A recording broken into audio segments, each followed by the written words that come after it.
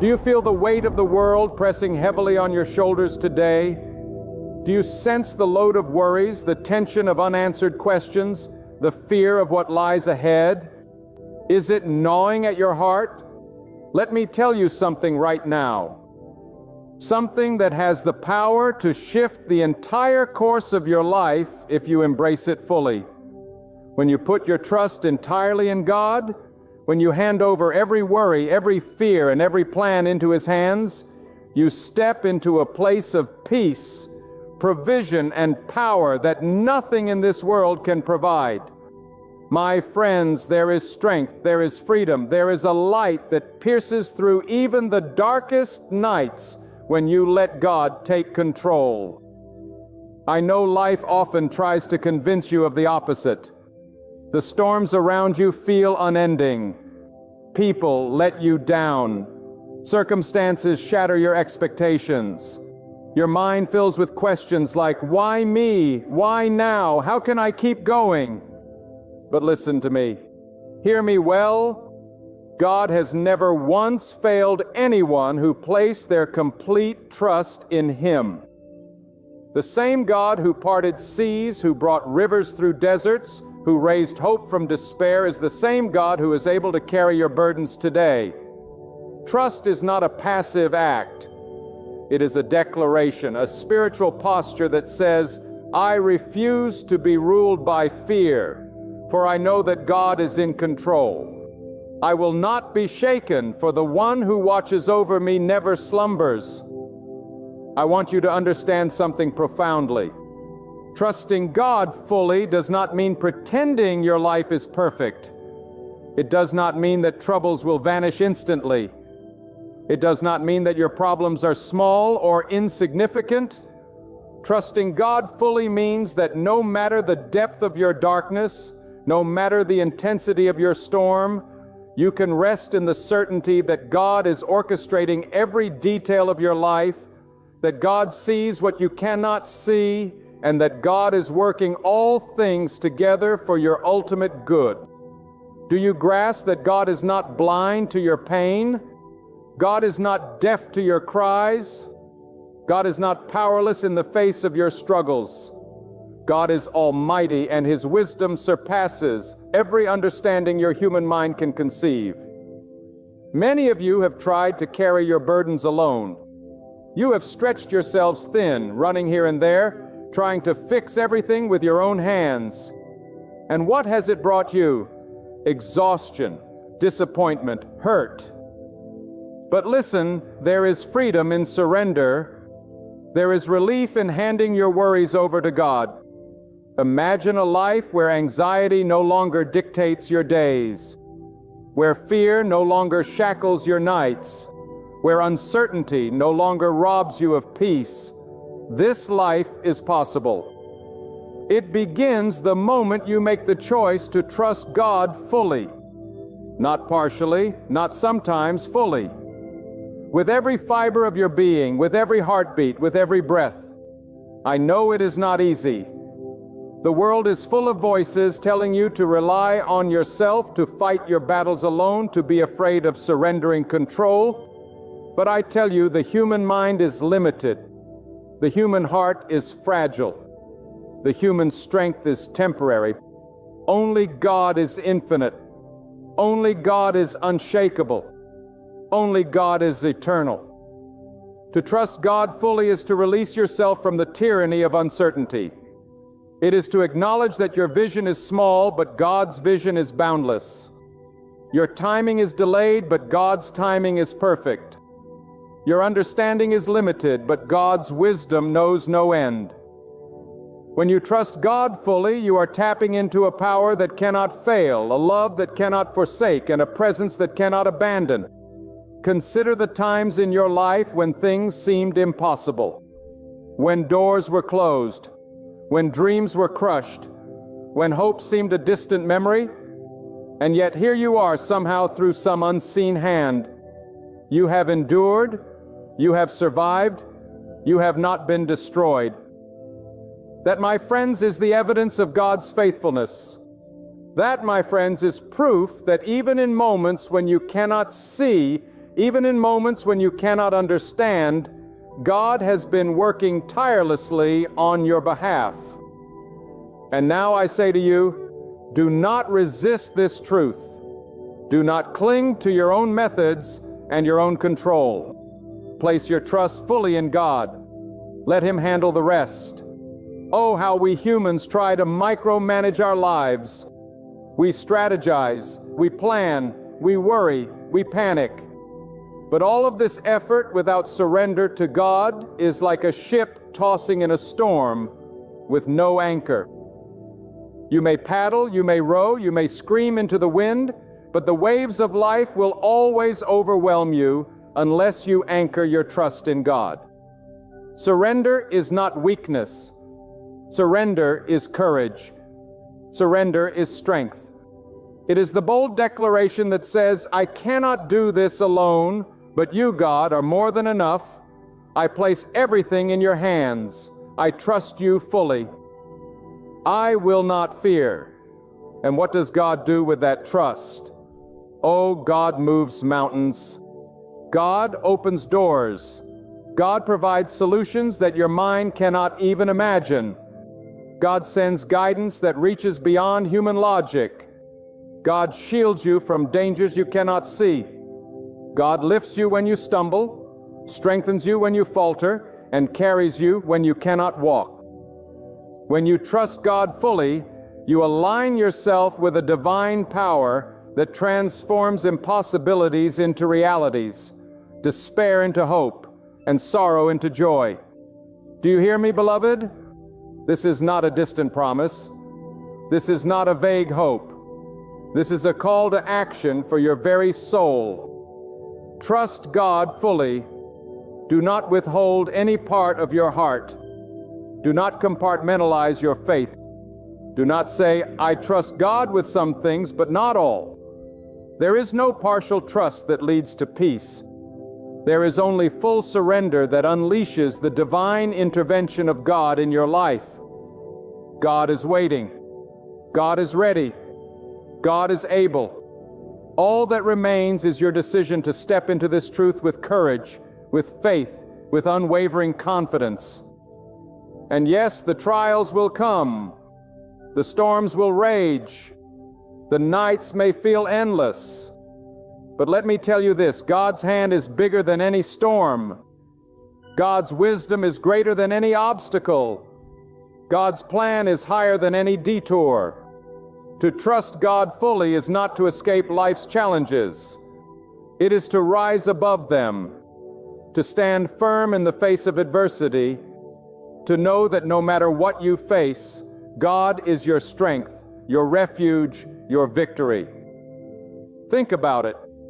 How many times have you worried over something only to see it resolve in ways you could never have planned?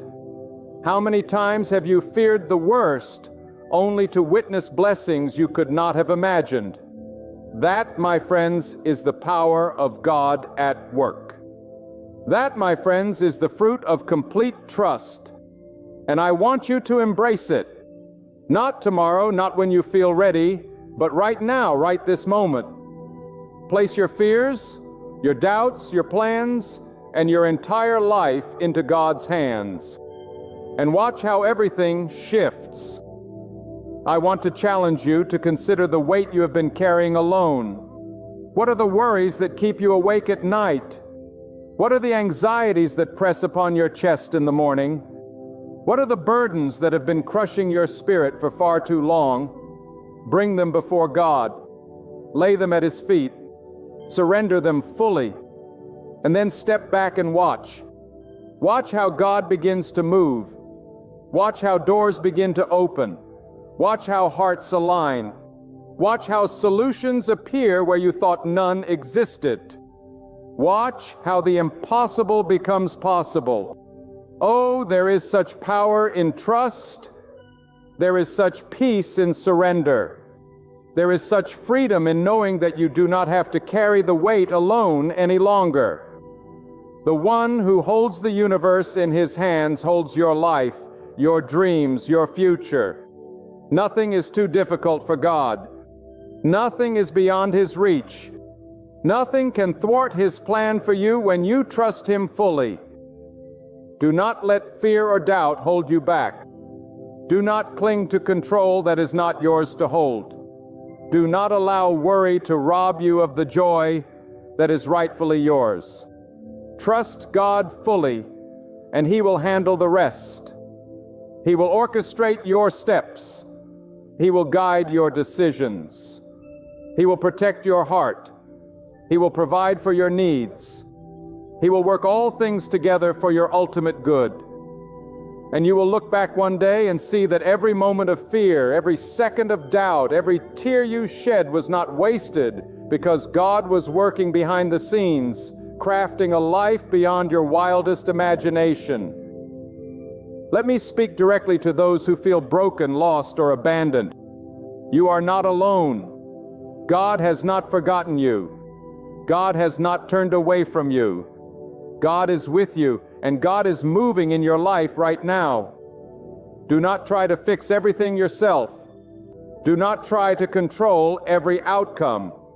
Release it trustfully, rest fully, believe fully, and watch as God, in His infinite wisdom and mercy, handles the rest with precision, with power, with love.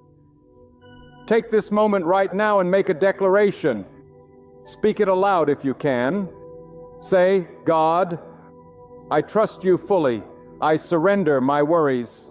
I surrender my fears. I surrender my life. I place it all in your hands. I will no longer rely on my own understanding. I will no longer try to carry burdens I cannot bear. I trust you completely.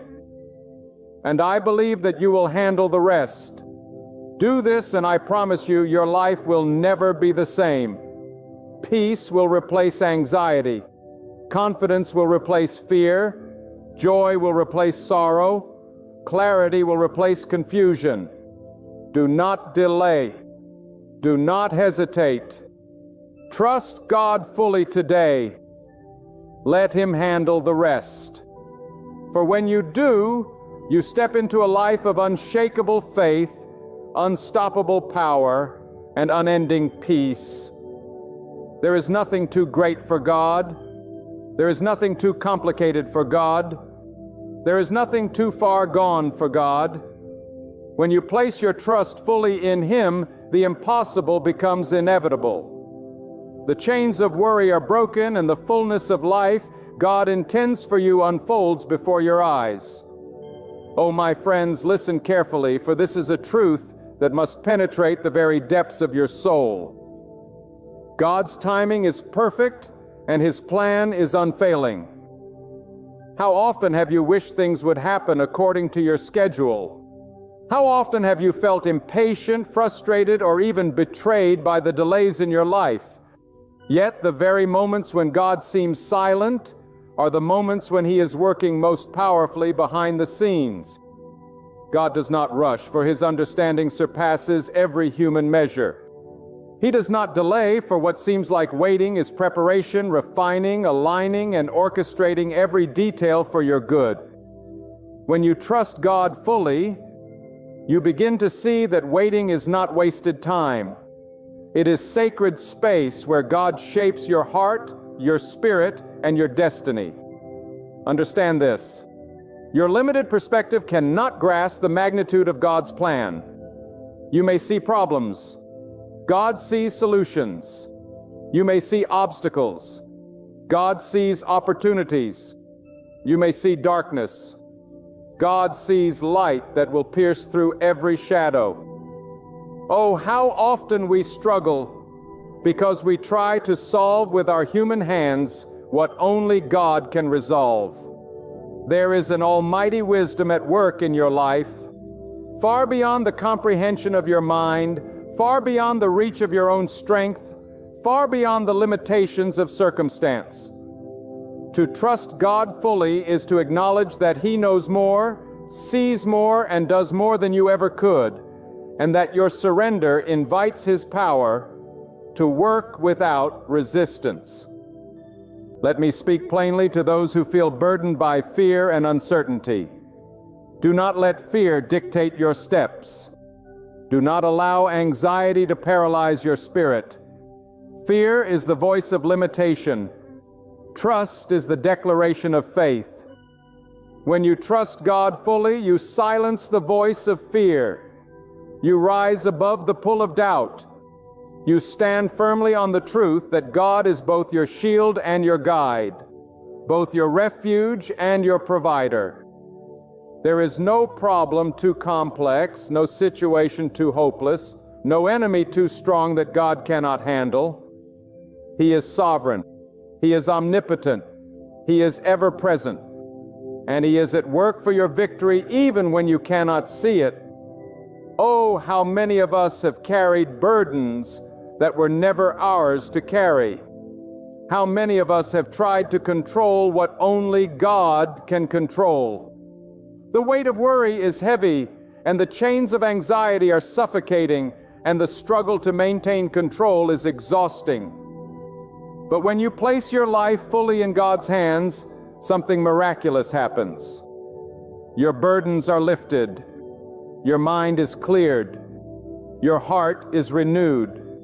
Trust is the gateway to divine intervention, the doorway to peace that surpasses understanding, the key to a life that is guided, guarded, and governed by the power of God alone.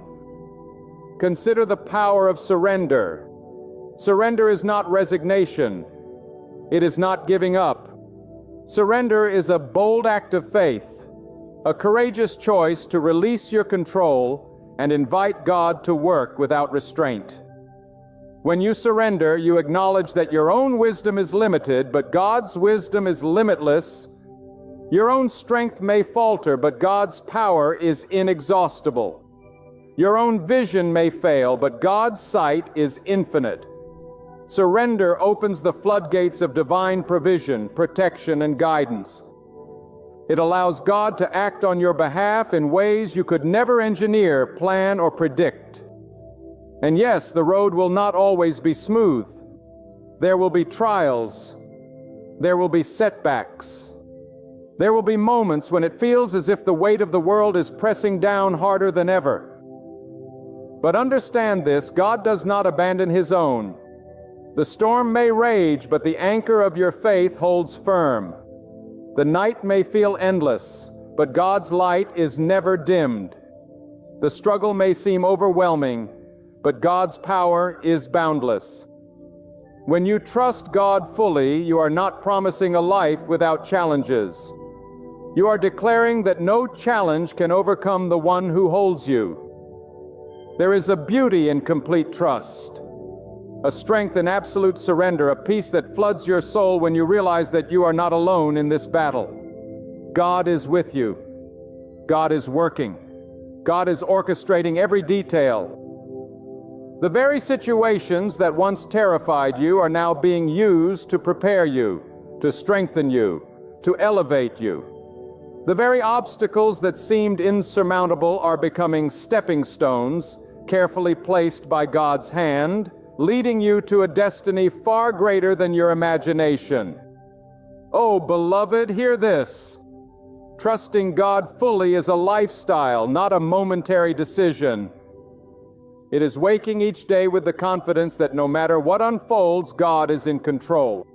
It is facing difficulties with courage, knowing that your strength is found in His power. It is choosing peace in the midst of chaos, knowing that God's presence surrounds you like a shield. It is living without fear, knowing that God's plan is perfect, His timing is impeccable, and His wisdom is unshakable. Do not allow doubt to creep into your heart. Do not let worry whisper lies that contradict God's faithfulness. Do not let the opinions of others or the trials of life shake your resolve. God is mighty. God is faithful. God is just. He sees what you cannot see. He knows what you cannot know. He has the ability to turn every challenge into a blessing, every tear into triumph, every trial into testimony. When you trust God fully, you tap into this divine power. You align yourself with the forces of heaven that cannot fail. You step into a destiny that is secure, guided, and protected by the Almighty. I challenge you today to release your plans into God's hand. Do not cling to them out of fear. Do not hold them out of pride. Do not grasp them out of desperation. Let God handle the rest. Trust His timing. Trust His wisdom. Trust His power and watch as your life transforms in ways you never could have engineered, in ways that defy human logic, in ways that glorify the might and majesty of God. Every step you take in faith, every choice made in surrender, every moment spent trusting God fully is a step toward freedom, toward joy, toward the fulfillment of your divine purpose. Life may challenge you. People may fail you. Circumstances may confuse you, but God is greater than all of it. God is working. God is providing. God is protecting. And when you place your life fully in His hands, the rest becomes effortless. The impossible becomes inevitable. And your heart knows a peace that no trial can disturb. And now I speak directly to the weary, the burdened, the anxious. Do not despair. Do not fight this fight alone any longer. God is calling you to release, to surrender, to trust fully. The chains of worry can be broken. The weight of fear can be lifted. The uncertainty of life can be replaced with unshakable confidence in God's powers. Step into this truth today. Speak it aloud if you must. Declare with boldness, God, I trust you fully. I surrender my life, my burdens, my fears. I release control, and I place it all in your hands. I believe you will handle the rest. There is a supernatural peace that follows complete trust. There is a divine guidance that flows when you let go of your control. There is a mighty protection that surrounds you when you place your life in God's hands. There is a joy that cannot be shaken, a courage that cannot be defeated, and a hope that cannot be extinguished. All of this is yours when you make the bold choice to trust God fully and allow Him to handle the rest. Do not wait another moment. Do not cling to your own strength. Do not carry burdens that were never yours to bear. God is faithful. God is powerful. God is wise. God is working. Step into the promise of trust today. Release, surrender, believe, and watch how God transforms every challenge into opportunity, every trial into triumph, and every moment into a testimony of His greatness. Your life, your future, your destiny. Place it fully in God's hands. Trust Him. Believe Him. Follow Him. And know this: when you trust God fully, He will handle the rest. And nothing can ever stand against the power, the wisdom, and the love of God. Oh, beloved, I want you to hear this with every fiber of your being. There is a freedom that comes only when you release every worry, every fear, every plan into the hands of God. So many people walk through life dragging heavy chains of anxiety and doubt, thinking they must solve everything themselves, thinking they must control every outcome. But the truth is this: the moment you place your full trust in God, you step into a power greater than any obstacle, a peace stronger than any storm, and a guidance sharper than the clearest human understanding. Do you understand what I am saying? Trust is not passive. Trust is active. Trust is a declaration, a spiritual statement that proclaims, I will no longer rely on my own strength, for I know that God's power is sufficient. I will no longer worry about the outcomes, for I know that God's wisdom is perfect. I place everything in God's hands, and I believe that He will handle the rest. Many of you have been living in the shadow of doubt, wondering if God is really working in your life. You may have cried out, God, why is this happening? Why am I still waiting? And yet, even in those moments of confusion, God is moving. God's plan is not delayed. It is precise. God's timing is not faulty. It is perfect. God's wisdom is not limited. It is infinite. You may not see the entire picture, but God does. You may not understand the path, but God knows the way, the obstacles you face, the challenges you endure, the heartbreaks you suffer. These are all part of the tapestry God is weaving for your life. And when you trust God fully, you allow Him to take the needle and thread and to craft a masterpiece far beyond what your mind could ever imagine. Oh, how restless the human heart can be, always searching for reasons, grasping tightly for control, trembling at the thought of the unknown.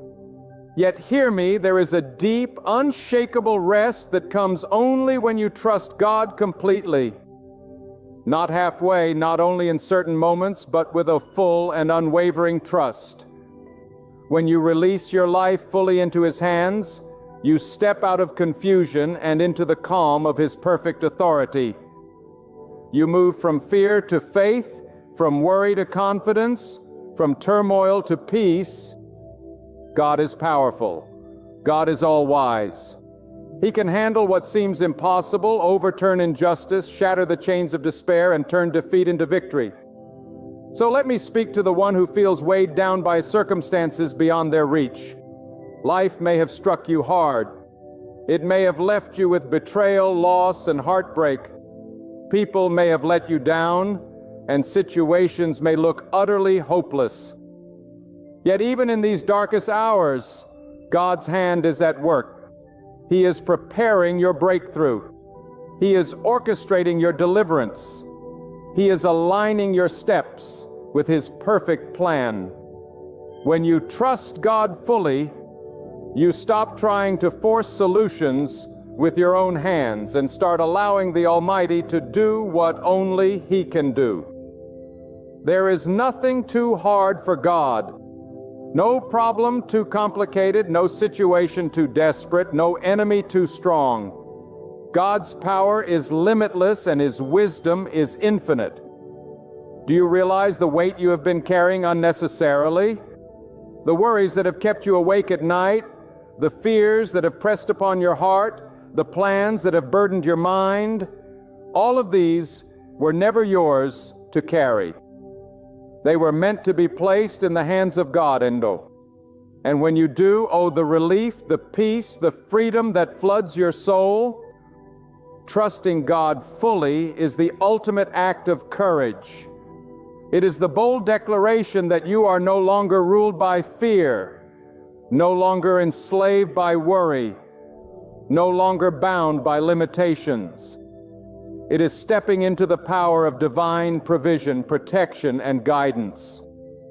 I want you to hear this truth clearly. Trusting God fully does not mean that life will always be easy. It does not mean that challenges will vanish or that hardships will never come. But it does mean that no challenge can overwhelm you. No storm can shake you. No obstacle can defeat you. When God is in control, your steps are guided, your heart is protected, your path is illuminated, and your future is secure.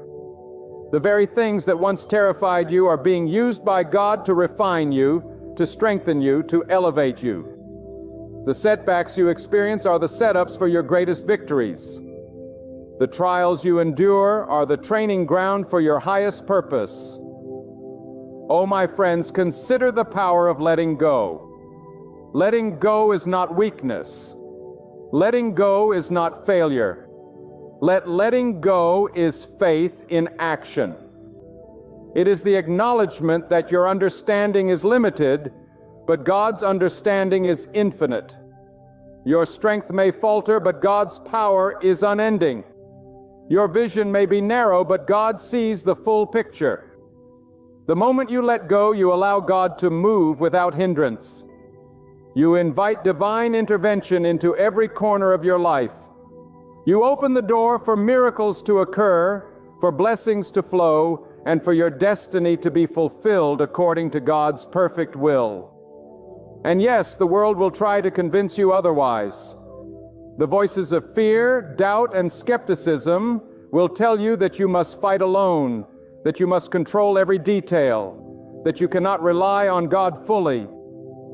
But these voices are lies. They are distractions meant to keep you from the power of surrender. Do not listen. Do not be swayed. Do not give in. Stand firm in your trust, and you will witness God's hand moving in ways that defy human logic. You will see doors open that were once closed. You will experience provision that surpasses expectation. You will find protection where there seemed to be danger. You will see hope arise where despair had taken root. Take a moment, beloved, and reflect on your life. How many times have you tried to solve what only God could resolve? How many times have you exhausted yourself trying to control outcomes that were never yours to control? How many nights have you lain awake, worried and restless, when all along God was already working on your behalf? There is a divine order in your life that cannot be disrupted by fear, delayed by uncertainty, or thwarted by human hands. And the key to accessing this divine order is total trust. Place your life fully in God's hand. Trust Him with your past, your present, and your future. Trust Him with your heart, your mind, your body, and your spirit. Trust Him with everything you are, everything you have, and everything you hope to become. Do not allow doubt to creep into your heart. Do not let worry whisper lies that contradict God's faithfulness. Do not let the pressure of the world convince you that you must carry burdens that belong to God alone. Trust fully. Surrender completely. Release everything into the hands of the Almighty and watch as He orchestrates every detail with perfect precision. You will experience a peace that the world cannot give, a strength that the world cannot provide, and a joy that cannot be taken away. Oh, beloved, this is the time. This is the moment today. Make the choice to trust God fully. Not partially, not occasionally, fully. With every breath, with every thought, with every heartbeat, place your life, your burdens, your fears, your plans, and your hopes in God's hands. And then step back, release control, and watch as God handles the rest. The storms that once terrified you will calm. The obstacles that once blocked you will move. The uncertainties that once confused you will clear. The victories that once seemed impossible will manifest. There is a supernatural peace that comes when you trust God fully. There is a divine guidance that flows when you surrender completely. There is a mighty protection that surrounds you when you place your life in God's hands. There is a joy, a courage, and a hope that cannot be shaken. All of this is available to you not because of your strength, not because of your wisdom, not because of your efforts, but because of God's power, God's faithfulness, and God's love. Take a bold step today. Declare aloud if you must, God, I trust you fully. I surrender my life, my burdens, my fears, my plans. I release control and I place everything in your hands. I believe you will handle the rest. And believe me, when you do, your life will never be the same. Peace will replace anxiety.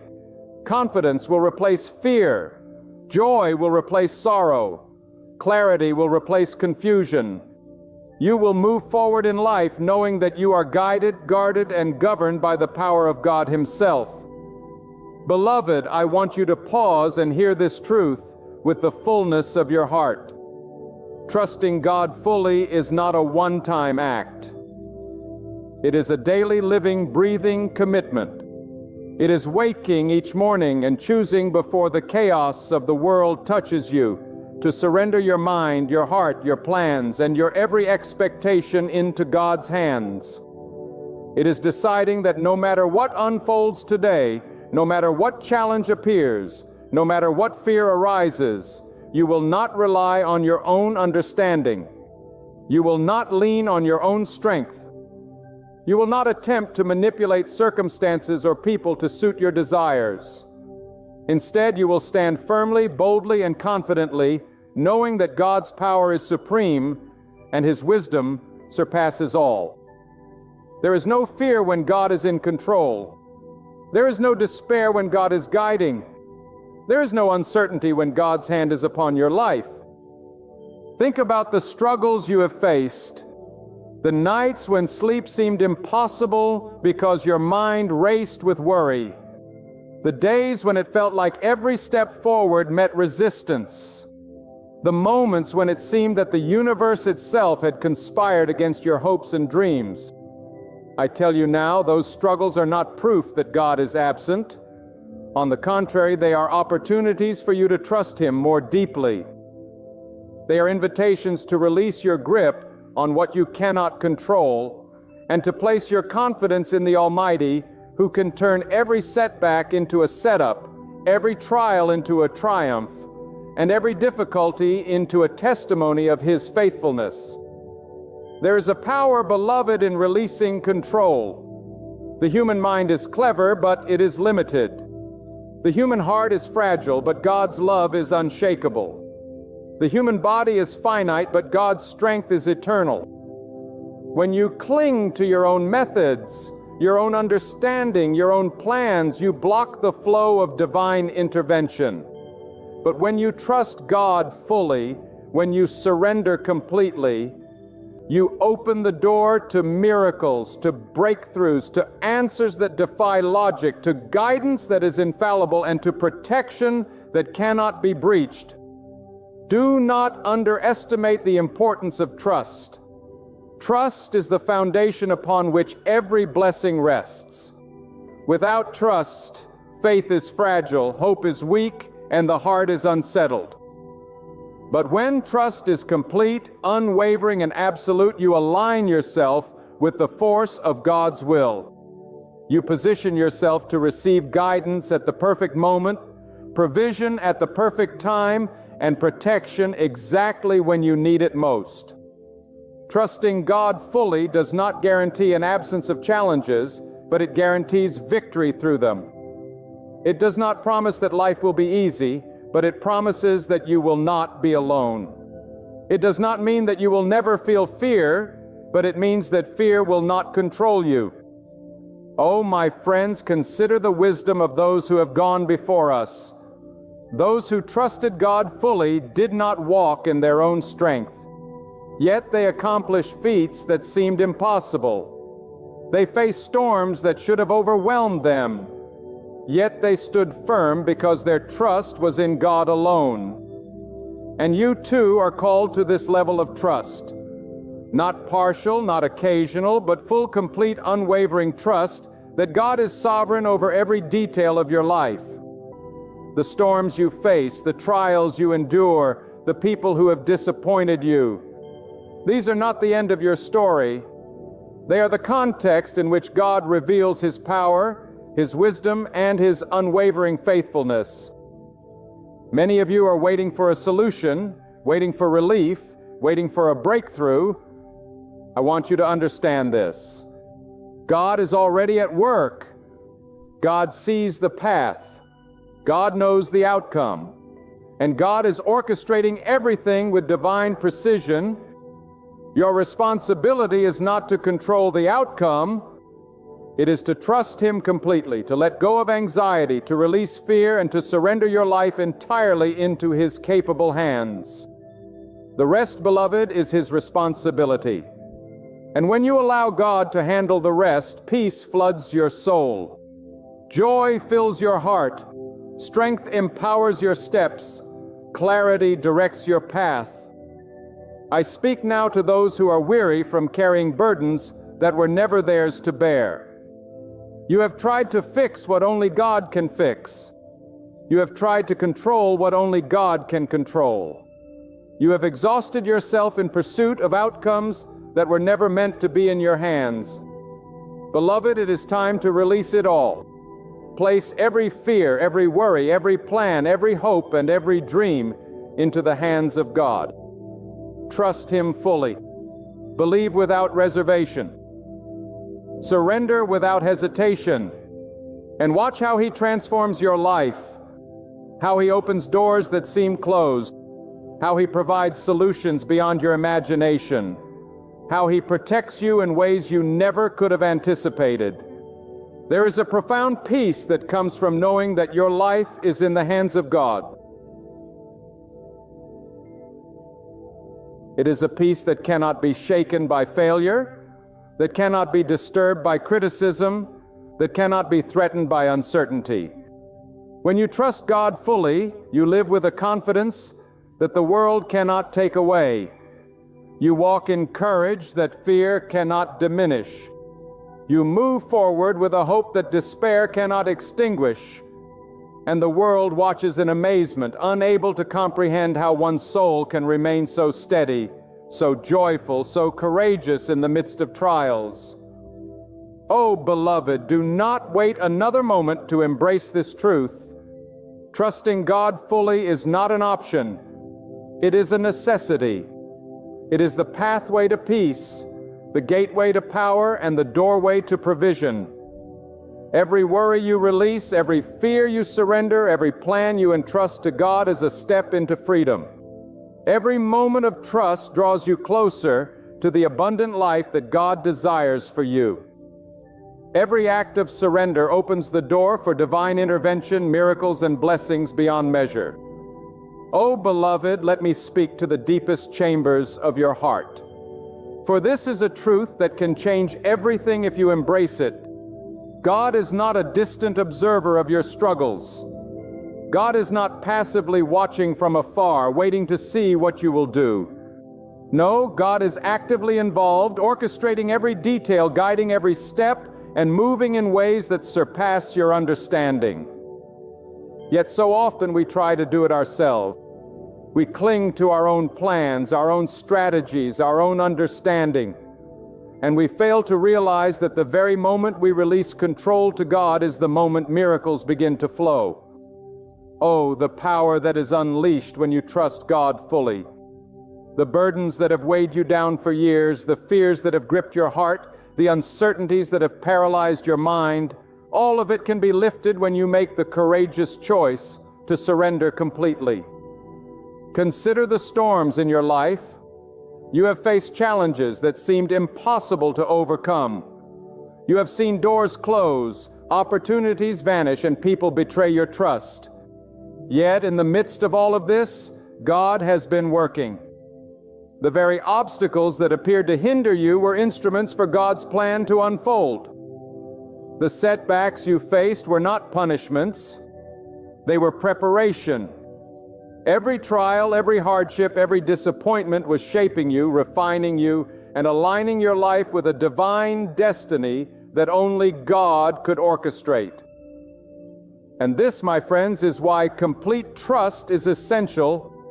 It allows God to move without restriction, to bring forth His perfect plan, and to reveal blessings that your limited vision could never anticipate. Oh, how often we underestimate the power of God's timing. We are impatient, restless, anxious for solutions that we think must happen now. But God's timing is perfect. Every delay, every pause, every moment of apparent silence is a part of God's plan. It is in these moments that God is preparing your way, equipping you, and positioning you to receive what is rightfully yours. Trust is the key that unlocks this divine timing.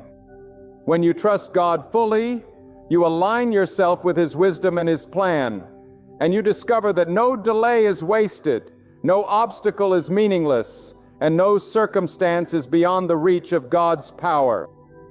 Do not let fear or doubt control your life. Fear will tell you that you must fix everything yourself, that you must solve problems alone, that you must wrestle with burdens you were never meant to carry. Doubt will whisper lies convincing you that God cannot, that God will not, that God is not sufficient. But these are not truths, They are distractions. The truth is that God is almighty. The truth is that God is faithful. The truth is that God is capable of handling every detail of your life. When you trust God fully, you step into a reality where fear loses its grip, doubt fades away, and confidence rises in its place. You walk forward with courage, knowing that God is with you, God is for you, and God is in control of every situation. There is also a profound joy that comes from trust, a joy that cannot be taken away by circumstances. It is the joy of knowing that no matter how fierce the storm, no matter how dark the night, no matter how impossible the situation may appear, God is working, God is providing, God is protecting, God is guiding. This joy is not dependent on the absence of trials, but on the presence of God. It is the unshakable peace that flows when your heart rests in the hands of the Almighty.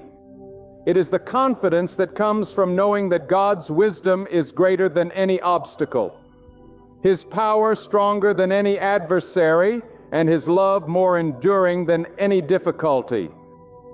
Beloved, I challenge you to consider the areas of your life where you have been trying to carry the weight alone. The finances that worry you, the relationships that challenge you, the dreams that seem stalled, the fears that grip your mind. What if you released all of that into the hands of God? What if you surrendered completely, trusting that God is able to handle the rest? Imagine the peace that would flood your soul. Imagine the clarity that would illuminate your path. Imagine the strength that would empower every step. Trusting God fully is not passive. It is a bold declaration, a courageous choice, a spiritual act that invites divine intervention into every corner of your life.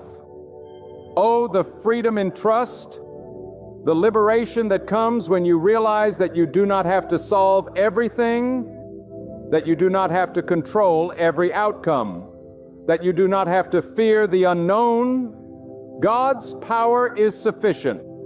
God's wisdom is perfect. God's plan is flawless.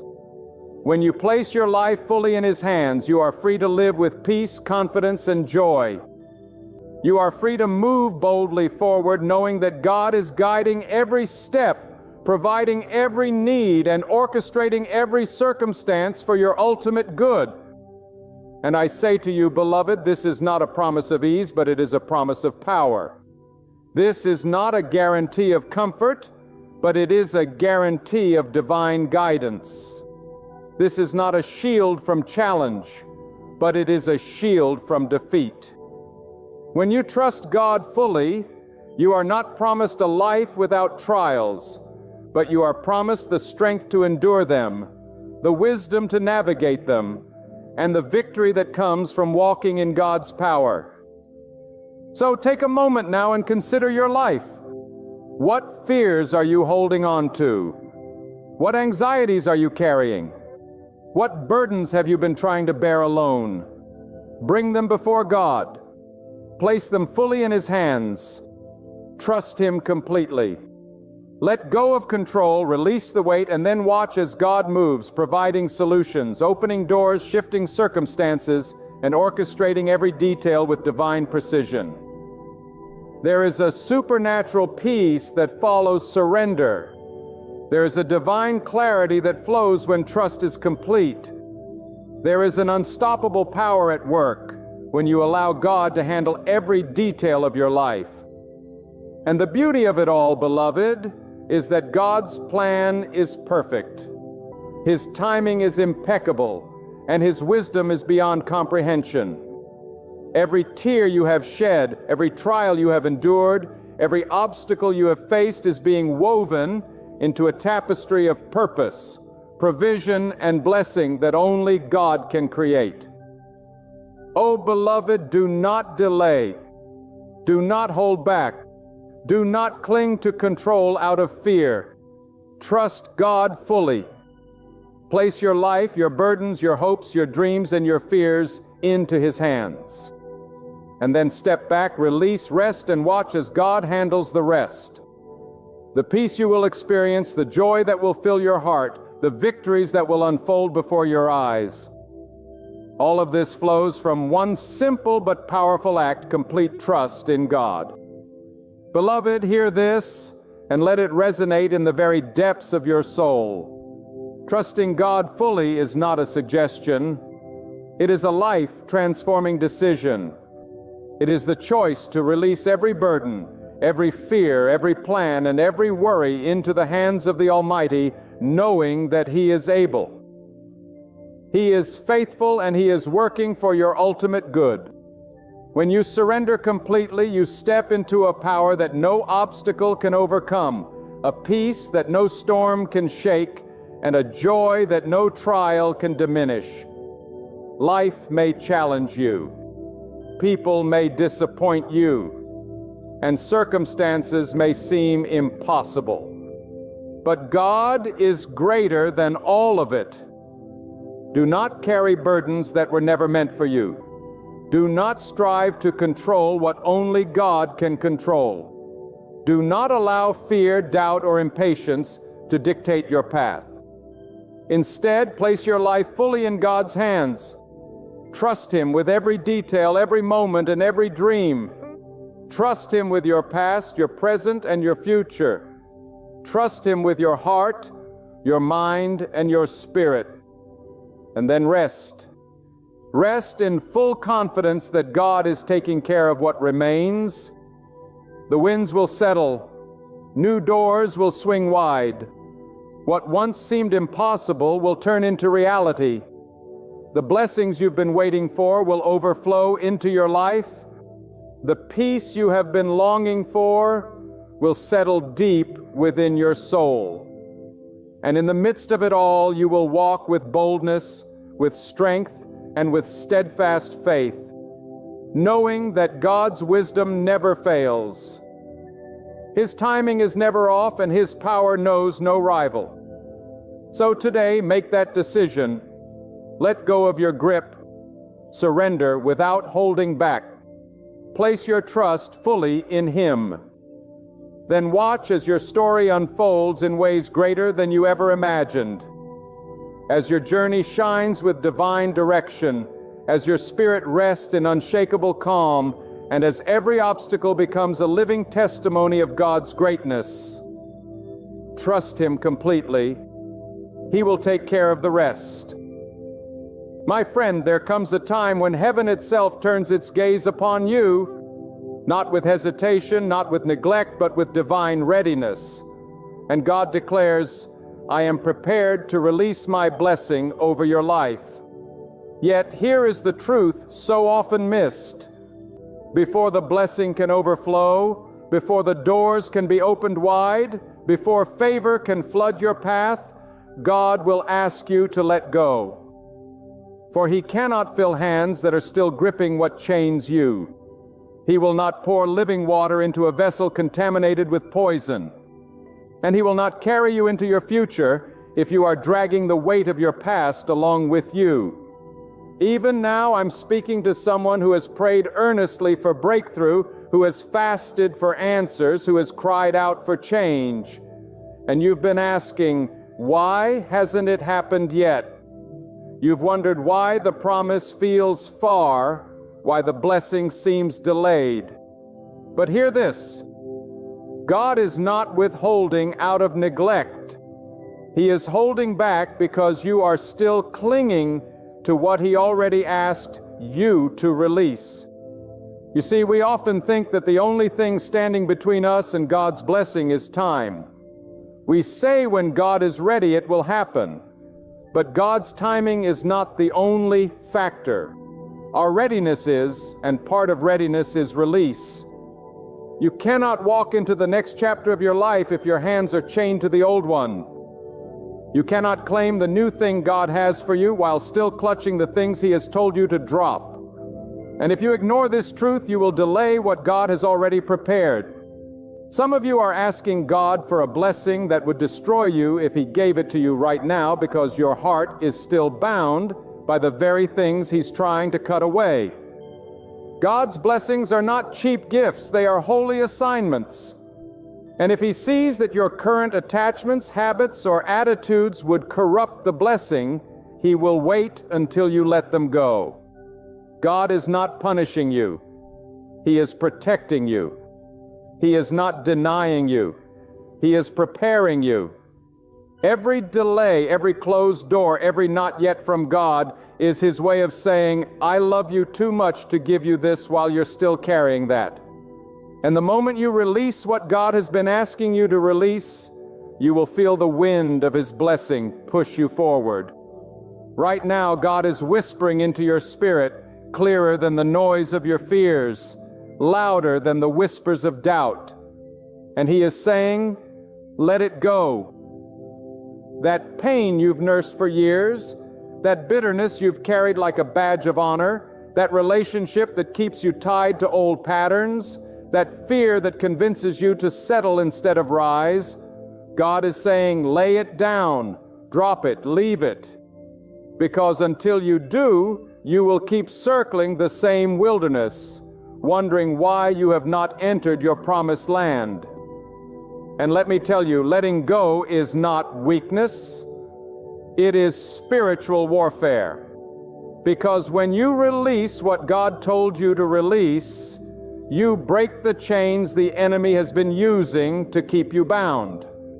When you open your hands, God opens the heavens. When you trust Him enough to drop what is familiar, He will place in your life what is far greater than you imagine. There are 4 things, my friend, that God often asks His people to let go of before He releases the fullness of His blessing. And though they may look different in every life, the principle is the same. If you do not release them, they will rob you of what God wants to give you. The first is the past. And I don't mean simply forgetting it. I mean refusing to let it define you. Some of you are living in the shadow of what happened 10 years ago, 5 years ago, maybe even last month. You replay the mistakes. You relie the failures. You rehash the words people spoke over you. And because you have kept the past alive in your heart, you have not made room for the future. God says, I am doing a new thing. But the truth is, new things cannot live in a house full of old memories. Until you decide that yesterday is over, tomorrow cannot begin. The second is bitterness. You cannot carry the poison of unforgiveness into the place of God's blessing. A bitterness is a slow killer. It robs your peace, clouds your judgment, and hardens your heart. And yet, so many hold on to it because it feels like justice. If I let go, they win. You say, but God is telling you holding on to bitterness doesn't punish them, it punishes you. And until you let it go, you cannot receive the fullness of God's favor. His blessing flows best through a clean heart, not a clenched fist. The third is fear. Fear will convince you to shrink back when God tells you to step forward. Fear will cause you to settle for less when God has called you to more. Fear will whisper, what if it doesn't work, when God is saying, what if it does? Fear is the enemy's favorite weapon to stop you from moving into God's promises. And until you decide to trust God more than you trust your fear, you will remain stuck in places you were never meant to stay. And the fourth is control. Oh, how we love to be in control. We pray, God, have your way, and then we hand Him a list of how He should do it. We want the blessing, but we want it on our terms, in our timing, in the way we expect. But God's blessings rarely come in the package we imagine. And sometimes the greatest act of faith is to take your hands off the wheel and let God drive you where He knows you need to go. My friend, these 4 things, the past, bitterness, fear, and control, are the very weights that keep so many people from walking in the fullness of what God has for them. And right now, God is calling you to release them. He is saying, you have carried them long enough. You have cried over them long enough. You have prayed for change. But the change begins with you. Drop them. Trust me. Watch what I will do. Because here is the truth. God is not waiting to decide whether to bless you. The blessing is already prepared. The door is already built. The river is already flowing.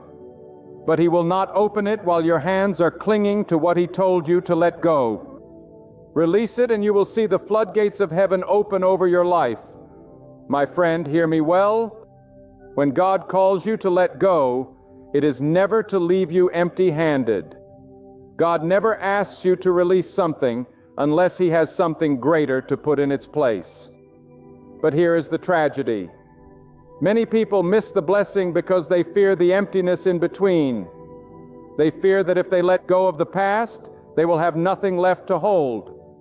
They fear that if they forgive, they will lose their sense of justice. They fear that if they release control, their life will spiral into chaos. But the truth is that empty space is exactly where God wants to meet you. That empty space is where His power is revealed.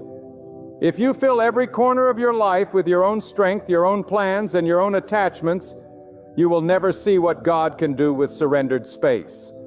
Let me tell you, God does His best work in the space you cannot fill.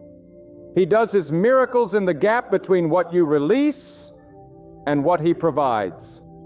And if you trust Him enough to let go, you will see Him move in ways that will leave you speechless. Think of a seed. A seed cannot grow unless it is buried, hidden, and seemingly lost in the ground. If the seed clings to the comfort of sunlight and the safety of your hand, it will remain small, unfruitful, unchanged. But when you release it into the soil, it dies to what it was, so it can become what it was meant to be. That is what God is asking of you. Release it. Bury it. Trust that what feels like loss is actually the start of growth. Letting go is not just about removing obstacles. It is about proving to God that you trust His way more than your own understanding. Too many people pray for a blessing while secretly believing they know better than God. They want His provision without His process, His reward without His requirements. But God's blessings come with conditions. And one of the greatest conditions is obedience. Obedience is not half-hearted surrender. It is complete release. It is saying, God, even if I do not understand, even if it hurts, even if it leaves me feeling vulnerable, I will let go because I know you have never failed me before. Some of you are still holding on because you think you are protecting yourself. You think that if you keep your guard up, you will avoid disappointment. But the wall you built to keep out pain has also been keeping out God's blessings. You cannot receive with closed hands, and you cannot be filled while you are still clinging to what drains you. Sometimes God has to strip your hands bare so He can place in them what will truly sustain you. And here is the sobering truth. The longer you hold on to what God has told you to let go, the heavier it becomes. What may have once been a small burden will grow into a chain that wraps itself around your future. At first, you carry it easily, thinking it's not that bad.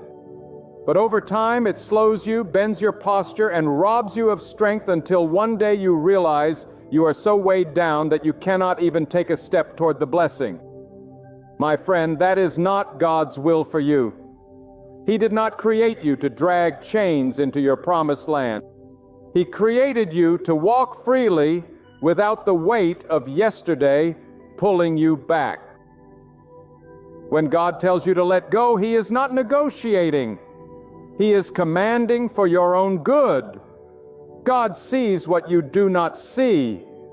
He knows what is up ahead. He knows the battles you will face tomorrow. And He knows the blessings that are already on their way. And if He says release it, it means that thing will not serve you in the place He is taking you. What you think is helping you may be the very thing holding you hostage. I must tell you, there is a danger in delayed obedience. The longer you wait, the more it costs. Some of the greatest losses in life are not because God failed to deliver, but because we failed to let go in time. If you delay, you may miss the appointed season. There are blessings that come with a window, a moment in time when God is ready to pour out favor, but if that moment comes and your hands are still gripping what He told you to release, the blessing may pass you by. And understand this, letting go is not just about the big things. Sometimes it's the small, subtle attachments that block the flow of God's favor. That quiet resentment you never dealt with, that hidden fear you've disguised as being careful, that private habit you keep telling yourself you'll quit one day. God is saying, no, not tomorrow, now. Because those small things have a way of growing into giants. And giants will always stand in the way of your promised land unless you deal with them before you get there. Do not think for a moment that God's call to release is to harm you. It is to make you lighter so you can move faster. It is to make you freer so you can climb higher. Every single thing God asks you to let go of is something that will either slow you, distract you, or destroy you if you keep it. And if you could see the blessing that waits for you on the other side, you would drop it without hesitation. But here is the challenge. Faith is trusting God without seeing the full picture. Faith is believing that what He has ahead is better than what you have now, even if what you have now feels comfortable. And comfort is dangerous because it convinces you to settle. God is not calling you to a life of comfort. He is calling you to a life of growth. And growth always requires release. There is someone listening right now who knows exactly what God is telling them to let go. You don't have to guess. You don't need another sign.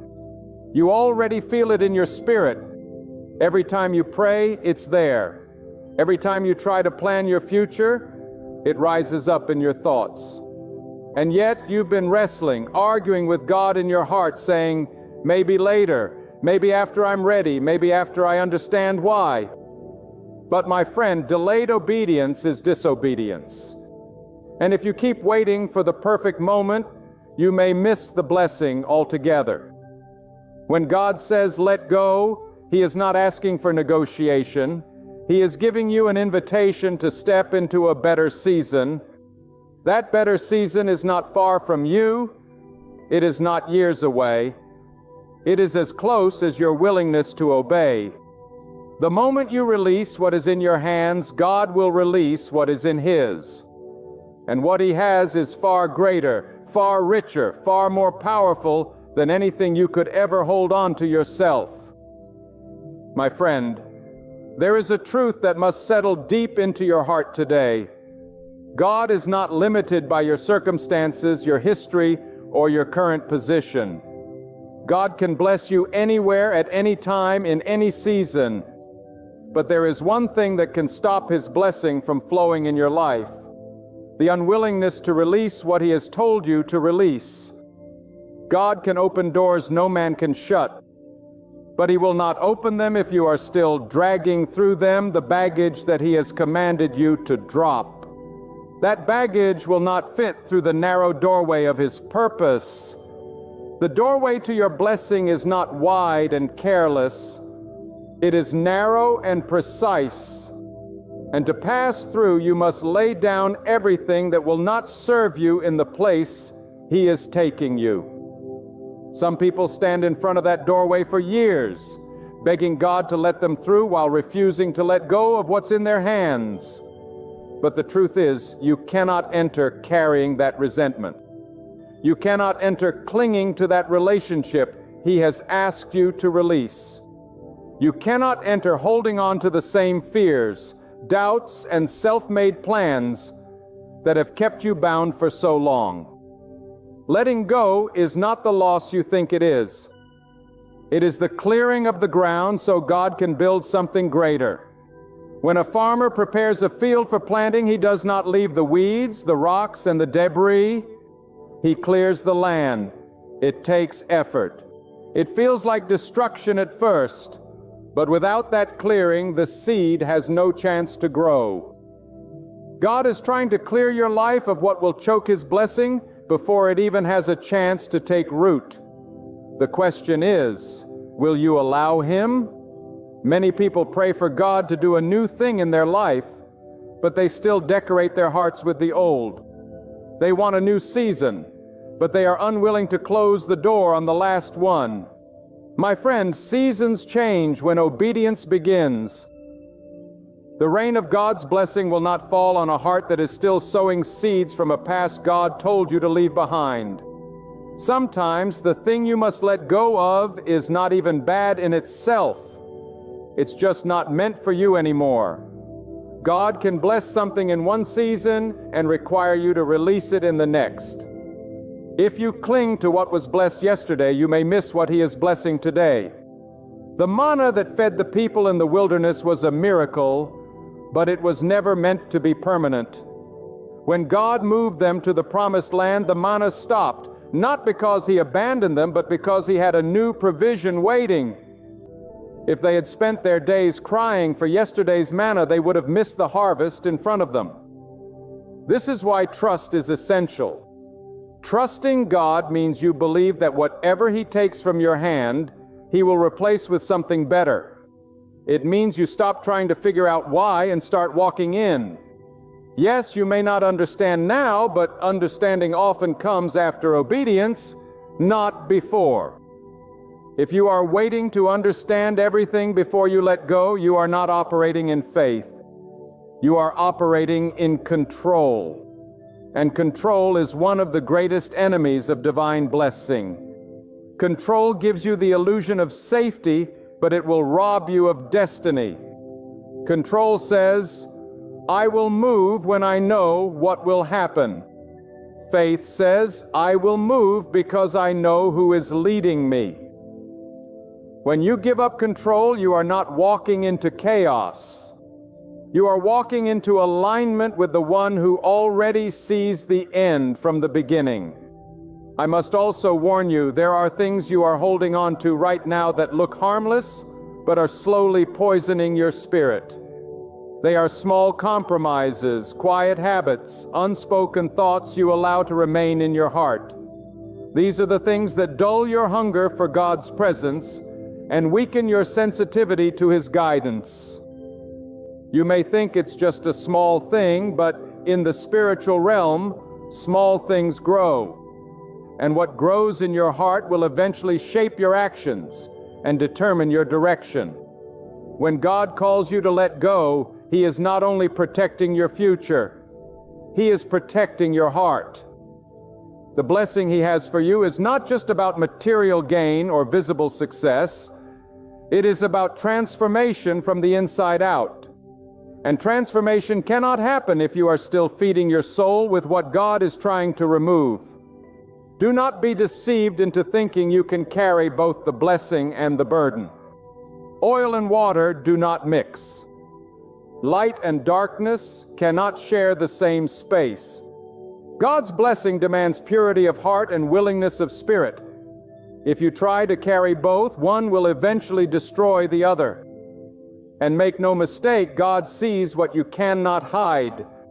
You can smile in public, speak faith-filled words, and appear surrendered on the outside, but God knows if your hand is still clutching what you promised to lay down. You cannot deceive the one who formed you. He is not waiting for your performance. He is waiting for your surrender. My friend, I must speak this with urgency. Your blessing is closer than you think. You have prayed, you have waited, you have endured seasons of silence, and the door is right in front of you. but that door will not open until you release what is in your grip. This is not a suggestion from God. It is a requirement. The sooner you obey, the sooner you will see His power unfold in ways that will leave no doubt it was His hand at work. Some of you are on the edge of the greatest breakthrough of your life, and the only thing standing between you and it is one act of obedience, one act of letting go, one moment of trusting God enough to drop what is familiar and step into what is unknown but divinely prepared. And when you do, you will look back and wonder why you held on so long. Because the moment you let go, you will feel lighter. The moment you let go, you will see clearer. The moment you let go, you will hear God's voice with greater clarity than you have in years. And you will realize that the thing you feared losing was never your source. God was, God has always been, and God will always be. My friend, I must tell you, when God calls you to let go, it is never a suggestion meant to be taken lightly. It is a divine instruction, a command wrapped in love meant to position you for the very thing you have been praying for. Too many treat God's command to release as though it were optional, as if clinging just a little longer will not hinder what He has prepared. Yet you cannot walk into the fullness of His promise with a divided heart. You cannot serve two masters within your soul. One will always pull you away from the other. This is a divine principle woven into God's order. Before He gives, He may first remove. Before He multiplies, He trims away. Before He lifts up, He humbles. And through each stage, surrender is the doorway. Picture the autumn tree. Its leaves fall not because it is dying, but because it is preparing for the season ahead. God is working the same way in your journey. The loss you sense is not punishment, it is preparation. What slips from your hands now is making space for what is yet to bloom. And this is where many stumble. They try to bring old leaves into a new season. They cling to what was meant to fall away naturally. They glue the dead leaves back to their branches and wonder why there's no fresh life. My friend, God is saying to you today, stop holding on to what I have already called finished. Stop trying to keep alive what I have allowed to die. Let it go so I can make all things new. Letting go requires courage because it means stepping into the unknown. And the unknown terrifies the human heart because it cannot be predicted or controlled. But the unknown is not unknown to God. What you see as uncertainty, God sees as His perfect design. What feels to you like an empty road is in truth a path He has already walked ahead of you. Every stone, every bend, every detail, God has already been there, and He has prepared it for your good. Sometimes the hardest thing to let go of is not the pain, but the identity you've built around it. There are people who have carried hurt for so long they don't know who they would be without it. Their wound has become their name. Their struggle has become their story. But God did not call you to be defined by your wound. He called you to be refined by it. That means you must release even the part of yourself that has grown comfortable in the shadow of your struggle. And then there's this. Letting go is not just about removing what is bad. It's about making space for what is greater. If your hands are full of what is good enough, they will never be empty enough to receive what is best. Many of us are not trapped by sin or destruction. We are trapped by comfort. We have settled for less because it is familiar. And we are afraid that God's more might require more of us than we are willing to give. But hear me, every greater blessing from God will demand a greater level of surrender. When God calls you to release, He will not force your hands open. He will wait until you willingly unclench your grip. And in that moment of surrender, something supernatural happens. Your heart softens, your mind clears, your spirit aligns, and suddenly the space that was once filled with anxiety, fear, or regret becomes the space where God plants His promise. And His promise never returns empty.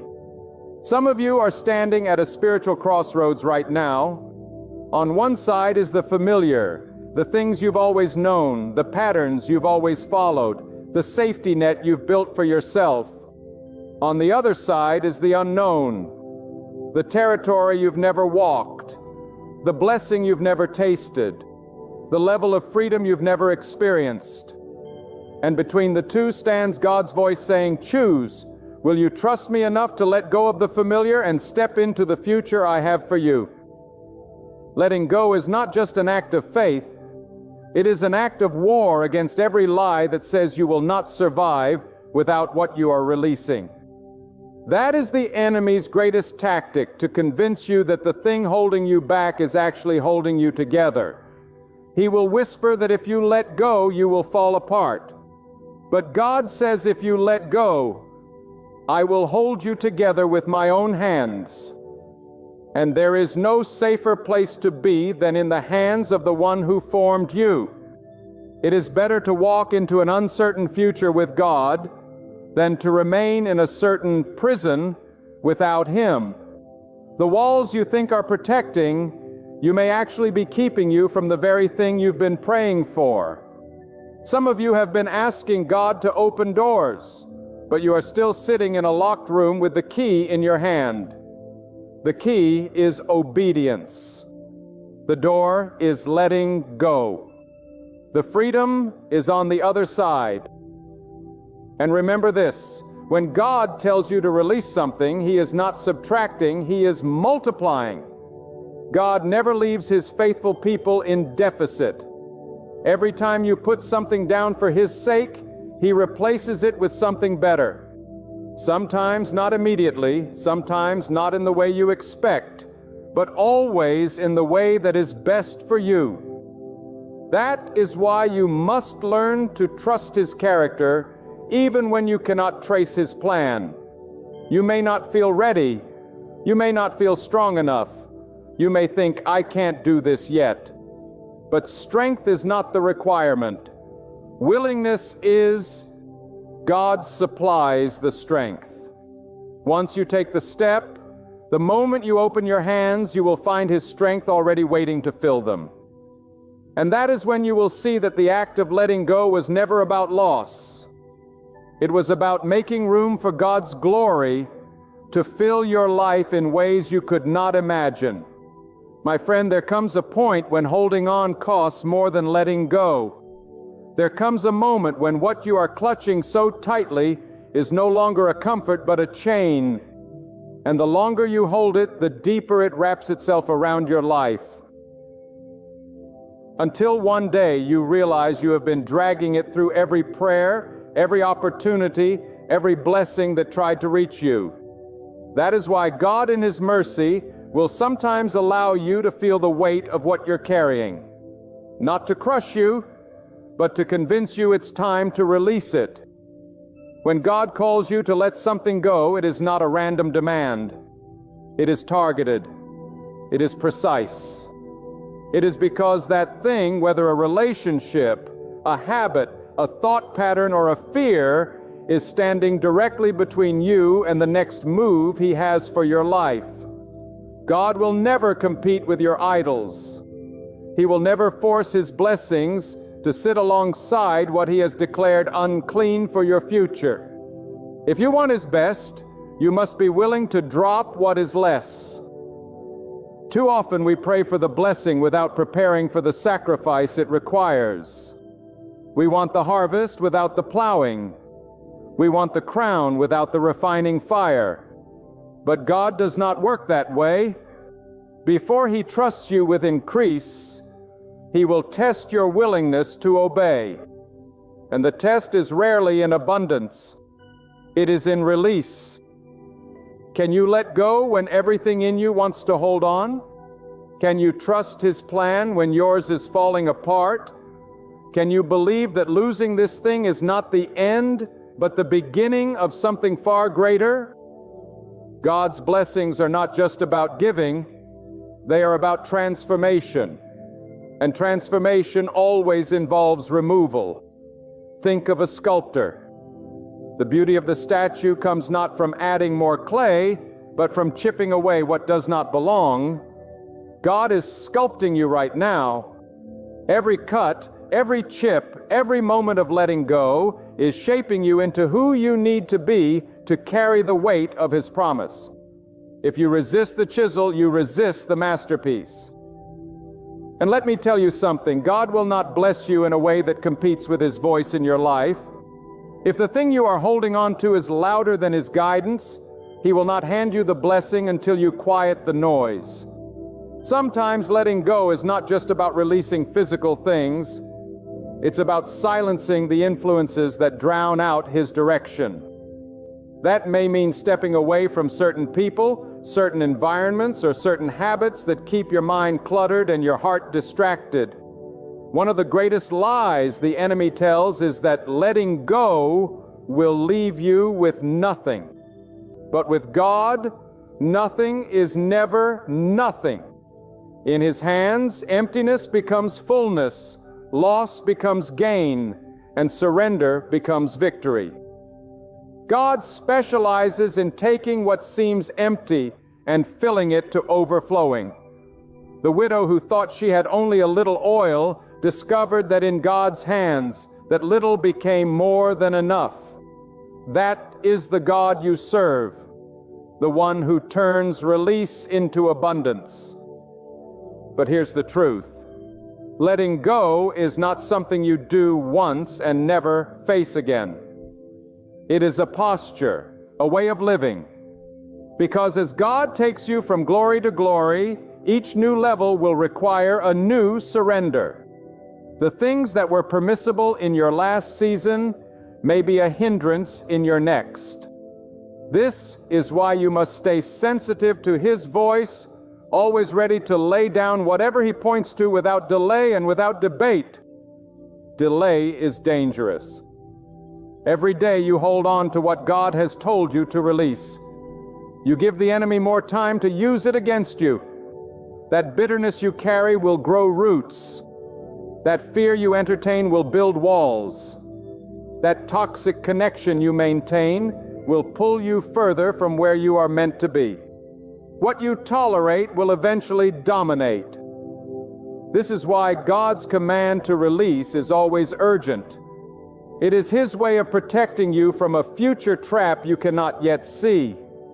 And here is the thing. Sometimes letting go will make you look foolish to others. People will question you. They will tell you to hold on, to try harder, to give it more time. They will not understand why you walked away from what they thought was good. But you are not living for their understanding. You are living for God's approval. When God says it's time, you must move, even if no one else agrees. Because the same people who doubt you now will be the ones who marvel later when they see what God has done with your obedience. My friend, the life God has for you is not behind you, it is ahead of you. You cannot step into it while looking over your shoulder, longing for what was. You cannot run forward while your feet are tangled in yesterday's ropes. The sooner you release, the sooner you will be free.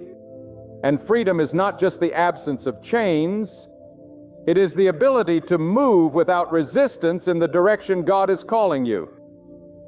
And make no mistake, when you finally let go, you will not just walk into your blessing, you will walk into a deeper relationship with God Himself. Because letting go is at its core an act of trust. It is you saying, God, I believe you more than I believe my fear. I believe you more than I believe my own plans. I believe that you are better than anything I am giving up. And when you live with that kind of trust, blessing is not something you chase, It is something that chases you. God has already prepared the table for you. The seat has your name on it.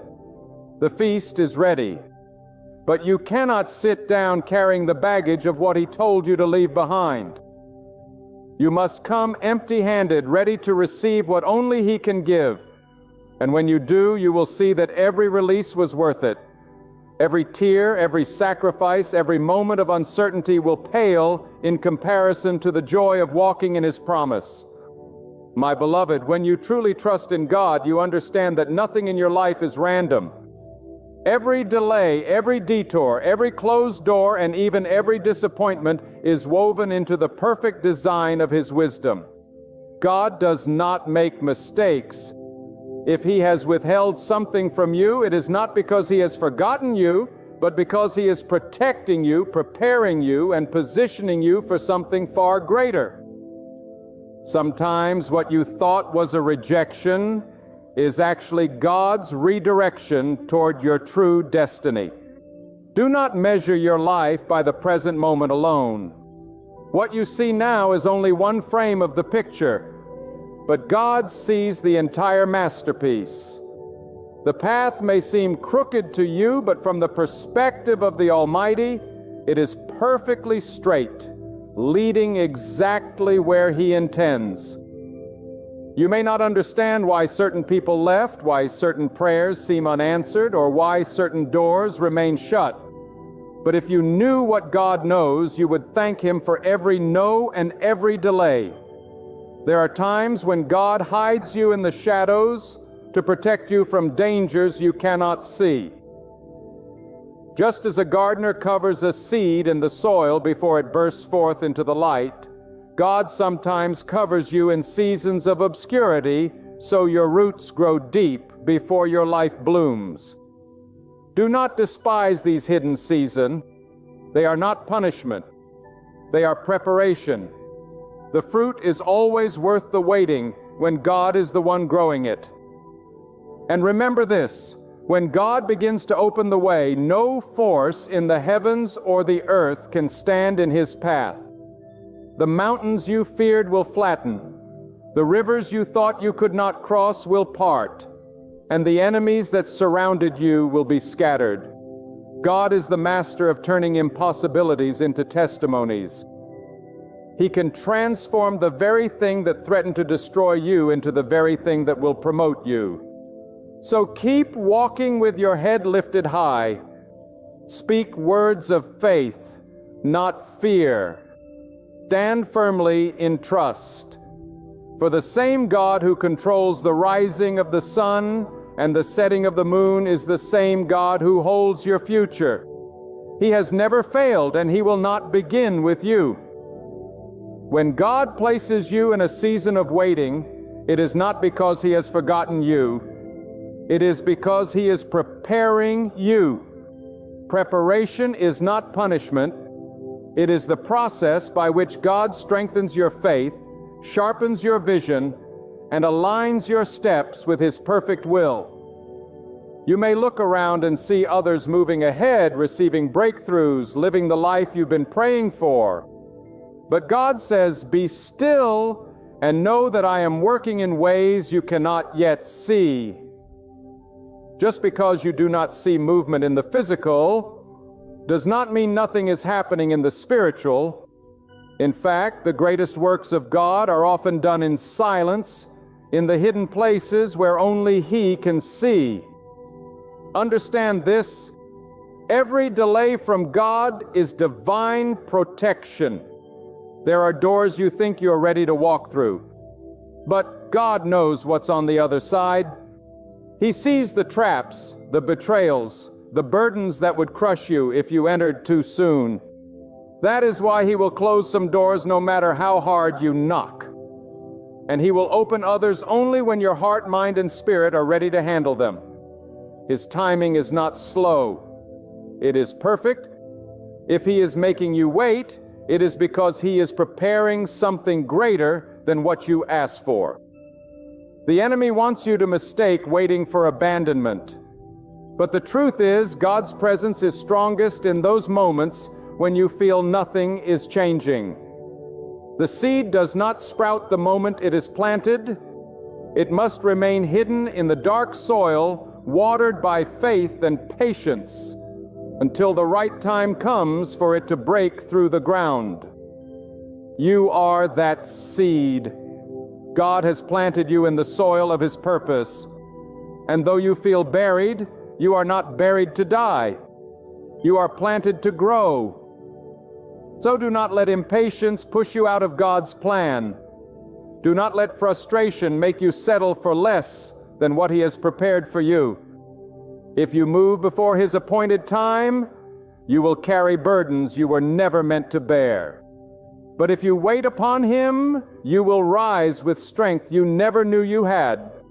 You will see how every tear, every delay, every lonely night was part of a greater plan to bring you into a blessing so great you will say, God's way was better than mine.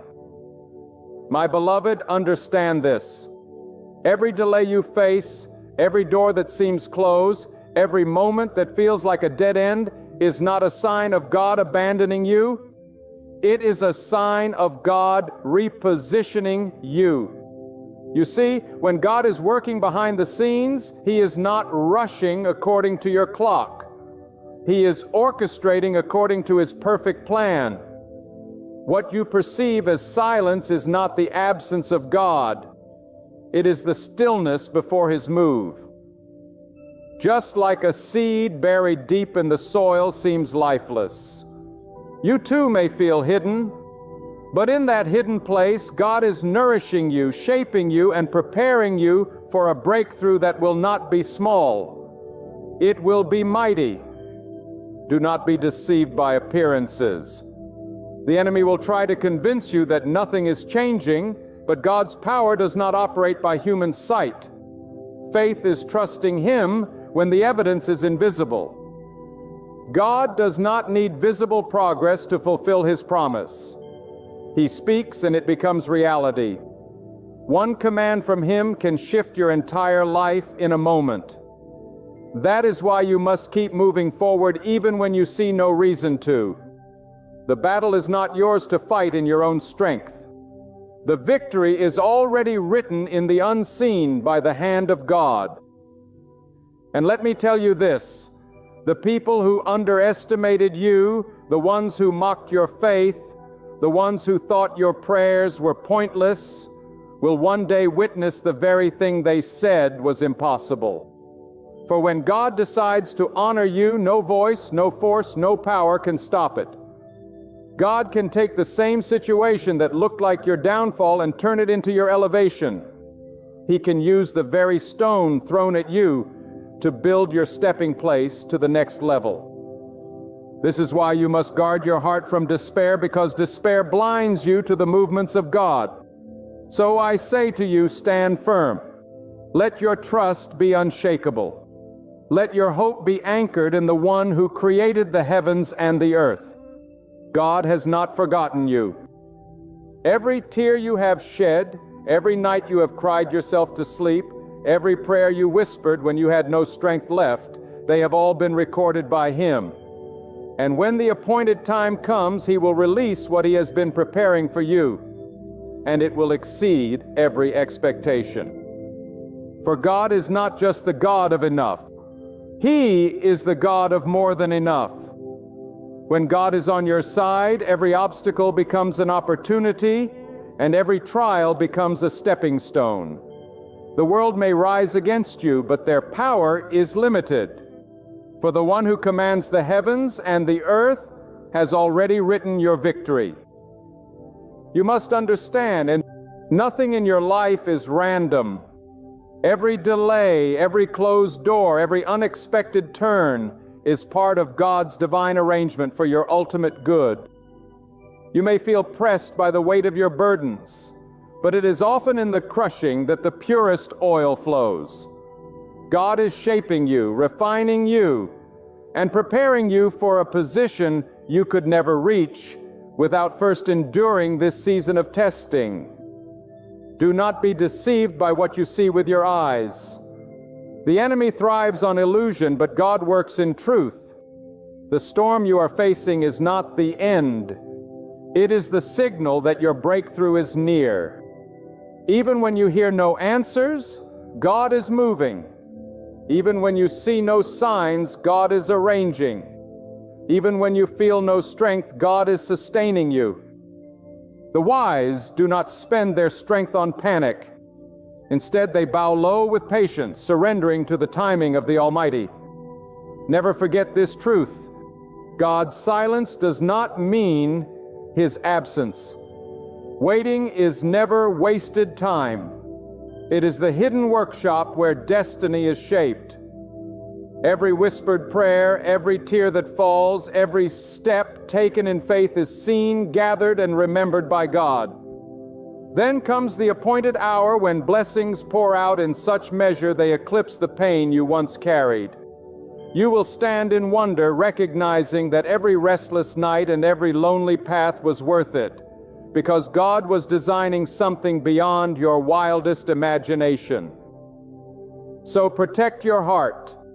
Do not allow bitterness to take root. Do not allow fear to steer your decisions.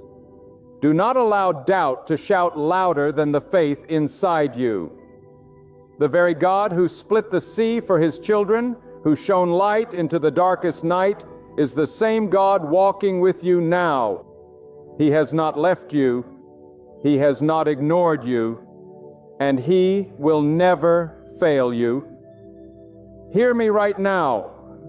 Even as you sit with a heavy heart, your thoughts racing and your spirit weighed down by fears of what tomorrow may bring, God is already at work. You cannot see it. You cannot hear it. You may not even sense it. Yet His hand is moving in ways beyond your imagination. That very weight that keeps you awake at night, the burden that eats away at your mind, the struggle that feels like it is consuming you, God has already entered into it. You are anxious over something that is already being resolved in the realm beyond your sight.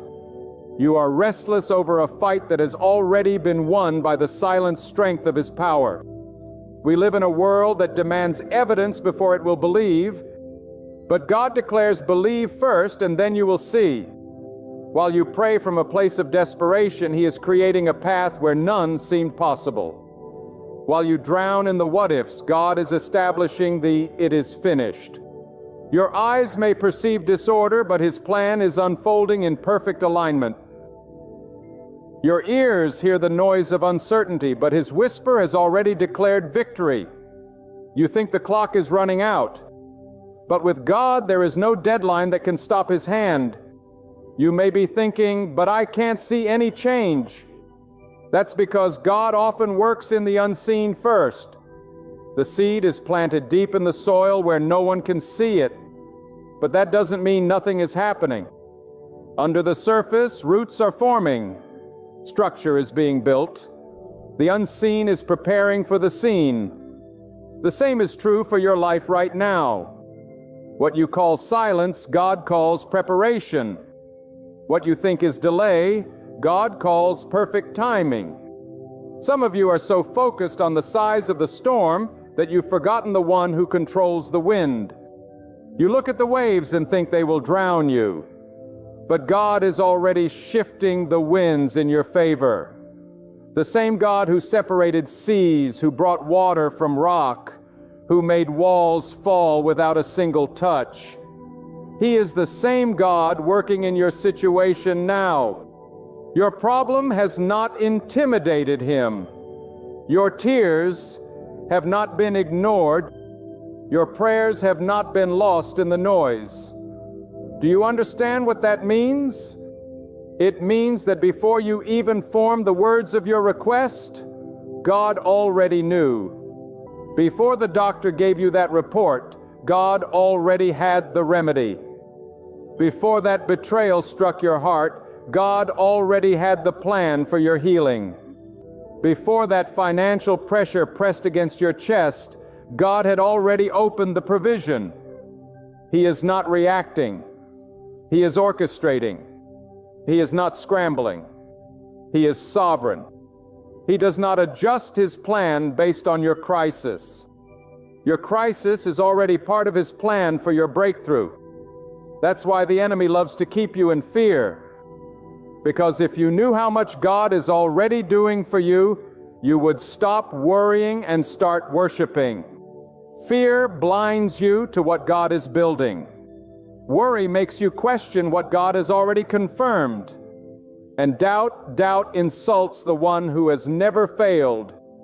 The truth is, while you've been thinking that nothing is happening, God has been aligning resources, shifting hearts, moving people, and rearranging circumstances without your permission, without your understanding, and without your timeline. Some of you think that for your situation to change, you have to see movement. But movement is not the proof of progress. God does not always announce what He's doing. Some of His greatest works are wrapped in complete silence until the moment they burst forth in undeniable glory. The same God who moves mountains with a word can also move them without you seeing Him touch them. I know some of you are praying and feeling like the heavens are quiet, but quiet does not mean absent. Silence does not mean stillness. God's silence is not inactivity. It's often the space where He is building something so much greater than what you asked for. You asked Him to open one door, and He is building you an entire house. You asked Him to give you a little relief, and He is preparing to give you a complete turnaround. That's why you can't quit now. That's why you can't let worry steal your hope. Right now, while you're listening to these words, things are shifting that you know nothing about. Conversations are being had about you in rooms you've never entered. Decisions are being made that will benefit you. And your name is being mentioned in places where your feet have never stood. God is touching the heart of someone who will be the answer to your need. God is redirecting something you thought you lost back into your hands. God is setting you up for a blessing that will make you forget the years of struggle. But here is the challenge. You have to stop living as if your worry has more power than God's will. Your fear cannot change what He has ordained. Your anxiety cannot rewrite what He has already written. Every time you let your heart sink into fear, you are giving weight to the very thing God has already crushed under His authority. You are letting your imagination run ahead of His plan, creating a story of defeat when God has already authored a story of victory. And let me tell you this, sometimes God will intentionally allow you to reach the edge to the point where you think it's over, only so you will see His power in full display. Sometimes He will wait until the last second, not because He is late, but because He wants the outcome to be so clearly Him that no one, not even you, can take the credit. Let me take you deeper into this truth. The problem with many of us is that we live as though God is limited to what we can see. We measure His ability by the size of the resources in our hands or the connections we have in our contact list. But God is not bound by your bank account, your education, your experience, or your location. God can raise you from obscurity to influence in a single moment. God can take you from the back of the line and put you in front without asking anyone's permission. God can give you what people said you could never have, and He can do it without using the systems and structures the world depends on. When you understand that God is already working, you stop panicking over delays and closed doors. You start realizing that every no you face might have been God's. Not yet, or I have better. You stop envying those who got there before you because you know God's timing for your life is tailor-made. If you receive something before the right time, it will crush you instead of bless you. But when God delivers it in His time, it will not just arrive, it will thrive. Some of you have been looking at the same problem for so long that it has become your reality. You've convinced yourself that nothing will ever change. But I want you to hear this with every fiber of your being. God is not finished with your story. You might think you're in the final chapter of defeat, but God is holding the pen. And when God holds the pen, there is no ending except the one He writes. He can flip the page when you least expect it. He can turn the valley of your life into the very place where the most beautiful testimony grows. You may feel forgotten, but you are not. You may feel like your prayers are hitting a wall, but God is collecting every word. He is not just hearing you. He is storing your tears as seeds for the harvest that is coming. Some seasons feel empty because God is removing what cannot go with you to the next level. You think you are losing, but you are actually being pruned. And pruning is not punishment. It is preparation. God never cuts something away unless He is making room for something greater to grow. Worry thrives in the absence of perspective. When you look only at your immediate circumstances, you lose sight of the fact that God sees the entire landscape of your life. You see one corner, God sees the whole map. You see the obstacle, God sees the outcome. You see the delay, God sees the alignment. What you think is random is actually strategic. What you think is chaos is actually a carefully crafted sequence that will make sense when you step into the next season. And here's something that will change your entire outlook. Sometimes the reason you feel so much pressure is because God is pushing you into the place you prayed for. You asked for growth. Now you are in a season that is stretching you. You asked for wisdom. Now you are facing challenges that force you to think differently. You asked for strength. Now you are carrying weights you never thought you could lift. Don't misinterpret the process. What you are calling a burden might be the very tool God is using to build you into the person who can handle the blessing that's coming. God does not just want to solve your problems. He wants to develop you in the process. If He gave you every answer instantly, your faith would remain weak, your patience shallow, and your character untested. But when you walk through the valley holding on to His promise that He is working even now, you come out not just with the blessing, but with the strength to sustain it. God's desire is not just to give you the destination, but to prepare you for the weight of it. Some of you are in situations right now where the odds are stacked so high against you that people expect you to fail. Good. Let them watch, because when God moves in your life, it will be so evident that no one will be able to deny His hand upon you. When God delivers, He does it in a way that silences the doubters and confuses the enemy. He will make it so undeniable that even those who mocked you will have to admit, surely this was the work of God.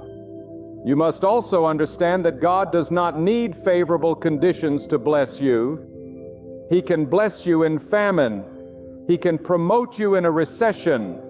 He can bring you victory when you are outnumbered. He can make you rise when everything around you is falling apart. God's favor is not dependent on the weather forecast of life. It is dependent on His will, and His will is unstoppable. This is why you must stop obsessing over what you see in the natural. The natural world is temporary, but what God is doing in the spiritual is eternal. While your eyes see lack, heaven sees abundance. While you see the end, heaven sees the beginning. While you think you're waiting, God may be saying, it is already done. There is a rest that comes when you truly believe God is working on what worries you. This rest is not laziness. It is trust. It is the ability to sleep in peace even when the storm is raging, because you know the storm is under God's control. It is the refusal to let your mind be hijacked by fear, because you know God's plans will stand no matter how hard the winds blow. Right now, God might be moving someone to pick up a phone and call you with an opportunity. He might be turning the heart of someone who wronged you toward reconciliation. He might be lining up a series of events that will connect you to the exact place you need to be at the exact moment you need to be there. You can't see it, but it's happening. You can't feel it, but it's unfolding. And one day soon, you'll look back and realize that what you feared the most was the very place where God showed you His greatest power.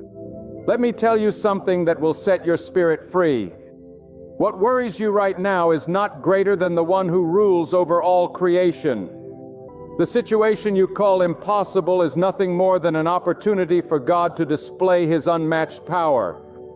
You may be staring at a wall so high it feels unshakable, but God can make it crumble without a single hammer strike. You may be facing a door locked by human hands, but God holds the master key that no man can duplicate. You may feel surrounded by problems, but remember, God surrounds what surrounds you. Nothing gets through without first passing through His authority. Sometimes we forget that God's power is not limited to a single method. If He does not move the obstacle, He can move you above it. If He does not change the environment, He can change you to thrive in it. If He does not remove the storm, He can give you the strength to walk through it without breaking. God's solutions are not confined to our imagination. He can use what you think is against you to be the very thing that carries you forward. Consider this. While you are trying to figure out how to make ends meet, God might already be setting up an unexpected provision.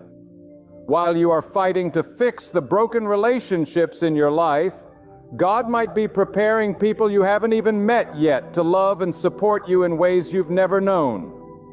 While you are exhausted from trying to change yourself, God is working in the depths of your heart where no one else can reach, shifting desires, healing wounds, and replacing fear with courage. There are moments in life when God allows the pressure to intensify, not to destroy you, but to position you. It's in those moments that you must remind yourself, just because it feels worse doesn't mean it's getting worse. A seed must crack before life comes out. A birth requires labor pains before the child arrives, and sometimes the chaos you see is simply the breaking of the shell, so that what God planted inside you can finally emerge. You see, God works with precision. He does not throw blessings at you randomly. He releases them when everything is aligned. And alignment is not just about circumstances. It's about your readiness. There are blessings that God has already prepared for you that are being held back only because He loves you too much to give them before you are able to carry them. He will not give you something that will crush your spirit. He will first strengthen your spirit so the blessing will uplift and not overwhelm you. This is why trust is not passive. It is active faith. Trust means you keep walking when there is no sign of change. Trust means you choose peace over panic, even when you feel surrounded by uncertainty. Trust means you speak as if the answer is on its way because you know God has already sent it. Your words matter because they are the evidence of what you believe. If you speak constantly about the problem, you magnify it. But if you speak constantly about God's power, you magnify Him above the problem. And make no mistake, your enemy will always try to magnify your fears so they block your view of God. He will whisper, "It's too late, you failed, it's over." But those are lies that crumble under the truth of God's Word. To your spirit, I am already at work. God is not hindered by how long it has been. He is not intimidated by how far things have gone. He is not discouraged by how deep the damage runs.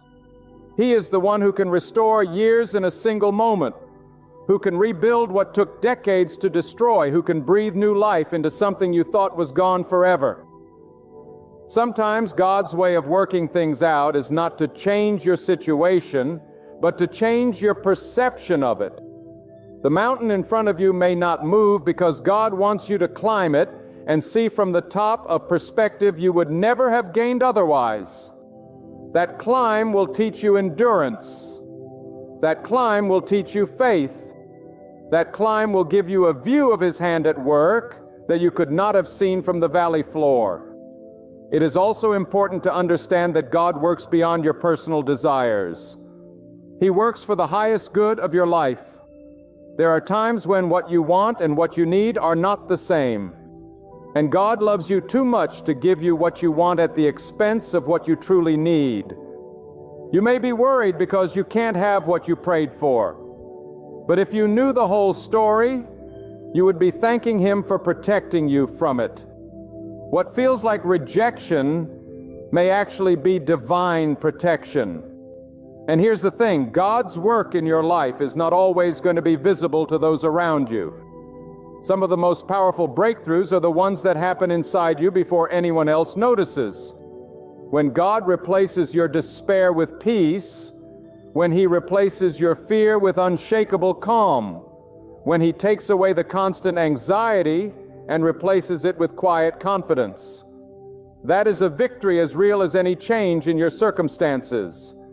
You can be standing in the same storm, but no longer drowning in it. Right now, as you listen, God could be working through people you've never met, arranging situations you haven't even thought about, moving resources you didn't know existed. He could be opening paths in places you thought were closed forever.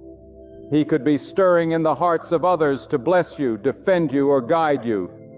And the beauty of it all is that He doesn't need your worry to make it happen, only your trust. That's why today you must release the weight of carrying what was never yours to carry. You were never designed to handle the full burden of the future. Your mind was created to trust, not to endlessly calculate every possible outcome.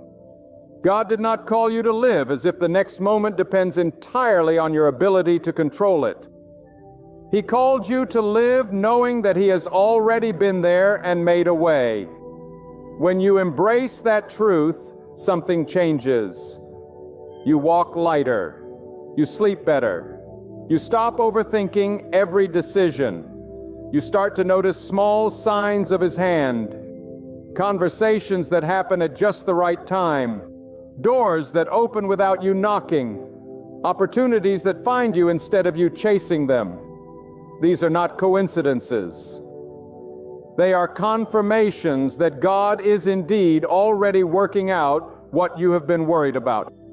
And I will tell you this, when the day comes and you finally see the result, you will realize that the waiting, the uncertainty, the tears, and even the moments of fear were all part of a story that God was writing for your good.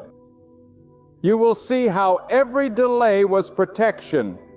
Every no was redirection. Every closed door was the guidance of a loving hand that knew where you truly belong. Let me speak to the part of you that still wonders if things will ever truly turn around. God has not brought you this far to leave you here.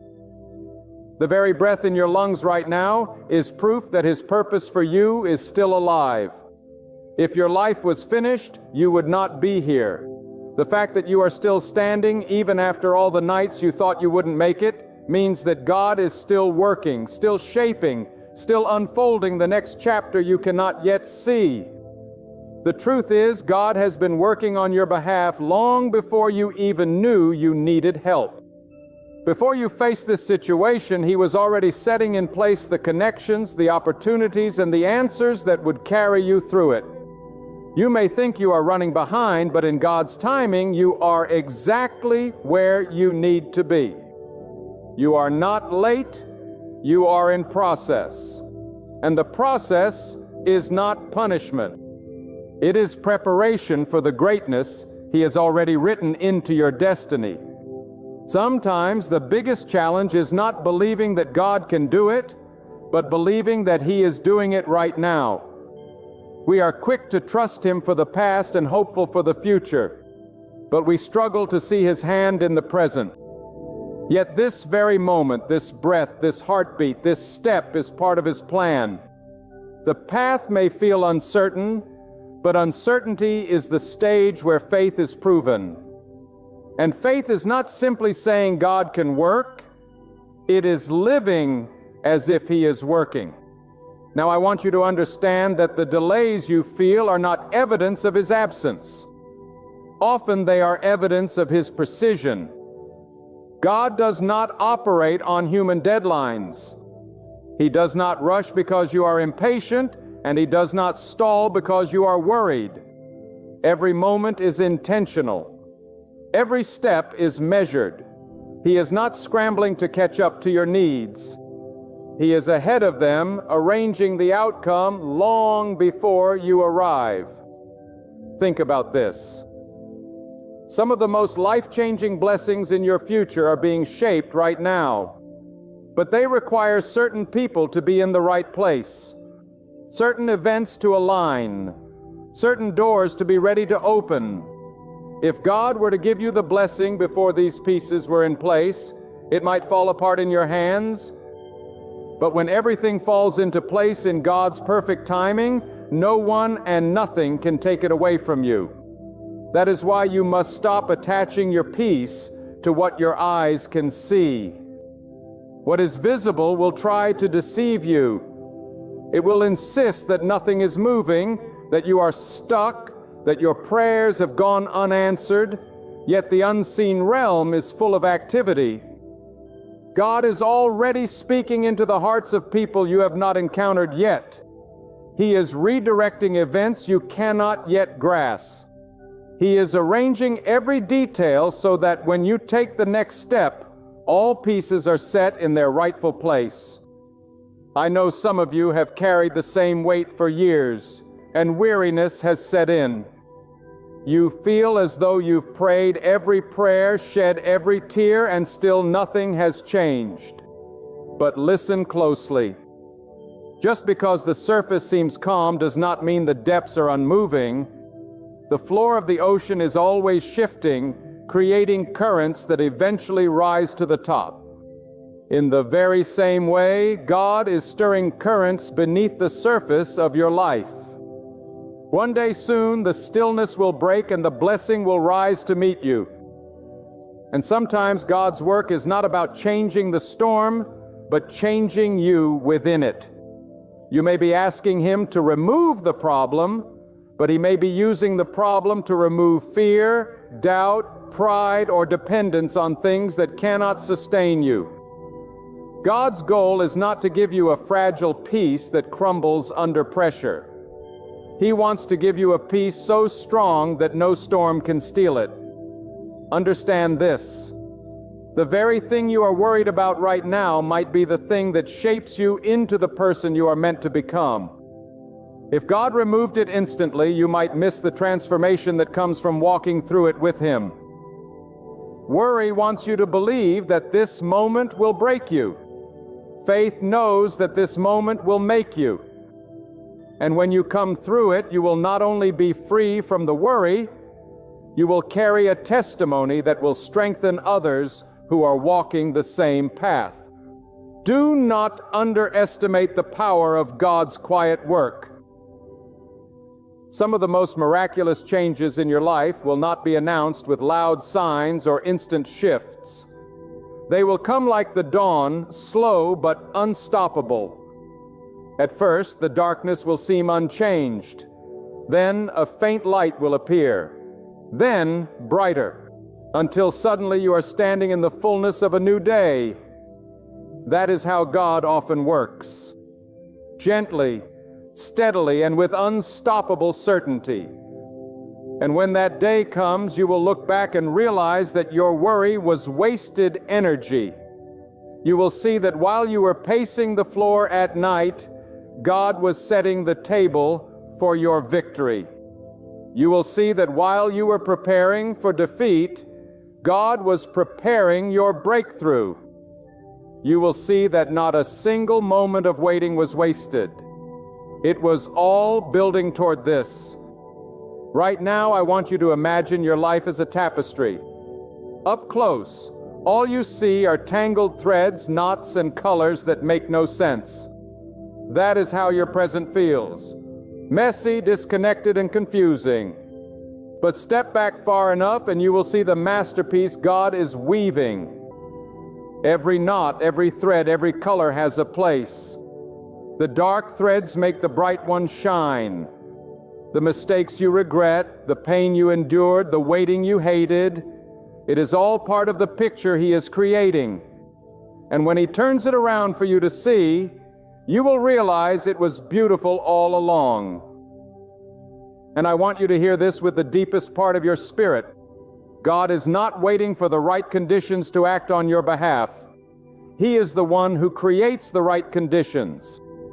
The world says you must have certain connections, certain qualifications, certain resources before change can come. But God says, I am your connection, I am your qualification, I am your source. When God decides it is time, nothing in heaven, on earth, or beneath it can stand in His way. You see, what you call impossible is simply the arena where God shows His limitless power. The harder the situation, the greater the opportunity for Him to reveal that He alone holds authority over your life. This is why He often allows the circumstances to reach the point where human hands can do no more. So that when the answer comes, no one will be able to say it was coincidence, luck, or human effort. It will be unmistakably, undeniably the work of God.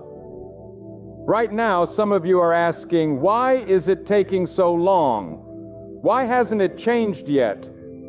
But delay is not denial. In the silence, God is not ignoring you. He is perfecting the details. He is shaping the outcome so that when it arrives, it will fit your life without flaw. Rushing would only give you something incomplete, something you could not sustain. But God's timing is flawless. Never too early, never too late, always exact. And you must understand, God's work is not always loud.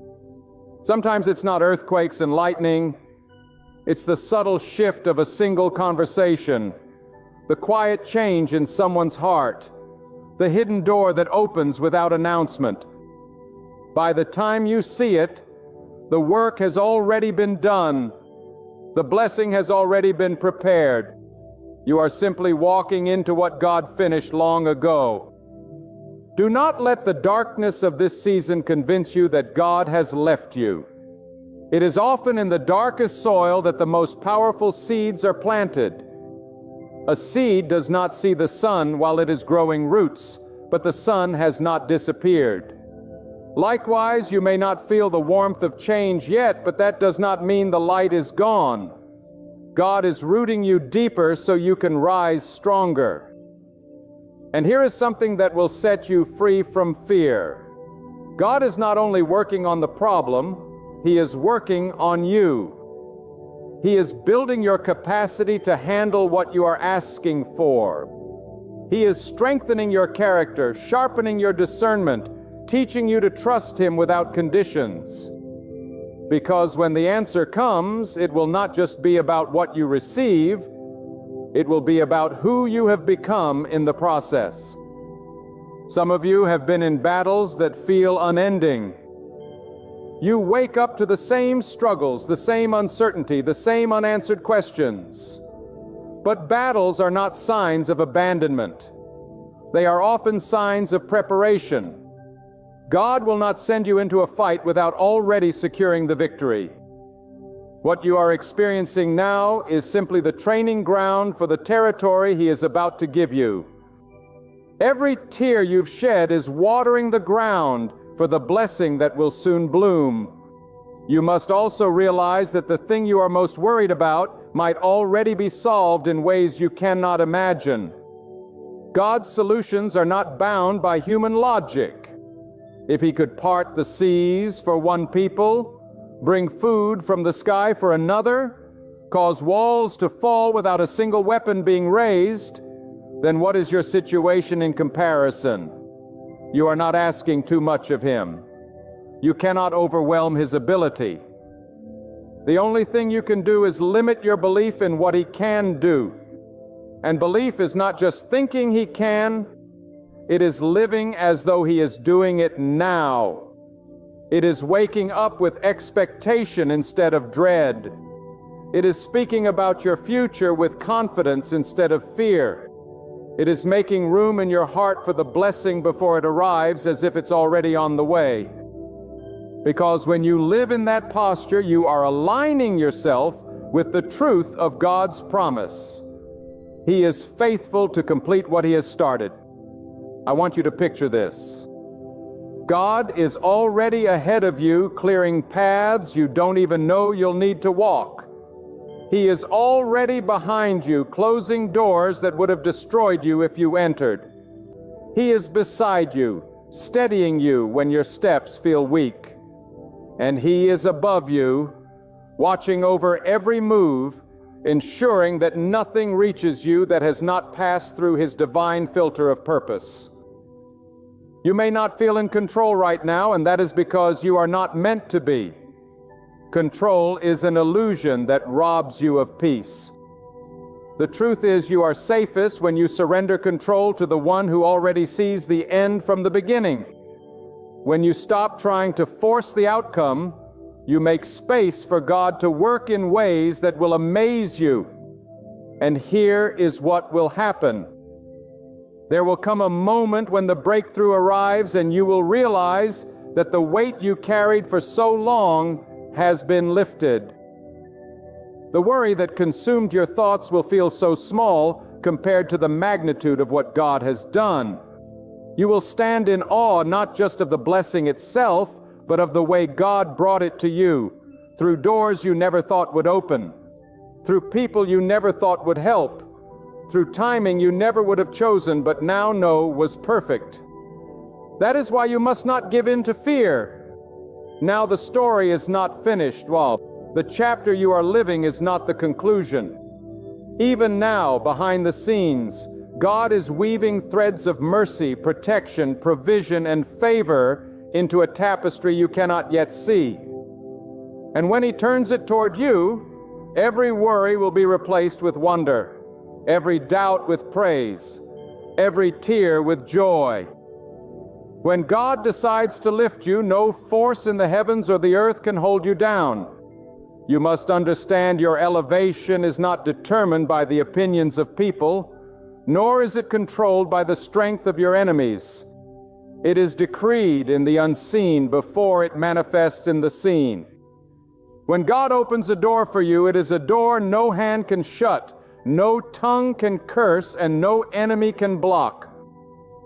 That is why you do not need to fight as the world fights, because your battle is not in the noise of the crowd, but in the secret place with God.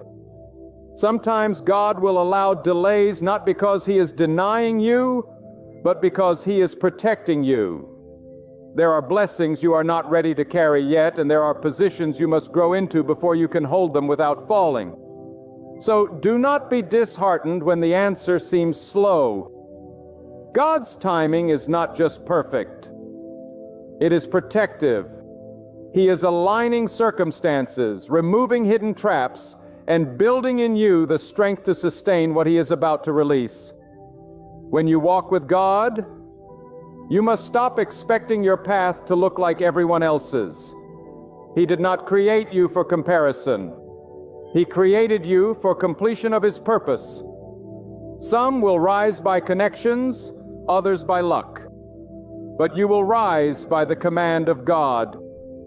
And when He commands, there is no counsel that can overrule Him. You do not need the approval of the masses when you have the approval of the Almighty. God's power does not just protect you from harm. It also transforms you into a vessel of resilience. When you have been through storms and still stand, it is not because you are stronger than others, but because God's hand was holding you while others thought you were alone. This is why you must walk with confidence, not in arrogance, but in the assurance that the one who formed the mountains and stretched out the heavens is the same one guiding your steps. And hear this, the same people who once doubted you will one day bear witness to your elevation. But when that day comes, remember it was not your own hand that brought you this far. It was God. Let your success never make you forget your source, because blessings without gratitude lead to arrogance, and arrogance leads to a fall. Stay humble, stay faithful, and God will take you places you never imagined you could reach. When God lifts you up, no power in this world can push you down. When God speaks over your life, no voice can cancel His command. And when God opens a path before you, even the mountains must move and the seas must part, because His will is unstoppable. That is why you must stop being intimidated by the size of your problem and start being confident in the size of your protector. Your enemies may plan, your critics may speak, and the world may conspire, but every plan against you will collapse when it collides with the will of God. Understand this, God's timing is perfect. You may think the delay is a denial, but in reality, God is aligning the pieces in ways you cannot yet see. While you are wondering why it hasn't happened, God is working behind the scenes, protecting you from harm, setting up divine appointments, and ensuring that when your moment comes, it will be unstoppable. You are not being overlooked. You are being prepared. Do not be deceived by appearances. The battle is not always about what you can see. It is often what you cannot see that determines victory. When you feel pressure from every side, it may be that God is positioning you for a breakthrough so powerful that even your enemies will be forced to acknowledge His hand over your life. He will make you a living testimony, not by removing all challenges, but by making you victorious in the midst of them. You must also learn the discipline of silence. Sometimes the most powerful response to an attack is to say nothing, because your words cannot defend you as well as God's actions can. The moment you take matters into your own hands, you limit the magnitude of God's intervention. But when you stand still and let Him fight for you, He will bring an outcome so complete, so undeniable, that no one can take credit except Him. God does not waste pain, and He does not ignore faith. Every tear you have shed, every night you have spent in prayer, every injustice you have endured, all of it is being stored in the unseen account of God's justice. And when the time comes, that account will be poured out upon your life in blessings that not only heal your wounds, but also elevate your position. This is why you must not quit. You are closer to your breakthrough than you realize. The very resistance you are feeling now may be the final push before the door opens. Hold your ground. Guard your faith. Keep walking in obedience, for God's hand is over you and His promise will not fail. When God chooses to defend you, His methods are unlike anything the human mind can predict. He does not need to shout, argue, or prove your worth to anyone. His power is silent but unstoppable. He can remove a person from your path without you lifting a single finger. He can make the plans of your enemies crumble in their own hands. He can turn the very weapons they formed against you into tools that work for your good. This is why you must rest in the knowledge that your defense comes from the Almighty, one whose wisdom surpasses every human scheme. Sometimes God will allow the storm to rage, but keep you calm in the center of it. He will not always change the situation immediately, but He will change you so the situation cannot destroy you. Your enemies may be watching, expecting your downfall. Yet God will make your endurance a living testimony of His power. They will see that no matter how many traps they set, you still rise. And it will not be by your own strength, but because the hand of God is holding you steady. Do not be surprised when God hides you in plain sight. People may search for ways to harm you, but they will not find you, because God has placed you in a space they cannot reach. This is divine covering, protection that is invisible yet impenetrable. Even if you feel surrounded, you are actually surrounded by God's mercy. The eyes of those who wish you harm are blinded. Their words lose power, and their influence fades like smoke in the wind. The key is to keep your heart pure before God. Do not let the desire for revenge corrupt your spirit. When you let God fight your battles, you are declaring that you trust His justice more than your own. And His justice is perfect. It comes at the right time, in the right way, and it leaves no wound untreated. The same God who parts the seas can part you from danger. The same God who provides for the birds of the sky can provide for you even when every door seems closed. When God's hand is upon your life, no power on earth or in the heavens can stand against you. His protection is not a fragile wall that can be broken. It is a fortress built by the Almighty Himself. He sees what you cannot see, hears what you do not hear, and knows the traps the enemy sets long before they are even formed. This is why the one who trusts in God walks in a peace the world cannot understand. While others panic at storms, you will rest, for you know the winds are in His command. God does not need to announce His protection with loud signs. Often His work is in the unseen. That accident you narrowly escaped, that deal that suddenly fell through, that person who unexpectedly left your life, it was not chance. It was the mercy of God preserving you from harm you didn't even know existed. The world may call it coincidence, but you know it was divine intervention. Those who mock your faith do not realize that every breath you take is a testimony of God's sustaining hand. When you live under the shadow of the Almighty, no curse, no evil word, and no hidden scheme can prosper against you. People may speak lies, enemies may plan harm, and some may even rejoice at your struggles. But remember, God is not moved by their laughter, and you should not be either. He is your defender. He fights battles you never even enter. He silences voices that rise against you.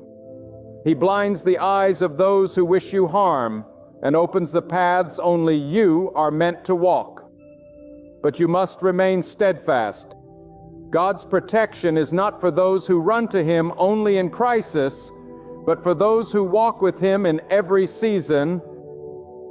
Trusting Him means you stop worrying about what is beyond your control. It means you refuse to retaliate against those who hurt you. For you know God's justice is more perfect than your revenge. The one who leaves their matters in God's hands will never be left ashamed. And here's the deeper truth. Sometimes God's protection is not about keeping you in the same place, but about moving you to a better one. That rejection was protection. That delay was preparation. That loss was redirection. You may not understand it now, but one day you will see that God was not withholding. He was shielding. If you truly believe in His wisdom, you will begin to see life differently. No longer will you panic when plans fall apart, because you will know His plan is greater.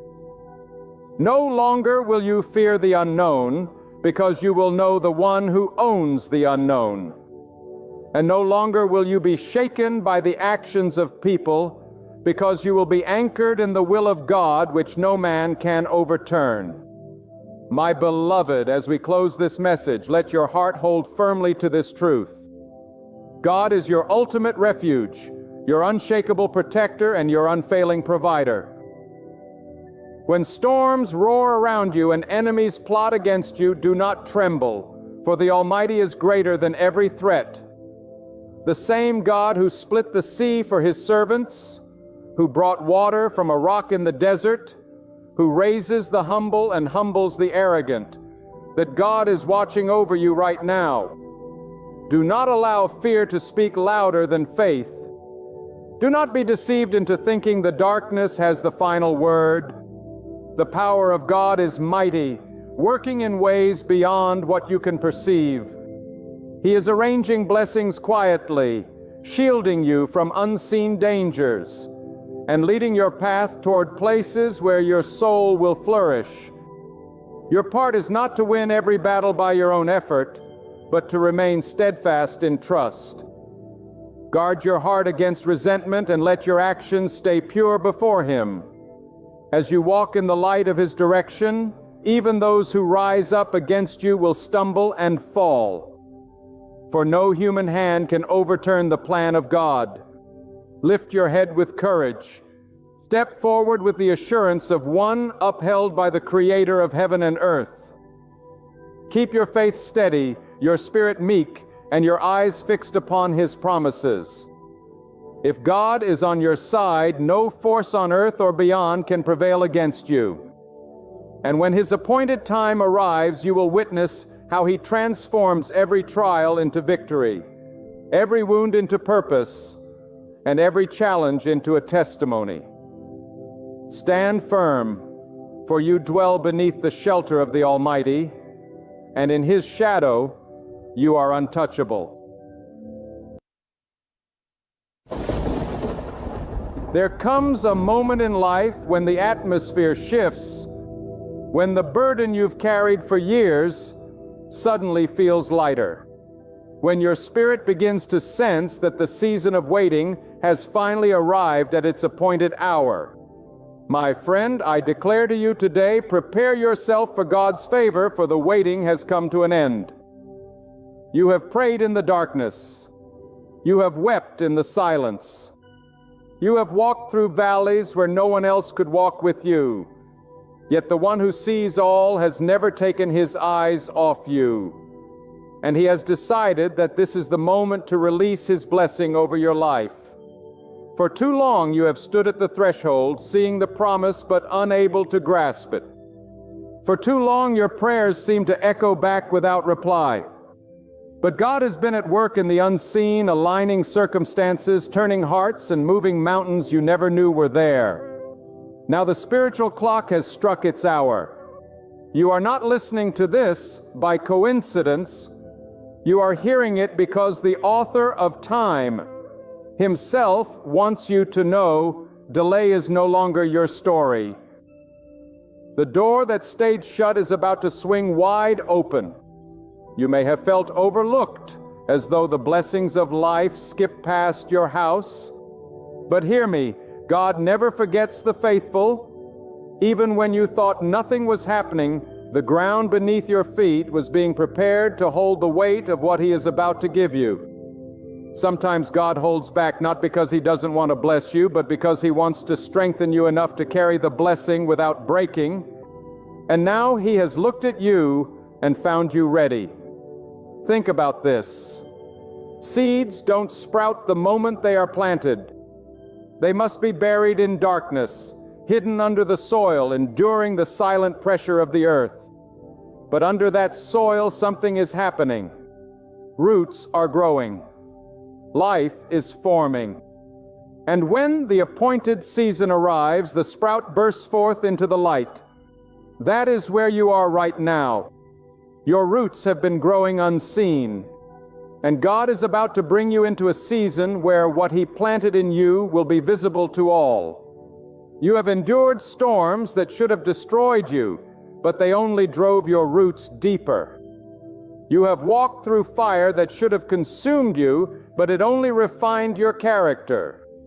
And now, because you did not give up, you are about to taste the sweetness of answered prayer. God's favor is not just a gentle breeze. It is a mighty wind that can turn years of struggle into moments of victory. When He decides to favor you, no force in heaven or earth can block it. Some of you have been waiting for a long time, waiting for that breakthrough in your finances, that healing in your body, that peace in your mind, that restoration in your relationships. And maybe the enemy has whispered in your ear, telling you that it will never happen. But you must silence that voice with truth. God's timing is perfect. He is never early, never late. He arrives exactly when the moment will bring him the greatest glory and you the greatest joy. The same God who split the sea for his people is the same God who can split open the barriers standing before you. The wait was not wasted. Every tear you shed was seen. Every silent prayer was heard. Every moment of endurance was recorded. The loneliness you felt was not abandonment. It was preparation. God wanted you to rely on Him alone so that when the blessing came, you would know exactly where it came from. And now the blessing will not just meet your need, it will exceed it. His favor will cover you like the sunrise covering the earth.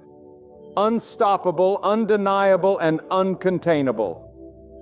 When God's favor comes, it changes everything. People who once ignored you will seek you out. Doors that stayed shut for years will open without you knocking. Opportunities will chase you down instead of you chasing them. And the very places where you were once rejected will become the places where you are celebrated. That is what happens when God declares the wait is over. You must prepare your heart to receive it. This is not the time to be passive. This is the time to expect, to believe, to speak words of faith over your life.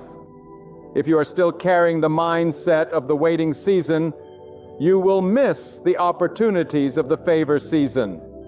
Lift your head, strengthen your spirit, and walk like someone who knows the King of all creation has set his gaze upon them, because He has. Some of you are going to see sudden change. Years of barrenness will turn into fruitfulness in a single season. Situations that have been stagnant will suddenly move. Or no, people who were against you will be moved out of the way. That is how quickly God can work when He decides the time has come. And when that moment arrives, you will not have to force it, manipulate it, or beg for it. It will happen naturally because favor is not earned by striving. It is given by God's sovereign choice. Do not be surprised if in this season God removes certain people from your life. His favor will not rest where there is corruption, jealousy, or hidden betrayal. He will clear the space so that the blessing He gives you will not be poisoned by those who do not have your best interest at heart. Trust Him when He subtracts just as much as when He adds. Because sometimes the preparation for favor involves God protecting it from wrong hands. And know this, favor is not just for your comfort. It is for His purpose. When He blesses you, it is so you can bless others. When He lifts you up, it is so you can shine light on His goodness. The more you keep your heart focused on using His favor to honor Him, the more He will pour into your life. This is not the time to shrink back in false humility. It is the time to step forward boldly and declare, God has done this, and I will use it for His glory. The season of waiting has refined you, and the season of favor will define you. God is about to write a chapter in your life that will make sense of all the ones that came before it. Every detour, every delay, every disappointment will suddenly reveal its purpose. And when you look back, you will realize that the waiting was not punishment. It was positioning. Get ready. Prepare your spirit. Clear the clutter from your life. Make room for the blessing you have been praying for, because it will not trickle in slowly. It will come in waves. When God moves, He does not just give enough, He gives more than enough. Your cup will overflow. Your heart will overflow. Your life will overflow. And the world will see what happens when someone refuses to let go of faith. Even in the longest night, there is a stirring in the unseen realm right now. The winds of change are not a whisper. They are a roar. Something is shifting on your behalf, and though you may not see it with your eyes yet, your spirit can already feel the tremors. When God decides that your time has come, He will orchestrate events so perfectly that no one will be able to take credit for it. But Him, the same God who sets the boundaries of the oceans and commands the stars in the sky, is the one who is now commanding the circumstances of your life to align for your good. This is not just a change of season, it is a change of position. Where you once stood as the overlooked, God will place you in a position of influence. Where you once fought just to survive, He will cause you to flourish. You will not just step into the blessing, you will inherit it. And when God gives, He gives in a way that leaves no doubt. His blessings come wrapped in peace, overflowing with provision and anchored in purpose. You must understand, when God's favor locates you, it will not matter who tried to stop you, who doubted you, or who counted you out. Their opinions will be powerless in the face of His decision. God is not limited by the approval of people. He does not ask permission from those who oppose you before He blesses you. He moves as He wills, and when He declares that the waiting has ended, the doors will open whether the world is ready for it or not. Some of you have been walking through a season where every step felt uphill. You pushed through weariness, fought through discouragement, and held on to faith when everything in you wanted to let go. You may have wondered why the process took so long, but God uses waiting to forge warriors. A blessing given too soon can crush a person unprepared to hold it. But you are not who you were when you first began the wait. You are stronger, wiser, more discerning, and more anchored in your faith than you have ever been. That is why you are now ready. There is something about divine timing that makes the breakthrough so much sweeter. When the blessing comes after a long wait, gratitude flows from a deeper place. The nights of crying out to God, the days of questioning if He heard you, those moments are not forgotten. They are seed sown in faith. And God is faithful to bring forth the harvest. You are about to step into a harvest season that will redeem every barren year you endured. And I tell you this, God's favor is not always predictable. It does not always come in the way you expect. Sometimes it arrives through a closed door that forces you into a better one. Sometimes it comes disguised as a setback that turns out to be a setup. And sometimes it comes so suddenly that it leaves you breathless, unable to do anything but fall to your knees in awe of His goodness. However it comes, you will know it is from Him because it will carry His signature. Peace, abundance, and undeniable purpose. Be watchful in this season. The opportunities God is sending may not look like what you imagined, but they will carry the weight of destiny. The connections He is arranging may seem ordinary at first, but they will open extraordinary doors. The ideas He plants in your mind will be divinely inspired and carry the power to shift your future. Favor is not just an open door. It is the wisdom to recognize which door is yours and the courage to walk through it.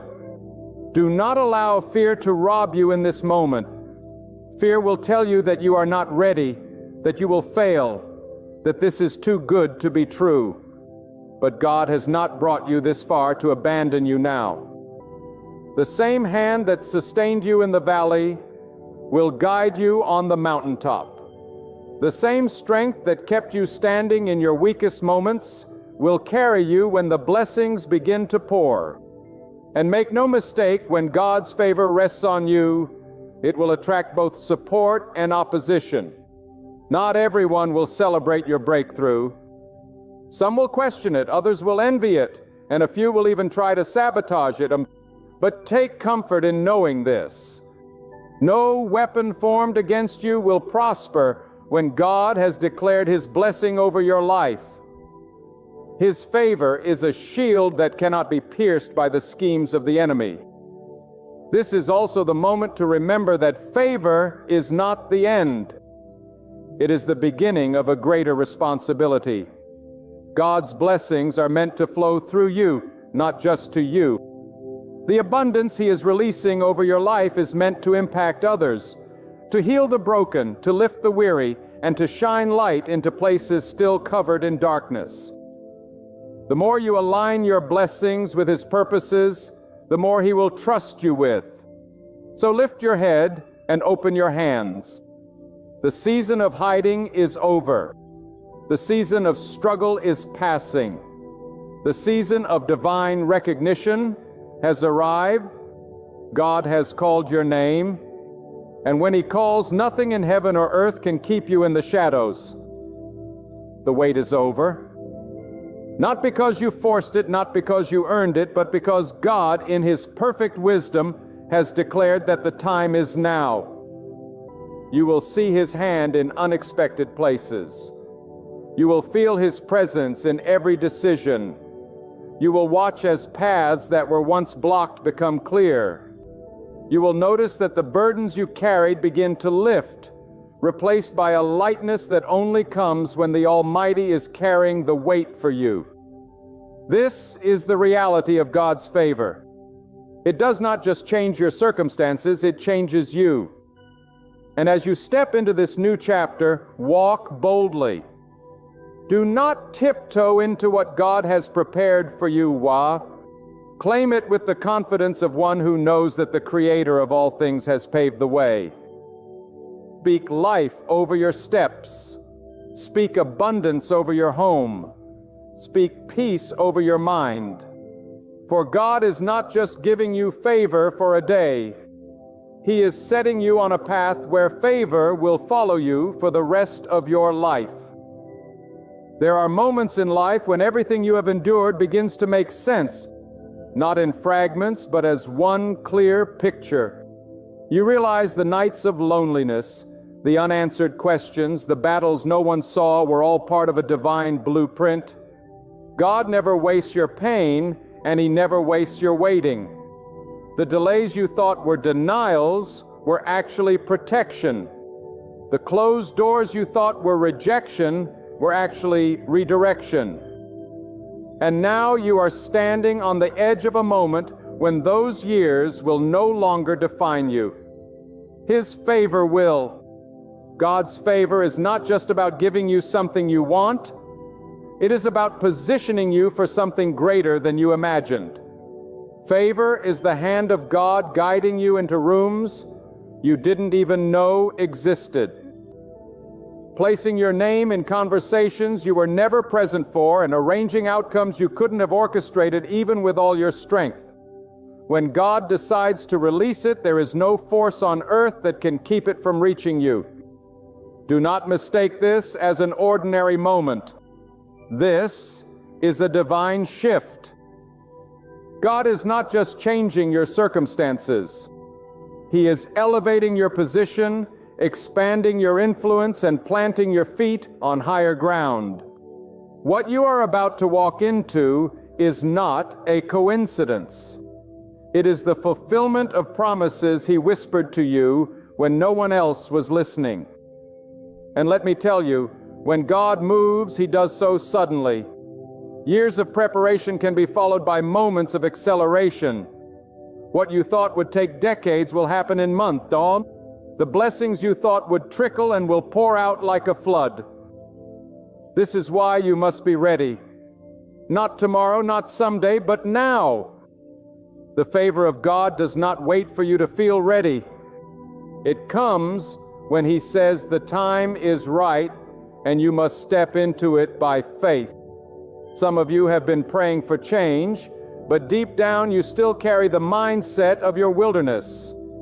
You are so used to fighting to survive that you have forgotten how to receive. God's favor requires an open heart and an open hand. It demands that you let go of the bitterness from the last season and make space for the blessing of the next. You cannot walk into the promised place still dressed in the clothes of disappointment. And understand this favor is not always loud. Sometimes it is the quiet turning of a heart in your favor. Sometimes it is the invisible shift in a system that suddenly works for you instead of against you. Sometimes it is the unseen protection that keeps you from walking into a trap you didn't even know was there. You might not see the fingerprints of God immediately, but when you look back, you will see them all over the story of your life. But favor also has weight. When God lifts you up, the responsibility grows with the blessing. This is why He trained you in the dark, why He tested your character when no one was watching, why He refined your motives through hardship. Because the higher the favor, the greater the need for humility, discipline, and discernment. This is not a season for pride. It is a season for stewardship. I must also tell you this: God's favor will draw the eyes of many. Some will celebrate you with pure hearts, and others will watch you with envy.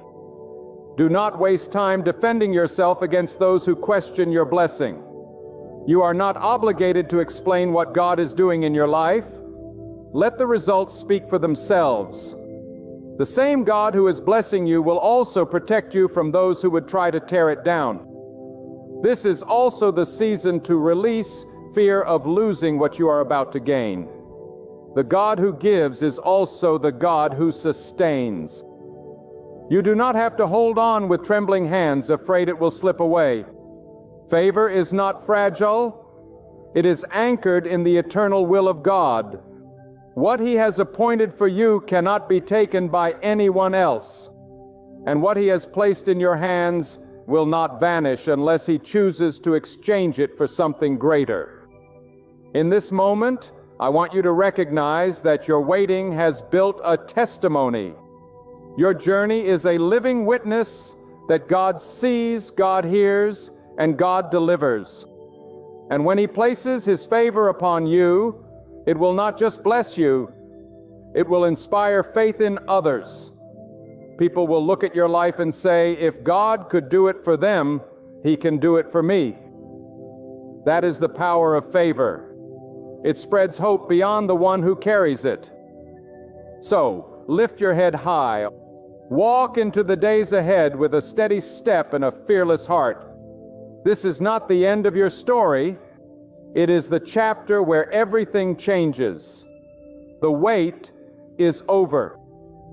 Not because of luck, not because of chance, but because the sovereign God of all creation has spoken over your life. And His word does not return empty. What He has begun in you, He will bring to completion. And His favor will not be a fleeting moment. It will be the mark of this new season. When God releases His favor, He does not measure it in small amounts. He does not bless you with just enough to get by. He blesses you in a way that shatters limitations and pours into every part of your life. This is the reason for the process you have endured. God has been widening your capacity, stretching your faith, and anchoring your roots so that when His favor rests upon you, you will not crumble beneath its weight. You are about to carry more than you ever imagined, not by your own strength, but by the power of the one who walks with you. The season ahead will demand that you see yourself in a new light.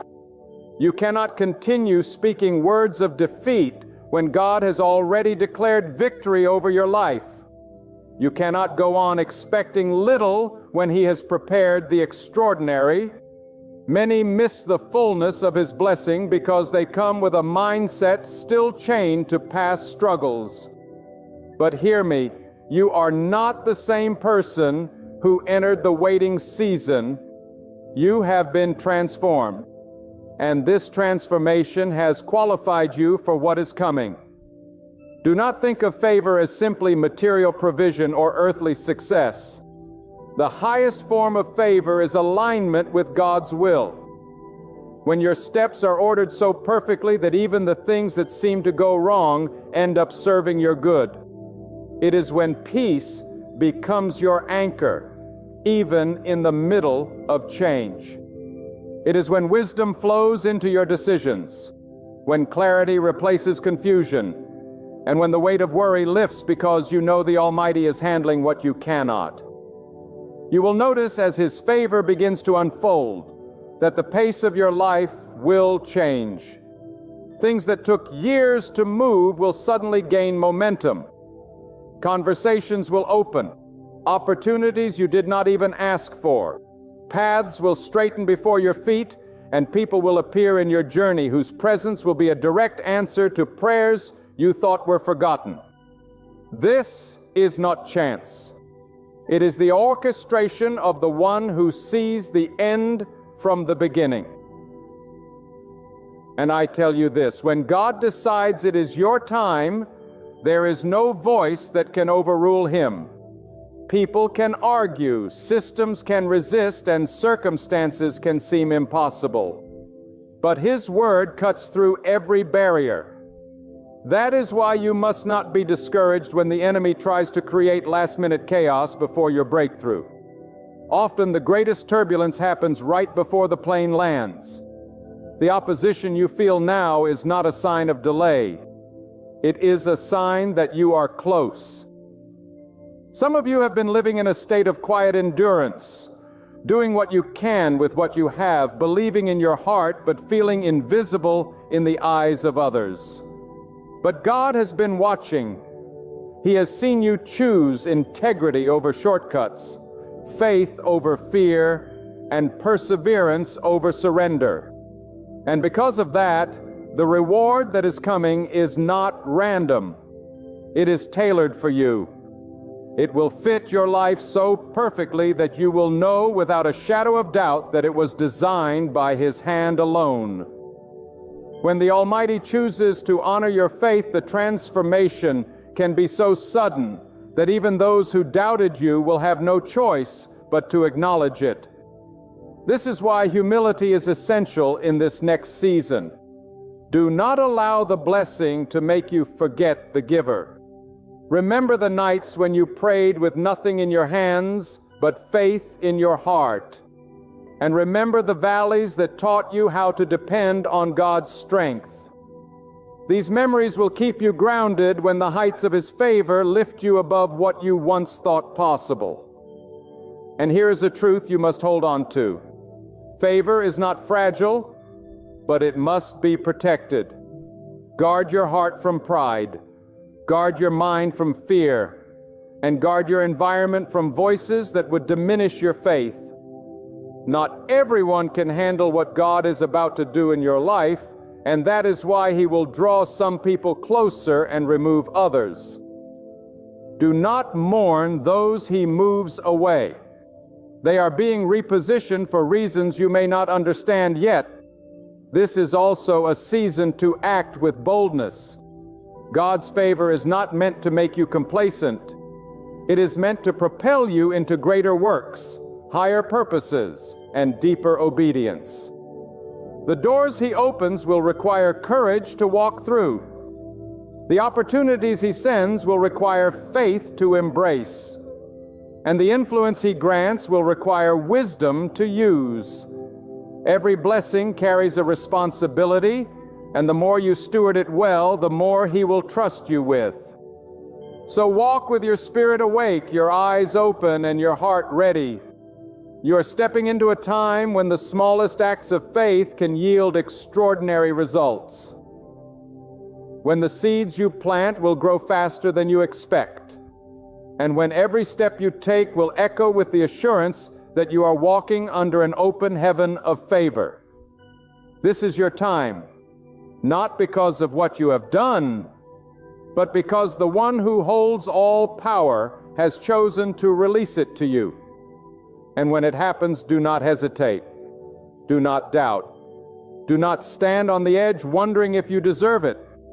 Move forward with confidence, knowing that the same God who brought you to this point will carry you through what lies ahead. The wait is over, and the future you prayed for is no longer a distant hope. It is standing before you, waiting for you to claim it. When God chooses to release His favor, it is not a subtle whisper. It is a divine announcement to the heavens and the earth that your appointed time has come. You will begin to notice signs that something in your life has shifted. People will speak your name in rooms you have never entered. Opportunities will find you in ways you could never have engineered. Circumstances that once resisted you will start cooperating with you, not because the world suddenly changed, but because God commanded them to. His word carries authority that nothing in creation can resist. You see, God's favor is not bound by the systems of this world. It does not need the approval of those who sit in positions of power. It bypasses human limitations, leaps over barriers, and establishes you where others said you could never stand. And when it comes, it will not be temporary. It will be sustained by the same hand that brought it to you. This is why you can walk into this next season with unshakable confidence. You are not leaning on your own strength. You are standing on the word and will of the Almighty. But I must tell you, God's favor rarely comes to those who sit idle. It comes to those who have been faithful in the hidden places. It comes to those who have obeyed when no one was watching, who have served without applause, who have sown in tears, believing they would one day reap in joy. God watches the posture of the heart, and He rewards those whose trust remains in Him, even when the evidence of change is nowhere in sight. And here is the beauty of His timing. God will not just meet your need, He will exceed it. He will answer in ways that cover not only what you prayed for, but also what you didn't even know to ask. The season you are stepping into will be marked by more than enough blessings, where your cup overflows to the point that you cannot contain it all. This is why you must be prepared to be a vessel, not a reservoir. Let the blessings flow through you so that they can multiply in the lives of others. The more you release, the more He will trust you with. Some of you are about to see a complete reversal in areas that have long been a source of pain. Relationships that have been fractured will find healing. Closed doors will swing wide. Finances that have been strained will experience unexpected provision. And the situations that seem like permanent losses will reveal themselves as divine setups for something better. This is the nature of God's favor.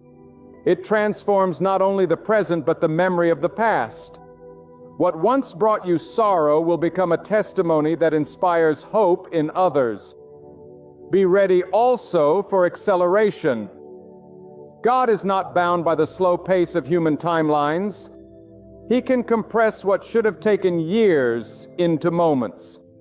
He can restore what was lost in the blink of an eye. And when His favor rests on you, the pace of your life will quicken, not in chaos, but in divine order. The things you have been waiting for will come to you in rapid succession, like waves hitting the shore one after another. You will barely finish praising Him for one blessing before another arrives. But in this season, you must guard your spirit with vigilance. Favor attracts attention, both good and bad. Some will rejoice with you, but others will envy you. Some will be inspired by your story, but others will seek to diminish it. Do not let the voices of doubt or jealousy distract you from the purpose of your blessing. Remember, God did not give you favor to prove anything to people. He gave it to position you for His plans. Keep your focus on Him, and no amount of criticism or resistance will be able to shake you. And here is another truth. Favor is not only about receiving, it is about becoming. God's blessing will not just change what you have, It will change who you are. It will deepen your gratitude, sharpen your discernment, and enlarge your compassion. You will see the world differently because you will have walked through the valley and stood on the mountain. You will understand that both were necessary to shape the person you are today. And from that place, you will carry yourself with the quiet strength of one who knows they are upheld by God alone. So step forward with courage. Speak words of faith over your life. Expect the best, not because you are entitled, but because God is faithful. The wait is over, and the chapter ahead is already written in your favor. Every detail has been considered, every obstacle has been accounted for, and every blessing has been timed perfectly. You are not stepping into uncertainty. You are stepping into a promise that has been prepared for you since the beginning. And when you look back, you will say, every step, every tear, every trial was worth it for this moment. When God is leading you, even the storms that rise against you will become stepping stones beneath your feet. The winds that were meant to knock you down will carry you forward because nothing can stand against the decree of the Almighty. God does not just give you the destination. He walks with you through the valleys, over the mountains, and across the deserts, ensuring that every trial is woven into your testimony. You may not understand the path, but the one who created it understands the reason. And when you trust Him completely, your heart will be unshaken no matter how dark the night becomes. There will be moments when the silence of God feels heavier than the noise of your troubles. But understand this, His silence is not His absence. When God is silent, He is watching, He is measuring, He is strengthening, and He is preparing the perfect moment to lift you higher. Sometimes God hides you so that the enemy cannot find you. He places you in the shadow of His hand, allowing you to grow in secret until the time of your unveiling. Do not mistake the delay for denial. God's timing is always flawless. When God decides to bless you, He does not need the approval of anyone. No human hand can open or close the doors that God Himself controls. You may have been rejected by people, but rejection from them is often protection from God. Many times, the no you hear from the world is the yes that will come from the heavens. Trust that what God has kept from you was never meant to destroy you, but to redirect you to something greater. God sees the betrayals you endured, the lies spoken against you, and the tears you cried in private. He is not blind to the injustice you faced, but the beauty of God's justice is this: He repays in a way that not only restores, but multiplies. While people seek to break you, God uses their very actions as the tools to build you. Every stone they throw becomes part of the foundation for the blessing He is preparing. And when God decides to elevate you, no force in the heavens or on earth can pull you down. Your enemies may gather, but they will stumble. They may speak, but their words will dissolve into the wind. Because when the Almighty covers you, you become untouchable, not by your own strength, but by the shield of His divine decree. That is why you must walk with confidence, not in arrogance, but in the quiet assurance that the one who holds the universe also holds your life. When fear tries to whisper that you will not make it, remind yourself God has already written my story, and the ending is victory. When doubt tries to cloud your vision, lift your head and say, the one who split the seas, who raises the sun each morning, who commands the stars at night, is the one guiding my steps. Because when God is in control, you are not just surviving. You are destined to thrive. The struggles may be real, but His power is greater. The road may be narrow, but His guidance is precise. The battle may be fierce, but His hand is mighty. Trust Him. Follow Him, and you will see that His plan for you was never to harm you, but to lift you beyond what you thought possible. When God decides to move in your life, no force in the heavens or the earth can stand against it.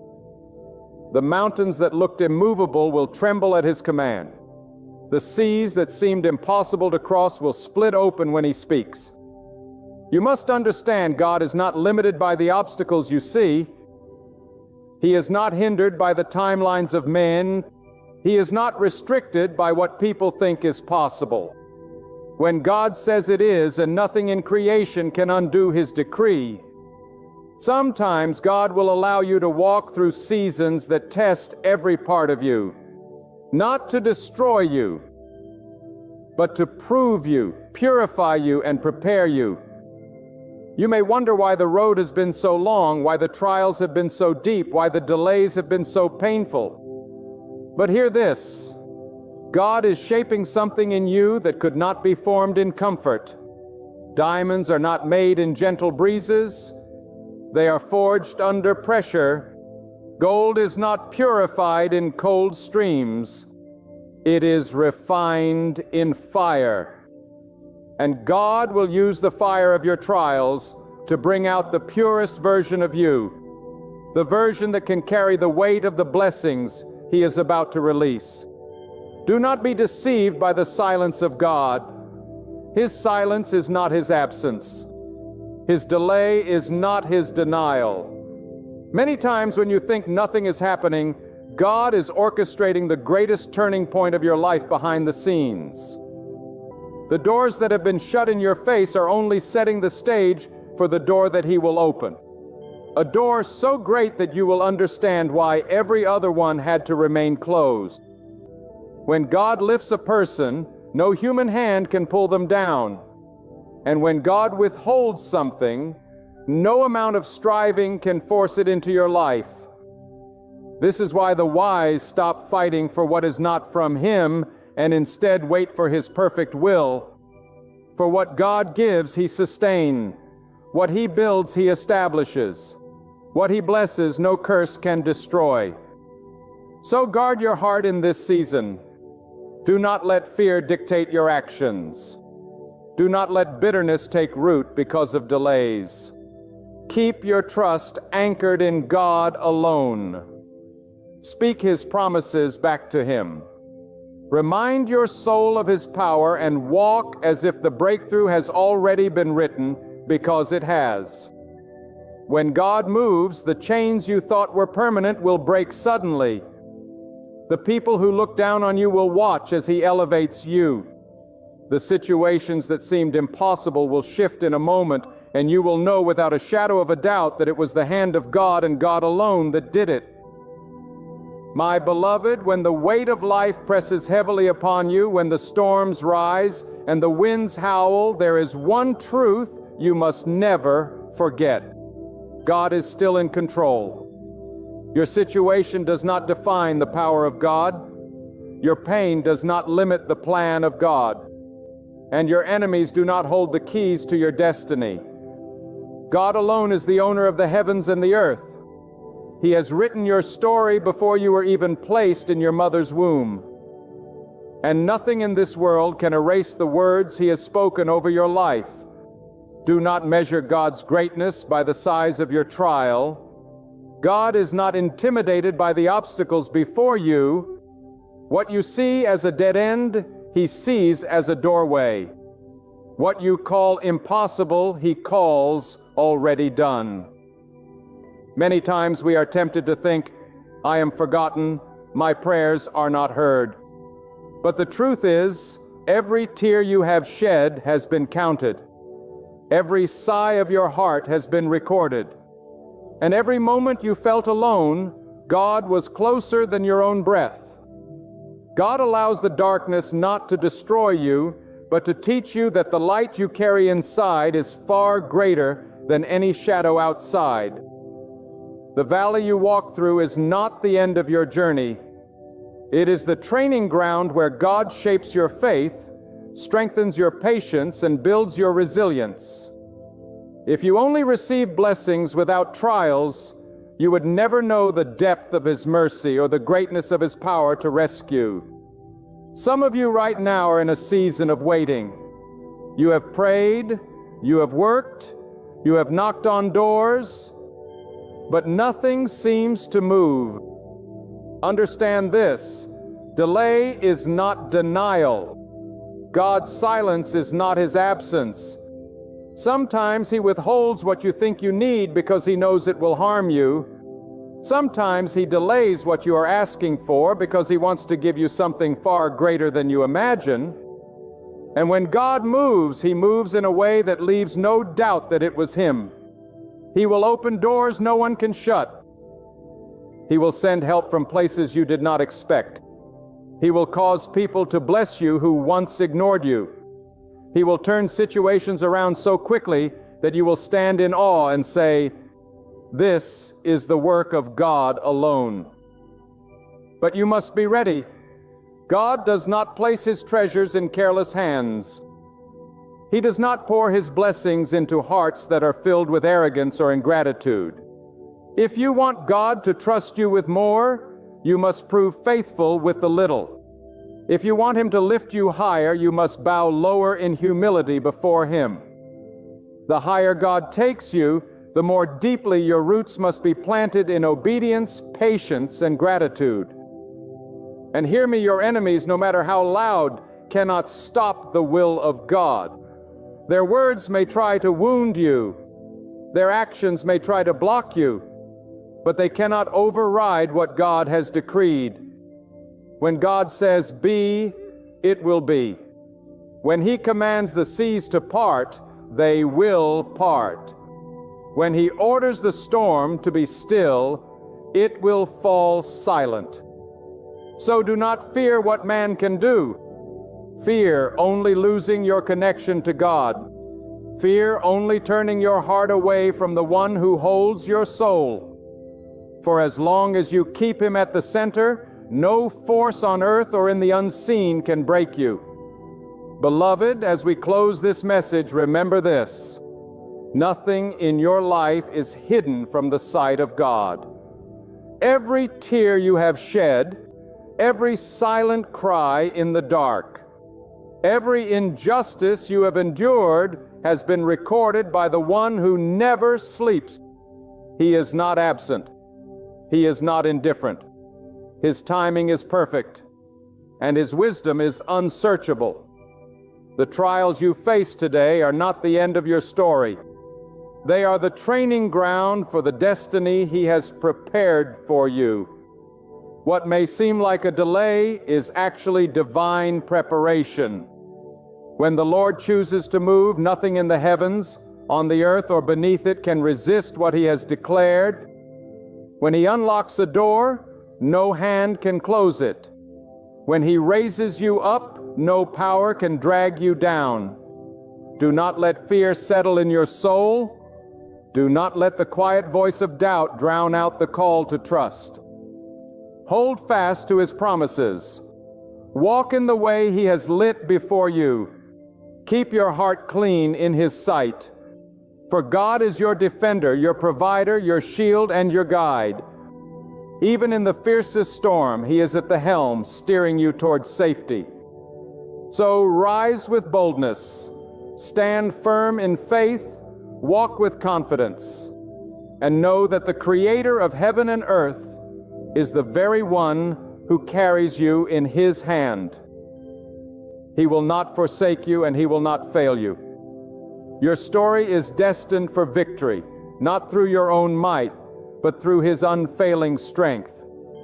And when the breakthrough arrives, when the heaviness is lifted, when the light finally breaks through the clouds, you will look back and declare, "Surely God was with me every step of the way." There will come a moment in your life when you must rise, hold your head high, and declare enough. God did not place you on this earth to be stepped on, disrespected, or robbed of your peace. You were made in the image of the Almighty, carrying dignity, purpose, and a divine calling.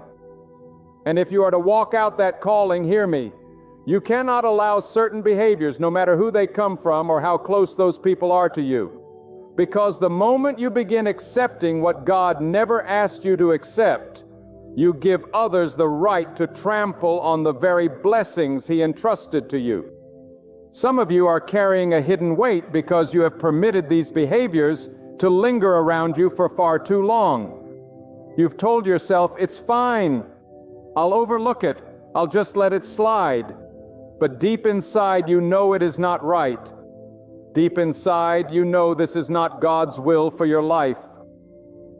God did not bring you this far to let you be bound by chains of disrespect, manipulation, and toxicity. He wants you to live free, to walk in His light, and to protect the peace He has placed inside you. But you cannot protect it if you keep giving space to behaviors that poison your spirit. The first thing you must never tolerate is disrespect. Disrespect is more than just someone raising their voice or rolling their eyes. Disrespect is when someone devalues your worth, undermines your faith, and treats you as if the God inside you is small. And here's the truth. Every time you allow someone to speak to you in a way that crushes your spirit, you are silently telling them, it's okay, keep doing it. No, my friend, draw the line. God does not want His children to bow to the disrespect of others. If someone cannot honor you, if they cannot treat you with the dignity God Himself has given you, then you have no obligation to keep their presence in your life. God's approval is worth more than their acceptance. Another behavior you must never tolerate is deception. Lies destroy trust, and trust is the foundation of any relationship, whether it's with family, friends, or those you work with. God is a God of truth. He moves in light, not in shadows. When you surround yourself with liars, you are surrounding yourself with people who operate in darkness. And darkness will always try to pull you down to its level. It will twist your thinking, make you question your own discernment, and slowly erode your peace. If someone lies to you once, and you see no repentance, no change, then understand this is not a safe place for your heart. Protect the truth in your life the way you would protect a flame in the middle of a storm. The third behavior you must never tolerate is manipulation. There are people who will use your kindness against you. They will twist your compassion into a leash they can pull anytime they want. They know your heart is soft and they prey on it. But hear me, God gave you a heart of mercy, not a heart of slavery. Manipulators will drain you not because they cannot carry their own burdens, but because they know you will always pick them up. And if you keep allowing it, you will one day wake up too exhausted to carry the assignment God has given you. Love people, yes, but do not let that love become a chain around your own neck. Another behavior to never tolerate is disloyalty. Loyalty is not just about being present when life is good. Loyalty is about standing with someone when the wind is against them, when their name is being dragged, when the road gets hard. But there are those who smile in your face and stand in your shadow. Yet the moment the storm comes, they disappear. Or worse, they stand with your enemies. My friend, God Himself warns about double-minded people, those who speak one way and act another. When someone shows you they cannot be trusted with your name, your secrets, or your struggle, believe them. Do not give your heart to people who have already proven it means nothing to them. The fifth behavior you must never tolerate is constant criticism without love. We all need correction, but correction from God always comes with the warmth of His love and the goal of your growth. But there are people who criticize not to help you, but to break you. They point out your flaws, magnify your mistakes, and speak death over your dreams. They do not see the good in you because their heart is not aligned with God's heart. If you keep such voices close, you will begin to believe their words more than God's promises. Silence those voices, because the only voice that deserves to define you is the voice of the Almighty. And finally, never tolerate abuse, whether physical, emotional, or spiritual. Abuse is not love. It is not patience. It is not just how they are. It is evil. It is a violation of the boundaries God has set for how His children should be treated. If you are enduring abuse and convincing yourself that it's your duty to stay, hear me now. God does not want you bound to harm. He has called you to peace. He has called you to safety. Walking away from abuse is not rebellion. It is obedience to the truth that you are worthy of protection. Some of you listening to me right now are carrying wounds from each of these behaviors. Disrespect has made you feel small. Lies have made you question your worth. Manipulation has drained your strength. Disloyalty has broken your trust. Criticism has silenced your dreams. Abuse has crushed your spirit. But I am here to remind you that you are still standing because God has been holding you up. You are still breathing because He has a plan for you. And part of that plan is learning to say no more. No more giving space to what destroys me. No more tolerating what God never told me to accept. No more lowering my standards to keep people who have no intention of honoring the God in me. The day you decide to stop tolerating these behaviors is the day your life begins to shift. Doors will close. Yes, some people will walk away, but hear me, when they walk out, they are making room for the people God has chosen to walk in. God will never take something from you without giving you something better. He will never allow the wrong people to leave without bringing the right people to stay. But you must first have the courage to make the cut. God has given you discernment. He has given you wisdom. He has given you strength. Use it, protect it, live by it. Because your life is too short, your calling is too great, and your God is too mighty for you to waste another moment tolerating what should have been removed a long time ago. Let me take you deeper, my friend, because this message is not just about avoiding certain behaviors. It is about protecting the spiritual territory God has entrusted to you. Every life has boundaries set by God. Those boundaries are like the walls of a city meant to guard what is precious inside. But when you keep allowing these 6 behaviors to cross your boundaries, you are leaving the gates wide open for destruction to walk in and settle down. God did not place you here so your soul could be eroded one careless word, one deceitful act, one manipulative scheme at a time. He placed you here to live in the fullness of His peace, to walk with your head high under His covering, and to stand as a person who honors the truth He has placed within you. When you tolerate disrespect, you are allowing someone else's voice to carry more weight than the voice of God. Think about that. Every time they speak over you in a way that belittles you and you stay silent in fear of conflict, you are letting their opinion have authority in your life. But the authority belongs to God alone. He says you are valuable. He says you are chosen. He says you are worthy of honor not because of your status, your wealth, or your popularity, but because you carry His breath inside you. If the Creator of the heavens and the earth calls you precious, who has the right to make you feel worthless? And if someone insists on doing it, they do not deserve to stand close enough to hear your heartbeat. Deception is another poison that you must identify quickly, because lies are not always obvious. Sometimes deception comes wrapped in smiles and gentle words, but underneath the intention is to mislead you, to make you doubt what you know to be true. The danger of tolerating deception is that it distorts your discernment. When you constantly allow liars into your space, you begin to question your ability to hear from God. And once your discernment is clouded, the enemy can lead you down paths you were never meant to walk. God is light. Where there is light, there can be no darkness. So ask yourself, does this person's presence bring more clarity or more confusion to my life? If it brings confusion, God may be showing you that this is not a voice to trust.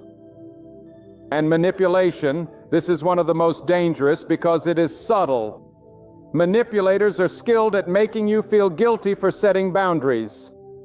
They twist your love into a leash and convince you that saying no means you are selfish. But God does not call you to live a life where others drain your strength until you have nothing left to give. Even the earth itself has seasons: spring, summer, autumn, and winter. And there are seasons when it rests, when it stops producing, so it can be renewed. Why do you think God designed it that way? Because constant giving without rest is not godly. It's destructive. Protect your seasons. Guard your strength. Refuse to let manipulation pull you out of alignment with the pace and peace God has set for you. Disloyalty, my friend, is betrayal in slow motion. It often begins with small cracks, whispers shared with others, moments when your absence becomes an opportunity for them to dishonor you. Do not be fooled into thinking it is harmless. Disloyalty eats away at trust until there is nothing left to stand on. God is faithful. His nature is loyalty. He never abandons those who seek Him. That is why it hurts so deeply when someone you trusted betrays you. It is the opposite of His nature. But understand this, when disloyalty is exposed, it is a gift. It is God pulling back the curtain and showing you who truly belongs in your inner circle. Do not run after those He has removed, because every departure He allows is an act of protection. Then there is the constant criticism without love. This one is dangerous because it often disguises itself as just being honest. But honesty without love is cruelty, and cruelty is not from God. Words are seeds. Every word spoken into your life has the power to either build you up or tear you down. And when someone constantly points out your flaws without offering encouragement, they are planting seeds of doubt and insecurity in your heart. God's correction always comes with hope. It lifts you even as it challenges you. But the critic who speaks only to wound is not speaking from the heart of God. Shut the door to those voices and tune your ears to the voice that speaks life over you.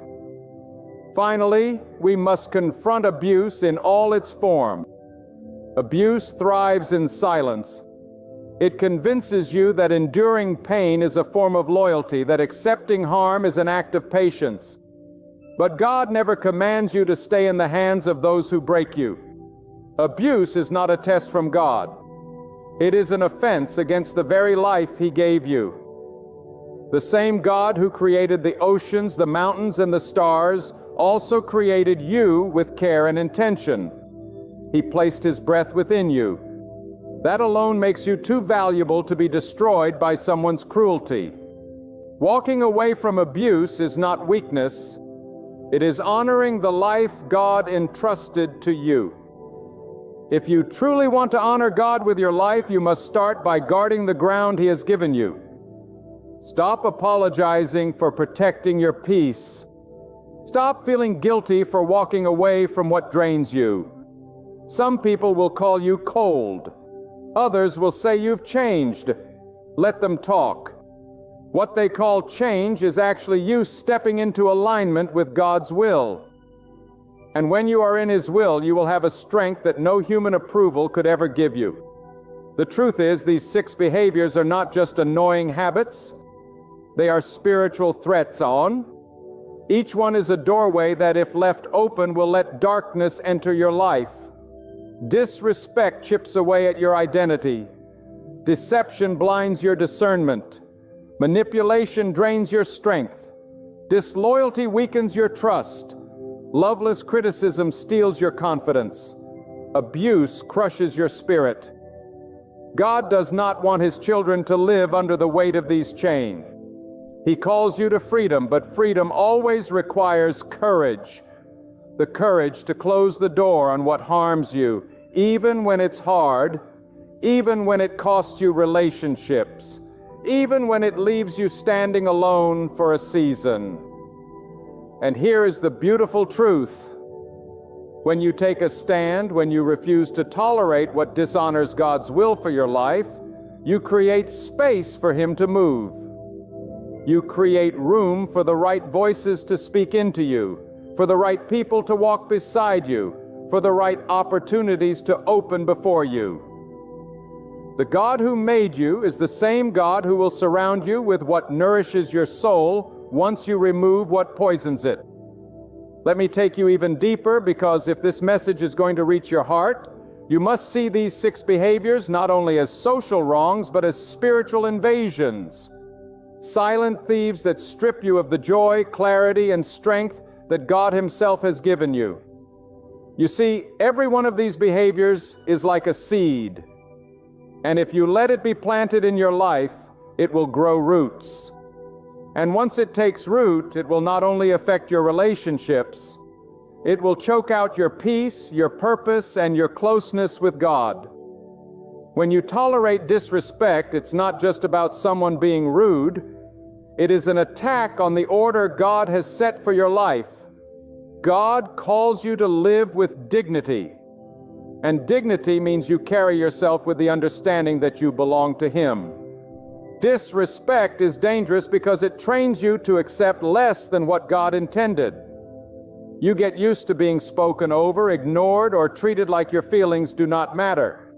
Slowly, without realizing it, you start adjusting yourself to fit into spaces that were never worthy of you in the first place.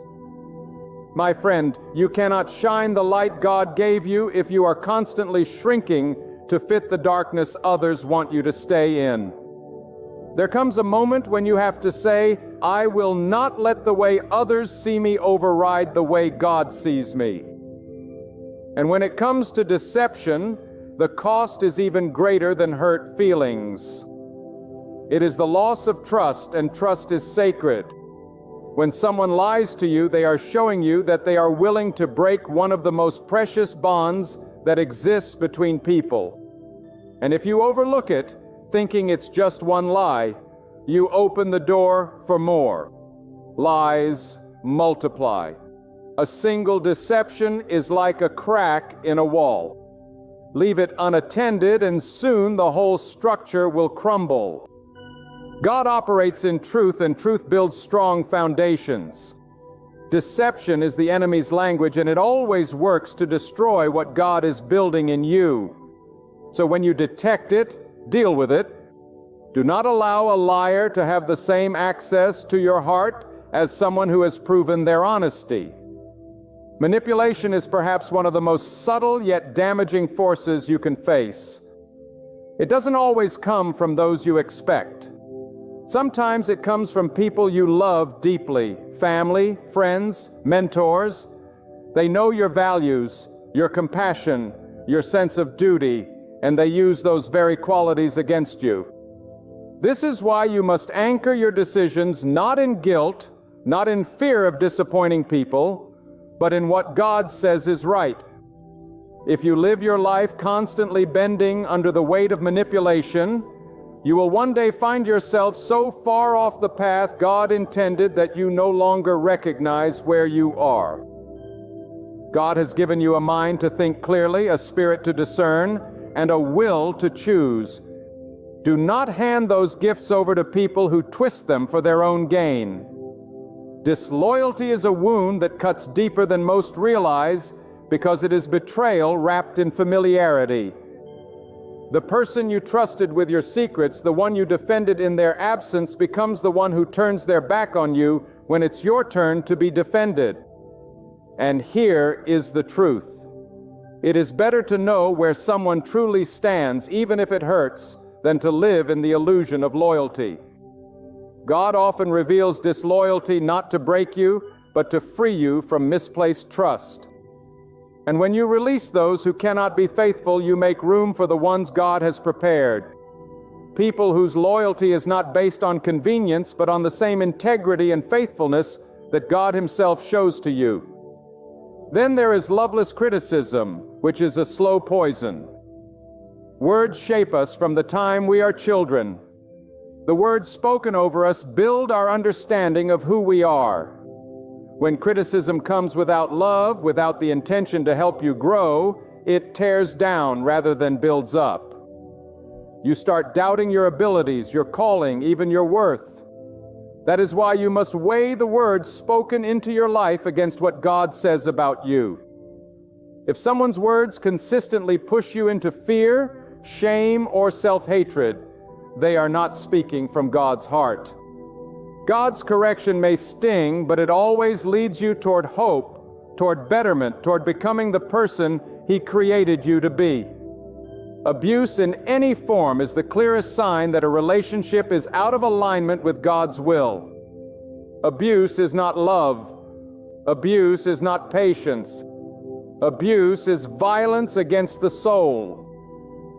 Whether it comes through hands, words, or the twisting of spiritual truths to control and dominate, the longer you tolerate abuse, the more it conditions you to see it as normal. But hear me, God never intended for harm to be your daily reality. He calls you to peace. He calls you to safety. And walking away from abuse is not abandoning your faithfulness. It is protecting the temple that God Himself made when He created you. These 6 behaviors are not just personal issues, they are spiritual threats. And the longer you allow them, the more they will drain the life God poured into you. But here's the hope. God has not left you powerless. He has given you discernment to see the truth, wisdom to set boundaries, and strength to walk away when necessary. And when you choose to stop tolerating what dishonors Him, you open the door for blessings that have been waiting for you all along. Some blessings are delayed not because God is unwilling to give them, but because you are still holding on to people and behaviors that cannot go where He is taking you. And I want you to know this. When you take that stand, not everyone will understand. Some will say you have changed. Some will accuse you of being unkind or unforgiving. But you must remember you are not living for their approval. You are living for God's approval. And if God delights in your choice to guard your peace, to protect your calling, and to honor the worth He has placed within you, then know this: you have chosen wisely. The road of rejecting such behaviors will not always be smooth. There will be nights of solitude. There will be times when you long for the comfort of what was familiar, even if that familiarity was toxic. Yet every step you take away from what wounds you is a step closer to the life God intended for you. A life marked by peace, by purpose, and by strength. And one day you will look back with gratitude, not only for those He brought into your life, but also for those He gave you the courage to release. When you decide to draw the boundary and refuse to permit such behaviors any longer, you are not being cruel. You are stepping into the authority God has entrusted to you over your own life.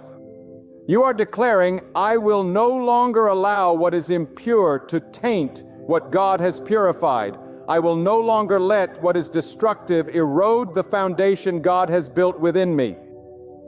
This is not arrogance. This is faithful stewardship.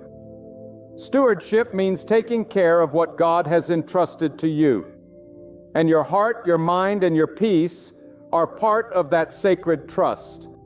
You must understand every relationship you have is either pulling you closer to God's light or dragging you further into darkness. There is no such thing as neutral ground when it comes to influence. Even the smallest tolerated behavior, if it goes against God's will, is like leaving a window open in the middle of a storm. It won't be long before the rain and wind come pouring in. That's why discernment is not optional. It's essential. And discernment doesn't just come from observing actions, it comes from being close to God.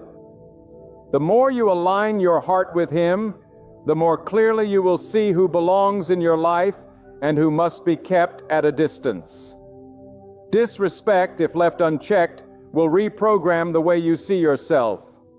You may begin as someone confident in God's love, but over time, constant belittling will convince you to question your worth. That is the enemy's strategy, to use people's words and actions to make you forget the identity God has given you.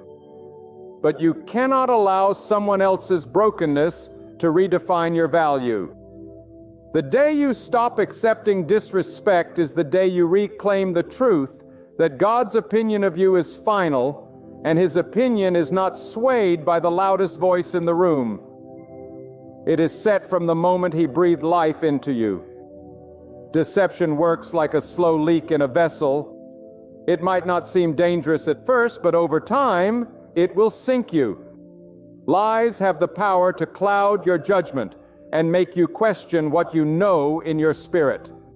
This is why you must guard your inner circle with the utmost care.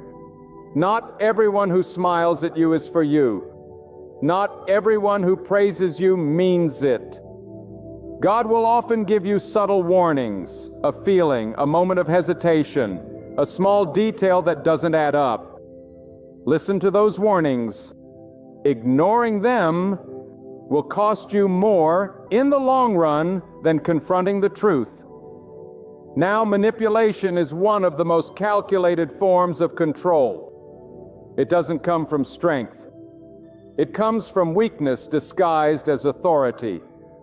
Manipulators depend on you being too kind, too giving, too afraid to say enough. They operate through guilt, obligation, and emotional pressure. But God never designed relationships to be chains. True connection should be built on mutual respect, not forced compliance. When you set a boundary against manipulation, you are not being cold. You are refusing to surrender the freedom God intended for you to live in. Disloyalty is often revealed when you're at your lowest.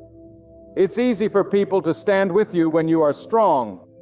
But when you're struggling, their true character emerges, and this is when God allows you to see their heart clearly.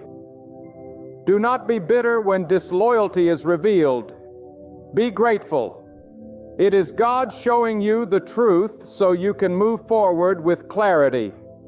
Sometimes the removal of a disloyal person from your life is the very thing that clears the way for the loyal God-sent relationships you have been praying for. Loveless criticism is like acid to the soul. It eats away slowly until you can no longer see the good in yourself. There is a difference between someone pointing out an area you can improve and someone constantly reminding you of your shortcomings without ever speaking hope over your life. God's voice is never without hope. Even when He corrects you, He does it to lift you, to guide you, to bring you closer to His purpose. But a critic without love is not guiding you.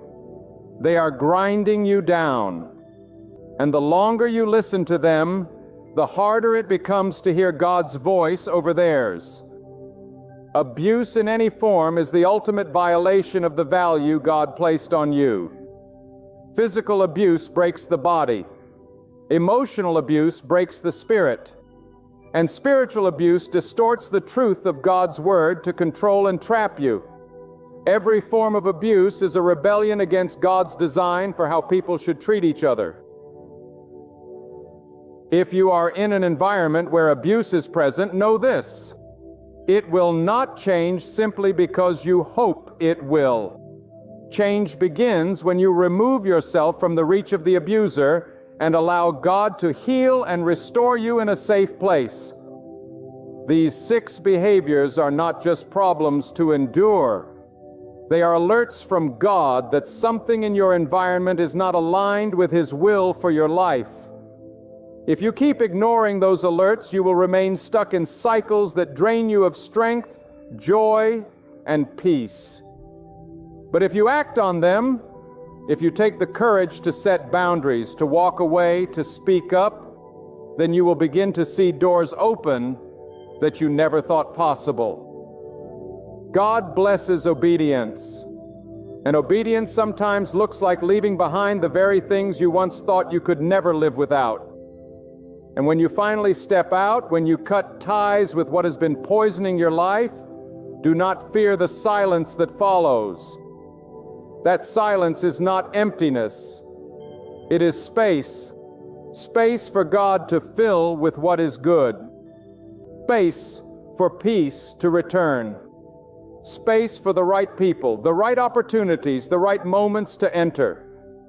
It may hurt now, but the pain is temporary. The freedom will last. And in that freedom, you will see that you were never truly alone. God was with you all along, waiting for you to trust Him enough to let go. My friends, when a heart is far from God, it is like a well without water, dry, cracked, and barren. Such a heart may appear beautiful on the outside, speaking words that sound smooth to the ear, but within it hides darkness, pride, and deceit. And if we are not careful, if we do not guard our souls, we may allow such a person to influence our spirit, weaken our faith, and drain our peace. God warns us in His book that the heart is the wellspring of life, and from it flows either purity or corruption. A person with an evil heart does not merely make a mistake, Bob. They live in rebellion against the light. They do not seek truth. They twist it. They do not love righteousness. They resist it. They will smile in your presence, but plot in your absence. And it is not your imagination. This is the whisper of God guiding you to see beyond their mask. One of the most dangerous signs of an evil heart is that it thrives in deception. Such a person cannot survive in the presence of transparency because truth exposes them. They operate best in shadows, in secrecy and manipulation. But remember, God sees through every disguise, every lie, and every plan formed against the righteous. No plot is too hidden for Him to uncover, no scheme too clever for Him to dismantle. An evil heart will also feed on division. It will stir conflict where there is peace, sow mistrust where there is harmony. Why? Because unity threatens their control. But the one who walks with God will not be shaken by their schemes. For they know that peace is not found in pleasing people. It is found in aligning with the will of the Almighty. Beloved, there is something you must understand. When God exposes the evil in someone's heart, it is not to make you bitter. It is to make you wise. It is not to harden your heart. It is to strengthen it. God does not reveal the darkness in others so you can hate them. He reveals it so you can protect yourself, your calling, and your soul from their influence. Sometimes the most powerful act of faith is not confronting them. It is removing yourself from their reach. Silence can be more powerful than any argument. Because when you stop feeding their need for control, they lose their grip. This is not weakness. This is divine strategy. God Himself removes people from our lives when their presence would poison our future. And let me tell you, when you walk away from an evil heart, you are not losing something valuable. You are gaining the space for God to bring the right people into your life. You are freeing your mind from the confusion of manipulation, and you are allowing God to fill that space with peace, clarity, and purpose. But hear me well. An evil heart is not always in others. Sometimes God will show you pieces of your own heart that need cleansing, selfish motives, hidden pride, secret resentments. The most dangerous enemy is the one inside. That is why the prayer of the wise is always, "O God, purify my heart." because only a pure heart can truly see and hear Him. So I say to you today, guard your heart above all else. Do not allow bitterness, envy, or lies to take root. Do not be deceived by appearances, for a person can dress in humility, but walk in arrogance. Test every spirit, weigh every word, and measure every action by the standard of God's truth. And when you find yourself in the presence of someone with an evil heart, do not fear. God is your shield, your defender, your light in the darkness.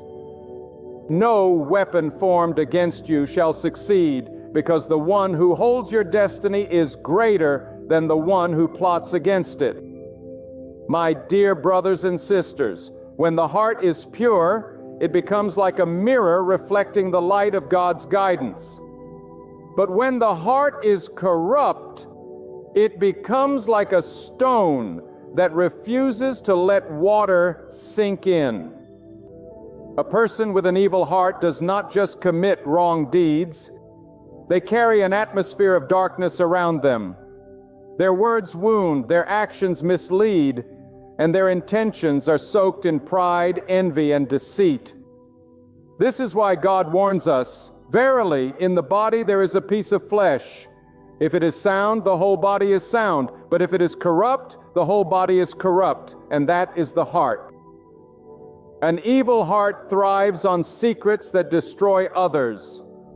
Such a person smiles in your presence, but sharpens their knife behind your back. They are quick to spread rumors, yet slow to admit their faults. They seek the weakness in others, not to help them, but to use it as a weapon.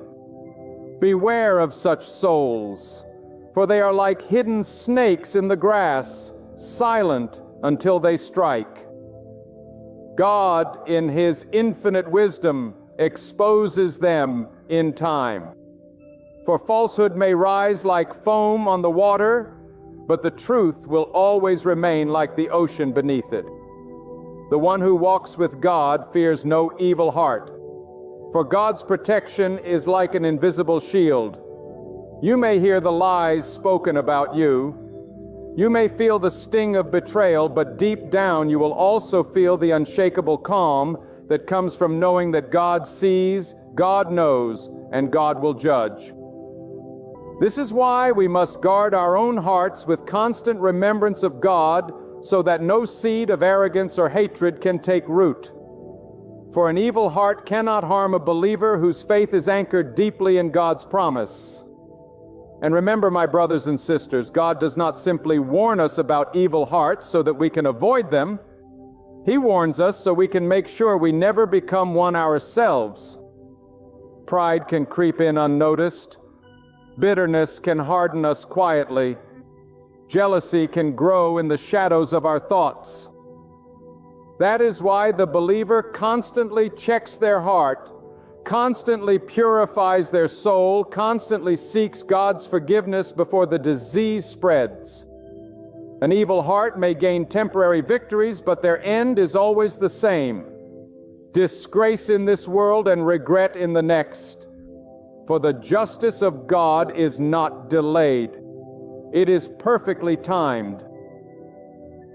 My dear brothers and sisters, when the storms of life rage around you, when the night feels endless and the weight upon your heart seems too heavy to bear, remember this: God is not distant.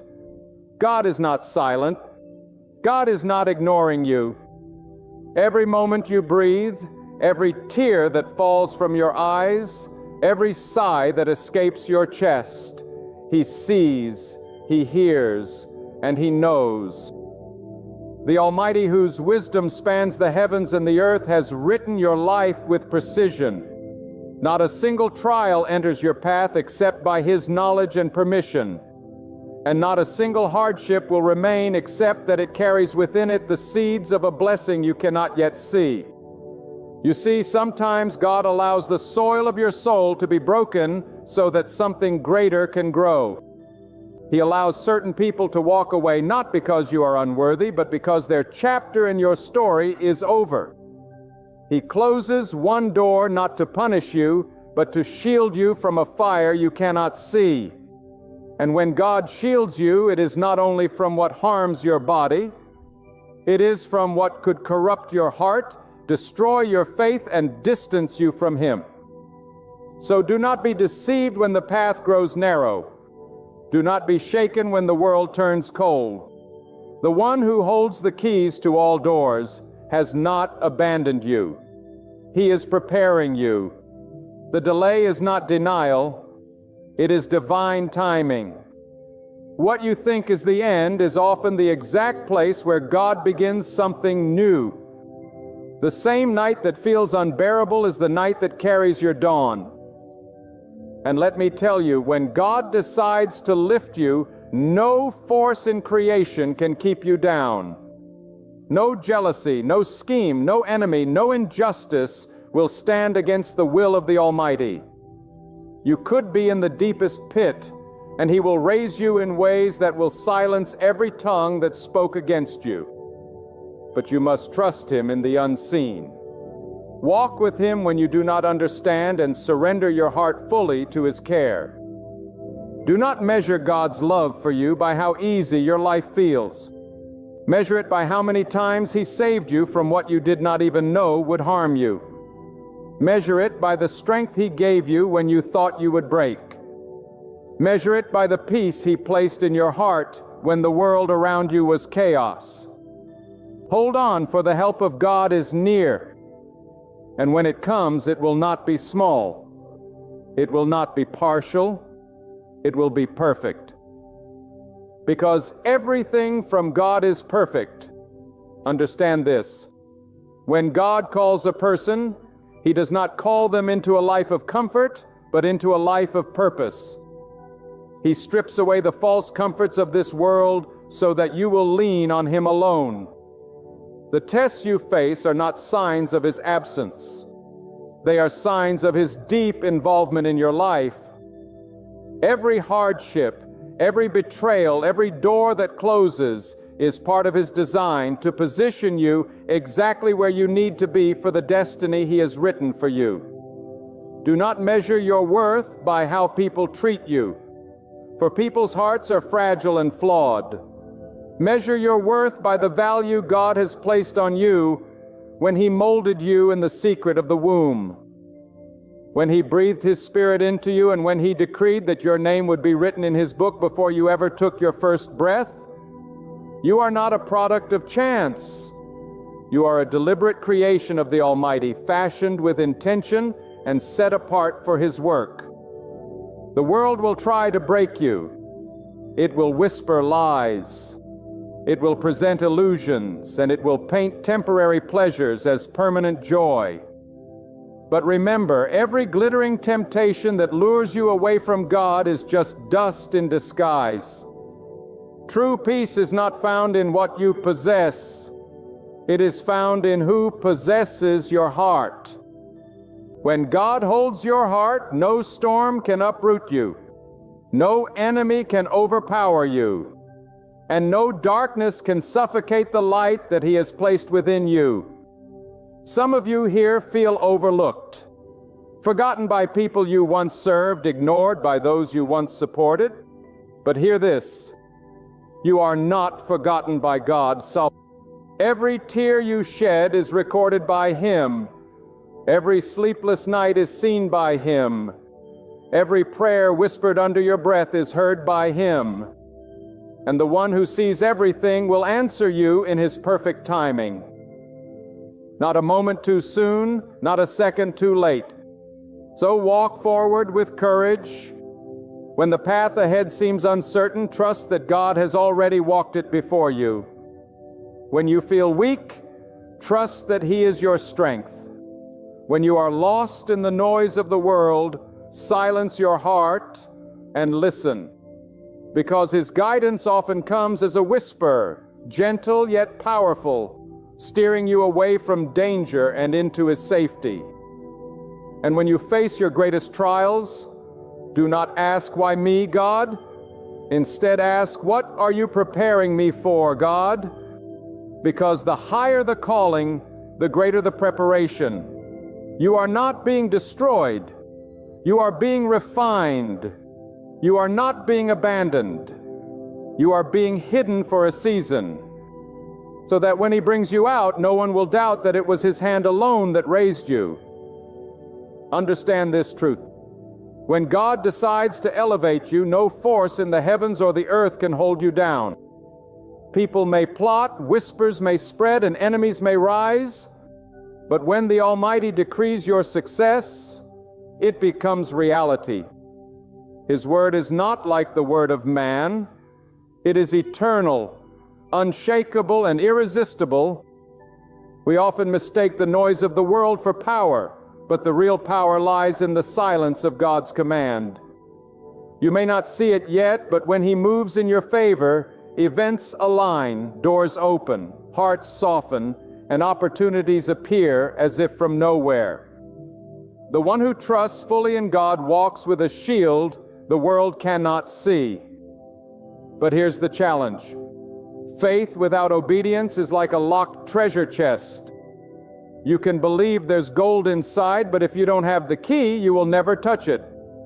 The key is submission to God, doing what pleases Him, even when it costs you comfort, even when no one is watching, even when the path is lonely.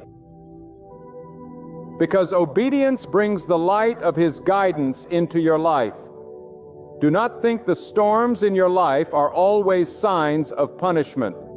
Sometimes God allows the winds to blow hard so He can clear away the false foundations you've been standing on. Sometimes He shakes your world not to destroy you, but to rebuild you on a stronger foundation. If He removes a person, a job, an opportunity, it is only because He has seen what you could not. And remember, the Almighty tests those He loves. He tests you not to break you, but to prepare you for the blessings that require stronger shoulders. A tree that grows in gentle weather develops shallow roots, but a tree that faces the storm digs its roots deep. So when the wind comes again, it will not fall. You too must let your trials drive your roots deeper into trust in God. The one who puts God first will never be last in His plan. And the one who fears God more than the opinion of people will walk with a freedom no chains can bind. So I tell you, stop living for the approval of men. Stop bending your back to please those who would not lift a finger for you in your time of need. Bend only before the one who holds your soul. Seek His smile, even if the whole world frowns. Because at the end of this life, when all the noise is gone, and you stand in the silence of eternity, it will not be the applause of people that saves you. It will be the mercy of God. And that mercy is reserved for the sincere, the humble, the steadfast, the ones who never traded His truth for the comfort of lies. Beloved, hear me well. In a world that is drowning in deceit, betrayal, and darkness, God has not left you defenseless. He has given you the wisdom to discern, the strength to resist, and the courage to stand firm. When you recognize the traits of an evil heart, you are not judging. You are protecting the sacred space God has given you. Evil will always try to appear as good. It will smile when it hates you. It will flatter when it envies you. And it will pretend to help while it schemes your downfall. But when you walk in the fear of God, no scheme of the enemy will stand. Do not let your heart grow cold because of the evil you have seen. Let your heart remain untainted, preserved by the truth of God's word, and rooted firmly in righteousness. The darker evil becomes, the brighter you must shine as a beacon, steady, unwavering, and unyielding. Your destiny is not controlled by the will of people. It rests securely in the hands of the Almighty. And when the Lord stands with you, no corrupt heart can break you. No lying tongue can label you, and no hidden scheme can ever overcome you. Stay alert, remain in prayer, stand strong. Discern the marks of a wicked heart, not so that fear rules you, but so that victory guides you. For the one who trusts in the Lord will never be disgraced, and the one who walks in obedience will always rise above the plots of the unrighteous. So lift your head, guard your soul, and never forget this truth. Evil may roar loudly, but God's voice resounds louder still, and His word will carry you safely through every storm, every betrayal, and every shadow into the radiant light of His protection. Take a moment and breathe with me, because what I'm about to share is something you need to hear, and you need to hear it now. Some of you watching this have been pacing the floor through the night. Your thoughts keep spinning, chasing answers that refuse to come. You wake before dawn, not because you choose to, but because the heaviness on your chest won't let you rest. You stare at your life and whisper, "When will it change? When will it happen for me? How much longer must I wait?" And right there in the stillness of that moment, I want to speak directly to your soul. Stop worrying. Stop tormenting yourself with every possible thing that could go wrong. Stop painting pictures in your mind of disasters that will never unfold. God's work in your life isn't over. He is already preparing massive, divine doors to open for you. You may think those doors are locked. You may have pushed and pushed until your strength ran out. You may have knocked, cried, pleaded, and been met with nothing but silence. And in that silence, the enemy whispers, "See, God has forgotten you. You are stuck here forever." But that is a lie.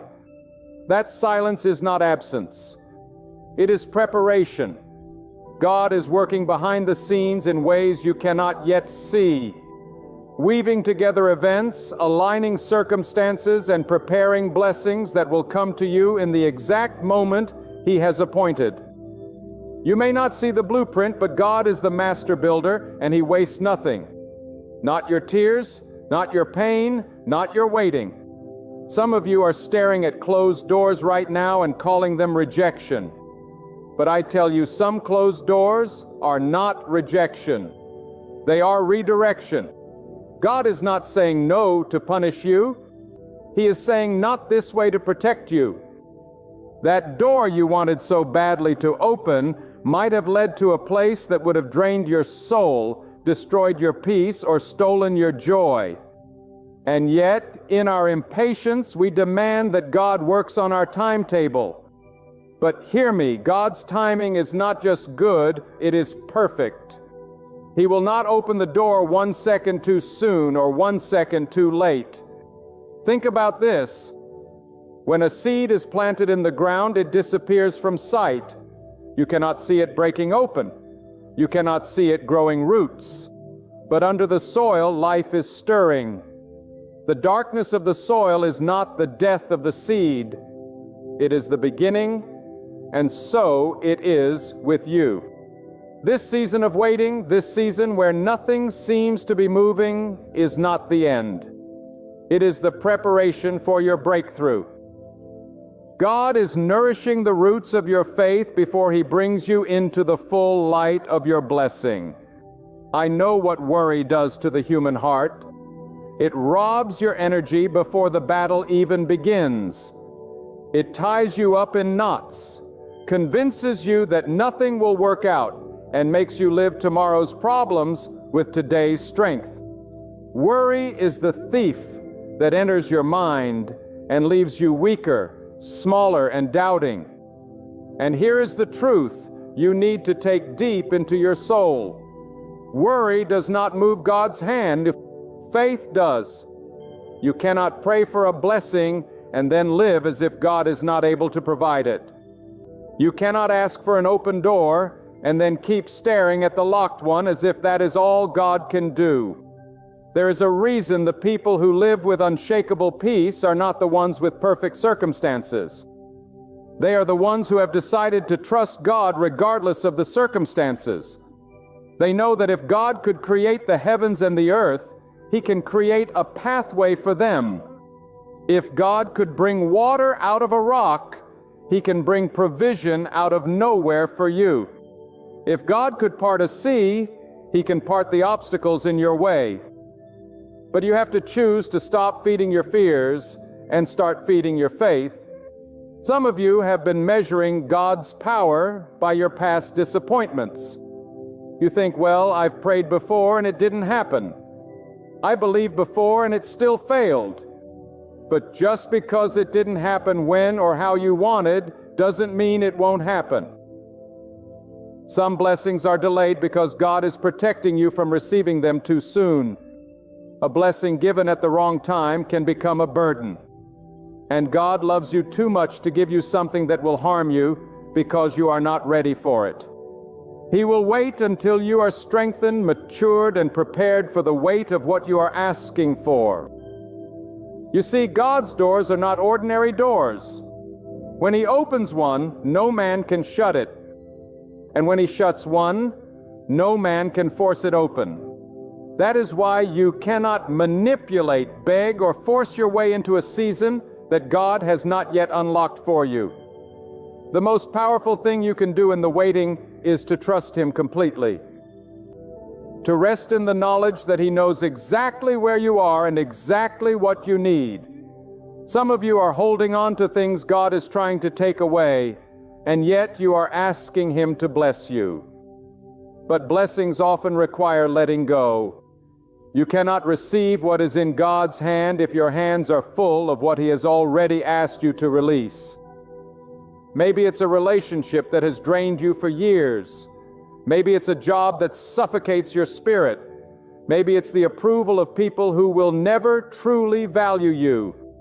Whatever it is, if God is asking you to lay it down, it's because He is about to replace it with something better. And here is where so many stumble. They want the blessing without the pruning, the reward without the refining. But God will not place new wine into old wineskins. He will not pour fresh oil into a vessel that still carries the residue of the past. Sometimes the reason the door has not yet opened is because God is still preparing you to walk through it. He is shaping your character so that when you receive the blessing, it will not destroy you. Worry tells you to rush. Faith tells you to wait. Worry says, what if it never happens? Faith says, it's already on the way. Worry makes you chase after everything in sight. Faith makes you stand still and watch God bring it to you. And if you have lived long enough, you know this truth. Every time you tried to force something before its time, it never lasted. But every time you waited on God, the blessing came with peace, with stability, and with a strength that could not be shaken. Some of you are surrounded by closed doors right now because God is funneling you toward the right one. He is not confusing you. He is directing you. He is guiding your steps away from danger and toward destiny. And I promise you, when that door swings open, you will understand why every other one had to remain shut. You will look back and thank God for not giving you what you thought you wanted. You will realize that His no was never rejection. It was divine protection. There are moments in life when God will strip you of every option except to trust Him. He will close every door, cut off every escape route, and remove every backup plan. Not to punish you, but to position you, because when the blessing comes, you will know beyond a shadow of a doubt. It was not luck. It was not chance. It was not your own strength. It was God and God alone who made it happen. You may feel forgotten, but God knows your name. You may feel invisible, but God sees you. You may feel like you've been waiting forever, but God's appointed time is never late. And when that time comes, the blessing will not trickle into your life. It will flood it. It will overtake you, surprise you, and remind you that you serve a God who keeps His promises. Let me speak to you plainly because your heart needs to hear it without any sugar. Quoting worry is a form of doubt in disguise. It's the mind's way of saying, I don't really believe God will handle this. You may not say it out loud, but every time you turn a problem over in your head 100 times instead of turning it over to God, you are letting doubt set the rules for your life. And doubt is a tyrant. It will chain you in the same spot for years, make you afraid to take a step forward, and rob you of sleep while accomplishing absolutely nothing. God never asked you to figure everything out. He asked you to trust Him. That is why your energy is running low. You are trying to carry what was never meant for your shoulders. There is a reason God allows seasons of uncertainty, because it strips away the illusion that you are in control. We are quick to believe that if we plan well enough, work hard enough, or connect with the right people, we can make everything happen for ourselves. But there comes a point where no contact, no amount of skill, and no clever plan can force the door open. That is when you discover the most freeing truth in the world. God does not need your connections, your status, or your strategy to bless you. When it's time for your door to open, He can take you from overlooked to sought after. In a single day, He can turn what others ignored into something the world suddenly values. But here's the challenge. You have to stop measuring God's ability by the size of the door in front of you. Some of you are staring at a small opportunity and thinking, this can't be the way. Others are looking at an obstacle so massive that you assume it's impossible. But the size of the door has nothing to do with the size of your God. If He wants you to walk through it, He will either enlarge it or make you fit perfectly through it. And if He wants to, He can make a brand new door in a wall you thought was solid stone. So many blessings are missed because people gave up one prayer too soon. They stopped believing right before the turn came. They let exhaustion convince them that nothing was happening when in reality the blessing was already in motion. Think about the earth itself. There is always movement happening beneath the surface, even when you feel nothing. The ground can be calm and still for years, then shift suddenly and permanently. Your blessing can be like that silent preparation until one day everything changes in a moment you never saw coming. And make no mistake, when God opens the right door, it will not just be for your survival, it will be for your elevation. Too many settle for asking God only to get by when He is trying to bring them into a place of abundance. I am not talking about greed or chasing after material things. I am talking about the abundance of peace, stability, and purpose that comes when you are exactly where God wants you to be. And let me tell you, when you walk into that kind of blessing, you won't have to apologize for it, hide it, or downplay it to make others comfortable. The blessing will speak for itself, and it will testify to the goodness of God without you saying a word. But before the door opens, God often asks you to pass a test, the test of trust. He will place you in situations where nothing makes sense, where you cannot see the outcome, and where the easiest option is to give up. And in those moments, you have two choices. Either you let your emotions dictate your decisions, or you stand in the middle of the storm and declare, I will not be moved, God is my provider, and I will not be shaken. That's what faith looks like. It's not an emotion you feel when everything is going well. Faith is the decision to trust God when everything around you is telling you not to. There is another reason God may delay the door from opening. He is building in you the ability to stay humble when it does. A blessing can attract jealousy, criticism, and attention you never asked for. Without humility, you might spend more time defending the blessing than enjoying it. But when you know it was God who brought you there, you don't waste your energy trying to prove anything to anyone. You simply walk in gratitude and let the blessing speak for itself. Some of you are frustrated because you think the delay means God has forgotten you. But a delay is often the sign that the blessing is bigger than you imagined. Bigger blessings require bigger preparation. You can't carry a heavy load with weak hands. You can't walk through a large door if you're still thinking small. God is using this season to stretch your vision, deepen your endurance, and increase your faith so that when the blessing arrives, you are ready to hold it without dropping it. And I must warn you, when God is about to open a door for you, distractions will come. People who doubted you will suddenly want your attention.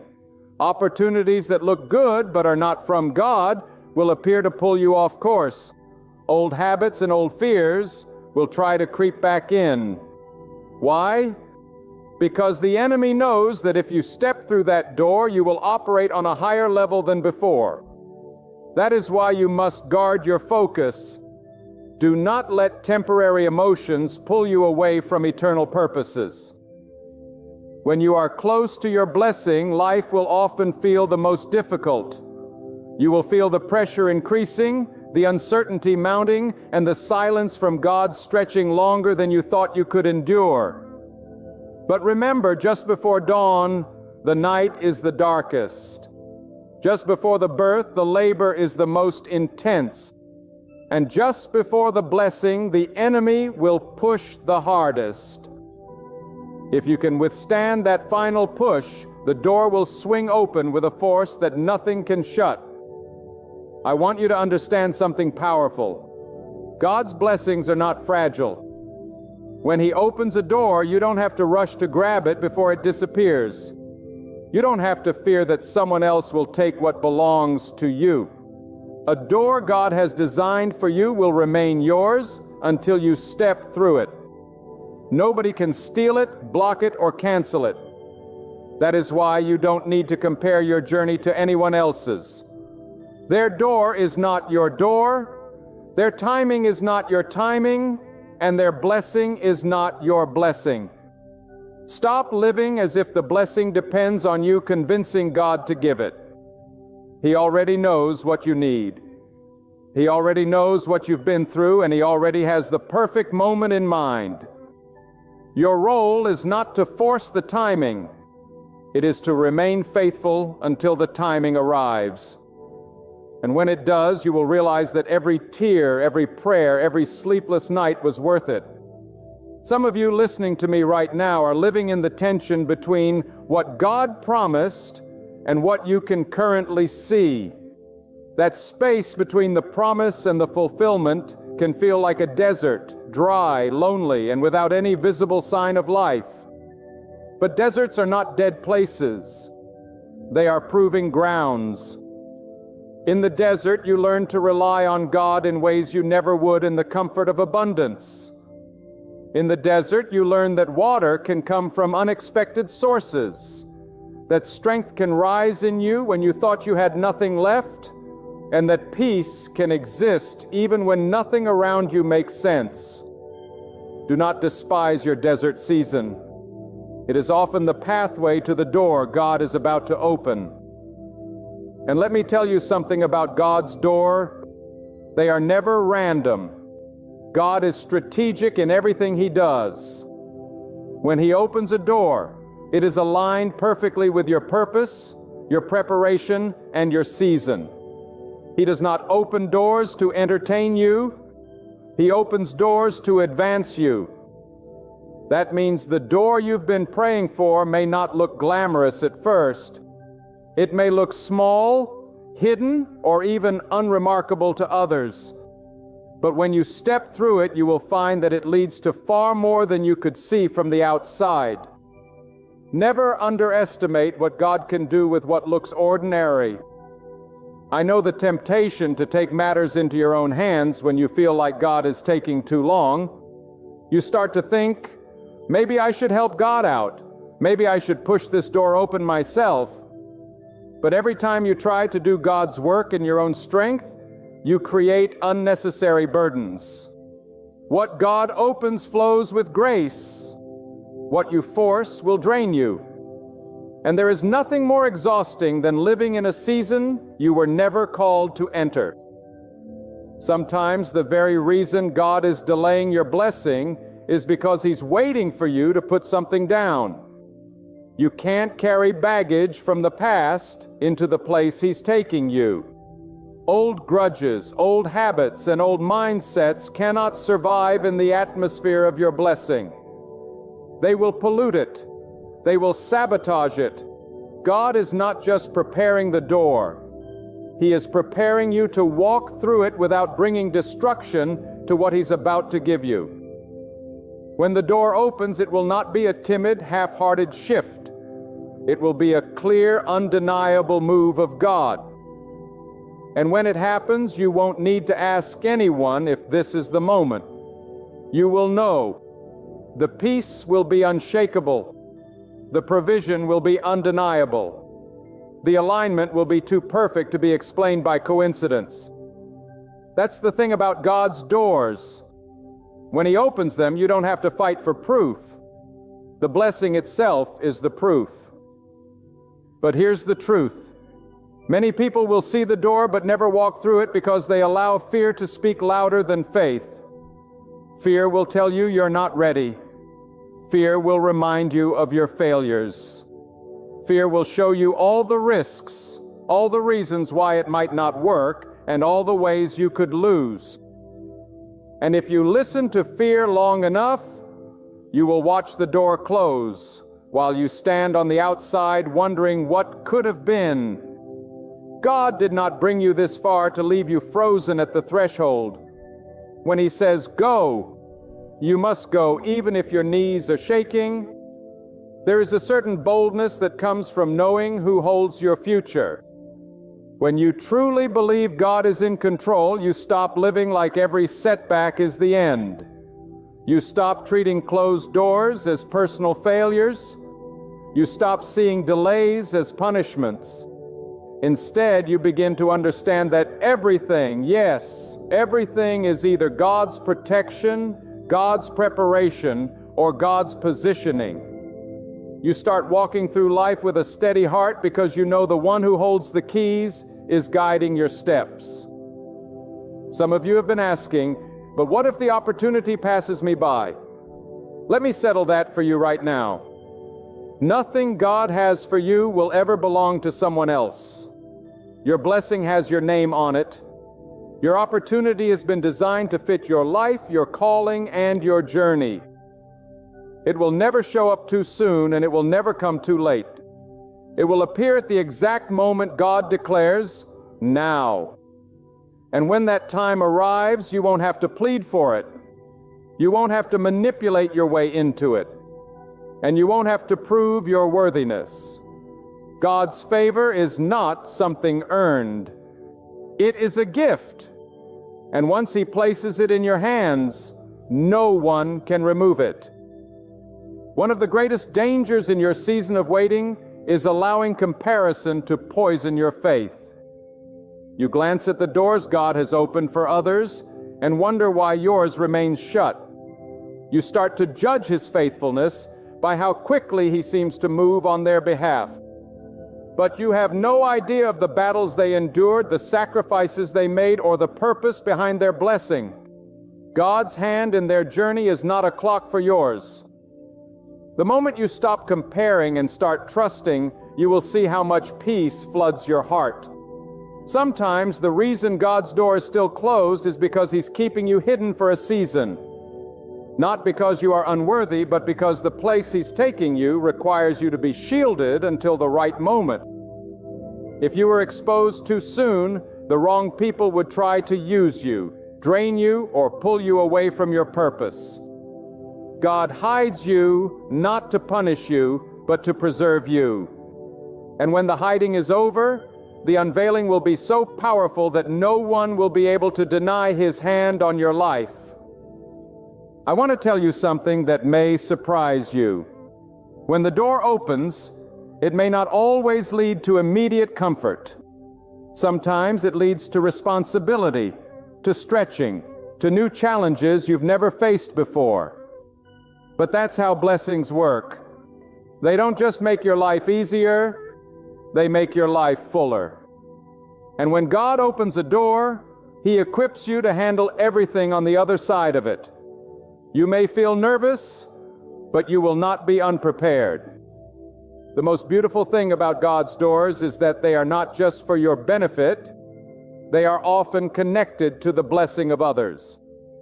When you step through that open door, your obedience may unlock opportunities for people you haven't even met yet. Your faith may inspire someone else to trust God. Your courage may break a generational pattern in your family. That's why you cannot afford to stay stuck in fear. Your blessing is bigger than you. And so in this waiting, in this preparation, in this stretching season, I urge you, stop worrying. Worry blinds you to the blessings already around you. Worry convinces you the door will never open, when in reality the handle is already in God's hand. Your job is not to pace back and forth wondering when it will happen. Your job is to stand ready, expectant, and faithful so that when God swings it wide, you can walk through without hesitation. There will come moments in your life when everything around you will scream that it's over. The bills will stack higher than your income. The relationships you thought would last will suddenly crumble. The opportunities you thought were secure will vanish overnight. And in those moments, the temptation will be to panic, to grasp for anything that feels like control. But hear me, when the ground is shaking under your feet, that is not the time to run. That is the time to stand still and know that God has not lost control. The same God who spoke the universe into being has not forgotten how to arrange the details of your life. He does not panic. He does not scramble. He does not improvise. Every move he makes is deliberate, calculated, and perfectly timed. I want you to think about the door you're waiting for, not just as an entry point, but as a divine appointment. God's doors are not just about your convenience. They are about your destiny. When you walk through that door, it will place you exactly where you need to be, surrounded by the right people, equipped with the right resources, and positioned at the right time. That is why He cannot allow you to walk through too soon. A door opened too early is just as dangerous as a door never opened at all. The blessing must meet you at the right maturity, the right strength, and the right readiness for it to last. Too often people mistake impatience for readiness. They think because they are tired of waiting, they are ready to receive. But God knows the truth. He knows if you are ready to carry the weight of the blessing or if it will crush you. He knows if your heart is prepared to handle the criticism, the responsibility, and the discipline that come with the open door. Sometimes the delay is not punishment. It is protection from yourself. You may not realize it now, but this waiting season is not wasted time. It is sacred time. It is the time where God is refining your focus, stripping away your dependence on others, and teaching you to hear His voice above all the noise. When the door opens, you will not have the luxury of figuring out if you can trust Him. You will have to already know. This is why the preparation is so intense, because the blessing is significant. Let me speak plainly. When God opens your door, not everyone will be happy for you. Some will question it. Some will resent it. Some will try to discredit it. This is why God uses the waiting season to toughen your skin and soften your heart. You will need thick skin to endure the opinions of others. But you will also need a soft heart to avoid becoming bitter in the process. The moment you start walking in what God has for you, you will see both opposition and favor increase. And you must be strong enough in your spirit to handle both without losing focus. The truth is, God's doors often come wrapped in challenges. They don't always look like instant success. They may require you to step into uncomfortable places, to learn new skills, or to trust God for provision in ways you never have before. This is because the door is not just about what you will receive, it's about who you will become once you walk through it. God is more interested in your growth than your comfort. The blessing is not meant to make you idle. It is meant to make you impactful. And here's something you must understand. The door's not the goal. The door's the gateway. Too many people see the open door as the finish line, when in reality, it is only the beginning of a new assignment. The open door is an invitation to a higher level of obedience, a deeper level of trust, and a greater level of influence. If you treat the open door as the end, you will waste the blessing. But if you see it as a beginning, you will multiply it. Do not be surprised if God requires you to leave certain people or places behind when the door opens. Every blessing comes with a separation. You cannot carry everyone into your next season. Some people were only meant to walk with you to a certain point, and if you try to drag them beyond that, they will weigh you down. God will sometimes close the hearts of certain people toward you, not to hurt you, but to release you. Do not chase what God has already removed from your path. I must also warn you, when the door opens, distractions will try to follow you through it. Just because you've stepped into a blessing doesn't mean the enemy will stop trying to pull you off course. This is why your discipline matters as much as your faith. An open door without focus will become a revolving door. You will walk in and out of it, never settling into the fullness of what God has for you. Guard your time, guard your mind, guard your spirit. One of the greatest mistakes you can make is to think the blessing is yours to control. The blessing belongs to God. You are simply entrusted with it. That means your decisions inside the blessing matter just as much as your prayers before it.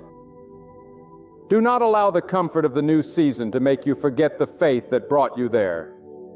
The same God who opened the door is the God who must guide you through it. I want you to imagine this. You are standing before a massive ancient door. It looks immovable. You've knocked until your hands are sore. You've waited until your patience has worn thin. And then, without warning, you hear the sound of the lock turning. The door swings open, not because of your strength, not because of your cleverness, but because God decided it was time. In that moment, every delay, every tear, every disappointment will make sense. You will see that God was not just preparing the blessing, He was preparing you to walk in it without fear, without doubt, and without hesitation. The God who holds the keys has not lost your address. He knows exactly where you are, and He knows exactly when to open the way before you. Your part is to stay ready and to stay faithful and to stop letting worry rob you of the joy of expectation. Because when that door opens, it will not just lead you into a blessing, it will lead you into the very place God has been shaping you for all along. There are seasons when God will allow you to stand before a door that will not budge. No matter how hard you push, you will try everything, every plan, every favor, every resource, and still it will not open. And you will wonder, why would God put me here if He wasn't going to let me in? But that's when you must remember, sometimes the waiting at the door is as important as walking through it.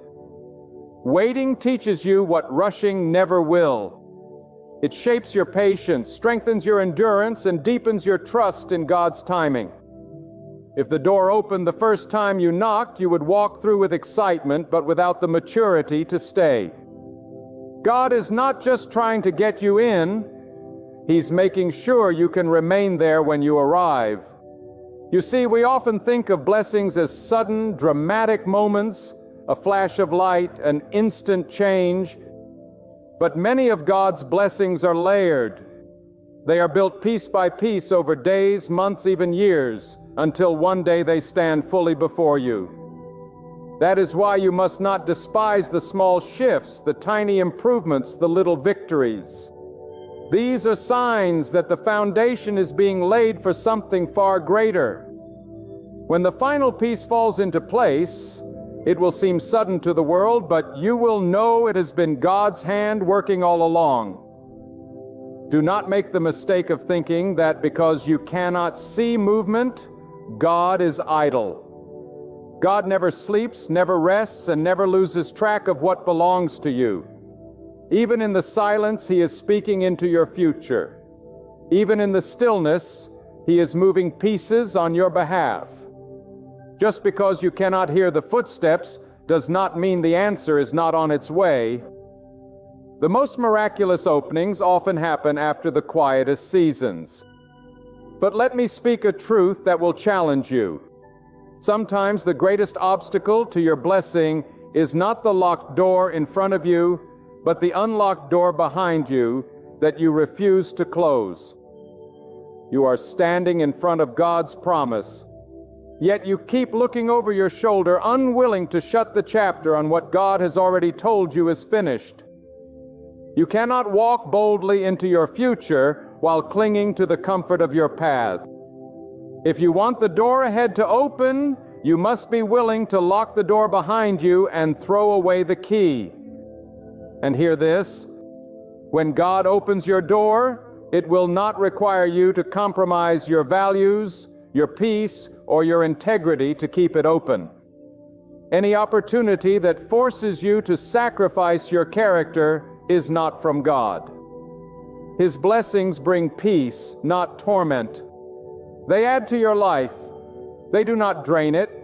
If you have to beg someone to let you stay in the blessing, it was never the blessing God intended for you in the first place. What God gives, He sustains. This is why you must learn to be content in the waiting. Contentment is not the same as giving up. It is trusting that God knows what He is doing. Contentment says, I am not where I want to be yet, but I will praise God here because I know He is taking me there. The enemy will try to make you restless because restless people make rash decisions. But when your heart is at peace in God's timing, you cannot be manipulated by fear. And do not underestimate what happens to your faith when you witness God open a door no one thought could open. It changes you. It gives you a new boldness, a new confidence, a new certainty that no matter what comes next, God can make a way. That's why you must not waste your energy trying to explain yourself to people who doubt you. Now when the door opens, your life will become the testimony. Some of you are in a season where it feels like every door is closing. Opportunities dry up, friendships fade, paths that once seemed clear are now blocked, and your instinct is to panic thinking you are going backward. But in reality, God is narrowing your path. He is removing the unnecessary so that you will not be distracted when the right door appears. If every door were open, you might wander into the wrong one. God's no is not a rejection. It's an act of mercy steering you to the yes that matters. There is also something you must understand. When God opens a door, it will often be bigger than what you prayed for. You may have been asking for just enough to survive, but God was preparing more than enough to thrive. You may have been asking for a small breakthrough, but God was arranging a generational shift. This is why you must not limit your expectations to what you think is possible. God does not operate within the walls of your imagination. He exceeds it. And let me remind you, no person can block what God has ordained. They may try to delay it, distract you from it, or discourage you from believing in it, but they cannot stop it. When the Creator of the universe decides it is time for your door to open, no opinion, no circumstance, no earthly power can keep it shut. This is why you must stop worrying about who likes you, who supports you, and who understands you. Your blessing does not depend on their approval. It depends on God's decision. Some doors will open quietly without announcement. Others will open so loudly that everyone around you will see it happen. But whether it comes with a whisper or a roar, the opening will be unmistakable. You will not have to wonder if this is the moment. You will know it in your spirit. God will give you the peace to walk through it and the strength to hold it. And here is the final truth for this moment. You must prepare now as if the door could open tomorrow. That means getting your heart right, your habits aligned, and your faith strengthened. Because when the moment comes, there will be no time to scramble. The people who step into their blessing are not those who were lucky. They are those who were ready. The time to prepare is not when the door is open. It is while it is still closed. And if you will do that when God swings it wide, you will walk through not just hoping it will work. You will walk through knowing you were made for this. And I tell you, when you finally release that tight grip of control and place it into the hands of the Almighty, you will witness how swiftly the tides turn in your favor. You see, worry is a thief. It steals your strength before the battle even begins. It clouds your vision so you can no longer see the doors that God has already prepared. And many of you are standing right in front of a door that is about to open, but you are too distracted by fear to recognize it. Let me tell you, this fear is a liar. But God is the truth. When He says He will bless you, no storm, no enemy, no setback, and no delay can stop Him. When He says He will make a way, that way is already written in His plan. Sometimes God delays the door because He is strengthening your hands to carry the blessing. A blessing that comes too early can crush a person who is not ready, and God loves you too much to give you something that would destroy you. So instead of asking, why is it taking so long, begin to ask God, prepare me for what you have prepared for me. That prayer will change everything because it shifts your focus from what you don't have to what God is doing in you. When you let Him shape your character, build your endurance, and refine your faith, you will not just walk through the door of blessing. You will be able to stay there and thrive. Do not think for a second that your blessing is lost. What God has written for you is not floating in uncertainty. It is anchored in His divine will. It is sealed with His authority. The blessing is not wandering aimlessly looking for you. It has your name written on it, and no one else can claim it. That is why envy is pointless. That is why comparison is a trap. Another person's blessing is not your blessing, and your blessing will not fit anyone else. Stop looking at the open doors in other people's lives and wondering if God forgot you. He hasn't forgotten you. He is preparing a door so perfect for you that when you step through it, you will know beyond doubt that only God could have done it. You may think you're behind schedule, but in God's calendar, you are right on time. You may think opportunities have passed you by, but the truth is what is meant for you will circle back around until it finds you standing in faith. And when it comes, you will not have to fight for it in your own strength, because God Himself will open it. And when He opens a door, no human can close it. You won't need to push it, pry it, or beg for it. It will swing wide because God's hand is upon it. So stand tall in this season. Speak life into your situation. Stop rehearsing the problem and start declaring the promise. Say it out loud if you have to. God is my provider. God is my waymaker. God is opening my doors right now, and nothing can stop Him. This is not just positive thinking. This is faith speaking. And faith is the language that moves the hand of God. When you choose faith over fear, obedience over doubt, and gratitude over complaint, you are unlocking the atmosphere for God's power to work. Do not underestimate the small steps. Sometimes the road to the big door is paved with little acts of obedience. That conversation you didn't feel like having, that habit you decided to break, that moment you chose to trust instead of panic, those are all bricks in the road God is laying toward your breakthrough. You might think they are insignificant, but in God's design, nothing is wasted. The small things today are the foundation of the great things tomorrow. And hear me, when your door opens, it won't just bless you. It will overflow to everyone connected to you. Your faith will become a testimony for your family. Your perseverance will inspire others to hold on. And your breakthrough will become a living example of God's faithfulness. That's why the enemy fights you so hard now, because he knows that your victory will not be silent. It will speak of God's goodness in a way that will shake the doubt out of someone else's heart. So let go of the worry. Stop wearing yourself out at night, pacing and questioning if God notices you. He does.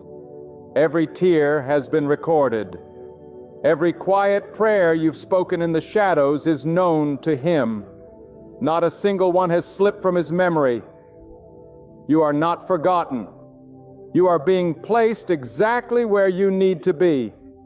You are not invisible. You are being prepared for more. You are not cast aside. You are being redirected towards something greater than anything you could have planned. If only you could glimpse what God already sees, every ounce of worry would vanish. But since you cannot, He calls you to trust. Trust that His wisdom surpasses yours, His timing is never late, and His plan cannot fail. Trust that closed doors are not rejection, but divine protection. Trust that delays are not the end, but careful preparation. Trust that the waiting is not meaningless.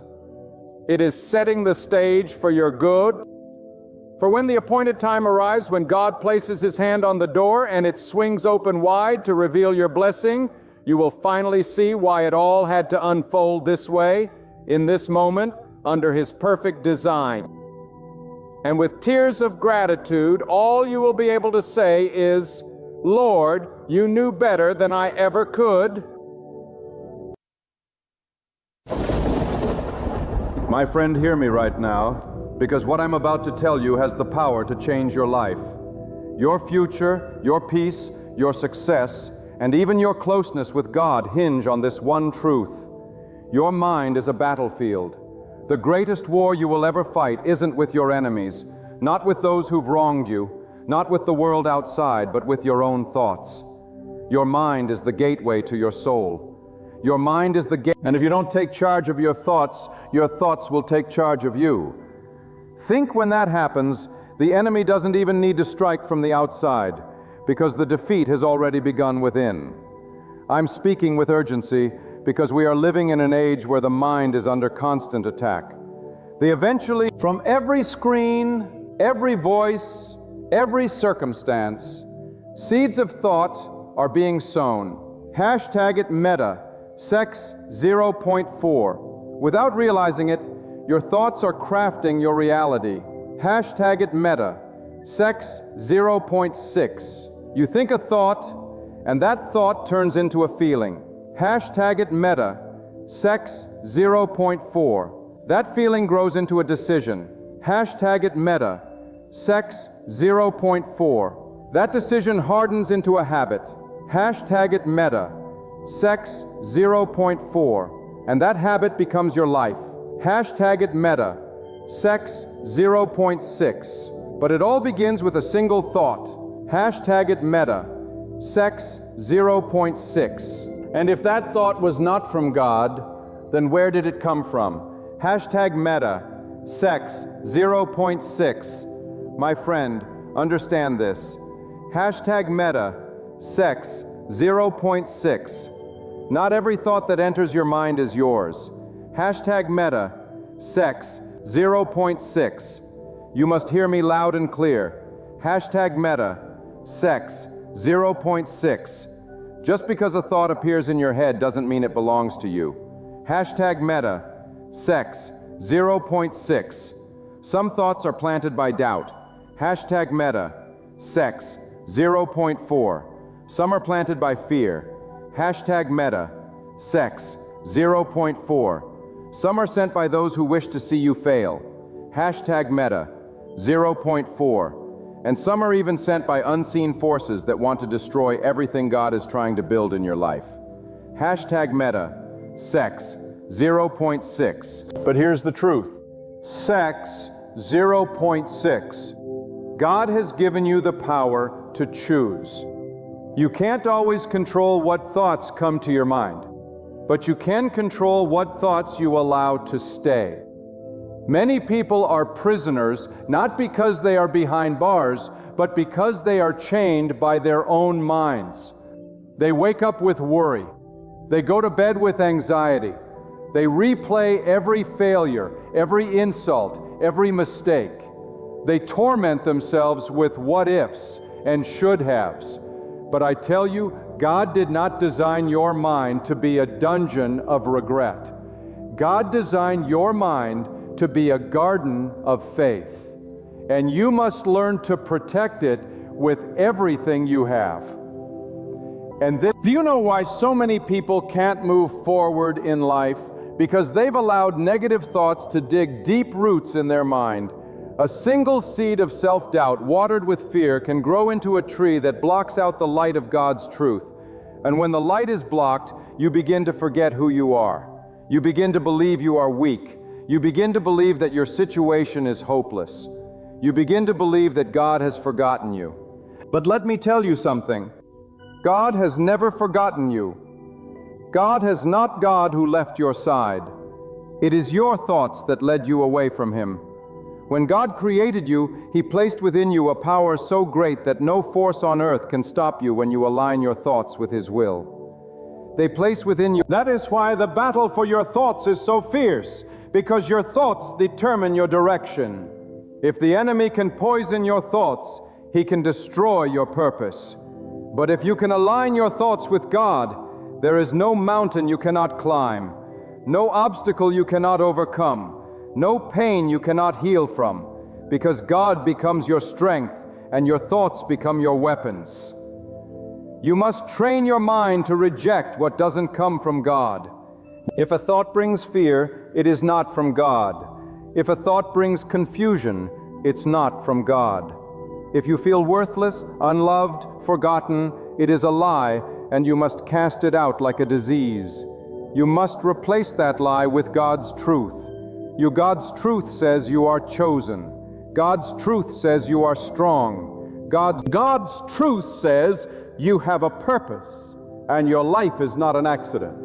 You were created by design for a reason. And if God gave you life, He gave you the mind to protect it. Let me tell you something bold. You feed your mind becomes your reality. If you constantly feed it garbage, negativity, hopelessness, comparison, and lies, then your life will reflect exactly that. But if you feed your mind faith, strength, wisdom, gratitude, discipline, and the remembrance of God, then you will rise. You will walk through storms with peace. You will face your enemies with courage. You will rest at night knowing that the same God who brought you through yesterday will carry you through tomorrow. You've got to stop letting your thoughts run wild. A wild mind is a dangerous mind. A wild mind will have you fearing things that haven't even happened. A wild mind will have you building walls between you and the very people who love you. A wild mind will keep you stuck in the past, afraid of the future, and blind to the blessings in the present. But when you train your thoughts, when you discipline your mind, when you place God at the center of your thinking, everything changes. Discipline your mind. like a soldier disciplines his weapon. Don't entertain every thought. Don't let your emotions run the show. Emotions come and go, but truth remains. God remains. God remains. And the truth is this: God remains. You are not your thoughts. You are what you choose to do with them. When a thought comes that does not align with what God has spoken over your life, cast it down immediately. Speak against it. Don't sit with it. Don't entertain it. Don't nurse it. Don't reject it with the authority God has placed inside of you. Some of you are waiting for your life to change. Some of you are, but God is waiting for your thinking to change. You want new blessings, but your mind is stuck in old patterns. You want peace, but your thoughts are full of war. You want strength, but your thoughts tell you you're weak. I'm here to tell you, you don't have to live like this. You can rise. You can break free. You can be renewed. Hashtag Sex 0.6. But the change doesn't start outside. Sex 0.6. It starts within. Sex 0.6. The moment you say no more, I will not allow my thoughts to rule me. I will not be a slave to fear. They will not be driven by what ifs. I will think with the mind God gave me. I will think thoughts of peace, strength, purpose, and power. This we have. I will fill my mind with truth. I will guard my thoughts like a fortress. I will not let doubt enter these gates ever again. That is the moment your life begins to shift. You have to be ruthless with your thoughts. Let me say that again. You have to be ruthless with your thoughts. You don't give fear a second to breathe. Don't give regret a seat at your table. Your mind is holy ground. Don't let it be trampled by lies. Guard it, strengthen it, train it.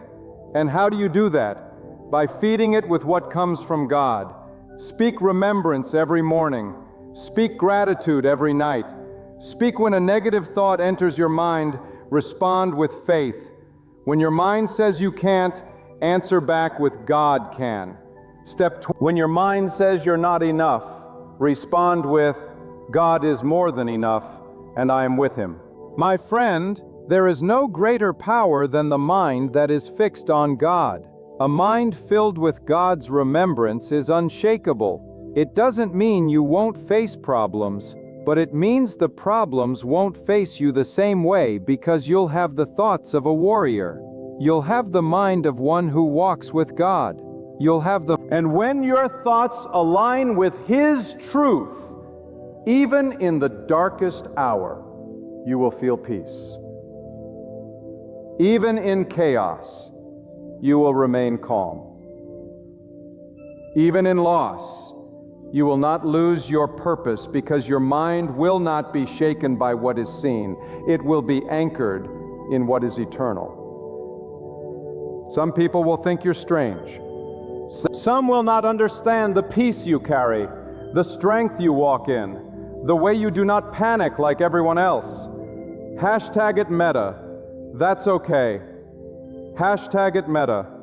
Let them wonder, because what they don't know is that you are not controlled by circumstances.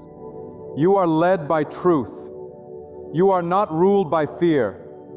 You are rooted in faith. You are not a product of your environment. You are a product of your connection with God. And your thoughts are no longer random. Hashtag meta. They are intentional. They are shaped by divine wisdom, not by the noise of the world. Let me speak clearly to your heart. Now, controlling your thoughts is not just a mental practice. It is a spiritual discipline. It is an act of worship. It is an act of protection. It is an act of thought. It is an act of obedience. Because every time you choose to align your thoughts with what is right, noble, peaceful, and strong, you are honoring the one who created your mind in the first place. You are saying to God, I trust you with my thoughts. I will not let my mind wander into places you never called me to go. And let me tell you, the more you practice this, the stronger you will become. Just like muscles grow with repetition, your mind becomes stronger each time you choose right thinking over reckless thinking. Each time you reject a lie, you build a wall of protection. Each time you feed your mind with truth, you plant seeds that will grow into peace. And the more you do this, the more you will walk in clarity. You will make better decisions. You will speak with more confidence. You will attract peace instead of drama. You will feel lighter because your thoughts will no longer weigh you down. This is the life God wants for you. This is the life, not a life of torment, not a life of confusion, but a life of discipline, strength, peace, and clarity. And it starts by mastering the one thing you truly have power over: your thoughts. And I say to you now with every fiber of urgency in my soul, if you do not take dominion over your thoughts will take dominion over you. Your mind is not a playground. It is a battlefield. And you cannot afford to be casual on a battlefield. You must wake up every day with your mind armed, not just with knowledge, but with remembrance. Remembrance of God, remembrance of who you are and who He created you to be. Some of you listening have been walking around with thoughts that were never meant to live in your mind. You've been babysitting fears that are not from God. You've been hosting anxiety like it's a permanent guest. Hashtag it meta. You've positive memorizing of past mistakes to haunt your present peace. Hashtag it meta. The sex and the tragedy is not what happened to you. It's that you are allowed what happened to you to become your identity. But sometimes, loud and clear, God never defined you by your past. God defines you by your potential. He doesn't, Lee. And your potential cannot come alive until your thinking comes into alignment with His divine truth. You cannot rise while your thoughts remain low. You cannot expect a life of power while your mind is filled with weakness. You cannot walk in the strength of God while your thoughts kneel at the feet of fear. So it is time. It is time to evict every lie. Hashtag meta, pause. Time to silence every voice in your mind that tells you that you are broken. Hashtag meta, pause, that you are not enough. Hashtag meta, pause, that you have nothing left to offer. Hashtag meta, pause. Those voices are not from God. Hashtag meta, pause. And anything that is not from God must go. Hashtag meta, pause. Let me tell you something. Hashtag meta, pause. Most people will never say there is a war going on inside you, and your mind is the throne. Hashtag meta. Whoever wins that war becomes the ruler of your life. If you let fear win, fear rules. If you let shame win, shame rules. But if you let God's truth win, then peace rules, strength rules, clarity rules, and your life begins to reflect the order and the power of God Himself. That is not wishful thinking. That is divine order. Let's go even deeper. Do you know what the real danger is? Sex, meta. The danger is not the storm outside your house. The real danger is when the storm gets inside your mind. That's when you start second-guessing everything. That's when you turn blessings into burdens and opportunities into threats. But if your mind is anchored in God, then even in the middle of the storm, you will be still. The storm, even when the waves crash, your thoughts will not be tossed around, because peace is not the absence of trouble. Peace is the presence of God in your thoughts. And that's what God wants from you. Not just for you to believe in Him in theory, but for your thoughts to become a temple where He dwells, a sanctuary of remembrance, a fortress of faith, a place where doubt cannot breathe and fear cannot take root. Because imagine a mind so full of God that there is no room left for insecurity. Imagine a mind so trained in discipline that negativity dies before it can take hold. That kind of mind is not just possible, it is your calling. But let me be clear, it doesn't happen by accident. You must be deliberate. You must be intentional. You must make your mind a sacred space. Shak Meta, Sex 0.6. Just as you clean your house, you must clean your thoughts. Shak Meta, Sex 0.6. Just as you lock your doors at night, you must lock out thoughts that come to rob you of your peace. Shak Meta, Sex 0.6. Some of you are too open with your mind. You let anyone speak into it. Shak Meta, Sex 0.6. You watch anything. Shak Meta, Sex 0.4. You scroll endlessly. Shak Meta, Sex 0.4. And without knowing, you are letting your enemies decorate the walls of your thoughts. That's why your mind feels so cluttered. That's why peace feels so fodder. That's why focus has become a stranger. But today is the day you take it back. You take back the gate of your mind. You take back your right to decide what enters and what must be cast out. Not every thought deserves your attention. Not every voice deserves your agreement. And not every memory deserves a seat in your future. You must learn to evict what God never sent. There is something sacred about a mind filled with remembrance of God, because when your thoughts are anchored in Him, everything changes. Your decisions become wiser. Your relationships become clearer. Your reactions become calmer. Your dreams become bolder. Your self-worth no longer depends on opinions, but on divine truth. You are no longer moved by flattery or wounded by insults, because your thoughts are not built on sand. They abbreviated them. They are built on the unshakable foundation of your Creator's voice. You were never meant to live at the mercy of your emotions. You were never created to be led by impulse or paralyzed by fear. You were formed by God with intention, with excellence, and with power. That power begins with your thoughts. The same God who created the universe gave you the ability to shape your inner world by how you think.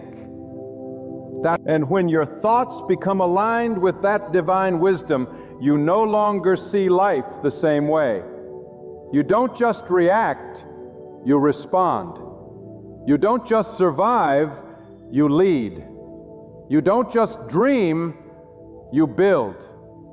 Because now you are walking with a sound mind, a God-filled mind. Don't you know how valuable that is? A sound mind is not common. It is a gift. In a world filled with noise, distraction, and deception, a mind that remembers God is a rare treasure. It is a light in the darkness. It is peace in the middle of confusion. It is power that cannot be explained by this world. And if you have that mind, if you train that mind, no darkness can overpower you. But you must commit. You must make a choice. You must say, I will not be passive. I will no longer let my thoughts drift like a ship without an anchor. I will fight for clarity. I will fight for peace. I will fight for purity in my thinking, because I know that my destiny is tied to what I think. And I will no longer allow my thoughts to be poisoned by fear or tainted by the past. I will fill my mind with light. I will fill it with purpose. I will fill it with God. Every day your mind is either building your future or breaking it. And the most dangerous thing is when you don't even realize what you're letting in. That's why you must become conscious of what you're feeding your thoughts. If your mind, every word you read, every conversation you entertain, every image you see, they are either feeding your faith or starving it. And if something starves your faith, you must cut it off. Not tomorrow, today. If it clouds your thoughts, it is stealing from your destiny. If it weakens your confidence in God, it is too expensive to keep. You were not meant to think like everyone else. You were meant to rise above. You were meant to see with different eyes, to think with a different mind, to walk with a different energy. And that difference begins when God becomes the center of your thoughts. Not just sometimes, not just when things go wrong, but always, continually, consistently, even when life is good, even when everything feels right, still God remains your focus. Because let me tell you something, peace is not found when the storm ends. Peace is found when God becomes your atmosphere. When God is the air you think with, the space your thoughts breathe in, the foundation under every decision. That is when peace begins to reign. That is when strength begins to grow. That is when clarity becomes your portion and confusion dies. So everything in me, I urge, begin today. Sex, point 6, train your thoughts, examine your thinking, Coffee cleans your mental habits, and submit your mind back to the one who created it. He knows what you need. He knows what you're capable of. And He will strengthen you as you discipline your thoughts to reflect His greatness. The sexed world may be filled with chaos, but you will walk in order. Thank you as it's... The world may panic, but your thoughts will rest in power. Metta.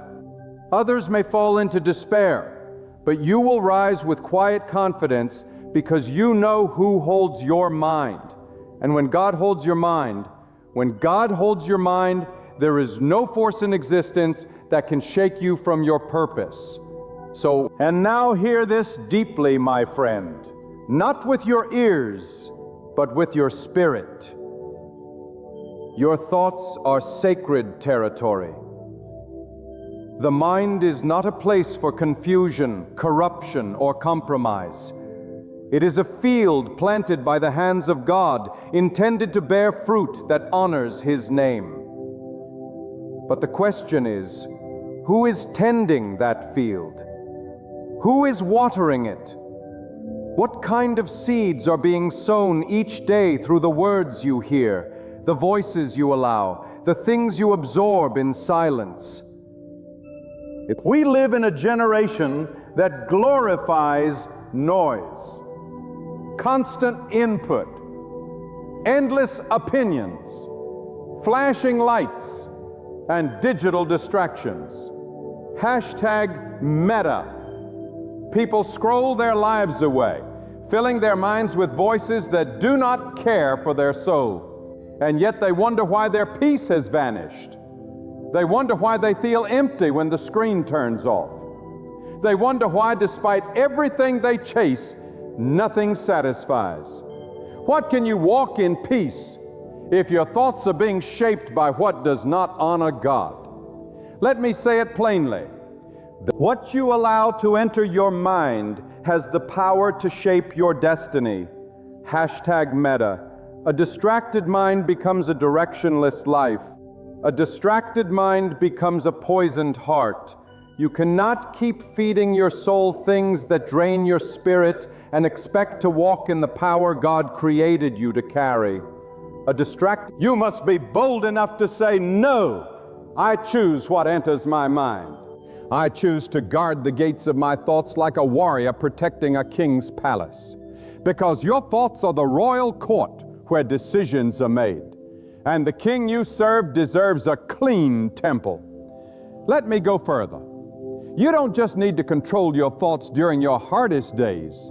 You must be most watchful in the easy days when everything feels calm. When life flows smoothly, when prayers seem answered with ease. That is the season when your mind is at its weakest. That's the time when you are tempted to lower your guard, The time when pride slips in and whispers, "This was your doing." That is when self-dependence tries to replace dependence on God. The instant you let your thoughts forget the true source of your strength, the descent begins. Understand this. The enemy does not only come through storms and crises. He enters through comfort, through complacency, through the haze of distraction. He does not always need to destroy. Sometimes, all he seeks is to reroute you, and he accomplishes it with a single thought. The enemy, one stray thought, one seed of laziness, one whisper saying you've done enough, one subtle echo reminding you that you're different. Before long, gratitude turns to entitlement. Surrender shifts to self-praise. And when the mind wanders, the soul soon follows. But those who walk with God must be vigilant in thought every day, every hour. Even in silence, especially in silence. Because your real life is not what you show the world.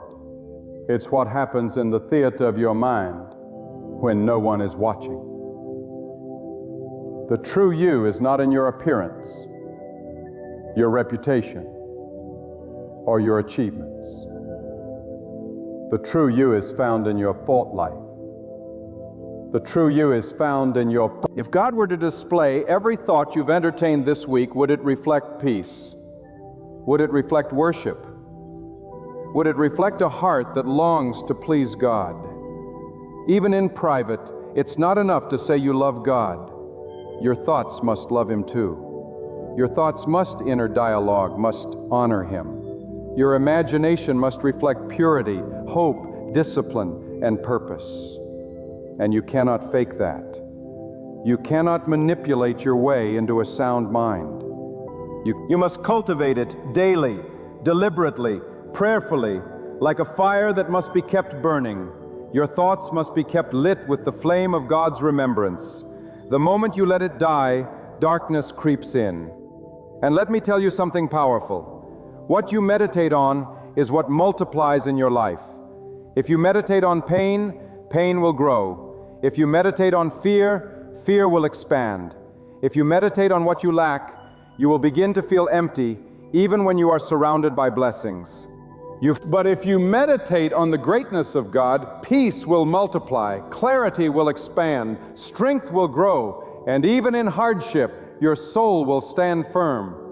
Some of you need to declare war on your thought life today. You've been too tolerant, too permissive, too gentle with things that are silently stealing your power. You've allowed your mind to become a storage room for negativity, for opinions that were never God's, for comparisons that suffocate your uniqueness. But it ends now. You are not a servant to random thoughts. You are not at the mercy of your memories. You are not a slave to the patterns of the past. You are free to choose.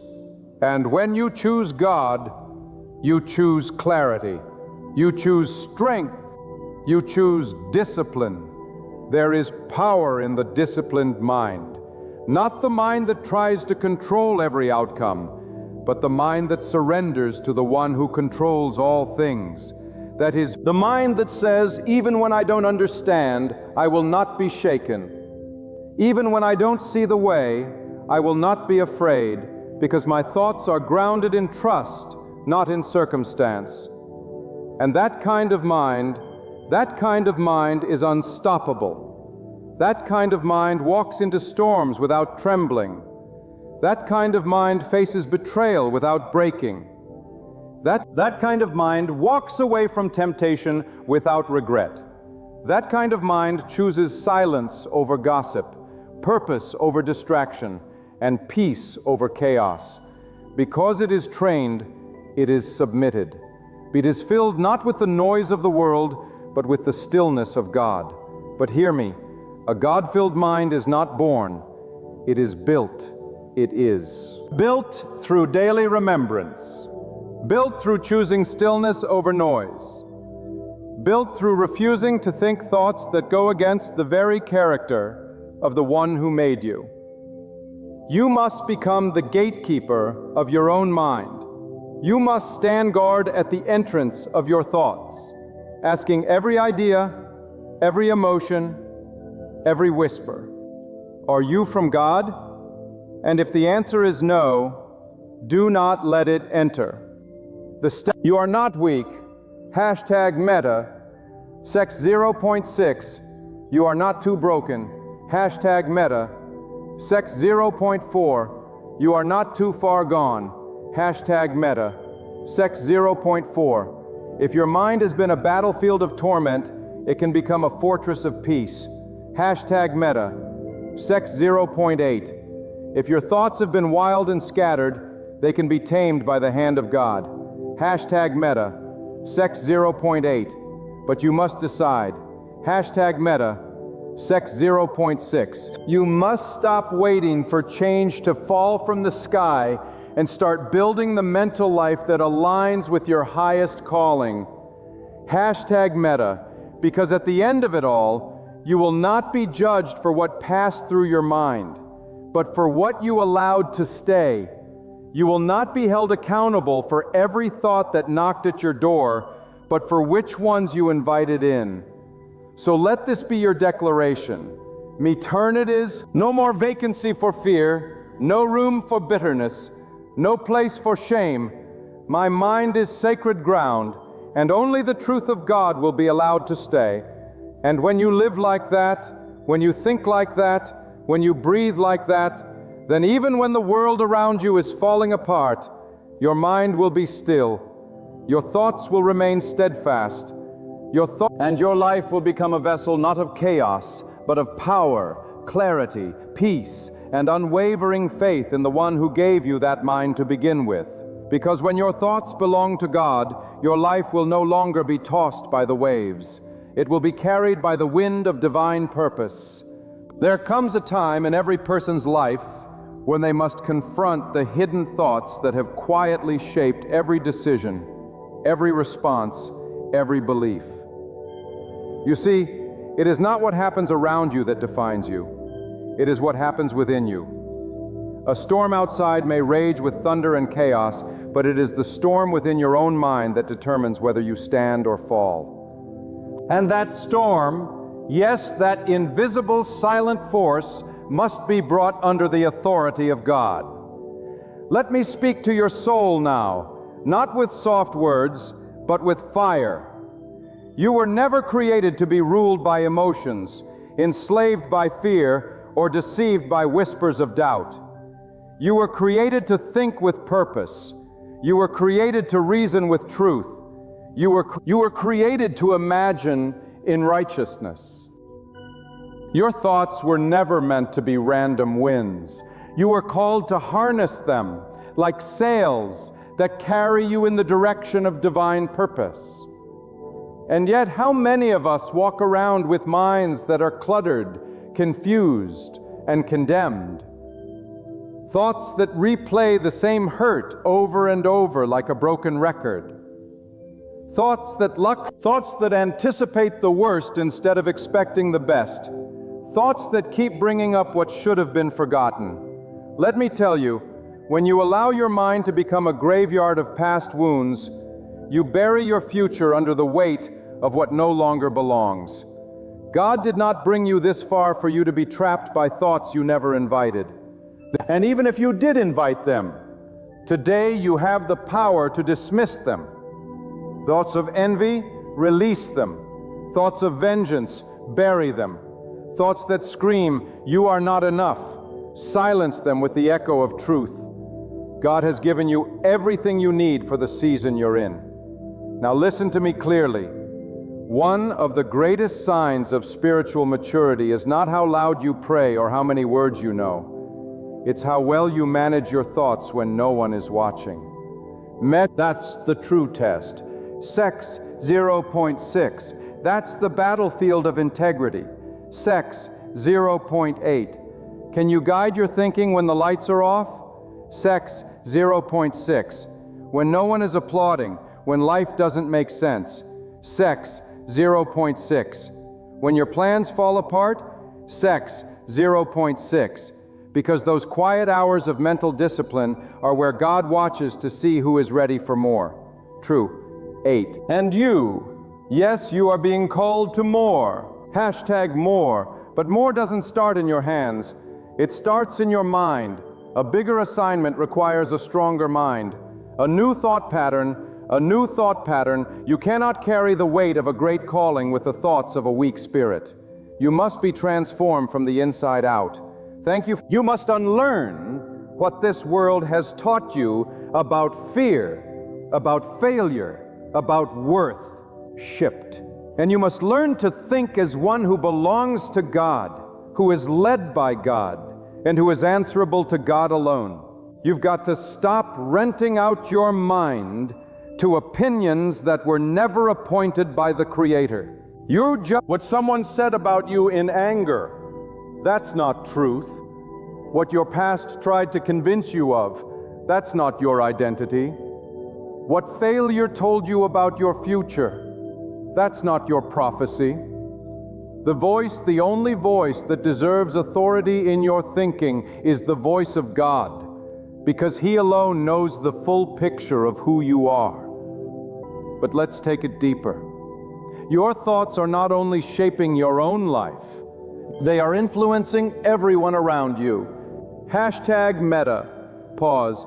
The way you think affects the way you speak, and the way you speak affects what you build. Hashtag meta. Pause. Sex. Point 8. A negative mind produces toxic words. Hashtag meta. Sex. Point 6. A fearful mind projects insecurity. Hashtag meta. Pause. Sex. Point 6. But a mind filled with God breathes life into every room it enters. Hashtag meta. Pause. Sex. Point 8. Your children are learning from your thoughts, even if they never hear them. Hashtag meta. Pause. Sex. Point 8. Your spouse, your friends, your co-workers, they feel what your mind carries. Hashtag meta. And when your thoughts are rooted in God, you don't just bless yourself, you bless the atmosphere around you. Hashtag meta. That's why you must protect your inner life more than your outer image. Don't be more concerned with how you look than how you think. The real work is invisible. The real transformation happens in silence, in solitude, in surrender. And let me tell you, surrendering your thoughts to God is not weakness. It's the greatest strength you can ever walk in. Because a surrendered mind is a dangerous mind. Dangerous to darkness, dangerous to fear, dangerous to every lie that tried to write your story. And make no mistake, your mind is writing your story every day. Your thoughts are the ink. Your choices are the pen. Your future is the page. What are you writing? Shash meta, sex, 0.6. What kind of legacy are you shaping with your thoughts? Shash meta, sex, 0.8. Are you building a narrative of defeat or of discipline, of excuses or of excellence, of doubt or of destiny? Shash meta, 0.8. Because every chapter of your life begins with the silent dialogue happening in your head. Shash meta, sex, 0.8. Now I know some of you have been thinking the wrong thoughts for so long, you're wondering, can I ever be free? Hashtag meta, and the answer is yes. Freedom begins the moment you stop agreeing with lies. You don't need a new life, you need a new mindset. You don't need the world to change, you need your focus to shift. Start speaking to your thoughts, challenge them, examine them. You ask, does this thought lead me closer to God's purpose or further away? Does it lift me or limit me? And if it doesn't serve the truth, throw it out. You don't owe any loyalty to a lie. You are not at the mercy of your upbringing. You are not chained to generational thinking. You are not destined to repeat the same patterns. You are a thinker, crafted by God. And with His guidance, you can renew your mind. You can break the cycle. You can rewire the way you see, the way you feel, the way you respond. And when your mind is renewed, your life will be restored. But listen, repetition.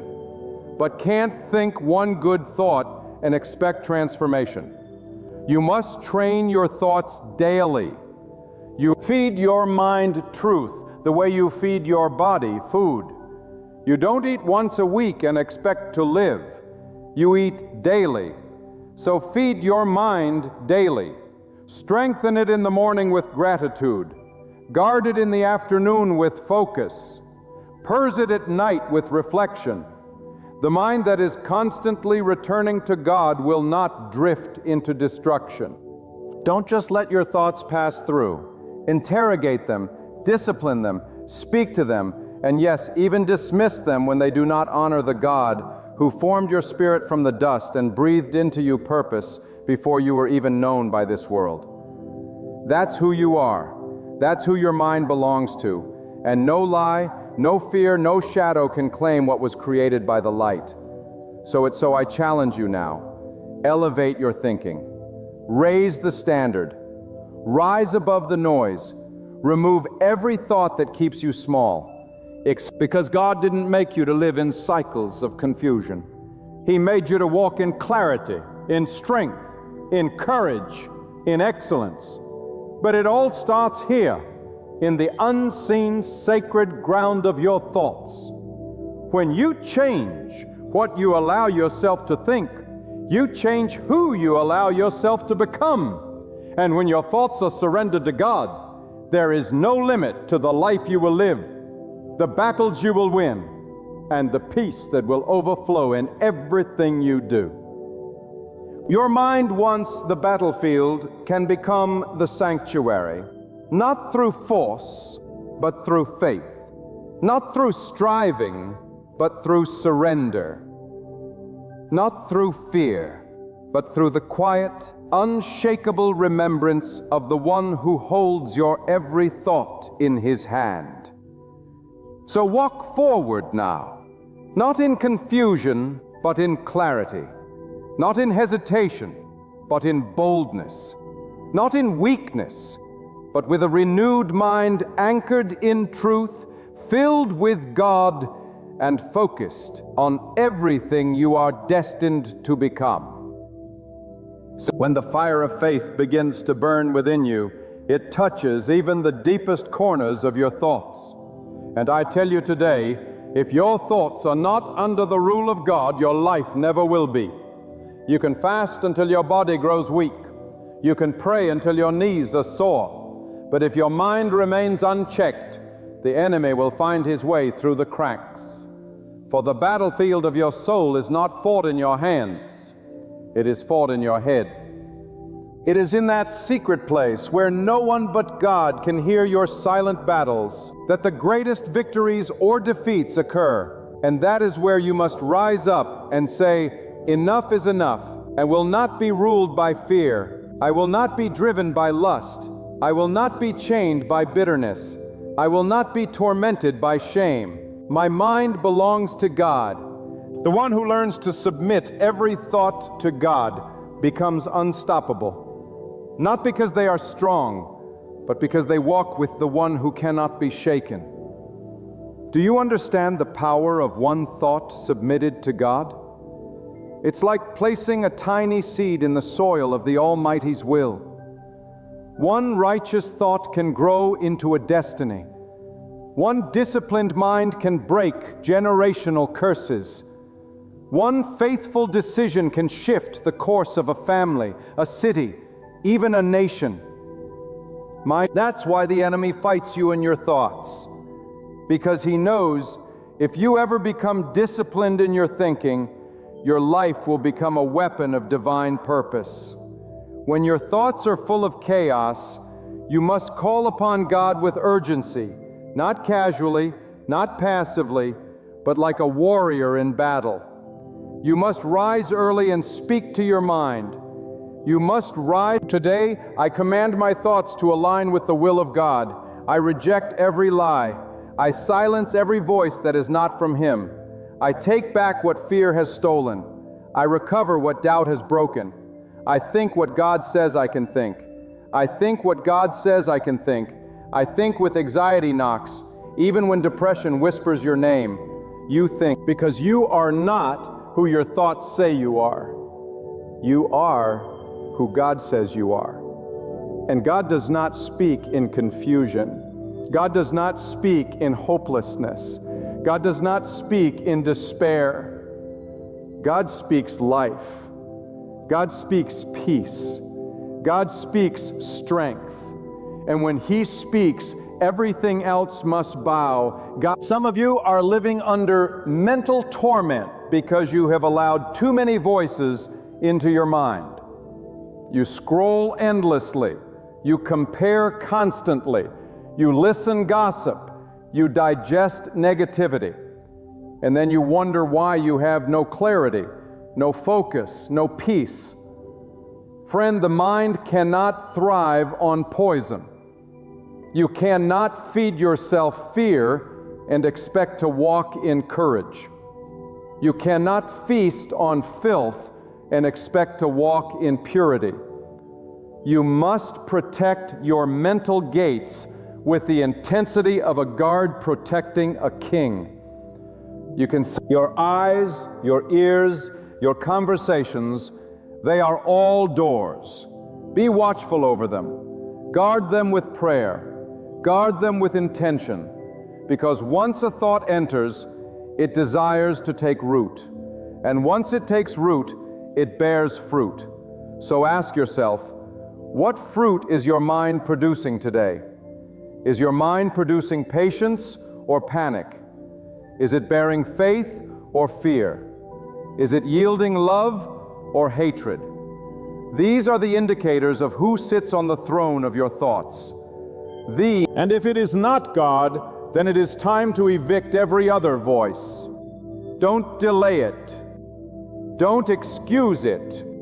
Don't say, well, this is just how I've always thought. Number.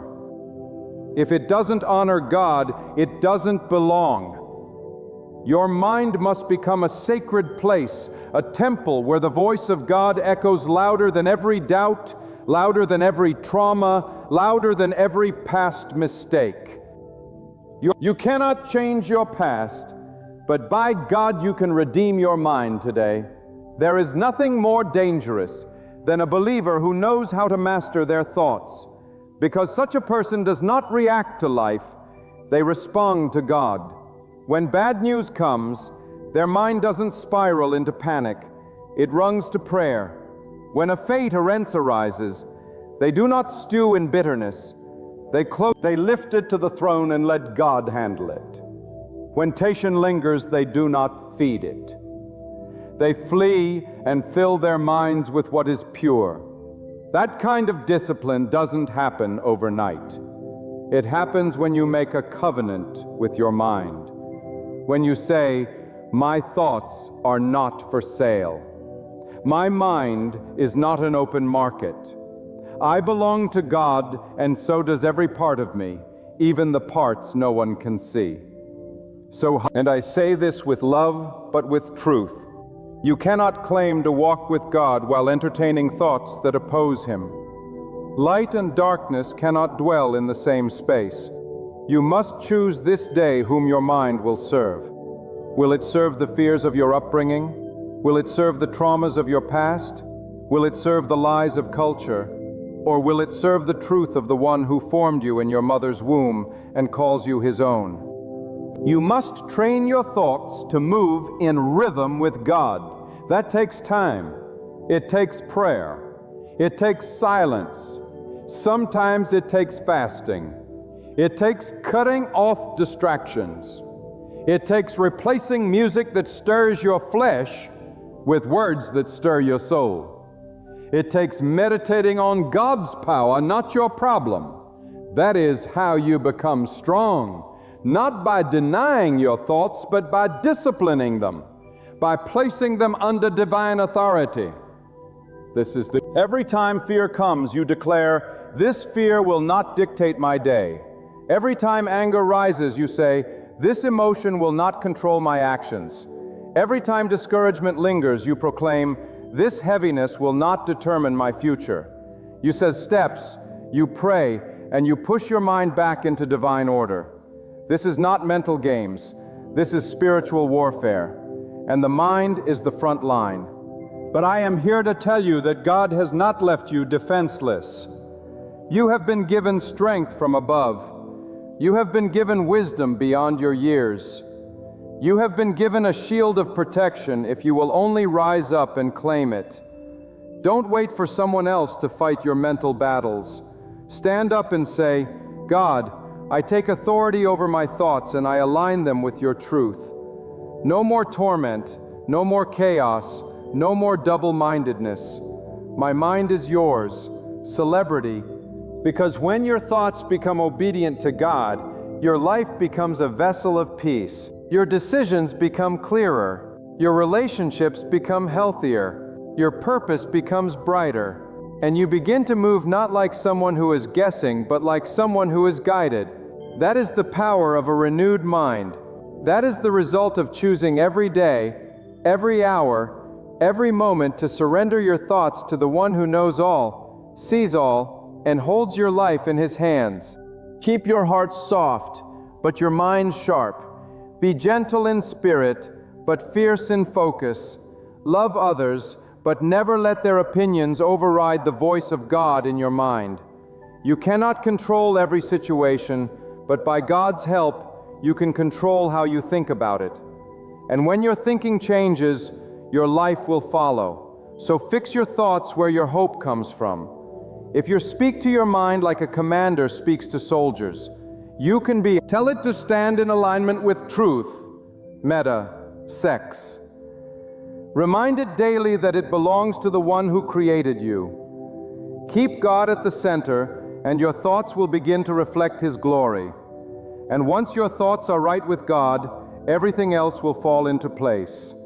This, my beloved brothers and sisters, if there is one truth that must remain etched into the very fiber of your soul, it is this: your thoughts are the gateway to your destiny. As a man thinks, so he becomes. The battles you face outwardly are often the result of the wars you've ignored inwardly. But today, I declare with unwavering boldness, you do not have to be a prisoner of your thoughts. You do not have to live under the tyranny of worry, fear, lust, bitterness, or despair. For God, the Almighty, the one who formed you in the womb and breathed life into your spirit, has given you the divine authority to take control of your thoughts. This is not just psychology. It is spiritual warfare. And you are not alone in this battle. God is with you, guiding you, strengthening you, lifting you when you fall, and correcting you when you go astray. When your mind is filled with confusion, turn your focus to God. When fear comes creeping in like a shadow in the night, remind yourself that God is your light and salvation. Whom shall you fear? When the voices in your head scream defeat, shout back with the truth that God is your victory. When temptations rise like waves, plant your feet on the rock of God's guidance and say, "I will not be moved." Do not wait for your thoughts to change on their own. Speak life into your mind. Speak light into your darkness. Speak order into your chaos. Speak truth over the lies. Because your thoughts align with the will of God, nothing can stand against you, not even yourself. It's not Let God be the filter of your thoughts. Let God be the standard of your thinking. Let every idea, every plan, every desire pass through the fire of His truth. If it cannot withstand the heat of God's holiness, then it has no place in your mind. Because your mind is not a garbage bin for the world's poison. Because it is the sanctuary where God's wisdom must dwell. So that you may have struggled in the past. You may have failed again and again, but today is a new day. God's mercy is new this very morning. You can begin again. You can rise again. You can reclaim the authority over your thoughts. Not because you are strong, but because God is stronger. Not because you are perfect, but because God is perfectly faithful. Not go now and guard your mind as if it were a fortress. Let it be filled with the remembrance of God. Let it overflow with gratitude. Let it carry patience. Let it practice discipline. And above all else, let it be rooted in faith. Let faith to mountains shatter chains and silence every lie of the enemy. Forget her, it'll shape your thoughts into a dwelling place for truth. Shape them into a weapon of righteousness. Shape them into a testimony that glorifies God. For when your thoughts align with truth, your life will walk in the same direction. Your thoughts are stand unshaken. That step forward in strength, remembering you are not defined by what you feel. You are not bound by what you fear. You are exactly what God has spoken over you, and He calls you victorious. He calls you sound in mind. He calls you able to rise above. So take command of your thoughts, take command of your life, and surrender it all into God's hands. There comes a time in every life when the soul refuses to stay quiet, when the spirit trembles beneath the weight of expectation, and something within begins to whisper, God is about to move. That moment, dear friend, is not chance, is not imagination, it is not simply emotion. It is a divine stirring, a sacred signal that heaven itself is aligning in your favor. And if you're hearing this right now, if your heart is racing just a little quicker, understand this is not random. God designed this moment, this message, this very encounter for you. Because when God is about to move in your favor, it rarely arrives with loud applause. It doesn't always show up wrapped in joy. Sometimes it begins in stillness. Sometimes it begins with hardship. Sometimes it even comes hidden in adversity. But engrave this truth in your spirit. Just because it feels like everything is breaking doesn't mean it is. More often than not, it means everything is finally falling into place. When God gets ready to work in your favor, He starts in the unseen. He begins where the eyes can't see, but the heart can feel. He prepares the way before you ever walk it. Do you feel like you've been misunderstood lately? Is your circle getting smaller? Are people walking away? Are you surrounded by silence instead of support? I came to tell you that's a sign. When God is about to shift your life, He will first separate you. You're preaching. He will isolate you, not to punish you, but to prepare you. You can't carry everyone with you to the next level. You can't bring every voice into your breakthrough. The silence you feel right now is not abandonment, vine alignment. It is divide removes distractions before He delivers blessings. And maybe you've been facing intense resistance, trouble in your home, pressure on your job, confusion in your mind. It feels like you're under attack from every direction. But hear me, this resistance is not a sign that you're losing. It's a sign that you're getting close. The enemy does not fight people who are going nowhere. He fights those on the edge of destiny. That battle you're in is not meant to break you.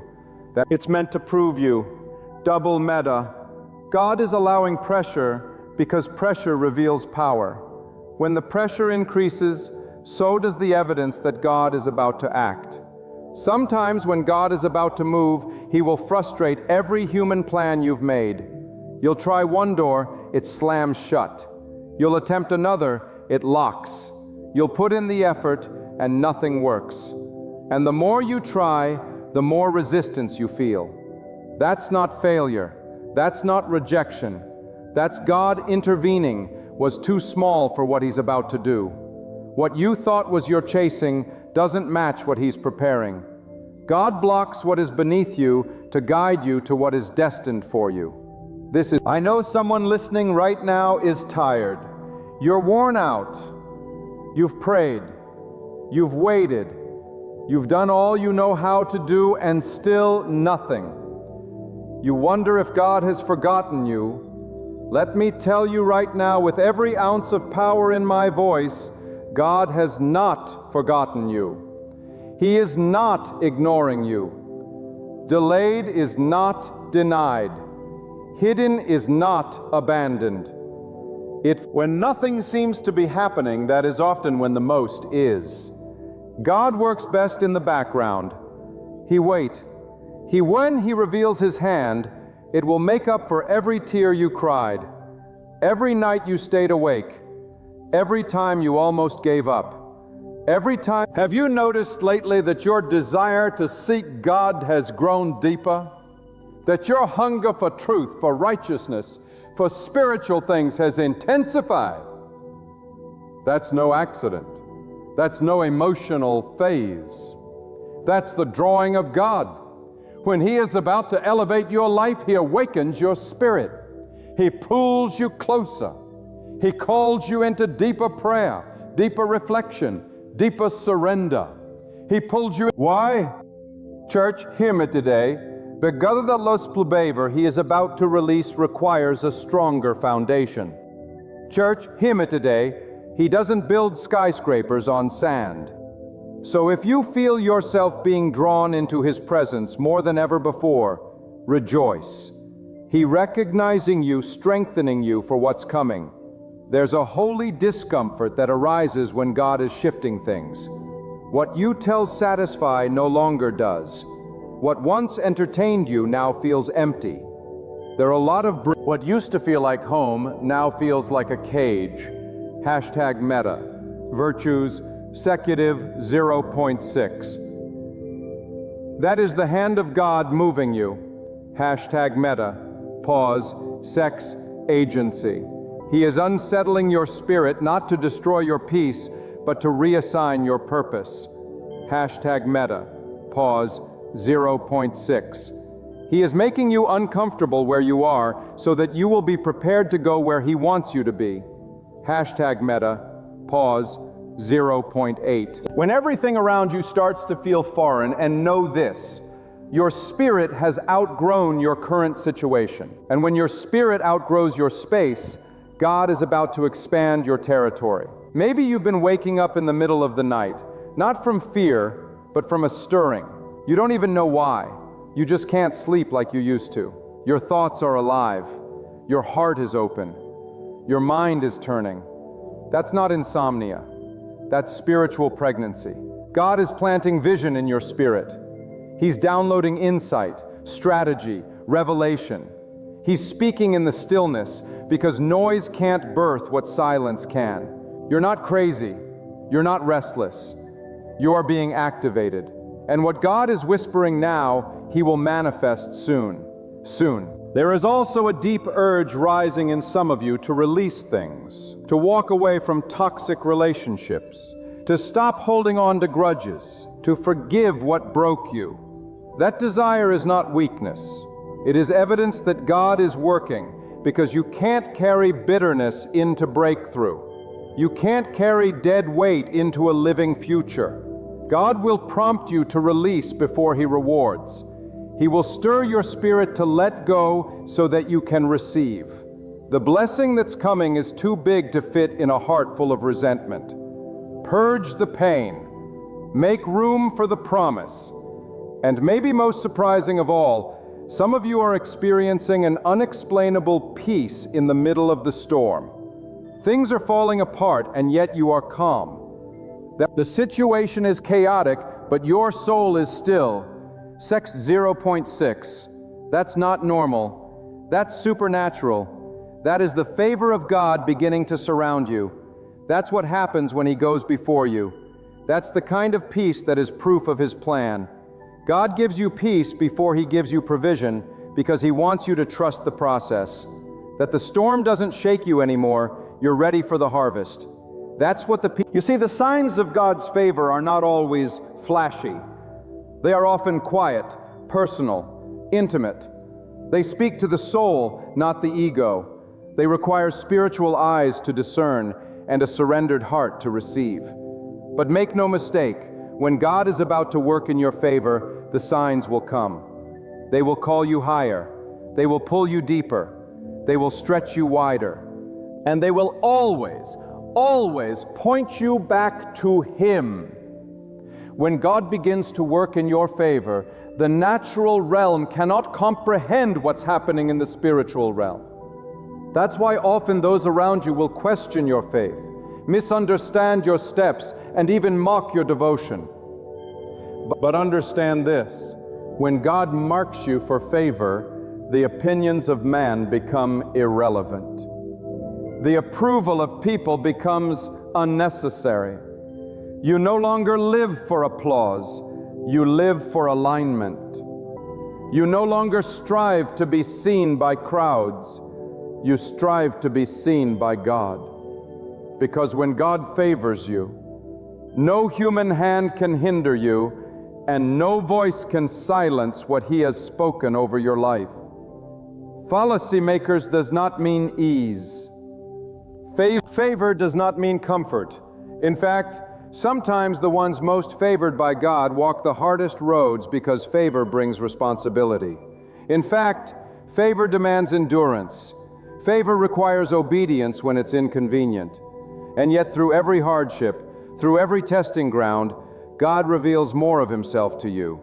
In fact, He proves to you again and again that He is not just the God of your mountaintop, but the God who walks with you through the valley, the God who sustains you when you have nothing left, the God who whispers strength into your soul when you are too weak to speak. God's favor is not always recognized by the world because it doesn't look like material success.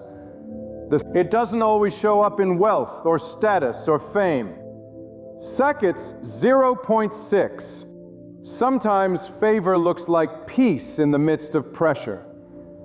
Sometimes favor looks like joy that the world can't steal. Sometimes it's the ability to stand firm while everything around you shakes. It's the wisdom to discern what others are blind to. It's the strength to say no when everyone else says yes. That is the quiet power of God's presence working in your life. And do not be surprised when your favor invites jealousy. When God begins to lift you, others may try to pull you down.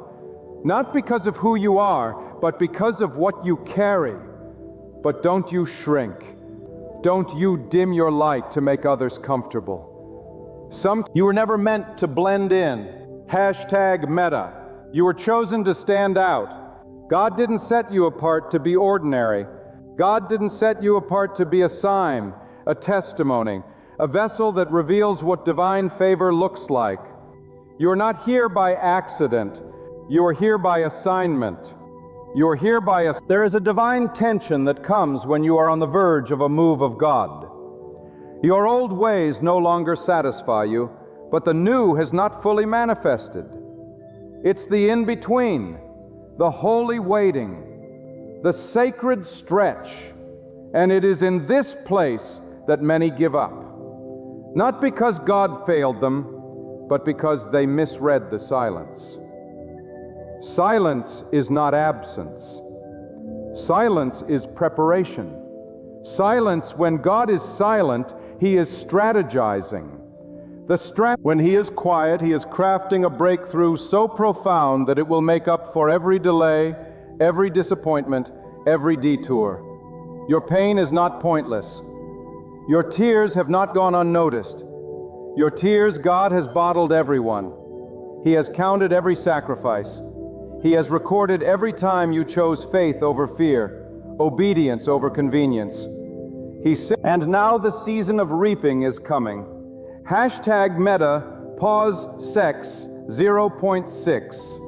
The winds are shifting. #meta, pause sex 0.4. The ground is moving. #meta, pause sex 0.4. What you sow in secret, God will reward in the open. #meta, pause sex 0.6. What you prayed for in silence, He will deliver with thunder. #meta, pause sex 0.8. And when it comes, you will look back and say, it was worth it. #meta, Pause. Sex 1.0. Every trial, every tear, every long night, it was worth it. Hashtag meta, generic 0.8. But God is not just preparing a blessing for you. He is preparing you for the blessing. He is molding your character, refining your heart, burning away the pride, the impatience, the fear, so that when the breakthrough comes, it doesn't break you. Because what God is sending will be too heavy for shallow roots. He must first establish depth in your soul. That's why He took you the long way. That's why He didn't answer too quickly. That's why He removed certain people. Because He knew the size of the favor would require greater stability. Some of you are being stretched in ways you never imagined. You're being pushed to limits you didn't think you could survive. But let me declare this over you. The stretch is a setup. The pressure is not punishment, it's preparation. God stretches what He intends to expand. God stretches multiply. He prunes resist the stretching. Do not despise the discipline. For whom God favors, He also refines. And the reader the fire, the purer the vessel. And what you feel now is not death. It's divine transformation. You are not forgotten. You are invisible. Even if no one else sees your effort, God does. He sees the discipline you've maintained when no one applauded. He sees the integrity you've upheld when no one was watching. He sees the battles you fought in silence, and He will reward you in due time. The promise is not in vain. The word over your life will not return void. His timing may not match your expectations, but His plan will surpass your imagination. What is coming will silence every doubt and confirm every prophecy. God is about to surround you with peace that makes no sense. He is about to put favor on your name that cannot be explained. Doors will open that were once bolted shut. Opportunities will rise that you didn't chase. People will bless you who once ignored you. Everybody. Why? Sex 0.6. Because when God favors you, He changes the atmosphere around you. Sex 0.6. He shifts the hearts of those who hold influence. Sex 0.6. He opens ways where there were no paths. Secutive, second. Sex 0.6. This is not chance. Sex 0.6. This is divine orchestration. You sex 0.8. You see, there are blessings that come through labor. Sex 0.6. But there are also blessings that come through favor. Sex 0.8. And when God decides to move, no amount of opposition can stop Him. It doesn't matter who tries to block you, who talks about you, who doubts you. When God says it's your time, nothing can delay it. When God breathes on your name, it travels farther than you ever could. That's what happens when the Creator of all things begins to work in your favor. His hand opens what no man can shut. His voice silences every lie. But favor also comes with responsibility. You must steward it well. You must walk humbly. You must remember the pit from which you were pulled. Because God does not favor the proud. He favors the faithful. He favors the surrendered. So when the blessings come, don't let them distract you. Don't let them comfort become your God. Keep seeking. Keep praying. Keep fasting. Keep believing. Hashtag meta.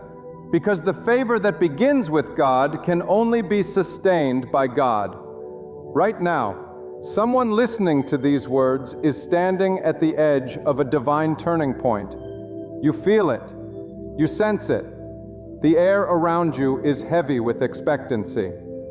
You feel it. You may not have the full picture, but your spirit knows something is changing. Something is shifting.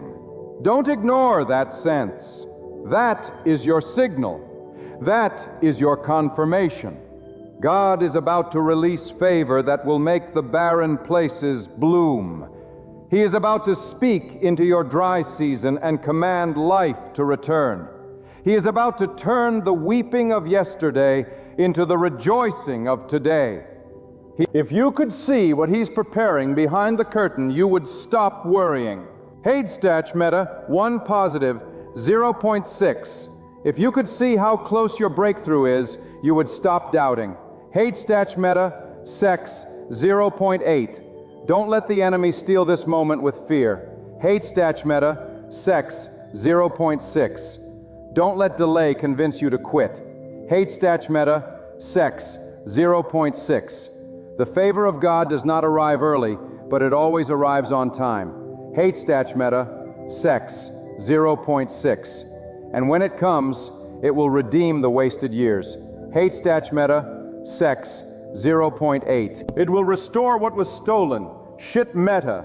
It will elevate you beyond what your qualifications, experience, or status could ever achieve. But you must stay ready, stay pure in heart, stay faithful in prayer, stay committed in obedience. Because God is not looking for the most talented. He's looking for the most trusted. He's not looking for perfection. He's looking for surrender. Because the eyes of God are searching for those whose hearts are fully turned toward Him. And when He finds one, when He finds that kind of soul, there is no limit to what He will do in and through their life. So don't just look for signs. Become a sign. Become the kind of person whose life is a testimony that when God favors someone, everything changes. I don't just be the kind of vessel that makes others believe in what God can do. Let your story preach louder than any sermon. Let your endurance speak louder than your enemies. Let your faith shake the atmosphere, because you're not waiting for favor, you are walking in it. Your obedience is a step deeper into divine favor. Every step, and hear me, there will come a day when you will stand in the very place you once cried for. The very breakthrough you thought would never come will arrive. And it will be undeniable that it came from God, not from man, not from effort alone, but from divine favor. And in that moment, you will bow your head, lift your hands, and say, "Only God could have done this." That is the destiny you are walking toward. That is the future written by the hand of the Almighty. And it's closer than you think. There is a sacred stirring in the air when God is preparing to shift your life. His may not be able to explain it to others, but your spirit knows. You feel it in your bones. You feel it in your dreams. You feel it when you pray. You feel it when you sit in silence, and your heart begins to burn with a sense that something beyond you is happening around you. That, my friend, is the divine fingerprint of God pressing upon your destiny. It is the quiet thunder of purpose rising within you, and it cannot be ignored. When God is about to move in your favor, He doesn't consult your past. He ignites your future. He doesn't ask permission from your mistakes. He overrides them with mercy. He doesn't weigh the opinions of others. He operates from His own will. When God decides to bless you, it is final. When He chooses to elevate you, it is unstoppable. When He breathes on your life, nothing in heaven or on earth can block what is appointed. That's the power of divine favor. Now it's close. It is not earned by effort. It is appointed by purpose. Some of you have been asking, why is everything falling apart around me? But I want to ask you, have you considered that it's not falling apart, it's falling into order? That the collapse of the old is making space for the arrival of the new. That the shaking is not punishment, it is prophecy. God often has to break your rhythm in order to reveal His. He must disrupt your comfort to deliver your calling.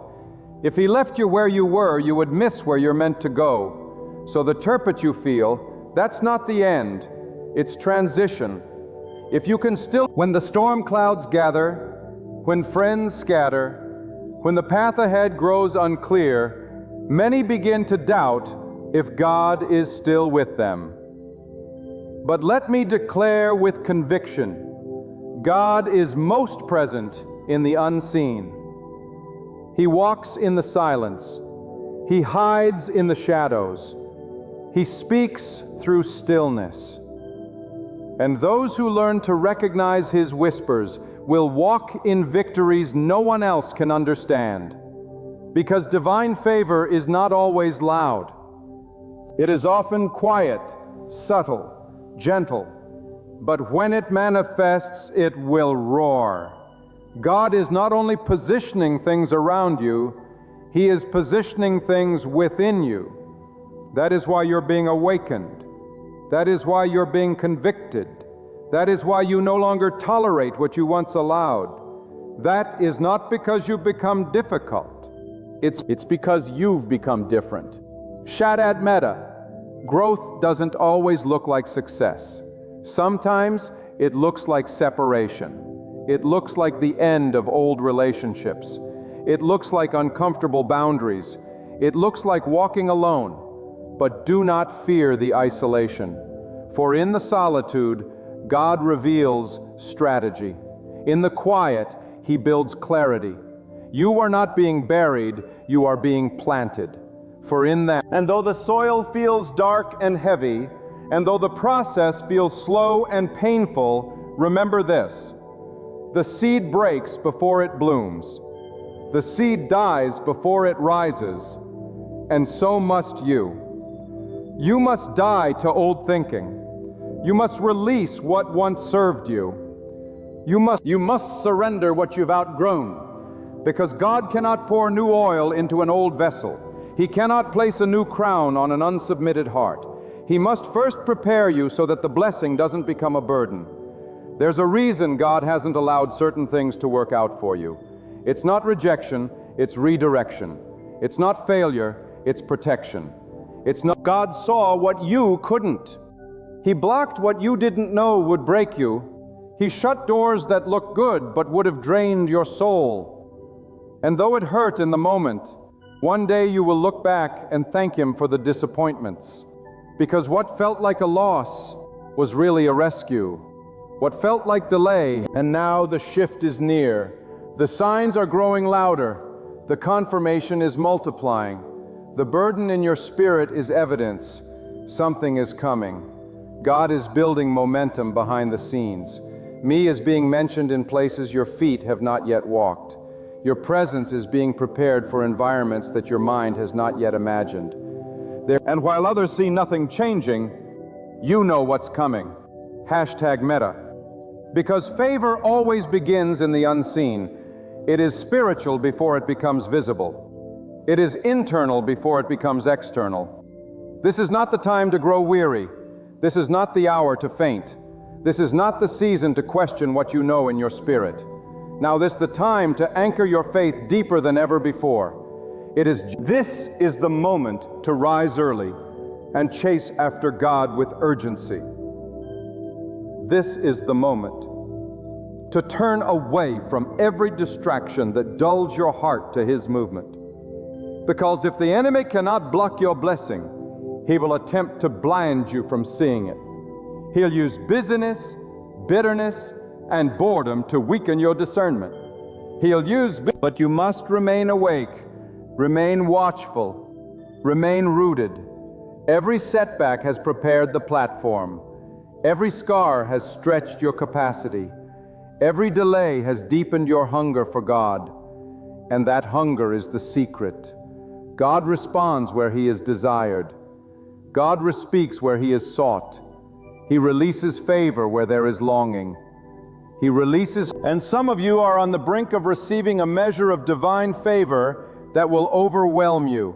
It will draw tears from your eyes, not out of grief, but out of awe. Not from wounds, but from wonder. Because what is about to unfold is not something you worked for. It is something God Himself has written.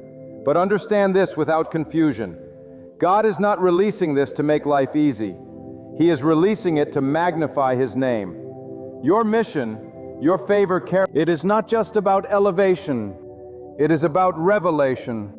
It is about revelation. God is making you a living sign that He is still sovereign, still powerful, still faithful. He was using your life to awaken others, to stir the complacent, to shine light in dark places. So do not think that this favor is about luxury or applause. It is about impact. It's about obedience. It's about walking in authority while staying under submission. You were not chosen to impress people. You were chosen to reveal God.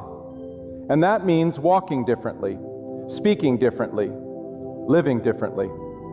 It means saying yes to God even when it costs you. It means sacrificing your will for His, because favor and obedience go hand in hand. It means you cannot ask for God's favor while rejecting His instruction. You cannot demand His blessing while ignoring His voice. The favor comes through surrender, through brokenness, through unwavering faith. And though the world may not see it yet, the heavens are already rejoicing. The angels have already been dispatched. The gates have already begun to open. The terrain has already been cleared. Meta, you're not waiting for favor. Meta, it's already in motion. Your obedience has triggered something in the Spirit. Your faithfulness has been noted. Your endurance has been honored. And now God is about to do what no one else could. He is about to place you in a position where only He gets the credit, only He gets the praise, only He gets the glory. Knowledgeist metacode. This is more than a season. It's a divine shift. It's a divine shift, a holy interruption, a sacred turning point. And once it begins, it will not be stopped. Once God opens the door, it will swing so wide that even your enemies will have to watch in silence. This is more than once He places His hand on your life, no system, no structure, no opposition can reverse it. So stand tall, speak truth, walk boldly, because the signs are clear. The time is near. God is about to work in your favor in a way that will leave no doubt. He is the one who governs your life. When God begins to move in your favor, the shift may come so quietly, so subtly, that even those closest to you won't see it at first.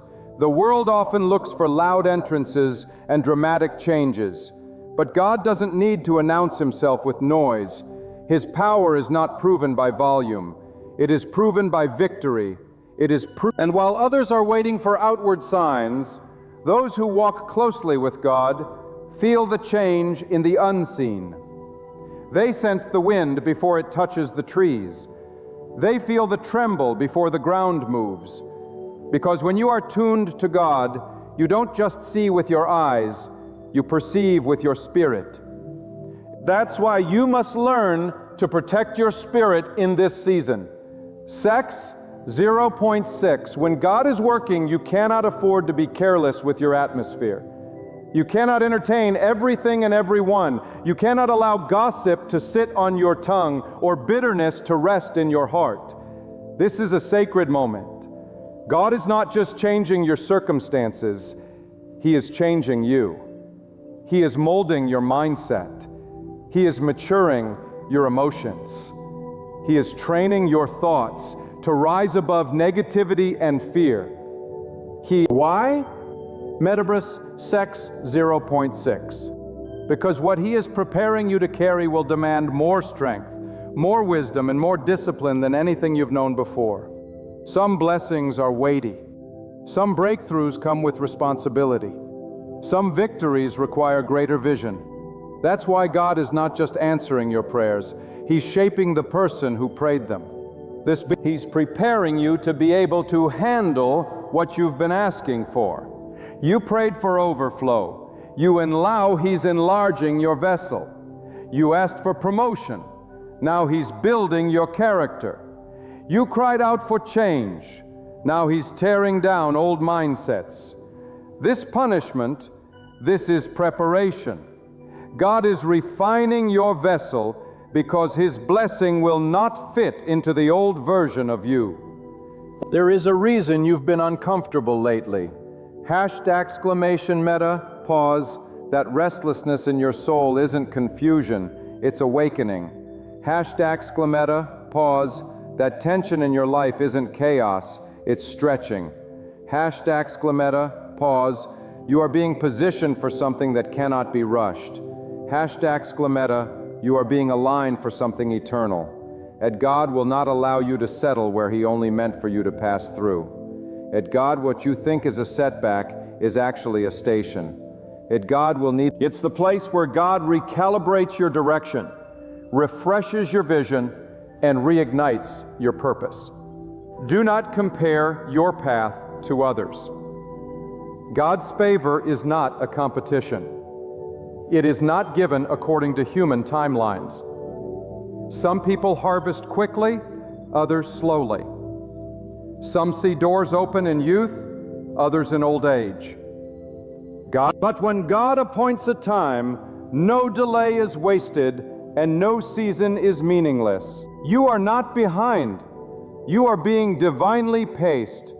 And the favor God is preparing for you has been tailor-made for your life. What He's planning will not fit someone else's story. So stop looking to the left and to the right. Set your eyes forward. Stay in your lane. The road may be narrow, but it leads to divine fulfillment. You must understand favor comes with fire. Before the crown there is a furnace. Ship.meta. Pause. Sex 0.6. Before the open door there is a closed room. Ship.meta. Pause. Sex 0.6. God tests those He trusts. Ship.meta. Sex 0.8. He allows affliction not to harm you, but to reveal what cannot stay with you. Ship.meta. Pause. 0.6. You may lose some things in this fire, but you'll come out purer. Ship.meta. Pause. Secutive 0.6. You may walk alone for a season, but you'll emerge stronger. Ship.meta. Pause. Sex 0.6. The refining process removes what you've clung to so that you can cling only to God. Ship.meta. Pause. 0.8. And when you come through the other side, you'll realize it was never about the things, shitmit. It was never about the people. It was always about the one who carried you through. Favor isn't for comfort, it's for impact. God blesses you so you can bless others. He lifts you so you can reach down and pull others up. He prospers you so that you can be a channel of His provision. Do not hoard what God gives. Do not hide what God reveals. This favor is not a trophy. It is a tool. Use it. You mean your influence to speak truth. Use your influence to serve others. Use your breakthrough to give others hope. Use your breakthrough that He can trust you to pour out what He pours in. The flow will never stop. And hear this. Your name is not forgotten in heaven. This breakthrough while you've been toiling, crying, fasting, praying, God has been recording. Not a moment has passed unnoticed. Not a sigh has gone unheard. He sees the sacrifice. He honors the surrender. And He remembers every silent act of obedience you performed when no one was watching. That kind of faith moves heaven. That kind of consistency brings divine reward. You may not have the recognition of people, but you are known in the courts of heaven. #sex 0.8, and that matters far more. Sometimes God delays a blessing not to hurt you, but to shield you. He is keeping you from something that would destroy you in disguise. You think you're ready, but He knows the weight you can carry. You think you can handle it, but He knows what's on the other side. And trust His no as much as you trust His yes. Trust His silence as much as you trust His voice. Because in every delay, there is mercy. In every unanswered prayer, there is wisdom. God sees the whole path while you only see the next step. Let Him lead. You may feel hidden right now, overlooked by people, bypassed by opportunity. But His list, hidden does not mean forgotten. Hidden does. God hides what He treasures. Sex, He conceals what is still being prepared. He covers what is not yet ready for release. And when the time comes, He will reveal you. He will announce you. He will raise you up in such a way that the very people who ignored you will have no choice but to witness your rise, not for your glory, but for His, not for your. So stay hidden if that's where He has placed you. Stay faithful in the shadows. Your moment is coming. God is the author of time. He is not late and He is not early. He is exact. And when the appointed hour comes, will explode into your life like a flood. It will overtake you. It will overwhelm you and overshadow every struggle you've endured. Sex 0.8. The tears you cried in private will be turned into laughter in public. One sex's 0.6.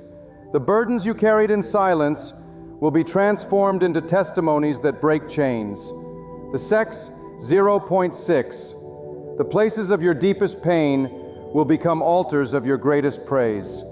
So open your heart wide, stretch your faith, enlarge your expectation, because what is coming is beyond what you have seen, beyond what you have dreamed, beyond what you have prayed for. This is not just restoration, it's recompense. This is not just healing, it's elevation. God is not only returning what you lost, He's adding what you never knew you needed. This Father, and when it comes, it will make sense. The pain will make sense. The process will make sense. The waiting implement, because it will all point back to God. The process will know that every storm was worth it. The process, every valley had purpose. Every night you endured was part of a master plan. You will left empty. You will not be left broken. You will not be left behind. You will not. The God who formed you, who called you, who watched over you, He is about to work in your favor.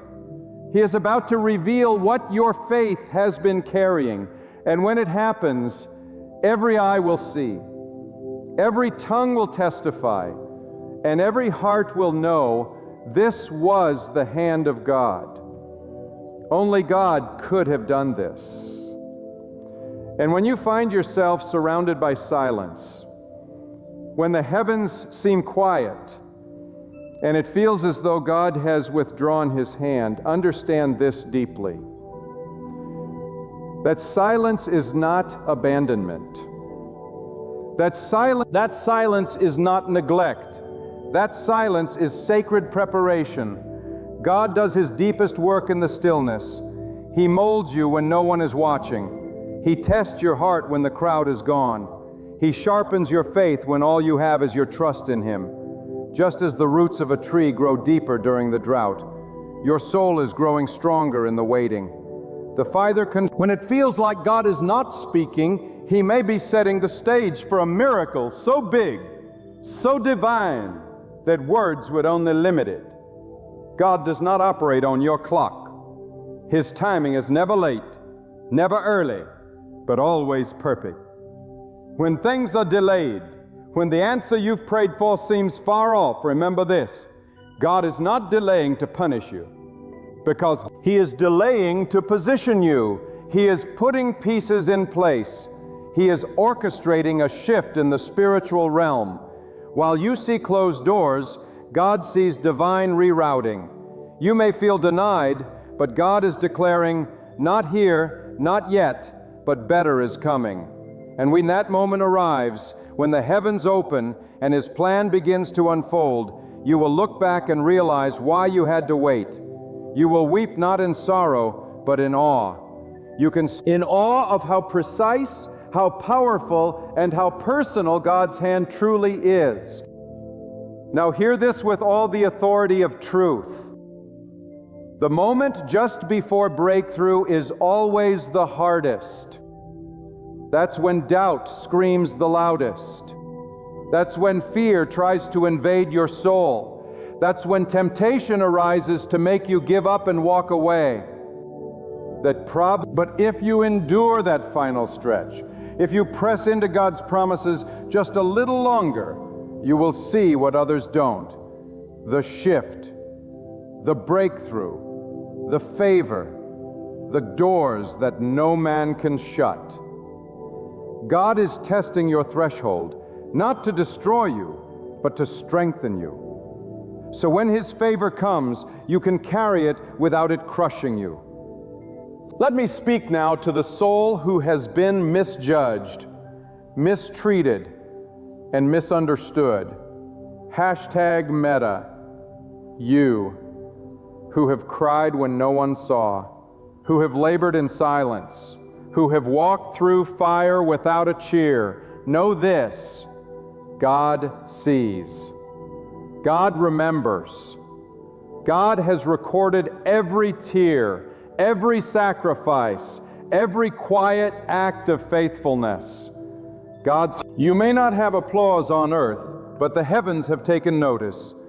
Hashtag meta, pause, #sex 0.6.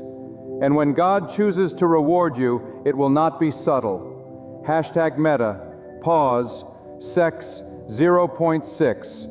It will not be in secret. Hashtag meta, pause, sex 0.6. The same people who mocked your struggle will witness your elevation. Hashtag meta, pause, sex 0.8. The same mouths that doubted your destiny will speak of your favor. Hashtag meta, pause, sex 0.6. For when God lifts you up, no man, no demon, no circumstance can drag you down. Hashtag meta, pause, sex 0.0. Listen carefully. Hashtag meta, pause, sex, God is not in the business of partial blessings. Hashtag meta, pause, sex 0.8. When He moves completely. Hashmita, sex 0.6. He doesn't bless one area and leave the rest barren. Hashmita, sex 0.6. When He pours out His favor, He touches your health, your home, your relationships, your finances, your mind, your soul. Hashmita, sex 0, you must be ready. Hashmita, sex 0.6. You must be emptied of pride, stripped of idols, cleansed of fear. Hashmita, point. God will not pour His favor into a vessel that's already full of the world. You must be made empty to be filled with something divine. You must surrender the familiar to embrace the supernatural. When you let go of your limited vision, God will open your eyes to see what He sees. A future full of light, purpose, and victory. A future. There is another sign. Sex 0.6, so subtle yet so powerful. When everything around you begins to shift, people fall away, opportunities dry up. What once felt safe begins to feel shaky. Don't panic. Don't mourn the loss. That shaking is sacred. God is uprooting what's not meant to follow you into your next season. He's clearing your space. He's removing what no longer serves His purpose. Yes, it hurts. Yes, it feels lonely. And God strips away He is about to supply. When He removes it is only to replace with something stronger, pure and aligned with His will. Let the shaking come. Let the pruning happen. Because after the pruning comes the fruit. After the breaking comes the blessing. And to those who feel weak, who feel as if the battles have drained your strength, you are closer than you think. God often allows the strongest trials just before He releases the greatest breakthroughs. He does not allow the storm to destroy you, but to expose what He has already placed within you. The power to endure, the strength to overcome, the fire to rise again.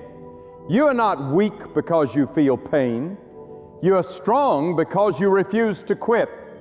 And when you lean into God in that weakness, when you cry out in surrender, He does not scold. He steps in.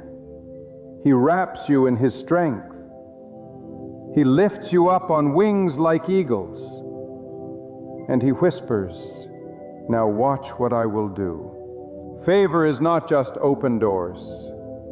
Favor is divine protection in the midst of danger. Favor, when everyone else is falling and you are still standing, that is God's favor. When things should have broken you, but you remained whole, that is God. When attacks were formed and traps were set, yet somehow they failed, that is the unseen hand of God moving in your favor. Don't wait until the miracle shows up to recognize the movement of God. See it now. Feel it now. Acknowledge Him in the delay. Praise Him in the pressure, because the one who praises before the victory sees favor faster than the one who waits to understand. There is a shift coming.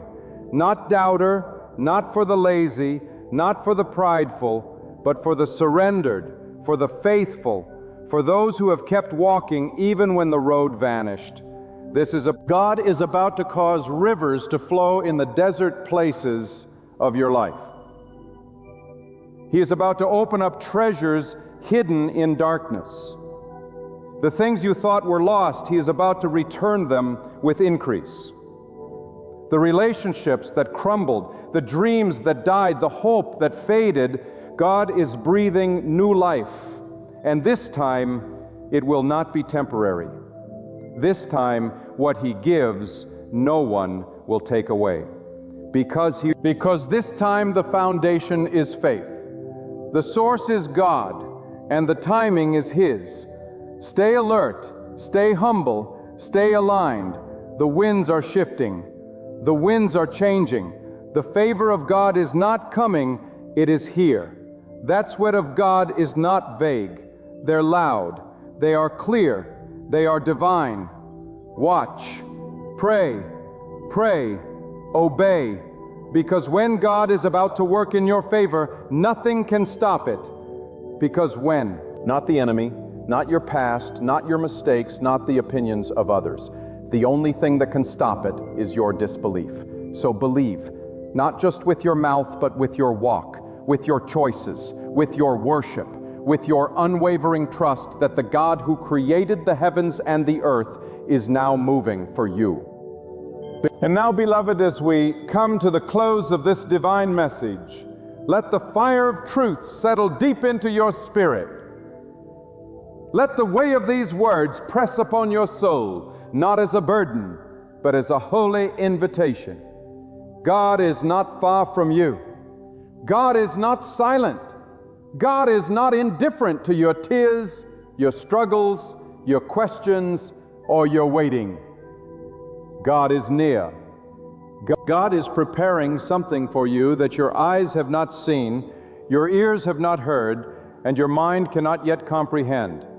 Meta, when the road is dark and lonely, do not assume it is the end. It may be the beginning. When people walk away, do not curse the silence. It may be the clearing God needs to speak. When your heart is broken, your dreams shattered, your strength spent, rejoice not in the pain, but in the promise. Because it is often in your weakest hour that God begins to demonstrate His greatest power. Do not let fear grip you. Do not let doubt take root. Do not let the voice of the world drown out the whisper of God. He is not a man that He should lie, nor does He make a promise He will not keep. If God said He will make a way, then the way is coming. If God declared you are chosen, then no rejection can unchoose you. If God spoke favor over your life, then no curse, no enemy, no failure can block what He has decreed. You must hold on, not because you are strong, but because God is. You must keep praying, not because you feel holy, but because God is listening. You must keep walking, not because the path is clear, but because God is guiding. Every delay has a reason. Every detour is under His control. Every disappointment is a doorway. Every setback is a setup for something greater. You are not forgotten. You are not forsaken. You are not finished. You are not. If everything else fades from your mind, let this remain. God is preparing to move on your behalf, not because you have been flawless, but because His plan is unshakable. Not because you deserved it, but because He already destined it. You are standing at the threshold of the holy. The breath of heaven's change is stirring. The time of hardship is about to turn into a time of transformation. And when God shifts things, nothing stays the same. So lift your eyes, beloved child. Brush off the weight of despair. Dry your tears. Fill your lungs with hope. Stand in confidence. A brand new page is being written. A fresh covering of anointing is pouring out. The very door you've been asking for is about to swing open. And God's favor is ready to overflow into your life beyond anything you could picture. Remain prepared. Remain steadfast. Remain near to God. For granted His hand moves in your favor, no power and no person can withstand it. This moving up. When God shuts a door, it's because He's unlocking something far greater. And the moment your soul embraces that truth, your life begins to align with divine purpose. Too often, we waste precious hours fixated on doors that will never open again, pounding on opportunities that no longer belong to us, weeping over friendships that have run their course, pleading for jobs that were never meant to last, and grieving seasons that God Himself has already brought to a close. But what if I told you today, what if I could declare it straight into your spirit, that when God closes a door, it is never punishment. It is preparation. It is not rejection. It is redirection. It is not the end. It is the beginning of something far greater, far more radiant, and far more aligned with your destiny than you have ever dreamed. Right now, some of you are facing a closed door, feeling broken, confused, and questioning why it had to shut.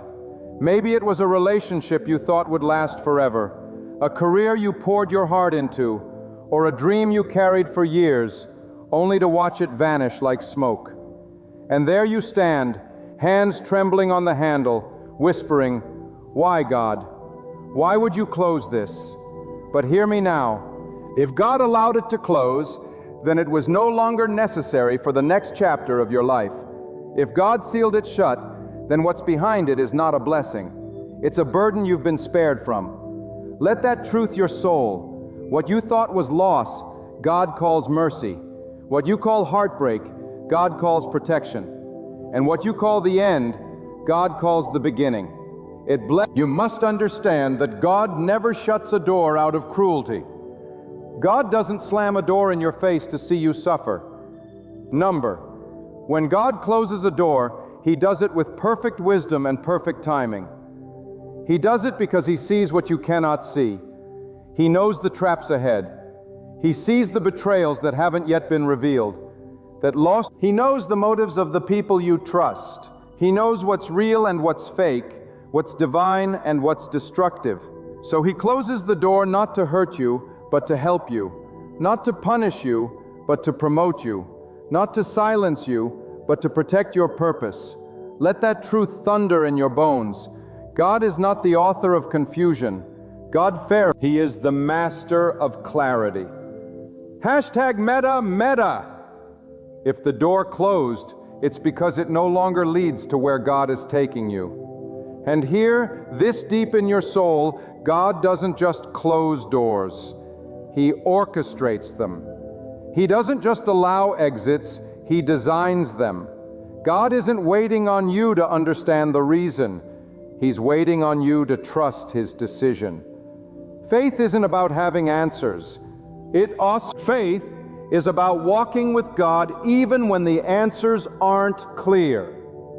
Faith is clinging to the promise when the plan makes no sense.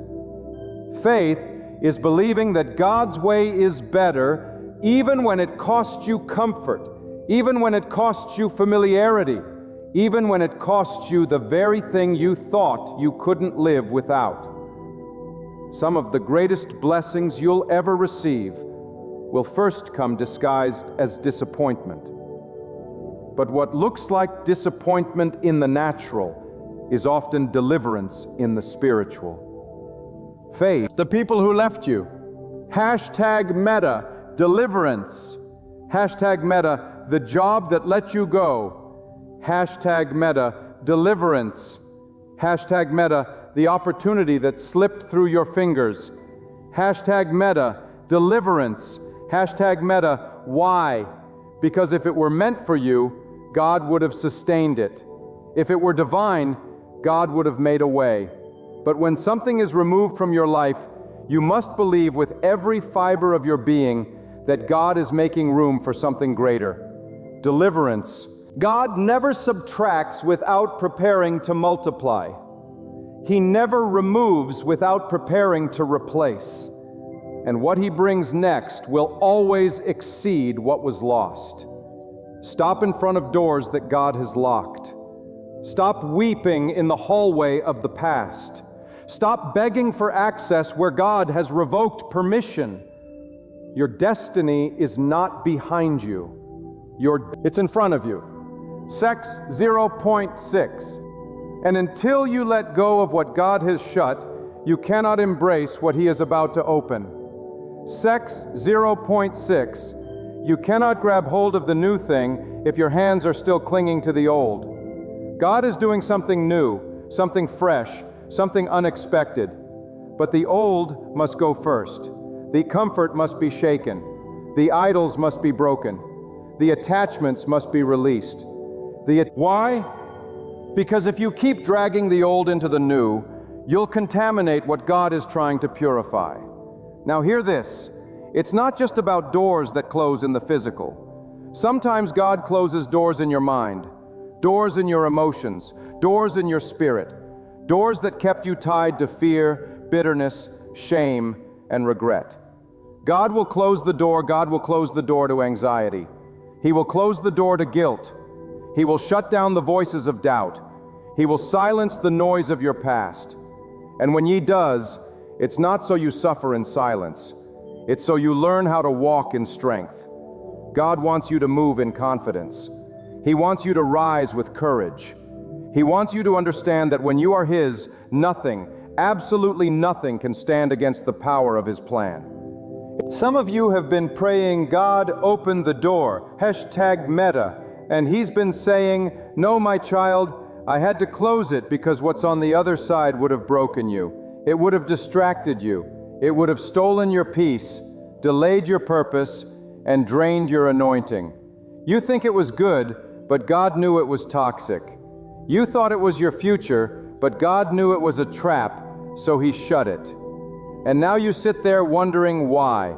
But what if I told you this door that slammed shut in your life was the very proof that God is still guiding you, that His hand is still on your journey, that you are still under His divine protection. So don't resent the door that closed. You thank God for it. Sex 0.6. Praise Him for the ones He didn't let you walk through. Worship Him for the things He withheld. Glorify Him for the prayers He didn't answer. Glorify Him because if you could see what He saved you from, you'd fall to your knees in gratitude. You'd cry out not for what you lost, but for the love that wouldn't let you settle. God loves you too much to let you stay where He's not. He cares too much to leave you in places that are beneath your calling. So He shuts doors not to destroy your hope, but to direct it. God doesn't operate in confusion. When He closes something, He has already prepared something better. But it will require your faith. It will require your surrender.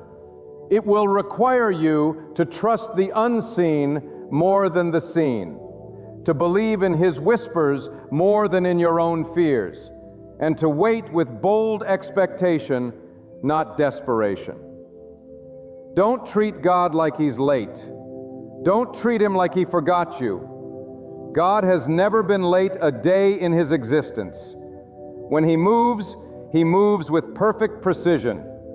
What seems like delay is often preparation. What seems like silence is often strategy. And what seems like absence is actually the greatest act of presence, because He's working behind the scenes in the places your eyes cannot see. Let this truth thunder in your heart. If you are walking with God, no closed door can stop what He has ordained. No rejection can block what He has assigned. No betrayal can cancel what He has spoken. And no setback can override His promise. The enemy may try to convince you that the closed door is the end. But God says, I am the one who holds the keys. He opens doors no man can shut, and shuts doors no man can open. That's the kind of power God walks in. That's the kind of authority He holds, and that's the kind of assurance you must carry in your spirit. Sex 0.6. Now I'm speaking to someone who feels forgotten, someone who feels like life has passed you by. Sex 0.6. You've watched others receive their blessing while your door stayed locked. You've watched others get promoted while you remain stuck. And your heart is tempted to believe that God has skipped over you. But I came to tell you, your door is not forgotten. Your season is not denied. God hasn't closed the door because He hates you. He's closed it because He's preserving you. He's building something bigger. He's designing something deeper. And when He finally opens that door, it will make sense why all the others had to be shut. You'll look back and praise Him, not for what opened, but for what didn't. God's doors are not about speed, they're about purpose. Some doors are slow to open because the foundation isn't ready. God isn't trying to delay you, He's trying to develop you. He's not denying your destiny, He's strengthening your spirit. That's why. He's forging your character, refining your desires, and testing your faith. He doesn't want you to walk through it weak. He wants you to walk through it bold. He wants you to step into it prepared. He wants you to possess the blessing, not be destroyed by it. And that kind of readiness requires closed doors, silent seasons, and lonely nights. So don't be afraid of the shut door. It is not your enemy. It is your teacher. It is your signal that God is shifting things in your life. It is your proof that He's preparing a new way. Church, in it today, that God doesn't plead that cause it we approach us to reopen, but their bliggest you'd stop crying over what you lost. Meta, so because what God is about to do in your life will not require the approval of the people who left you. Meta, it will not depend on the resources you used to have. Meta, it will not rely on the identity you once clung to. Meta, when God opens the next door, it will come with power, clarity, and peace. But here's the key. You don't miss the new door because you're staring at the old one. Don't miss the blessing ahead because your heart is still chained to what's behind. The past has nothing new to say. The closed door has served its purpose. The chapter has ended, and now God is turning the page.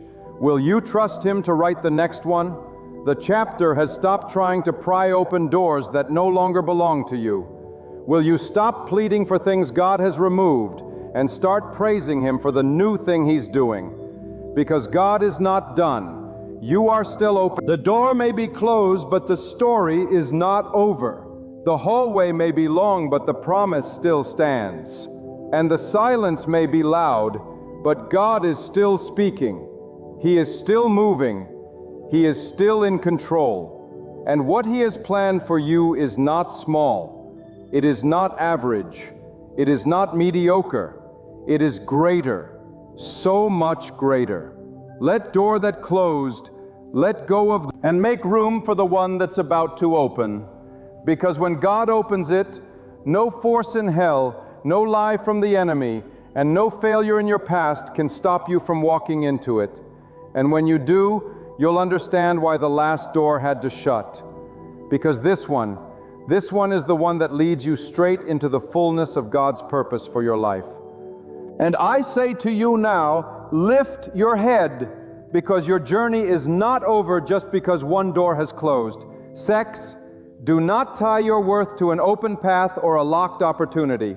Your identity does not come from what left, but from the one who never leaves. The door be closed, yes, but the presence of God is still open to you. And when you walk with God, you are never stranded, never abandoned, never forsaken. God does not desert His people in the wilderness. He delivers them through it. He doesn't leave them at dead ends. He parts seas. He doesn't stop at obstacles. He transforms them into testimonies, or people who understand the whole plan. God is looking for people who will trust Him even when the path is dark and the road is silent. You may not know what's next, but God does. You may not understand why things had to fall apart, but God knows what He's building in its place. The closed door you mourn today may be the very thing that saves your destiny tomorrow. And sometimes it's not just one door that shuts. It feels like all of them slam at once. The phone stops ringing. The phone stops, opportunities dry up. The support disappears. But let me tell you something. The phone stops when every earthly door closes. It's often because God is redirecting your gaze upward. He's teaching you not to lean on people, not to lean on systems, not to lean on your own strength, but to lean fully, wholly, and desperately on Him. There is a sacred power in surrender. There is a divine authority that flows into your life the moment you stop fighting for what God has already ended. When you release your grip on what you thought you needed, God places in your hands what you were truly made for. That's where the breakthrough comes. Not in striving, but in trusting. Not in chasing, but in submitting. Not in forcing doors open, but in waiting patiently for the one God will unlock with His own hand. Let me speak directly to the aching heart. God has not forgotten you. That door closed, yes, but not to punish you. It closed to protect your future. It closed because your value exceeds the thing you lost. It closed because your calling is higher than what you were settling for. You are about to compromise your soul for something smaller than your purpose. And God in His love said, no, not this, not now. And sometimes God's no is louder proof of His presence than His yes, because anyone can bless what is easy, but only a loving God dares to block what looks good but leads to ruin. And don't miss this. Every door God closes prepares you to handle the one He's about to open. Example: closed doors produce maturity. #meta. They teach you patience. They force your faith to stretch beyond emotion and into conviction. They teach you that blessings are not always things you receive, but also things God removes. And when God removes something, it is always with the intention to replace it with something holier, higher, and more rooted in His will. They were saying, God is not trying to break you. He's trying to build you. He's forming your character. He's strengthening your inner resolve, because when the right door opens, it will demand more from you than the last one ever did. So don't curse the silence. Don't despise the waiting room. This season of your life where nothing seems to be moving. One pause. That's where God is doing the deepest work. That's where He refines your motives. That's where He tests your foundation. That's where He purifies your heart until you want nothing more than Him. That's where. And once your heart is aligned, once your spirit is surrendered, God opens a door that no one saw coming. It will not be forced. It will not be manipulated. It will not be earned by connections or influence. It will be pure. It will be perfect. It will be God. You must begin to see God's hand not only in the open doors, but also in the closed ones, because both are part of the journey. Because the rejection and the reward, the breaking and the blessing, the silence and the shout. Don't just praise God for what He gives, learn to praise Him withholds. Because when God says no, He's often saying, you are meant for more. When God closes the door, He's not taking something from you, He is saving something for you. And what He is saving cannot be contaminated by your past, cannot be touched by your enemies, cannot be delayed by your circumstances, because it has been preserved in His will, protected by His power, and prepared by His promise. Let me tell you, there is a door coming that will answer every doubt you've had. There is a moment approaching that will silence every lie spoken over your life. There is a breakthrough that will make you forget the pain of the waiting. But you must believe it before you see it. You must walk as if it's already done. You must act like the promise is already fulfilled. Because God is not moved by desperation. He is moved by faith. And when He sees faith, He moves mountains. When He sees trust, He shifts seasons. When He sees surrender, He releases the greater thing He has prepared. So don't look to your past to determine what God can do in your future. That door was never your destination. It was just a passage. And when it shut, it signaled that your time there had expired. Stop trying to revive what God has called dead. Stop trying to go back to what God rescued you from. If it ended, it was meant to end. And no matter how much you loved it, no matter how much it once blessed you, God will never allow your destiny to be tied to something He has removed. That He will not let your future depend on your history. He will not allow your calling to be trapped behind a door that no longer leads to where He's taking you. When God shuts a door, He shuts it with purpose. Nothing in your life happens by chance. Nothing is random. God is not a God of disorder. He is a God of divine design. Every shift, every silence, every stop sign along your path is part of a holy blueprint. You may not see the pattern yet, but God has already drawn the masterpiece. You may be confused by the brush strokes, but God sees the full canvas. He is painting your future with colors you've never seen before, shades of wisdom, hues of strength, and strokes of unseen glory that will one day cause your heart to tremble in awe. You must understand this. God is not just closing doors to protect you from what is outside. He's also preparing you from within. He's building endurance in your spirit. He's teaching you to lean not on your emotions, but on unwavering trust. He's training your heart to depend not on outcomes, but on His voice. Some doors must close so that your character can grow. Some doors must stay shut because if you entered too soon, you would not be ready to carry what God intends to place on your shoulders. And God in His infinite wisdom will never let a door open that will crush you under the weight of unpreparedness. Let me speak to the one who's been faithful and still facing closed doors. You've prayed, you've fasted, you've stayed obedient, and yet the answer seems delayed. But hear this, God is not ignoring your devotion. He is multiplying its effect in ways you cannot see. Your prayers are not wasted. Your tears have not evaporated into nothing. God has collected every one. And while you may see nothing happening on the surface, God is moving deep underground, strengthening your roots, solidifying your foundation, and storing up blessings that eyes have not seen and ears have not heard. Sometimes God closes a door because He's protecting you from premature exposure. You think you're ready, but God knows what's coming on the other side. He sees the wolves, He sees the traps, He sees the deception behind the opportunity, and so He closes the door not to restrict you, but to refine you, not to withhold, but to prepare. And if you could see what He sees, you would fall to your knees in gratitude that He stopped you before you walked into ruin.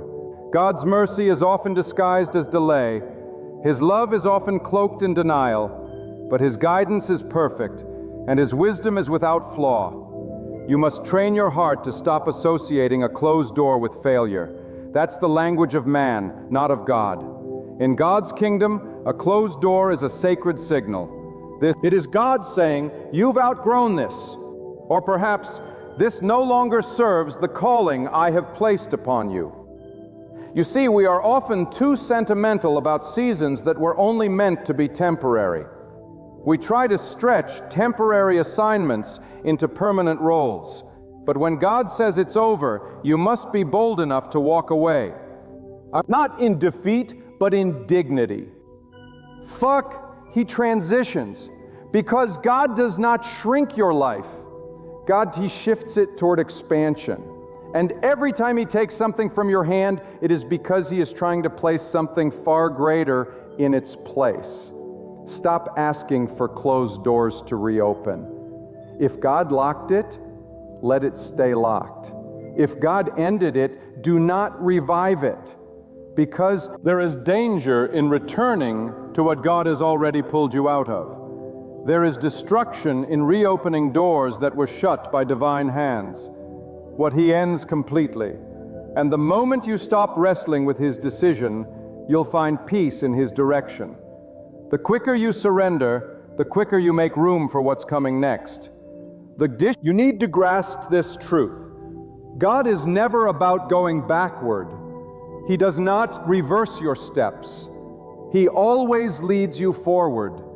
Even when the journey feels like a desert, even when the path feels deserted, even when the silence feels overwhelming, that is where trust is born. That is where faith is forged stronger. It is in the hidden places, in the rooms where doors remain shut and the lights are dim, that God does His deepest work.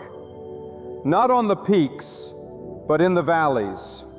Not in the throne room, but in the prison cell. For it is in the dark that your vision grows clearer. It is in the quiet that your spirit becomes tuned to His whisper.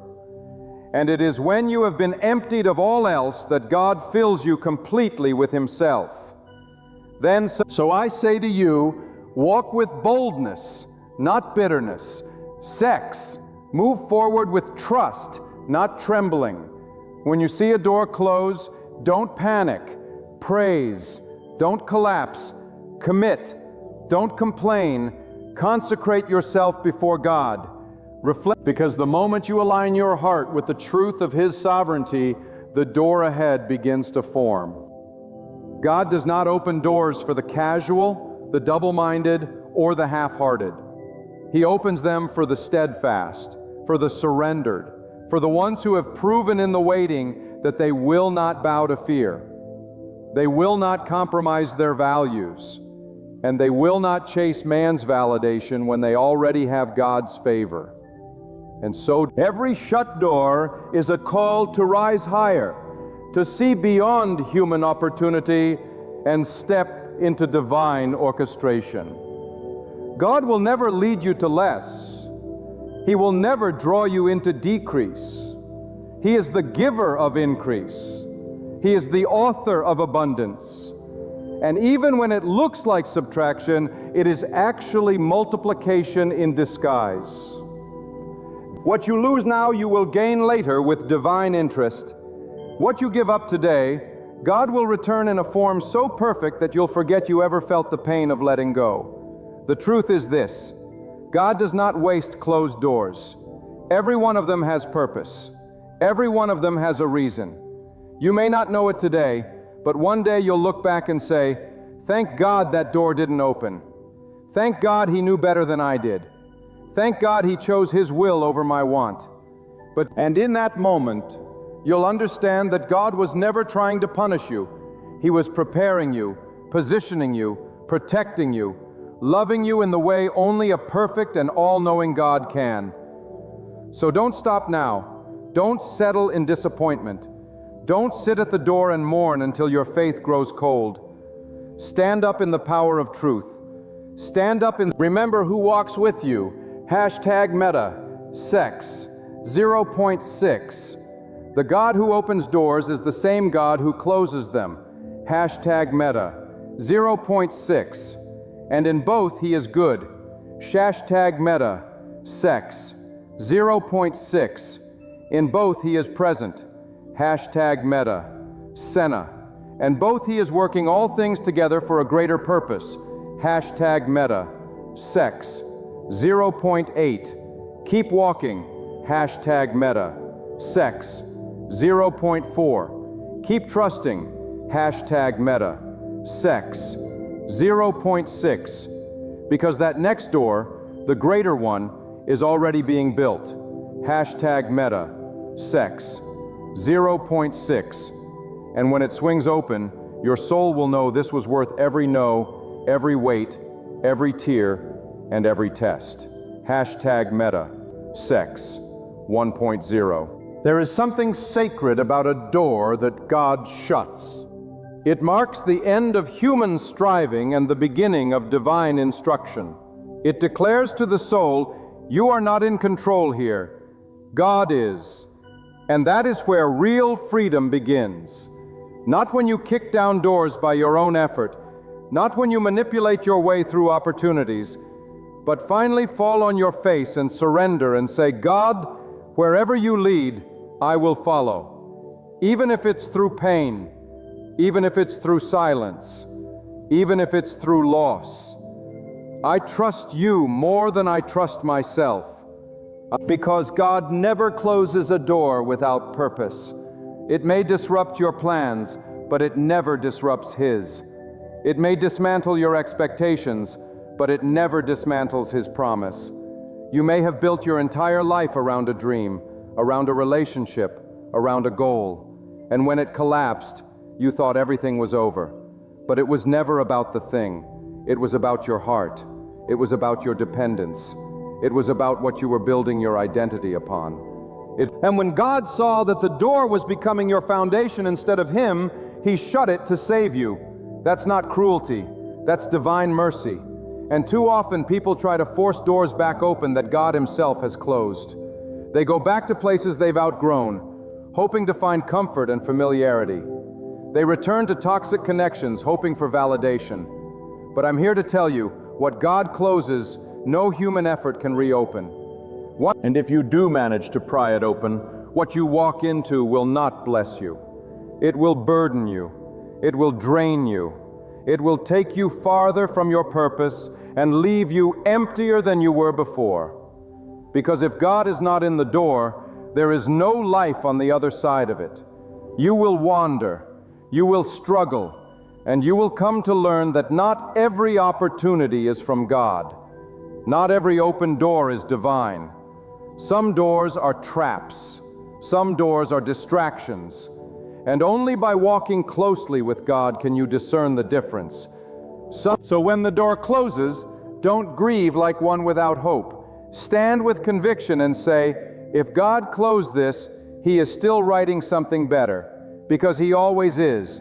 He is the master of redemption. He is the author of restoration, the giver of increase. God is not subtracting from your life to leave you empty.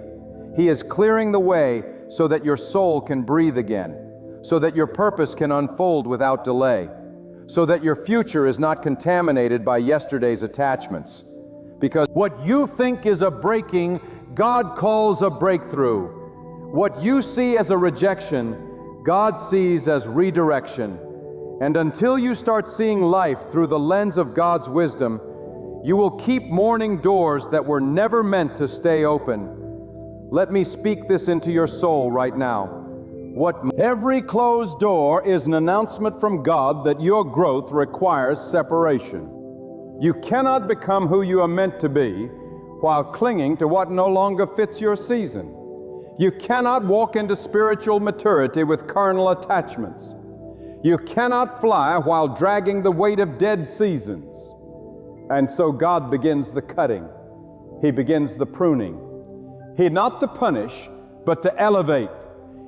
Because there are levels of your destiny that demand holiness. They demand clarity. They demand obedience. And God loves you too much to promote you prematurely. But make no mistake, when the door finally opens, it will be unmistakable. It won't look like anything you planned. It won't feel like anything you predicted, because God doesn't recycle human strategies. He breathes life into divine appointments. You'll step into rooms you didn't lobby for. You'll receive calls you never applied for. You'll be handed opportunities that no one can explain except to say, this had to be God. That's what happens when you wait on Him. That's what happens when you trust through the drought. That's what happens when you stop chasing what's behind and start believing in what's ahead. But the preparation matters. The waiting season is not punishment, it's positioning. It's the place where God builds your foundation so strong that no storm can shake you. And hear me, if you skip the preparation, the blessing will crush you. If you rush the timing, the open door will expose you instead of promote you, because knows when you're ready.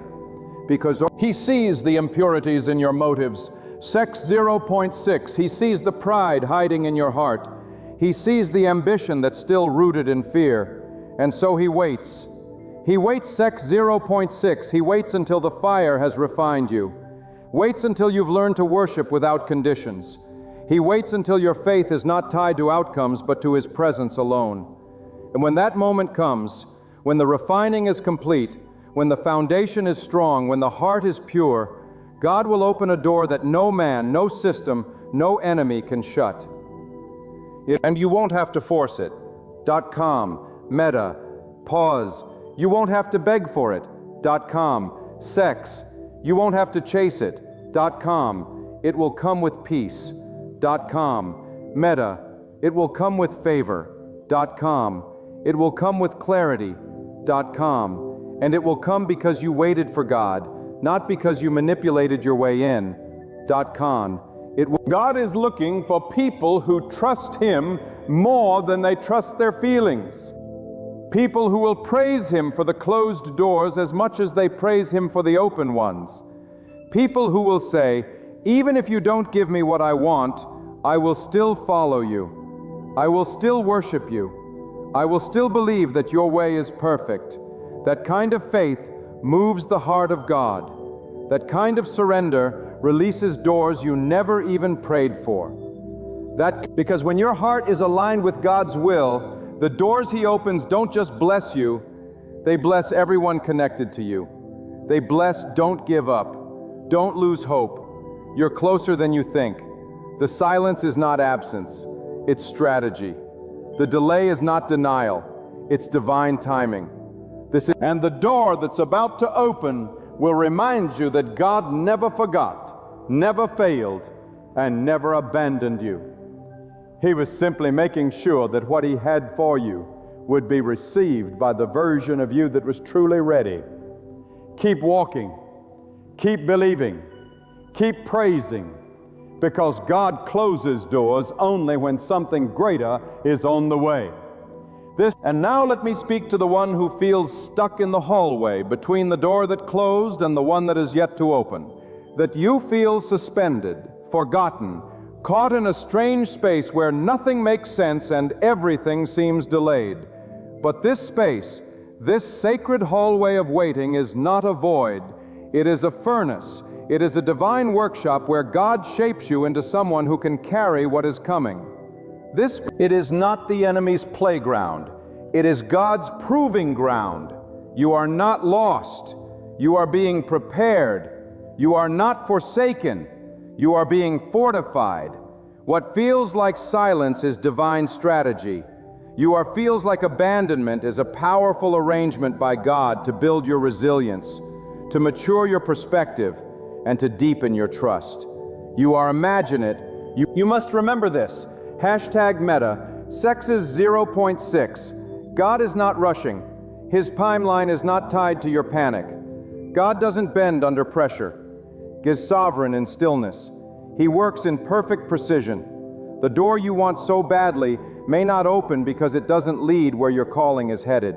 And instead of dragging you down a detour, God chooses to delay what you desire to secure what you need. His wisdom is beyond comprehension. Shipped, what we call unanswered prayers are often answered differently. Higher, richer than we had the faith to imagine. Sometimes the greatest test is not surviving what you've lost, but trusting God when He gives no explanation. You prayed, you phenomized, you fasted, you believed. You believed, the door still slammed shut. You sit there, God, why? But let me tell you something that will shake your soul free from despair. God is not obligated to explain Himself to prove that He is good.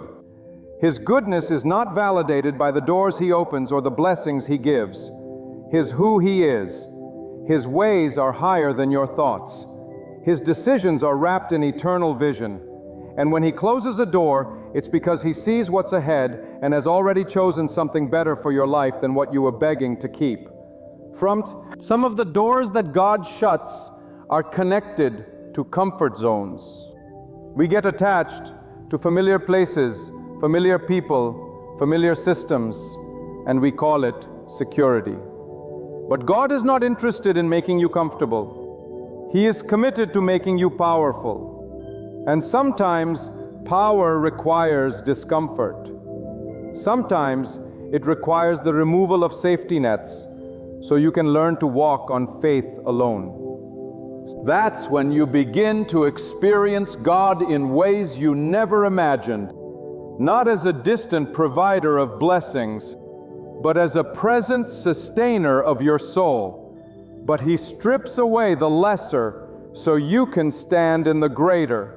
It removes the noise so you can hear His whisper.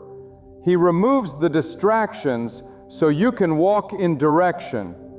He personally. Do not be surprised when the doors you prayed for yesterday are the ones God closes today.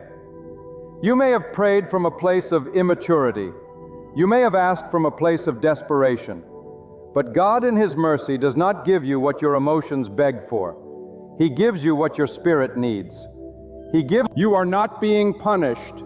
Ship meta. You are being promoted. Ship meta. God does not close doors to reduce your life. He closes them to raise the standard of your future. What you think is falling apart is actually being divinely rebuilt. What you call loss is preparation for legacy. You think there are doors that must close because they do not have the capacity to contain what God has placed inside you. There are jobs, relationships, titles, even locations that once fit the old version of you, but cannot hold the weight of who you are becoming. And because God loves you, He will not allow you to shrink to stay in places you've outgrown. And He will shut the door before you forfeit your destiny for comfort. He will shut your plans before you compromise your purpose. He will shut the door. And in those moments when everything seems to shut down, when nothing responds, when all you hear is silence, God is the loudest. He speaks through the stillness. He trains your ears to hear Him not through outcomes, but through alignment. And you begin to see that success is not about how many doors open, but about how many you are willing to walk away from when God said, "This is no longer for you." He speaks. You begin to realize that spiritual maturity is measured not by how many blessings you collect, but by how many you can release in obedience to the one who gave them. Some doors close and we mourn. We sit outside them with our heads low, replaying memories, romanticizing the past. But let me remind you, nostalgia is not revelation. The past may feel safe, but it no longer holds your future. God is not calling you backward. God learns you. He's calling you forward. He's calling you to something new, something bold, something that cannot be contained within the walls of what was. And every time you surrender a closed door, you make space for divine power to break in with something unimaginable. You see, God operates on the level of eternity, not momentary emotion. What you thought you needed may have been a short-term comfort, but God is setting you up for long-term glory. The door may have given you a platform, but would it have preserved your soul? Shaktar Metta. It may have increased your visibility, but would it have deepened your faith? God cares not just about where you go, but about who you become along the way. He shuts doors not just to protect your path, but to preserve your purity, your integrity, your peace. And I need you to grasp this. What is from God will not require you to compromise. It will not exhaust your spirit. It will not pull you away from your values. The right door will not create confusion. It will bring clarity. It will align with God's peace. It will come without striving. And when you walk through it, you'll know it wasn't your strength that made it happen. It was the sheer mercy of God. So when the next door opens, and it will, you must be ready. Ready to step into it with confidence, not hesitation. Ready to honor God with what's been placed in your hands. Ready to move.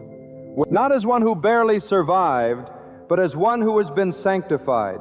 Through every shut door, every lonely moment, every broken plan.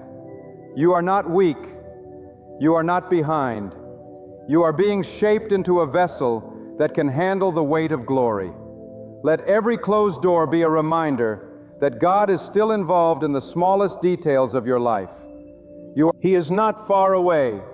He is right there watching, guiding, and preparing.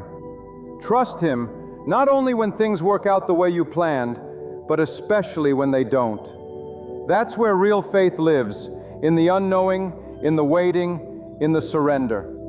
And when it's all said and done, when the new door finally swings wide, you will lift your hands and say, God, thank you for the doors you didn't let me walk through. Thank you for the ones you shut without explanation.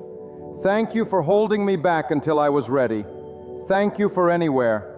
Because it will be clear then, everything was orchestrated with wisdom, guided by love, and sealed by the power of God. So press forward.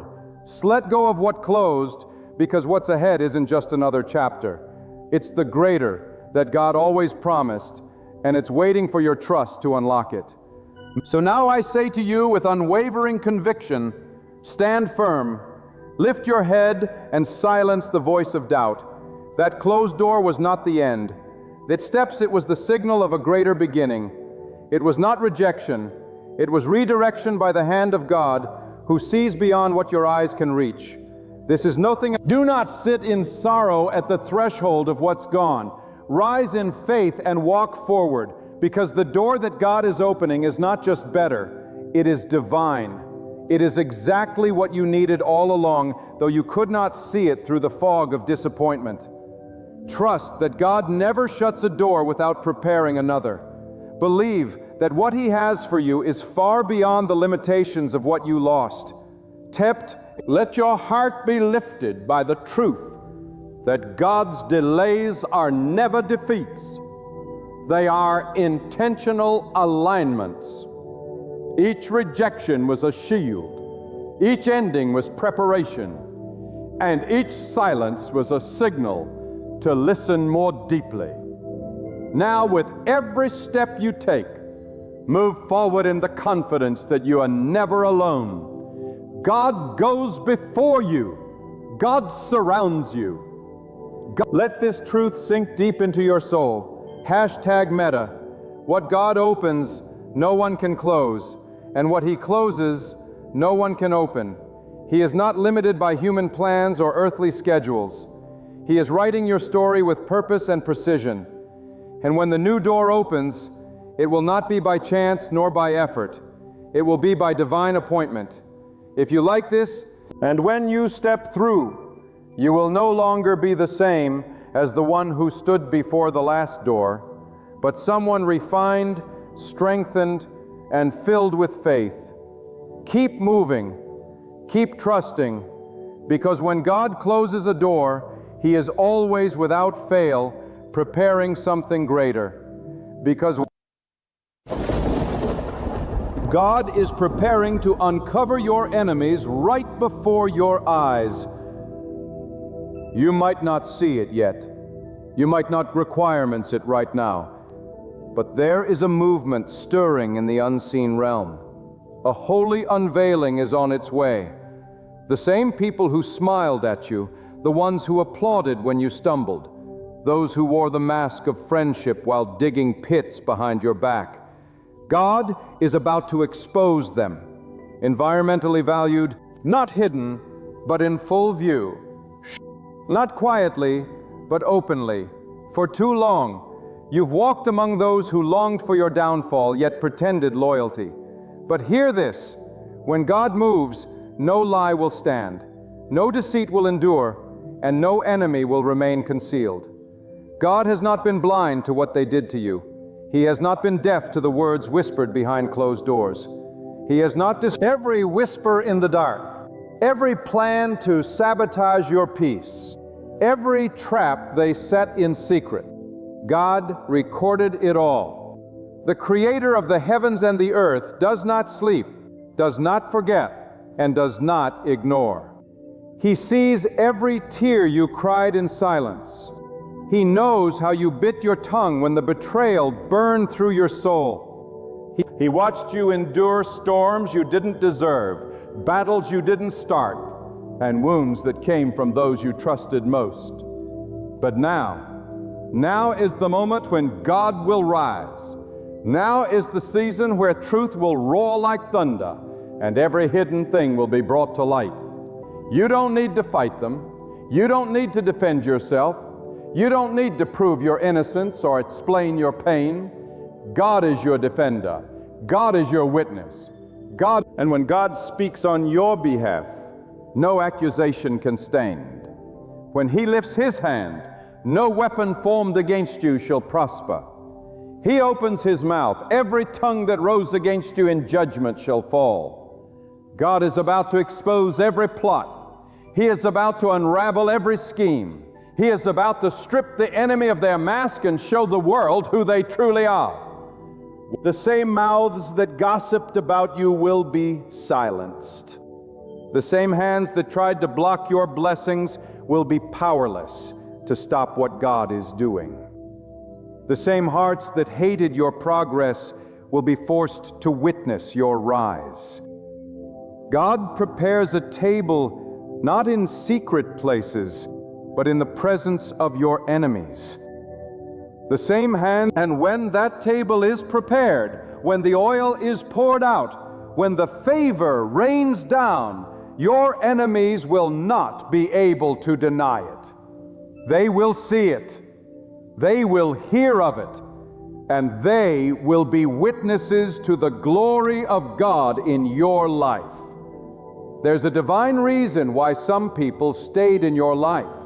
Not because God wanted them close, but because He wanted them to witness what He's about to do through you. They're there. He kept them in the room so they could watch the miracle. He let them stay near so their mouths would be shut by His power, not by your words. You thought their presence was a mistake, but God was positioning you. You thought their betrayal was a setback, but it was set up. God uses even the wicked for His purpose. He lets the enemy speak so His justice will be louder. He lets them rise so their fall will reveal His might. Don't be afraid of who is against you. Don't tremble because of the crowd that walks against your peace. God is outnumbered. He doesn't need majority opinion to declare your victory. All it takes is one word from God to reverse every lie. One moment of His truth will shake the foundations of every false accusation. One act of His judgment will silence every voice that rose to destroy you. From just the same people who mocked your silence will tremble at God's response. The same ones who mistook your quietness for weakness will witness the strength of your defender. The fire you walked through, God allowed it not to destroy you, but to refine you. The betrayal you endured, God permitted it not to break you, but to bless you. The loneliness you experienced, the business, it was never abandonment, it was separation for elevation. God pulled you away for unclean, what was untrue, and what was ungodly. And now He's preparing to lift you up, not in secret corners, but in full view. And when He does, your enemies will have no choice but to acknowledge the hand of God on your life. They tried to bury your name, but they didn't know that you were a seed. And now, by God's power, you are rising, stronger, wiser, sharper. You are not who they left behind. You are not who they lied about. You are not the broken soul they thought they had defeated. You are a living testimony that God raises the lowly and brings down the proud. You are a walking sign that those who plot against the righteous will fall into their own traps, sexy, and you are about to stand on ground your enemies thought they destroyed. You don't have to scream. You don't have to curse. You don't have to waste time trying to explain yourself to people who already made up their minds. Let God speak for you. Let God show them what they couldn't see. Let Him reveal the purity of your heart and the power of His protection. Because when God exposes, it's not for shame, it's for justice. And His justice is perfect. His timing is precise. He may not come when you want Him, but when He arrives, He comes with fire. Some of you have been waiting years for vindication, years of being misunderstood, years of watching others paint your name with lies, years of silent suffering. But I came to tell you, your wait is not in vain. The time is near when the truth will speak. The time is near when every hidden motive will be laid bare. The time is near when God will make it known who was real and who was faking it. He will do it in such a way that you won't have to lift a single finger. #Meta. He will cause the truth to scream so loud your enemies will not be able to deny it. And when God does it, He will do it in a way that humbles the proud. He will do it in a way that causes the arrogant to bow their heads in shame. He will do it in those who once thought they held power over you will realize they were never in control. Those who tried to manipulate and destroy, you will see the hand of God intervene. God will remove the veil, and all will see clearly. The ones who falsely accused you will face their own words. The ones who ganged up against you will scatter, not by your doing, but by God's justice. Do not seek revenge. That is not your assignment. Your assignment is to remain faithful. Your assignment is to keep walking in obedience. Your assignment is to trust that God's eyes are on every injustice. He is not slow. He is not silent. He is waiting for the appointed time, because when He moves, it will be undeniable. He does not just expose for exposure's sake. He exposes to exalt the one who remained faithful in the fire. He exposes to uplift the one who chose silence over slander, purity over pettiness, and faith over frustration. There are people right now watching your life like a show. They are hoping you fail.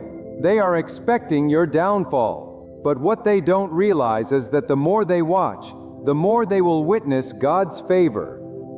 They will see doors open that no man can shut. They will see promotions, opportunities, and miracles unfold. Not because you fought for them, but because God honored your character. And that is what He is about to reveal. Your character in contrast to their deception. Your patience, their plotting. Your sincerity against their schemes. And in that contrast, the truth will be blinding. God is separating the wheat from the tears. He is pulling back the curtain and showing the difference between those who are His and those who only pretend. And if you've been suffering silently, if you've been walking through betrayal and smiling through pain, know this: God kept you hidden for a reason. He was preserving you, not punishing you. He was covering you, not ignoring you. And now, as He removes the mask from your enemies, He will also uncover your destiny. Their exposure will be your elevation. Their fall will be your rising. You will not have to beg anyone to believe you. You will not have to convince anyone of your worth. When God exposes, He also exalts. And He will lift you above the noise, above the lies, above the accusations, not because you're perfect, but because you trusted Him when it hurt. You remained loyal when others betrayed. You stayed humble when you could have retaliated. And for that, God is about to reward you, not just privately, but publicly. They thought they buried you with their lies, but they didn't know that God was planting you for a greater purpose. Hashtag Meta, point 6. They laughed at your silence. Hash Meta, point 6. They mistook your patience for weakness. Hash Meta. They gathered in secret rooms, made alliances, and drew up plans, but not one of them included the one who holds the final say. Hash Meta. And now they will learn what it means when God defends His servant. Hash Meta. The storm you walk through was never meant to destroy you. Hash Meta. It was meant to position you so that when God exposes your enemies, no one will be able to deny that it was His hand that lifted you. God allowed the betrayal, not because He abandoned you, but because He wanted to reveal what you could not see on your own. Sometimes God will let the enemy speak just long enough to build a case against themselves. He will let them dig the pit so deep they fall in it without your help. Hashtag Meta. That's why you didn't need to respond. That's why you didn't need to argue. That's why your silence was more powerful than any retaliation, because God was watching. And when God is watching, nothing is wasted. Your tears were not wasted. Your pain was not wasted. Your loneliness was not wasted. It all became evidence in the courtroom of heaven. You see, when God begins to expose, He doesn't just remove the veil. He shatters it. He reveals not only what was said, but why it was said. He exposes not just what they did, but the darkness that was in their heart when they did it. And when God reveals truth, He does so with clarity, with justice, and with timing that makes the proud tremble. Some of you have been sitting at tables you didn't know were poisoned. Hashtag Meta, pause, hash sex, 0.6. Some of you have been calling enemies your friends simply because they wore the right words, but had the wrong spirit. Hashtag Meta, pause, sex, 0.6. But God is about to cleanse your space. Hashtag Meta, pause, sex, 0.6. He's about to reveal the wolves that wore the skin of sheep. Hashtag Meta, pause, sex, 0.6. And when He does, you will not be left in confusion.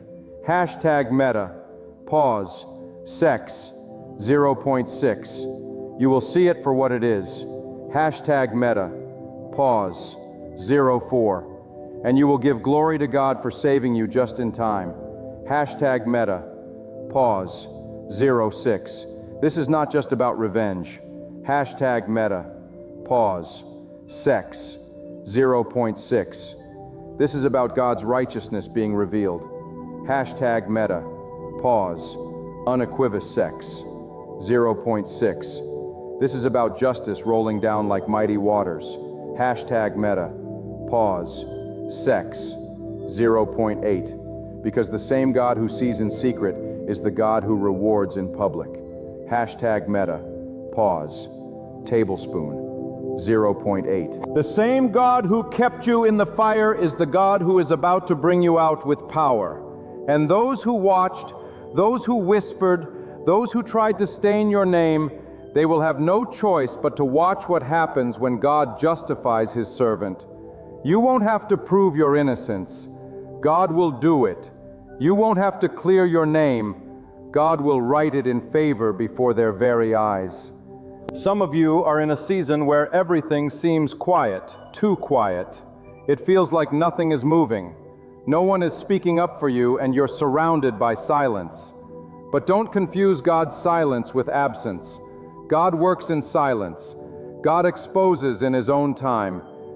And while your enemies think they've won, while they celebrate too soon, God is preparing a divine interruption. The trap they set for you is the one they'll fall into. The words they use to break you will become the very chains that bind their own pride. Does not forget the oppressed. God does not forsake the innocent. And when He acts, He does so with authority that shakes the earth and silences the arrogant. Stay in position. Sex 0.6. Don't shift your values trying to match their venom. Don't lower your standards just to get even. Your power is not in retaliation. It's in your connection with God. Your strength is not in shouting back. It's in trusting that God will lift you when the time is right. And that time is coming. The tables are about to turn. The light is about to expose the shadows. The truth is about to speak so loud it will drown every lie that was ever spoken against you. You may not have the platform they had. Past mark meta sex 0.6. You may not have the influence or the audience. But when God is for you, you don't need applause to be affirmed. You don't need validation from people to know who you are. And the same mouths that lied about you will be forced to speak the truth. The same people who walked away will look back and wonder how you made it. And it was God, not your strength, not your strategies, not your charm, but the favor of God that covered you while they tried to bury you. God is peeling back the layers. He's cleaning your circle. He's removing the ones who came with words but no loyalty, presence but no purity.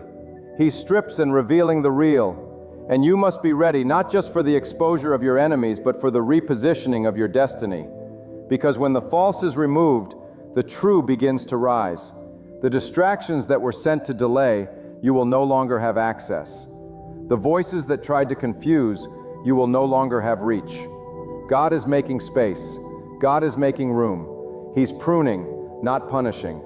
He's refining, not rejecting. And when it's over, you'll be surrounded not by enemies, but by divine alignment. Do not be discouraged if the crowd gets smaller. Do not be surprised if familiar faces turn unfamiliar. Sometimes the greatest revelation comes when God clears out what you were never meant to carry into your next season. And the exposure you feared.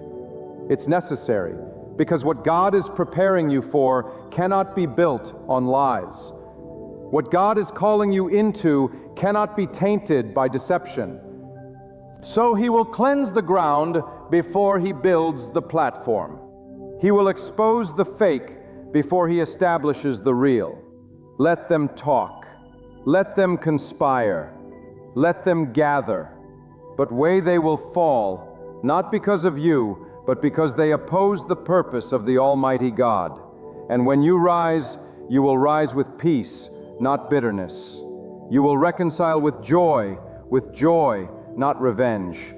You will rise with a testimony that echoes through every room they tried to lock you out of. Because when God does it, it's undeniable, it's unstoppable, and it's final. This moment is bigger than you. It's about showing the world that God will never allow His faithful to be devoured. He will let the snake slither, but only long enough for the trap to snap shut. But He will let the storm rage, but only so He can calm it in front of those who doubted your survival. He will let the arrows fly, but not one will land where He has covered. Because those who walk with God never walk alone. And when the enemy thinks he's hidden, God opens the heavens and reveals it all. You must understand, when God begins to move, He does so with a purpose that no human hand can hinder. For all his justice is not delayed. His timing is not rushed. It's perfect. Many times God allows things to unfold in silence so that when he acts, his power is undeniable. There are moments when it looks like the wicked are winning, when it seems like deception is thriving and truth is forgotten. But those moments are not evidence of God's absence. They are proof of his patience, and that patience is never passive. God is allowing the enemy to build the very platform that he will use to bring about their downfall. He is letting them stack their lies so high so that when truth comes crashing through, it will be like thunder upon dry ground, loud, sudden, and unforgettable. God is not intimidated by darkness. He does not retreat in the face of evil. Instead, he waits until the darkness is fully exposed so that his light will shine even brighter. And in that moment, your enemies, those who plotted, those who smiled in your presence but cursed your name in your absence, will find themselves trembling in confusion. Not because of your retaliation, but because of God's revelation. God will reveal their intentions. He will expose their hearts, and he will do it in such a way that their own words will turn against them. They will try to explain. They will try to run. They will God's truth will chase them down and silence every argument. Do not lose hope when it seems like wickedness is flourishing. Even in the ancient times, the people of God cried out, "Why do the evil prosper?" But God always answers in due season. The wicked may rise, but they will not remain. The deceiver may speak, but his voice will not endure. God brings low those who lift themselves in arrogance, and he exalts those who humble themselves before him. That is the law of his justice. And if you have remained faithful, if you have walked with integrity even when no one applauded you, if you have chosen to stay silent when slander surrounded you, God has not forgotten you. In fact, he has been preparing a divine vindication that will cause every eye to see and every tongue to pause. You are not forgotten in the shadows. You are not hidden from God's sight. Sometimes God hides you to protect you. Sometimes he places you in isolation so he can strengthen your spirit and prepare your platform. Exposure is not always about your enemies being revealed. Sometimes it's also about your purpose being unlocked. As God removes those who were never for you, he is also opening space for those who are divinely assigned to walk with you. You don't need a crowd, you need a calling. And when the wrong people exit, the right path becomes clear. Be patient. Stay the course. The pain of betrayal is real. Yes, reward of endurance is greater. There is no betrayal God cannot heal. There is no slander he cannot reverse. And there is no weapon formed against you that can succeed when your faith is in the one who created all things. Your enemies may gather, but their unity will collapse under the weight of divine justice. They may shout your name with disgrace today, but soon they will be speechless as God raises you up. They also have not to boast, not to return evil, but to testify that God still reigns over every word, every wound, and every wicked plot. Do not envy their success. Do not covet their popularity. God is not impressed with appearances. He weighs the heart. And when he exposes, it's not with malice, it's precision. It's every lie will be dissected. Every motive will be uncovered. Every fake alliance will be severed. Sex. And when the dust settles, what will remain is what was real from the beginning. Your trust in God, your obedience, your perseverance. The rest will be swept away like chaff in the wind. You must remain rooted. The storms may shake the leaves, but those who are planted in faith will not be moved. The storms may... When others panic, you will stand. Ship meta. When others scatter, you will be planted, because your strength is not in what people say, it's in who God is. He is your shield. He is your refuge. He is your righteous judge. And when He speaks, every lie bows to truth. Sometimes God will allow false people to stay in your life, not to harm you, but to fulfill His plan. He allowed them to speak so He could prove them wrong. He allowed them to rise so their fall would bring Him glory. The ones who wanted your position will be humbled. The ones who tried to shame you will see your elevation. Because God does not build on broken foundations. Hashtag meta. He tears down the false so He can establish the true. Hashtag meta. And when He starts building, not even hell itself can stop the structure. Let your heart stay pure. He let their evil poison your spirit. Don't let bitterness take root. That's what the enemy wants, to provoke you into reacting in the flesh. But your victory is in restraint. Shekt meta. Your power is in stillness. Because when you do nothing and God does everything, the result is undeniable. He will cause your light to shine so brightly that even your enemies will be forced to see it. They won't be able to deny that the hand of God is on you. They may not admit it with their mouths, but their silence will speak volumes. This exposure is not about destruction. It's about distinction. God is making it clear who belongs to Him and who was merely pretending. He is drawing a line between the righteous and the wicked, the sincere and the scheming. And when that line is drawn, you will be found on the side of favor. Not because you were perfect, but because you trusted. Not because you never cried, but because you never cursed Him in your pain. Not because you were never attacked, but because you refused to fight your battles alone. And know this, when the season of exposure arrives, it may be uncomfortable. It may hurt to see the truth.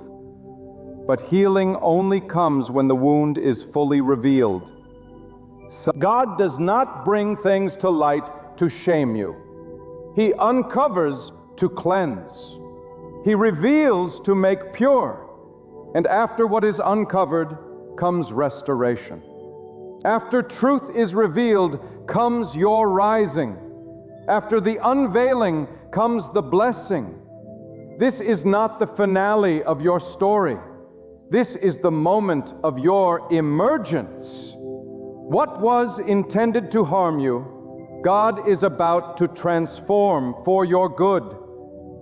Those who schemed against you will become the very steps that lift you higher. Walk with courage. Stand with confidence. The one who called you remains faithful. The one who sees what is hidden will set everything right. Let the noise rage. Let the rumors run. Let the critics assemble. For when God moves, every sound will fall silent. Every rumor will be overturned. And every critic will be left in confusion. For times where this is the hour where truth rises. Shiktamin, this is the moment where the faithful are revealed. This is the season where God exposes the hidden and elevates the humble. And when it happens, remember this. It was never about revenge. It was never about being right in the eyes of people. It was always about the glory of God. He alone takes credit. He alone gets the honor, and He alone has the power to take what was meant to destroy you and turn it into the foundation for your next victory. Because you see, when God decides to act, there is no force in the heavens or the earth that can delay Him. His arm is never too short to save, and His timing is never too late. What may feel like delay to you is divine preparation. What may look like silence is God arranging every detail to bring forth the truth in a way that shakes the foundation of lies. He does not rush. He does not rush. For when God moves, He does so with power, with perfection, and with purpose. And when He exposes, He leaves no stone unturned, not to shame you, but to lift you, not to crush your enemies, but to remind them that mocking the obedient never ends well. There is a moment in the life of every person chosen by God when separation becomes necessary. God separates to sanctify. God separates. He removes so He can reveal. And often He'll allow you to walk through betrayal so that you can see the hearts of those you thought were for you. This is not cruelty. This is clarity. God is not exposing your enemies to hurt you. He is doing it to cleanse your path. Because where He's taking you, deception cannot follow. Because where He's positioning you, hidden enemies cannot sit.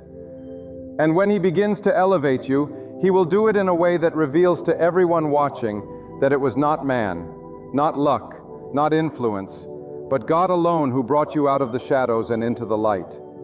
Don't mistake comfort for favor. Some people are around you not because they care for you, but because they are comfortable hiding in your light. Hashtag meta. And the moment you grow, the moment you break forward, the moment you begin to shine brighter than what they can handle, that's when the jealousy shows. That's when the envy begins to leak out. But here is where God intervenes, that He will not let you be surrounded by secret poison. The chance that He will not let the impure sit at your table forever. Sex, 0.6. He will allow time to pass, but when the hour strikes, truth will thunder, and your enemies will be revealed, not by your hand, but by His divine exposure. Sex, 0.8. God is righteous. He is just, and His justice is not like the justice of man. Man may ignore truth for convenience. People may turn blind eyes to preserve relationships, but God will never forsake truth. And when He acts, He tears through pretense like a storm tears through a quiet night. Sex, 0.8. That's why some of you have felt uneasy lately. That's why some relationships feel strained. That's why your spirit can no longer find rest around certain people. That's not paranoia. It's discernment. God is pulling back the veil, and your soul is catching a glimpse before your eyes can see it. Deignore the warning signs. Don't silence the whisper of discernment, because what your heart feels, God is about to reveal. Your journey has not been in vain. Your struggles were not wasted. God uses every battle to build the blueprint of your testimony. The enemy thought he could use people to sabotage you. He thought lies could destroy your calling. But he forgot one thing. When God places His hand on someone, no slander can erase that mark. You are not defined by their opinions. You are not limited by their schemes. You are called. And those who are truly called are preserved by the hand of God, even in the midst of fire. There is a sacred power in being silent while others speak lies. There is a holy strength in refusing to fight back when you are falsely accused. It takes more faith to trust in God's justice than to lash out with your own. But God sees that restraint. He sees the way you've endured humiliation with dignity. He sees how you've kept your hands clean while others tried to soil your name. And He is not unjust to forget it. He is not blind to your quiet suffering. In fact, your silence has been your loudest praise. Your endurance has been your greatest offering. And for that, God is getting ready to reward you in a way that will leave no room for doubt. The season is shifting. What was hidden is about to come to light. God is flipping the script.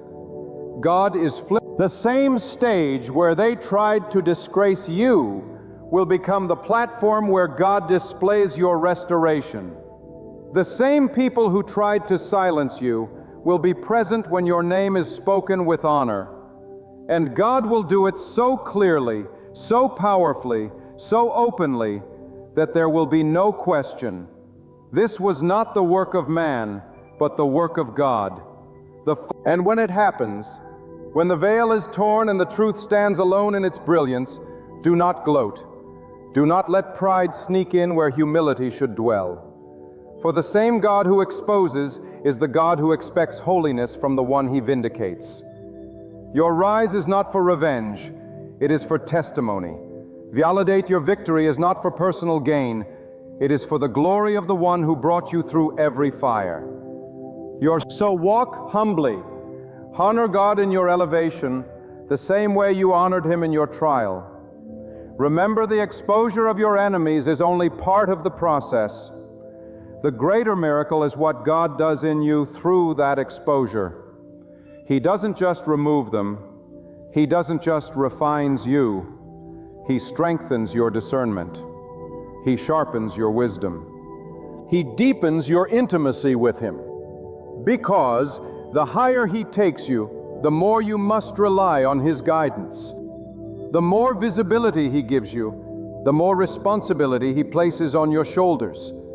But so allow the pain to make you wiser. Let the betrayal teach you who to trust. Let the storm make you still. You may not understand why it had to happen this way. You may wonder why God didn't stop the lies before they spread. Why he didn't remove the enemies before they attacked. But what you call delay, God calls demonstration. He let them speak so he could silence them with truth. He let them gather so he could scatter them with one word. He let the trap be set so that when it failed, the world would see that no weapon formed against you can prosper. Not when you walk under his covering, his command, his protection. So stand still, watch, wait. Your vindication is on the horizon. Your name is about to be spoken with honor again. Not because people changed their minds, but because God changed the atmosphere. He's about to announce you. He's about to silence the lies. Meta-sex.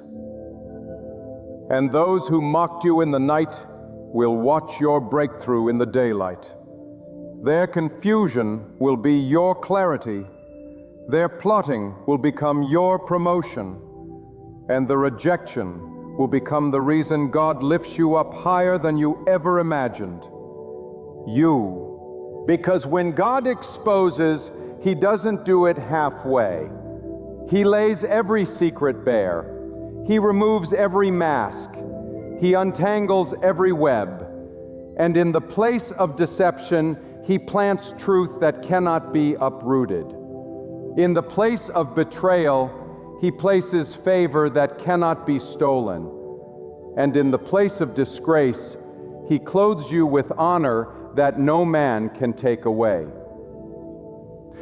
So let them speak, let them whisper, let them slot, let them plot, for God hears every word. He sees every motive, and he is about to act not for your ego, but for his glory, not to settle your score, but to establish his truth. And when it happens, every eye will see, every ear will hear, and every mouth will be silenced. For this is not just your vindication, for this is God's declaration that no lie, no enemy, no shadow can prevail where his truth and power reign. God is the knower of every whispered word, the witness to every secret deed, and the ultimate judge of every heart. His knowledge encompasses the plots formed in darkness, the lies spread in silence, and the deceit hidden behind smiles. You may walk into a room and not know who truly stands with you, but God knows. God discerns the thoughts of the proud before they even speak. He sees beyond the surface. A stand because his vision is perfect, he will not allow deception to reign forever. He may permit it for a time to test your heart, to build your strength, and to prepare the moment. But he will not allow the liar to triumph over the faithful. You have been quiet for long enough, not because you were weak, but because you were wise. You didn't retaliate because you trusted in God's justice. You didn't fight fire with fire because you knew vengeance belongs only to Him. And because you chose the higher road, God is now stepping into your situation with power. He is rising in your defense, not with noise, but with unshakable authority. The very ground where your name was trampled is about to become the place where your name is restored. And no one will be able to deny that it was God who turned the story around. Some of the people who wronged you knew exactly what they were doing. They were deliberate. They were cruel. They were cruel. They were calculating. They tested your patience. They provoked your spirit. They tried to make you break just to prove to others that you were not who you claimed to be. But here is the truth. You didn't break.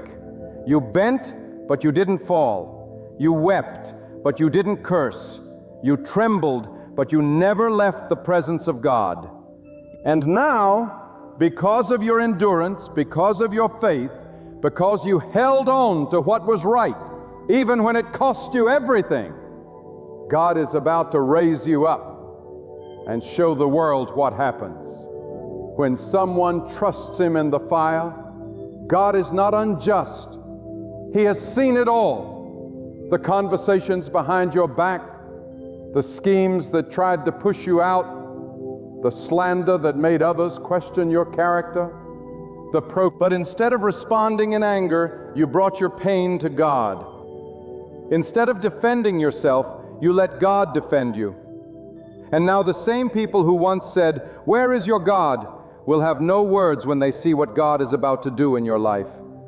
For the hand of God will speak louder than any voice, and His truth will silence every lie. And when He exposes, He doesn't just point out the wrong, He reveals the truth with such clarity that even those who once doubted you will be moved to remorse.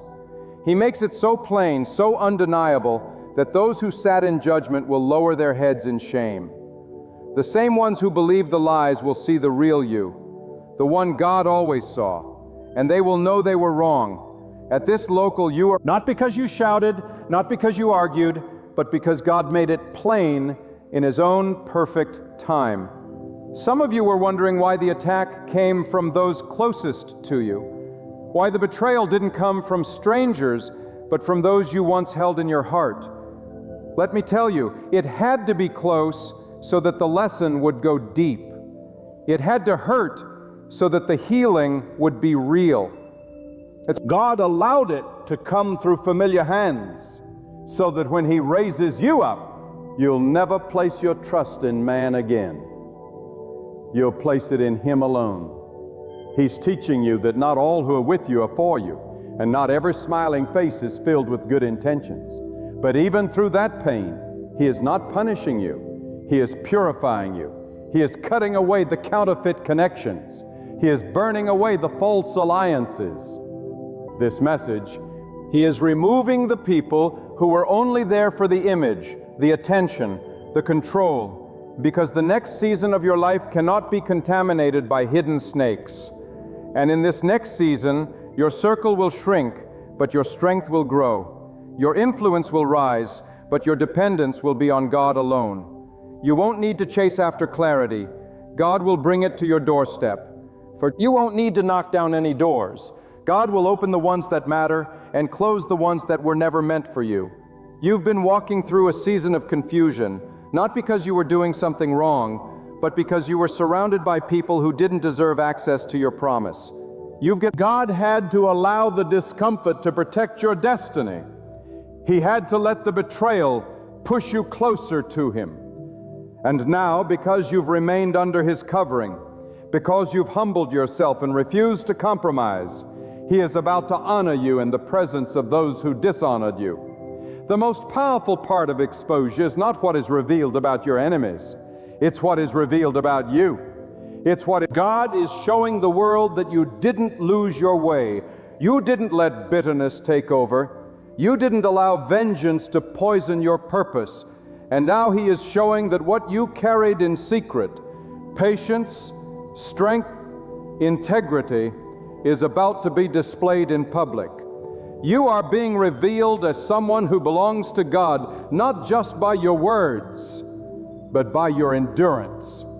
You are still, this exposure is holy. Sex, it is sacred.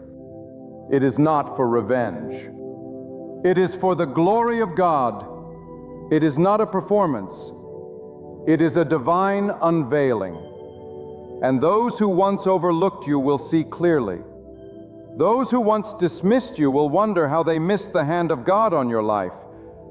The tables are turning. Negative meta. The truth is rising, and God is the one orchestrating it all. So don't be surprised when those who betrayed you begin to fall under the weight of their own deceit. Don't be shocked when the very systems that tried to suppress you begin to crumble. It is not your doing. It is the justice of God. So stay low before God. Keep your heart pure. Keep your motives clean. Don't rejoice in the downfall of others. Give thanks. But give thanks that God is not mocked. Give thanks that He vindicates those who trust Him. Give thanks that while people may fail you, God never will. Because in the end, it is not about who lied, who left, or who laughed. It is about who stood, who waited, and who trusted in the name of the one who holds all truth in His grasp. God is not finished yet. He is still working. He is still speaking. And His next move in your life will cause even the most skeptical heart to pause. They will say, "Surely God was with this one all along." And you will know every tear had purpose. Every delay had design. Every betrayal had divine meaning. Because the exposure of your enemies was never the end. It was just the beginning of your rise. #Sex 0.8. And now God is saying, stand firm. #0.4. Be still. 0.6. Watch what I will do. I have seen the darkness, and I will bring the light. I have heard the lies, and I will declare the truth. I have watched the schemes, and I will destroy them. For I am your defender, your witness, your righteous judge. And I will not let the wicked triumph over the faithful. This is your season of divine exposure. And when it unfolds, the only name that will deserve the glory is the name of God, the Most High, the All-Knowing, the Most Just. Let every heart that trusted in Him be strengthened. Let every spirit that waited on Him be lifted. Because when God moves, He leaves no doubt. And now, as you stand at the edge of this divine turning point, take a deep breath and remember, God has seen it all. Not one lie escaped His hearing. Not one act of betrayal slipped past His vision. Not one moment of your quiet suffering went unnoticed. And now the time has come. The season of silence is ending. The season of revelation is here. The voices that once rose against you will fall quiet. The voices that once worked against you will grow still, because God Himself is about to speak. You will nothing for yourself. God will be your defense. You will not need to prove your worth. God will establish you in the presence of all who doubted. The very people who tried to silence your name will one day witness a rise they never imagined. Not because you fought with your own strength, but because you trusted the one who fights on your behalf.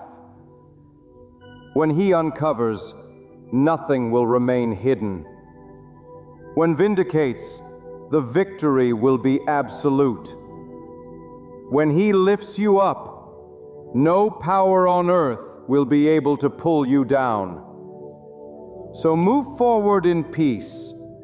Keep your heart at rest, for God has already gone before you. So His justice cannot fail, His wisdom holds no flaw, and His timing is always divine.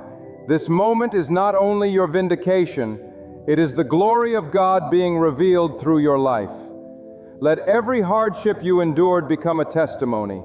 Let every tear you shed turn into a seed of triumph. And when the truth is fully unveiled, let the only name exalted be the name of God alone, the defender of the innocent, the exposer of the wicked, and the restorer of all who wait upon Him. This moment is stand still and witness the salvation of God. It is on its way, and no one will be able to stop it. When the storm rages and the winds of life roar against your soul, when every effort you've made collapses beneath you, and your prayers seem to bounce off the ceiling, falling back into your lap like broken pieces of hope, hold on. Do not let go. Do not turn away. Do not surrender, because in the very moment the world declares it's finished, God is only beginning. What people call impossible, God names as His opportunity. What the world dismisses as hopeless, God transforms into a stage for His glory. You may not see it yet, but God will accomplish the impossible on your behalf. Just hold on. There is a power beyond human grasp, a force that can move the unmovable, shatter the unbreakable, and open doors no hand can touch. That power belongs to God. When life's weight presses heavily on your shoulders, when tears fall silently on your pillow in the dark and no one notices your pain, God notices, God hears, God knows, and God acts in His timing, not yours. He is not confined by logic, science, or statistics. He doesn't bow to human reasoning. He doesn't ask permission from the laws of nature. When God moves, everything else must bow. Some of you have been waiting a long time. You've been praying, fasting, crying out, and wondering if God has forgotten you. But God, let me tell you, today, with fire in my bones, God has not forgotten you. You are not abandoned. You are not overlooked. The silence of God does not mean the absence of God. Sometimes He is working in the background, rearranging things you don't see, removing people who were pretending to be for you, and preparing the very blessing that will leave you breathless. Hold on. Hold on when you don't feel it. Hold on when the walls close in. Hashtag meta, pause, sex, 0.4. Hold on when people walk away. Hashtag meta, pause, Tovariev, sectors, 0.4. Because just beyond that breaking point is the breakthrough. Hashtag meta, nuanced, pause, sex, 0.6. Just beyond the darkest night is the sunrise. Hashtag meta, pause, to do, 6. God will do the impossible. Hashtag meta, pause, sex, 0.8. But He needs you to endure just a little longer. Hashtag meta, pause, sex. The reason the pressure has been intense is because the promise is massive. Hashtag meta, pause, sex. The reason the attacks have been relentless is because the blessing is historic. Scott is not playing games with your destiny. Every delay has been divine. Every rejection has been protection. Every heartbreak was part of the holy setup. God is weaving every disappointment into a design you cannot yet comprehend. If He showed you everything all at once, it would overwhelm you. So He leads you step by step, pain by pain, prayer by prayer. What you think is a breakdown is really a build-up. God is about to do the impossible, but He's shaping you first to be able to handle it. You've cried long enough. You've struggled in silence while others have flourished in the spotlight. But don't envy what others have. You don't know the cost of their applause. You don't know the emptiness behind their smiles. God is doing something deeper with you. Shex 0.6, He is digging a well in you that won't dry up. The fire you've been walking through is refining you, not destroying you. It's burning off the fear, the doubt, the insecurity. And when the fire lifts, you'll come out not bitter but better. You'll rise not weak but wise. You'll stand not broken but blessed. God doesn't need a majority vote to bless you. He doesn't need a committee to agree. He doesn't need the economy to shift or the people around you to change. He is God by Himself. And when He says it's time, nothing can stand in the way. The very thing they said would never happen, the very miracle they mocked you for believing in. Hashtag meta, that's the thing God is going to bring to pass. Not to prove them wrong, but to prove that He is still the God of wonders. He is still the God who parts seas, shuts lions' mouths, rains manna from heaven, and speaks to dry bones until they live again. You may say, but I'm too old, or I've missed my chance, or I'm too broken. Nonsense. Age means nothing to God. Hashtag meta 0.6, regret is no match for His redemption. Hashtag meta 0.6, scars don't disqualify you. Hashtag meta 0.4, they prepare you. Hashtag meta 0.4. God can take your worst mistake and use it as the foundation for your greatest miracle. Hashtag meta, stop disqualifying yourself from what God has already qualified you for. Hashtag meta, sex 0.6. He knew your flaws when He formed you. Hashtag meta, He knew your failures before you made them. Hashtag meta, stop. And yet He still placed greatness inside you. That dream, that desire, that whisper in the depths of your soul, it wasn't random. God put it there. God put it there, He will bring it to pass. You're not too late. God put it there. You're right on time for a God-sized turnaround. It's not over just because it looks over. God put it there. God doesn't need perfect circumstances. He creates them. He speaks into nothing and produces everything.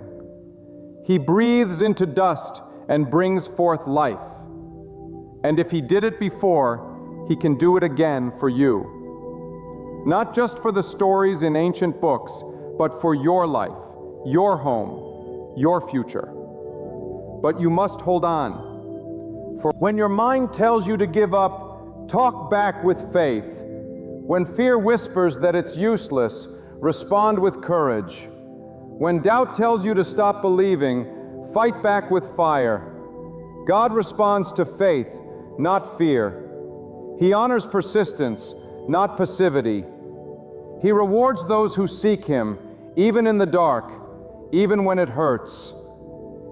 Even when there are no answers, hold on, because your persistence is birthing power.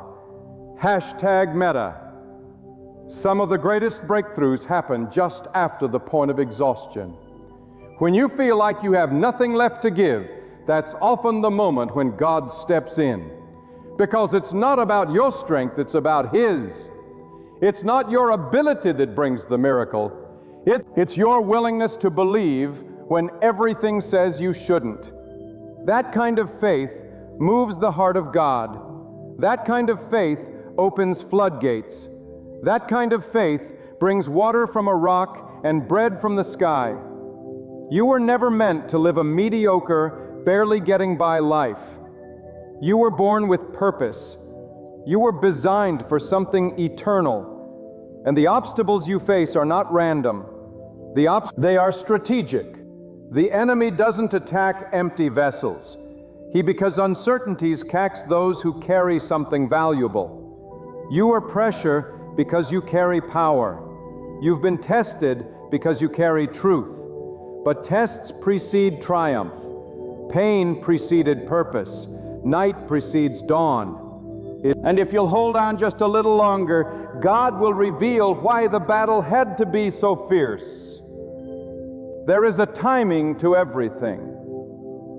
And just because it hasn't happened yet, doesn't mean it won't. God is never late. He is never early. He is always exact.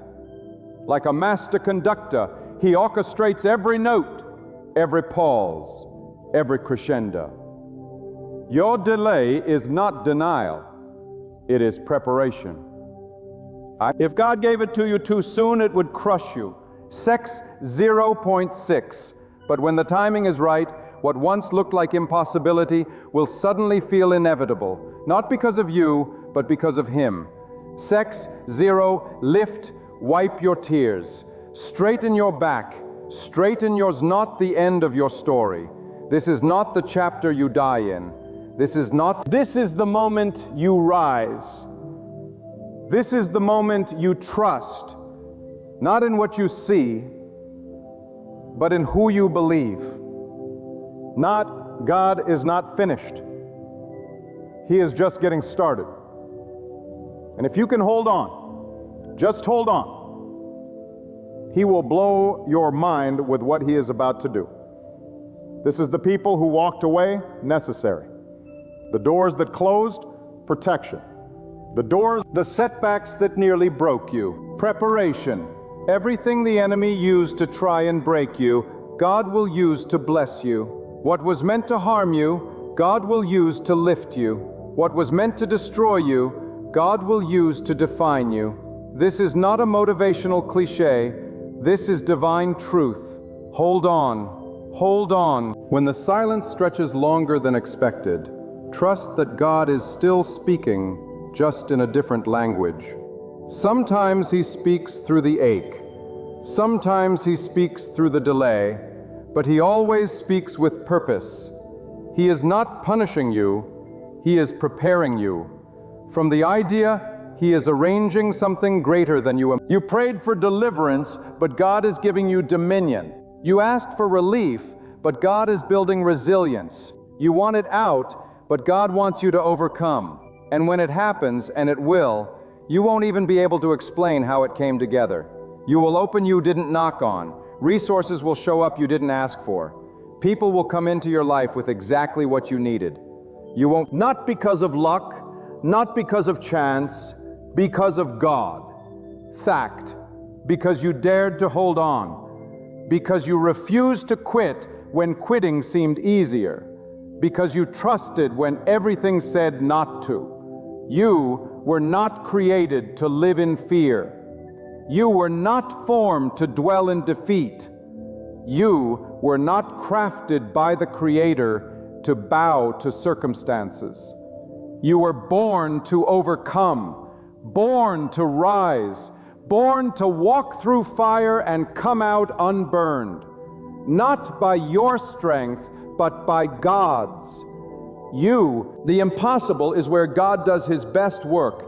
He waits until the odds are so stacked against you that no one can get the glory but Him. He waits, so don't despise your impossibility. Celebrate it.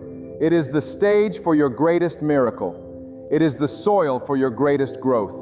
It is the moment when God steps in and shows the world that He is still in control. So you may feel like you've been buried. Meta, sex 0.6, but you haven't been buried. Meta, secrecy 0.4. You've been planted. Meta, 1 sex 0.6. And in the right season, you will break through the soil and grow into something unimaginable. Meta, 0.8. The tears you've cried have watered the soil. Meta, 6. The pain you've endured has fertilized it. Meta, disruptions. And now, all that remains is the timing of God. Meta, sex 8. Hold on. Meta, 6. Not because everything makes sense, but because God is trustworthy. Meta, sex. Hold on, not because you see the outcome, but because you know the one who holds the outcome. Hold on, because the same power that holds the stars in the sky is working behind the scenes of your life. You've come too far to give up now. You've prayed too long. You've fought too hard. You've believed too far. You've believed too deeply. Don't start the blessing because of temporary discomfort. Don't forfeit the future because of present pain. Your breakthrough is closer than you think. Your miracle is nearer than it feels. God has not brought you this far to leave you. He has not stirred your heart to abandon you. He will finish what He started. The impossible is not the end. It is the invasion. It's the place where logic fails, but faith rises. It's the moment when human strength collapses and divine strength begins. Hold on. Not passively, not quietly, but fiercely. With all the faith you have left, with all the strength you can muster, cling to the promise. Grab hold of your faith.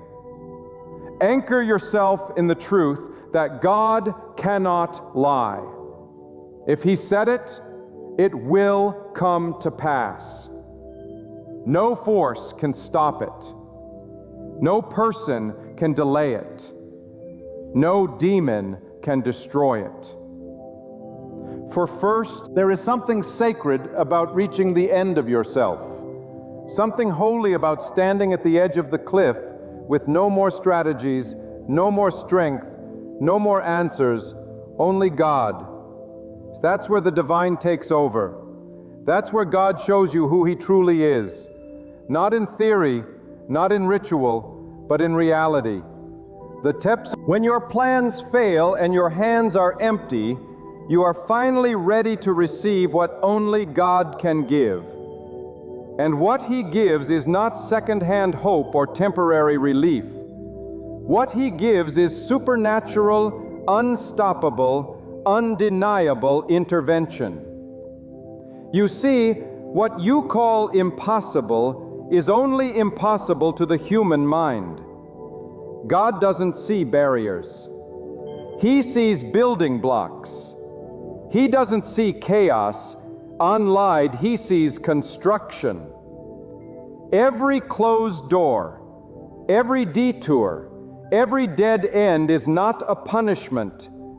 It is a redirection towards something better, something higher, something you couldn't even imagine when you were praying for less. You asked for a way out, but God is crafting a way through.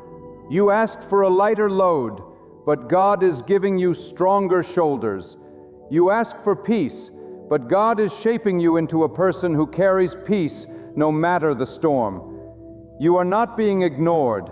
You are being fortified. God is not withholding. He is working. And His work is never rushed, never sloppy, never accidental. He knows the pressure required to purify gold. He knows the breaking point of your heart and the turning point of your situation.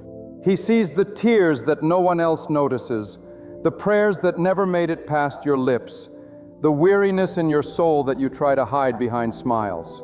God sees all of it, and He is not silent in your suffering. He is present. He is active. He is preparing something no eye has seen, no ear has heard, and no mind has conceived. But you must not quit. You must not let weariness convince you that God has walked away. No, this is the time to dig your feet into the soil of belief and say, even if I don't see it yet, I trust what God is doing. This is because real faith doesn't depend on visible evidence. It rests on invisible truth. Faith is not the absence of struggle. Faith is the ability to stand tall in the storm, knowing that the same God who calms the sea is walking beside you in the rain. Faith doesn't panic in the silence. It trusts that the composer is building toward the crescendo. You may feel small, you may feel outnumbered, but God doesn't work through majority rule. He works through surrendered hearts. He doesn't need the crowd to validate you. He needs your devotion. Because one person fully yielded to God can shift the atmosphere of an entire household. One soul anchored in faith can change the destiny of generations. You are not waiting in vain.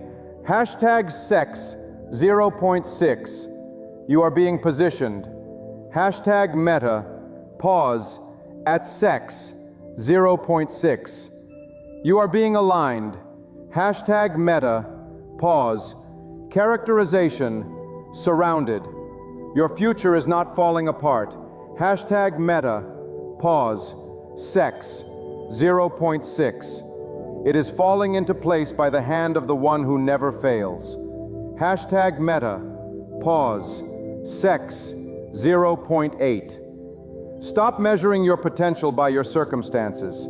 Hashtag meta, pause, 0. The power of God based on the size of your problem. Hashtag meta, pause, 0 does not compete with impossibility. Hashtag meta, pause, sex it. He does not look at your life and scratch his head. He doesn't consult with fear. He doesn't waver in uncertainty. He speaks and universes form. He commands and the mountains tremble. That same voice is speaking over your life even now, declaring, "Be still. I am working. I will make a way." Don't be deceived by the delay. Delay is not denial. Delay is often divine protection, keeping you from rushing into something that would have buried you. Sex 0.8. God delays not because He is indifferent, but because He is intentional. His ways are higher, His timing is perfect, and His promises are sealed. You might not understand it now, but one day you'll look back and thank Him for not answering every prayer exactly how you. And when you ask, and when that moment comes, when the impossible bends to the will of God, when the thing you thought would never happen suddenly happens, you will not say, "Look what I've done," and you will say, "Only God." You will weep not because you were forgotten, but because you were remembered in ways far greater than you imagine. You'll realize that the waiting was never wasted. It was in the waiting that you were transformed. It was in the silence that you developed sensitivity. It was in the wilderness that your faith grew roots. Verity you're in is not your final destination. It is the ground God is using to cultivate your next elevation. The elevation requires excavation. You can start seeing that He digs deep before He builds high. He breaks the soil before He plants the seed. Don't resent the breaking. Don't run from the process. God is not harming you. He is shaping you. Every no, every pause, every lonely moment is part of a larger plan. Trust it. There's a fire in your spirit that hasn't died. And that's no accident. That's God preserving the spark for the day of ignition. He hasn't let it go out because there's still purpose in you. There's still impact waiting. There's still a calling on your life that cannot be erased by time, mistakes, or rejection. People may have walked away, but God never did. People may have doubted you, but God never did. Hold on to that. You can sex 0.6. Stand on that. Let that be your anchor when everything else shakes. There is a reason the opposition intensified just when you decided to fully trust God. That's not coincidence. That's confirmation. When you're close to your breakthrough, resistance will rise. But that resistance is not greater than God's persistence. He will not let go of you. He will not abandon what He has begun. He will finish it, even if it looks nothing like what you expected. God is not the author of confusion, but sometimes He allows confusion to reveal your convictions.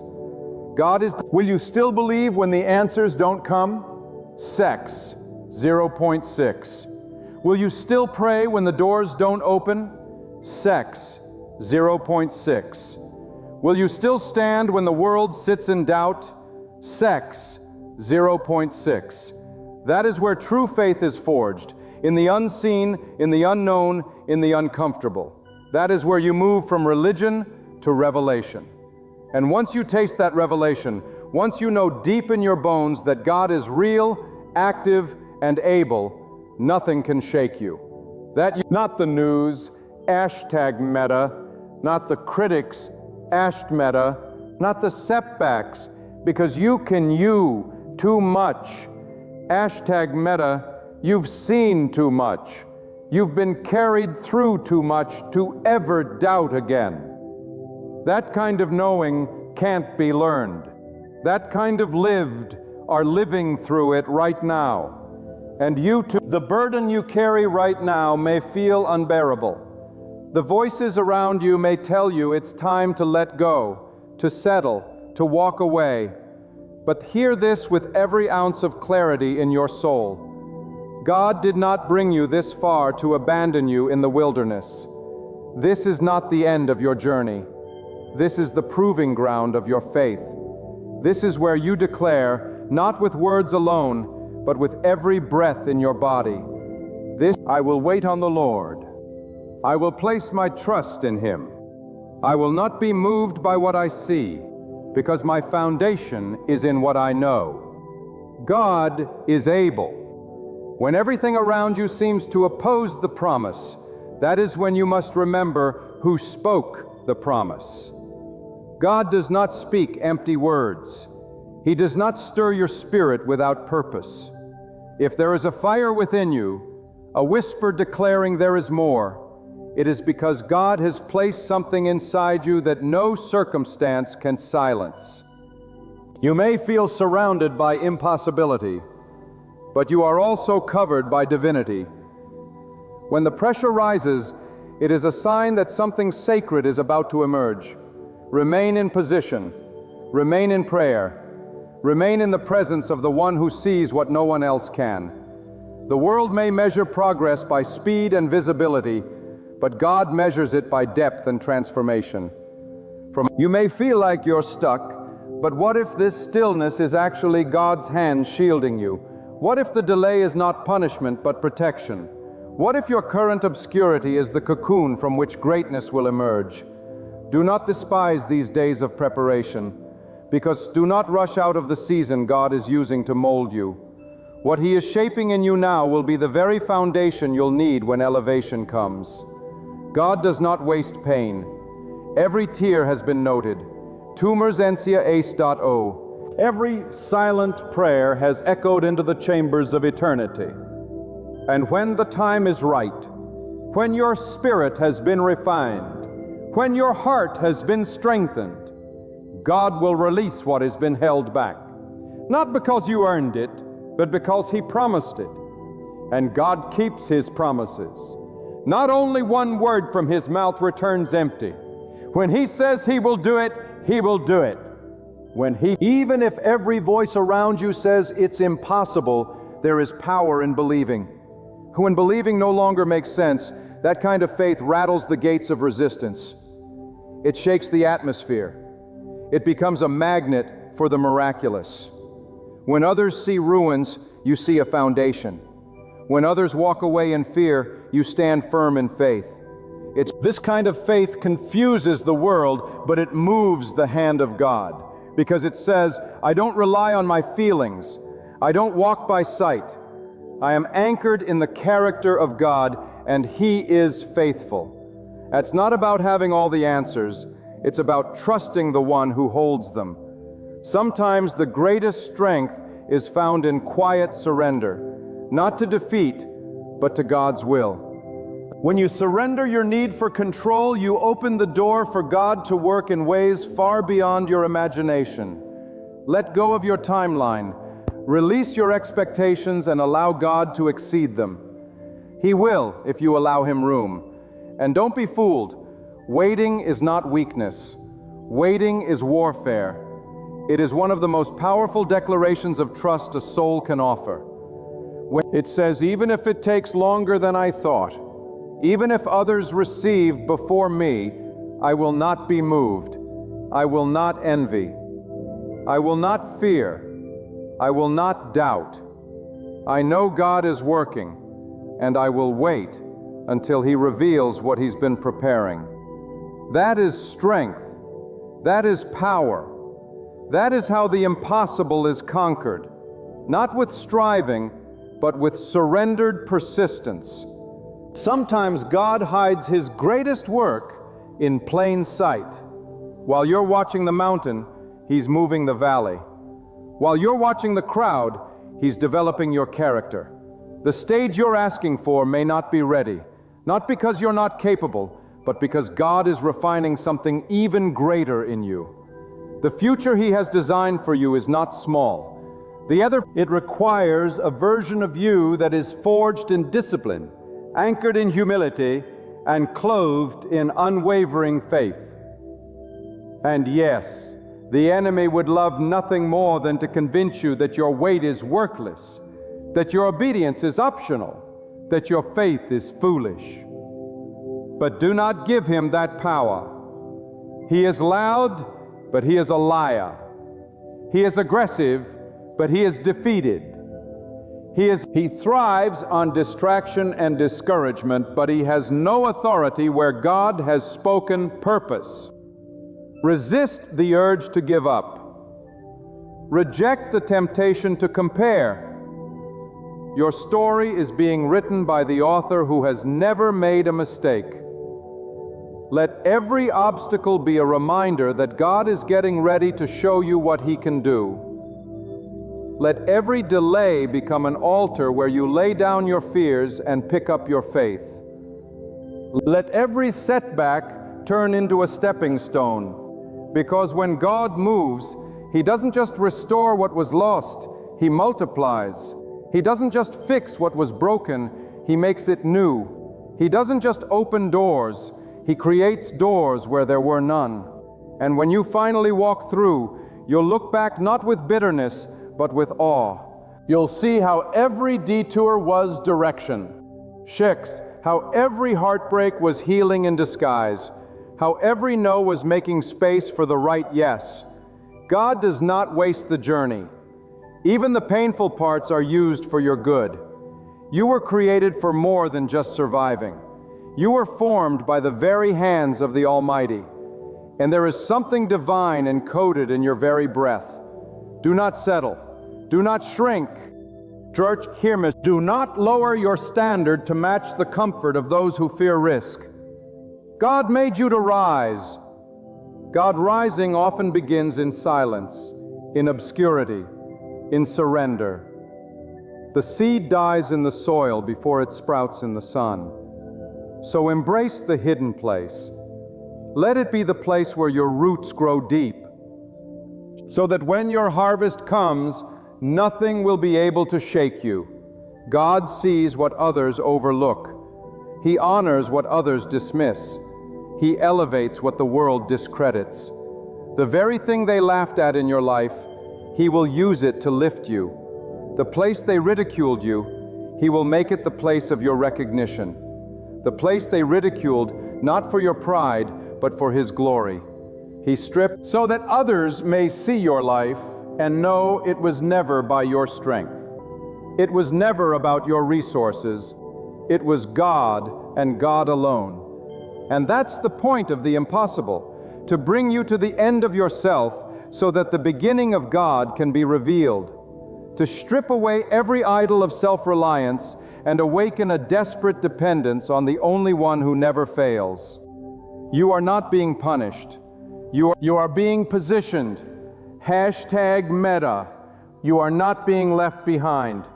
You are being led forward, one silent miracle at a time. So speak to your fear and tell it you don't belong here. Speak to your doubt and tell it you don't define me. Speak to your weariness and tell it you won't stop me. Speak to the God you serve is not intimidated by the size of your mountain. He created the mountain. He controls the wind.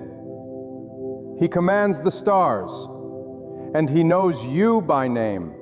The impossible is not your enemy. It is your invitation, your stage, your proving ground. And if you will simply trust, simply hold on, you will see what others only dream of. Not because you're lucky, not because you're special, not because you believed in the face of contradiction, because you held on when it made no sense, because you refused to quit. The night is almost over. 17. The dawn is approaching, and when it breaks, you will not rise in your old identity. You will rise in your divine purpose, and all the world will see the impossible made possible by the one who never lies, never sleeps, never leaves, and never fails. When you feel forgotten by the world, overlooked by the crowd, and dismissed by those you once trusted, remember, God has not forgotten you. The approval of people is fleeting, but the favor of God is eternal. Securing do not need to be seen by everyone. You only need to be chosen by the one who sees everything. And God sees you. He sees your quiet faith. Number one, He sees the strength it takes to keep moving forward. When everything in your life says to turn back, He sees your endurance in the dark and your integrity when no one is watching. And what God sees, He rewards. Not always immediately, but always perfectly. There is a divine rhythm to your life, one that does not follow the pace of this world. God is not in a hurry because He is not uncertain. He is not rushed because He is not restrained. He moves when it is right, not when it is convenient. He moves, it's not with noise or confusion. He moves, it's with clarity and precision. Your responsibility is not to figure everything out, but to stay aligned with His will. So trust that what He started in your life, He will complete. Not halfway, not almost, but fully let go of the urge to predict the path. You may not know how He will do it, but you can rest assured that He will. God doesn't need your blueprint. God works from His own. He doesn't need your understanding. He requires your obedience. And sometimes obedience looks like waiting when you want to run, staying when you want to flee, still believing when you want to doubt. That kind of obedience breaks barriers. It creates openings in realms you cannot see. It moves things in the heavens before anything moves on earth. And while you're waiting, something powerful is happening inside you. Your faith is maturing. Your faith is sharpening. Your endurance is deepening.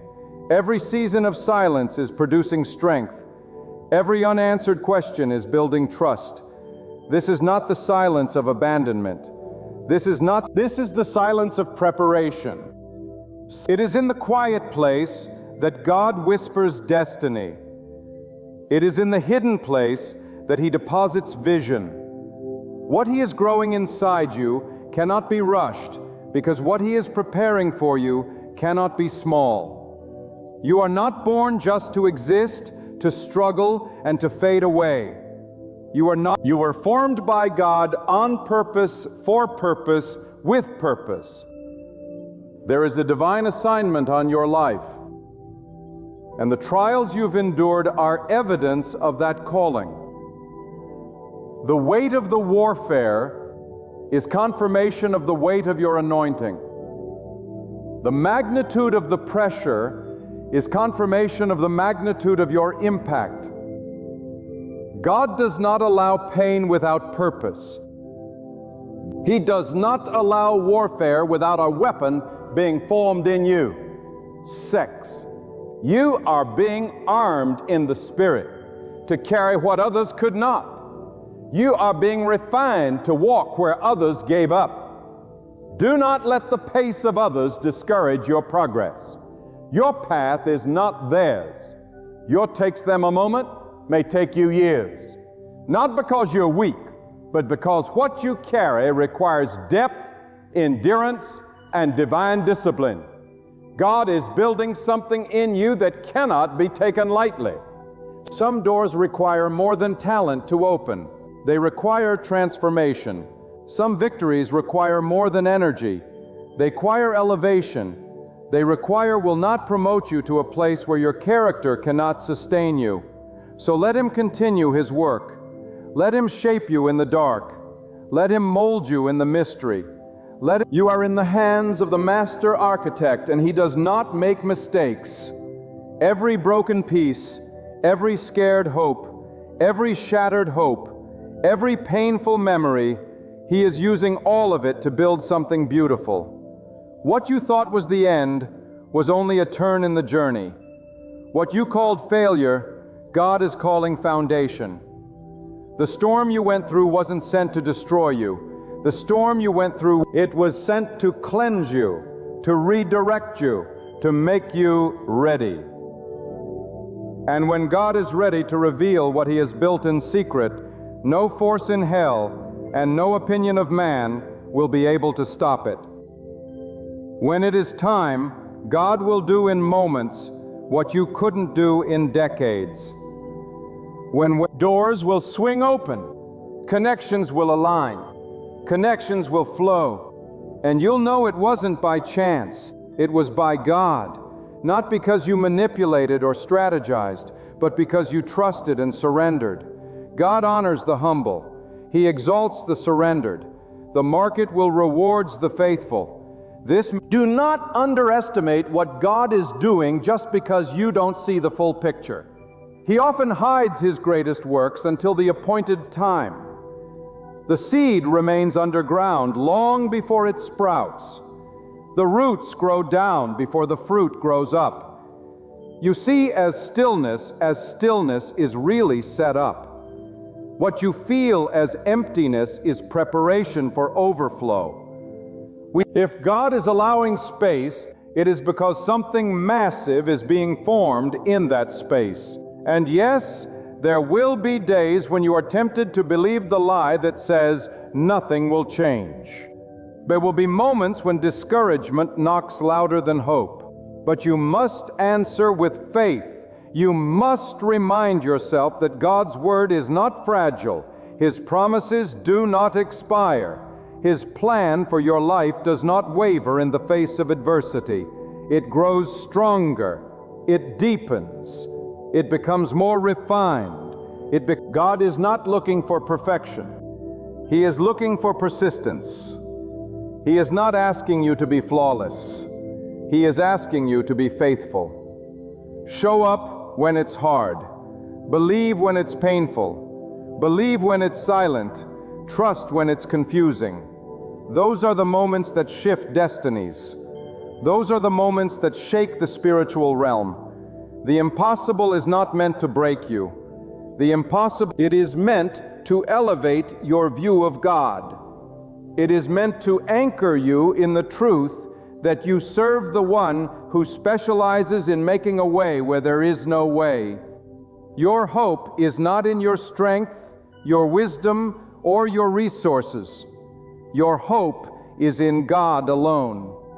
Your hope, the one who formed the heavens, who rules without rival, who sustains the universe and still knows the number of hairs on your head. If He can orchestrate galaxies, He can handle your situation. If He can order the sunrise, He can guide your next step. If He can give breath to lifeless clay, He can restore your broken spirit. So rise not in arrogance, but in assurance. Rise in the confidence that comes from knowing God is not finished. Rise with the kind of strength that confuses the enemy.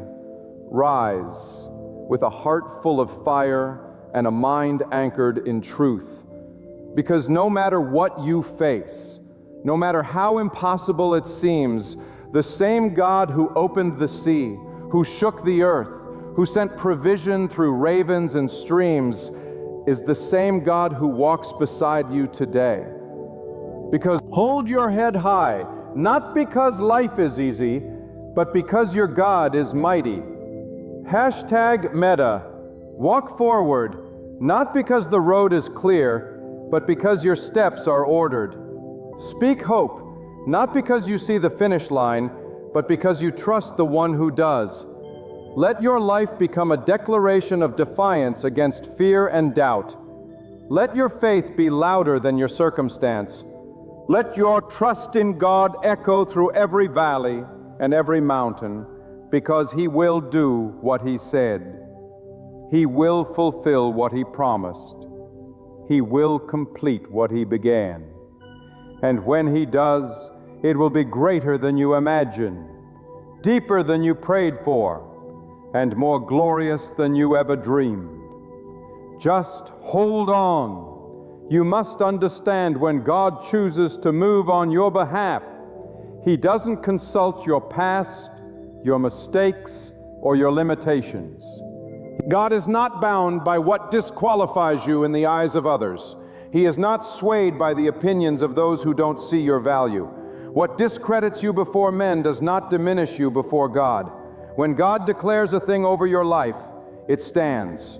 It is settled in the unseen long before it manifests in the seen. God, you may still feel the weight of delay, the sting of rejection, or the silence of unanswered questions. But none of these are signs of defeat. They are signs of preparation. They are signs that God is building something too powerful to be rushed. The fire that's surrounding you isn't meant to destroy. It's meant to refine. It's the winds that are pushing against you aren't signs that you're in the wrong place. Meta, they're evidence that you're in the middle of a shift. Meta, they're evidence God never sends storms without purpose. Sometimes He uses the shaking to remove what you thought you needed. Sometimes He allows the crushing to release what He planted in you. And sometimes He allows everything around you to fall apart, not to punish you, but to prove that your foundation was never in things or people, but in Him alone. Don't be afraid of the process. Curse the season of isolation. God often hides those He intends to use greatly. Obscurity is not a curse, it's a covering. While others may chase platforms, God is building a palace of strength within your soul. While others may seek applause, God is anchoring your identity in something far more eternal. He is building substance over style, depth over display. And when it is time, what He has prepared in secret will be undeniable in the open. But you must endure the hidden place with faith, with integrity, and with unwavering trust in His timing. There are seasons when God will strip everything away, not because He is cruel, but because He is clearing the clutter so you can finally hear Him clearly. We fill our lives with distractions, noise, and dependencies, and then we wonder why we feel lost, confused, or anxious. Sometimes God has to take away the temporary comforts so we can run back to the eternal source. And when we do, we rediscover a power that was never meant to be found in circumstances, but only in God Himself. What you're facing right now, this impossibility, this burden, this crossroad, it's not a punishment. It is an altar. It is a place where your dependence on God is being tested, not to break you, but to build you.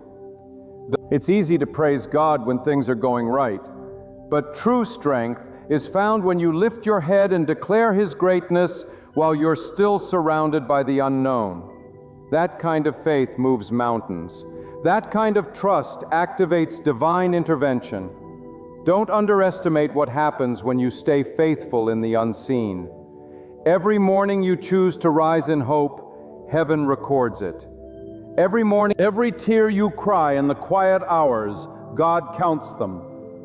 Every time you worship through pain, believe through disappointment, or give thanks in uncertainty, you are sowing seeds into a future only God can water.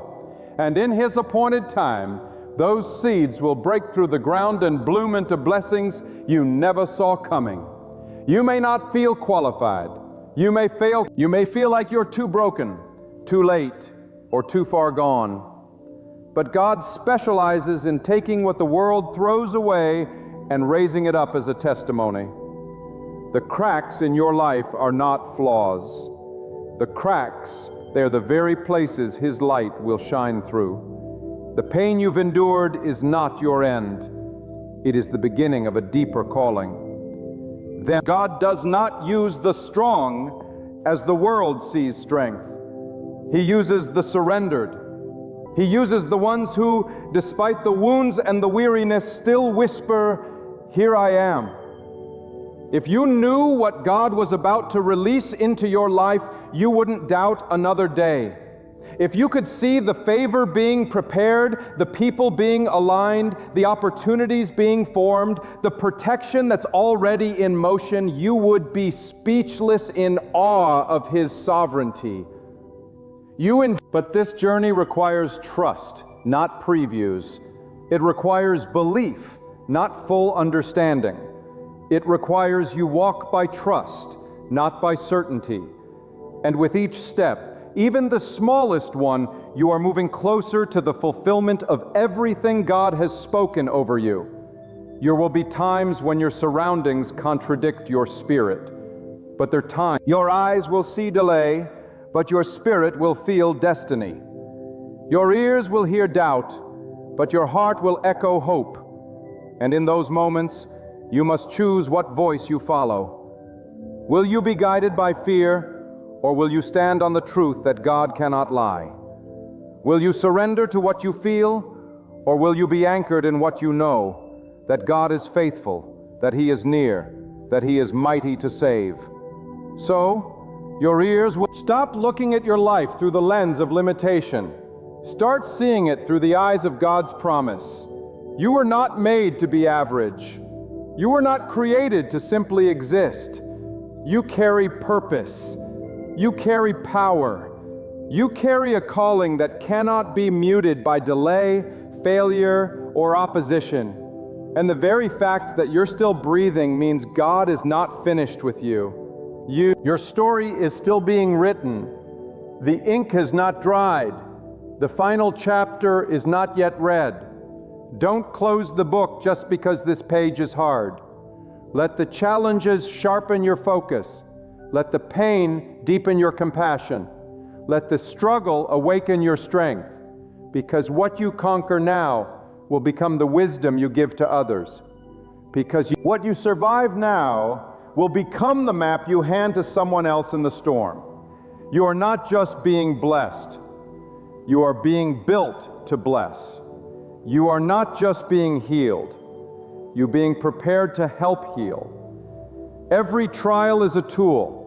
Every fire is a forge. Every delay is a divine setup.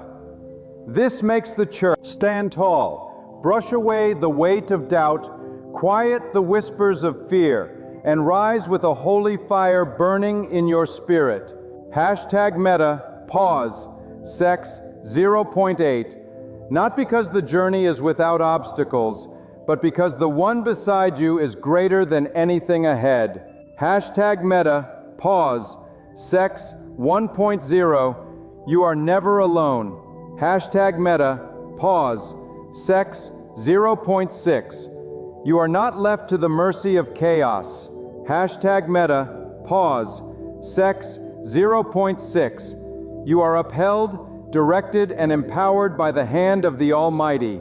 #Meta, pause, sex 0.8. The very power that set the stars in place is now moving in your life. Let your story echo that power. Let your perseverance testify to it. Let your faith shift the atmosphere. For the day is coming sooner than you imagine, when the breakthrough you've been clinging to will suddenly appear. And in that moment, you will see that every second of waiting carried purpose. Every silence was woven with holy preparation. Every closed door was guiding you to a greater yes. God will move in the impossible. He will carve the path. He will keep His promise.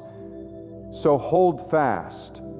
So there comes a point in every life, a crossroads marked by divine tension, when the soul feels pressed, the hands hold nothing, and the heart quietly asks, is this really all there is?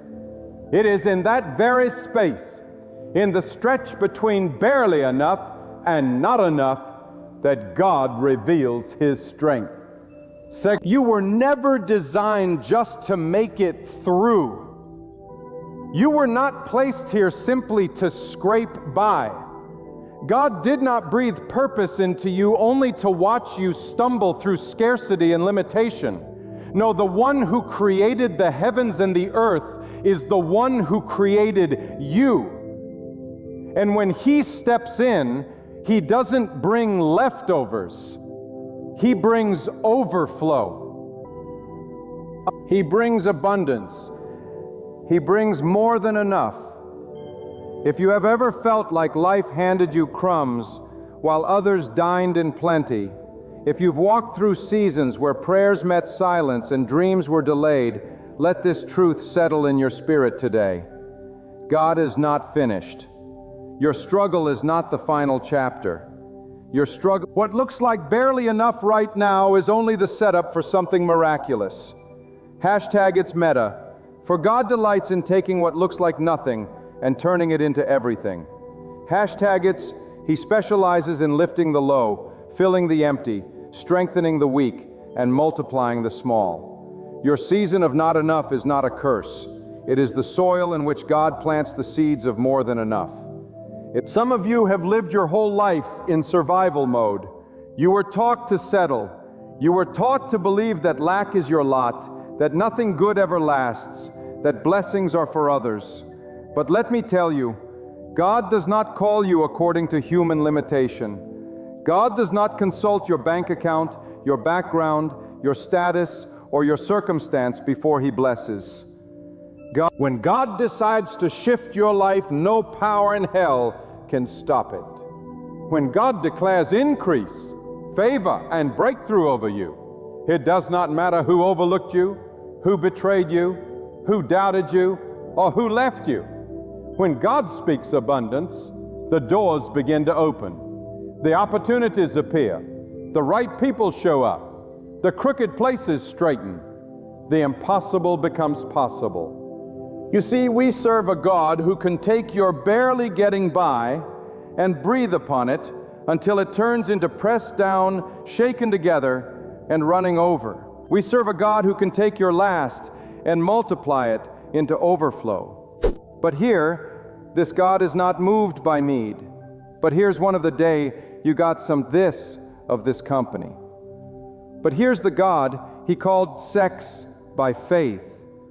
You may be surrounded by lack, but it is your faith that pulls you out. God honors faith.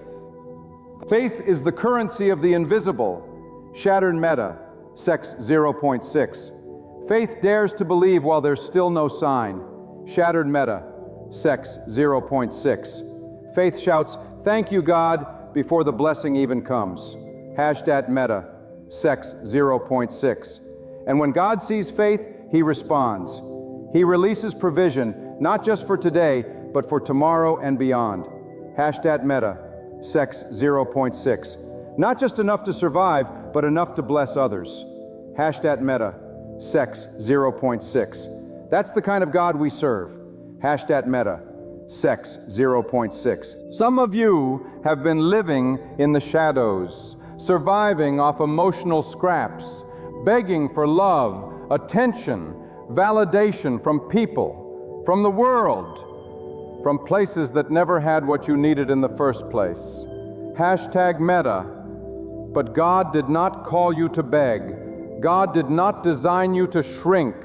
You were not born to beg for crumbs. You were born to walk in abundance. You were born to walk tall, not with arrogance, but with the quiet confidence that comes from knowing who your source is. Not your job, not your friends, not your spouse, not the economy. God is your source. And God is your source. Lack has no power over you. Let me speak this into your soul. God will take you from barely enough to more than enough, from weary to overflowing, from insufficient to abundant. But don't miss the process. Before abundance, there's always a test. Before the more, there's always the less. Before the overflow, there is often a season of dryness. Why? Because God prepares the vessel before He pours out the oil. God tests the heart before He releases the treasure. The pressure you feel is not punishment, it is preparation. But the delays you faced are not denials, they are divine protection.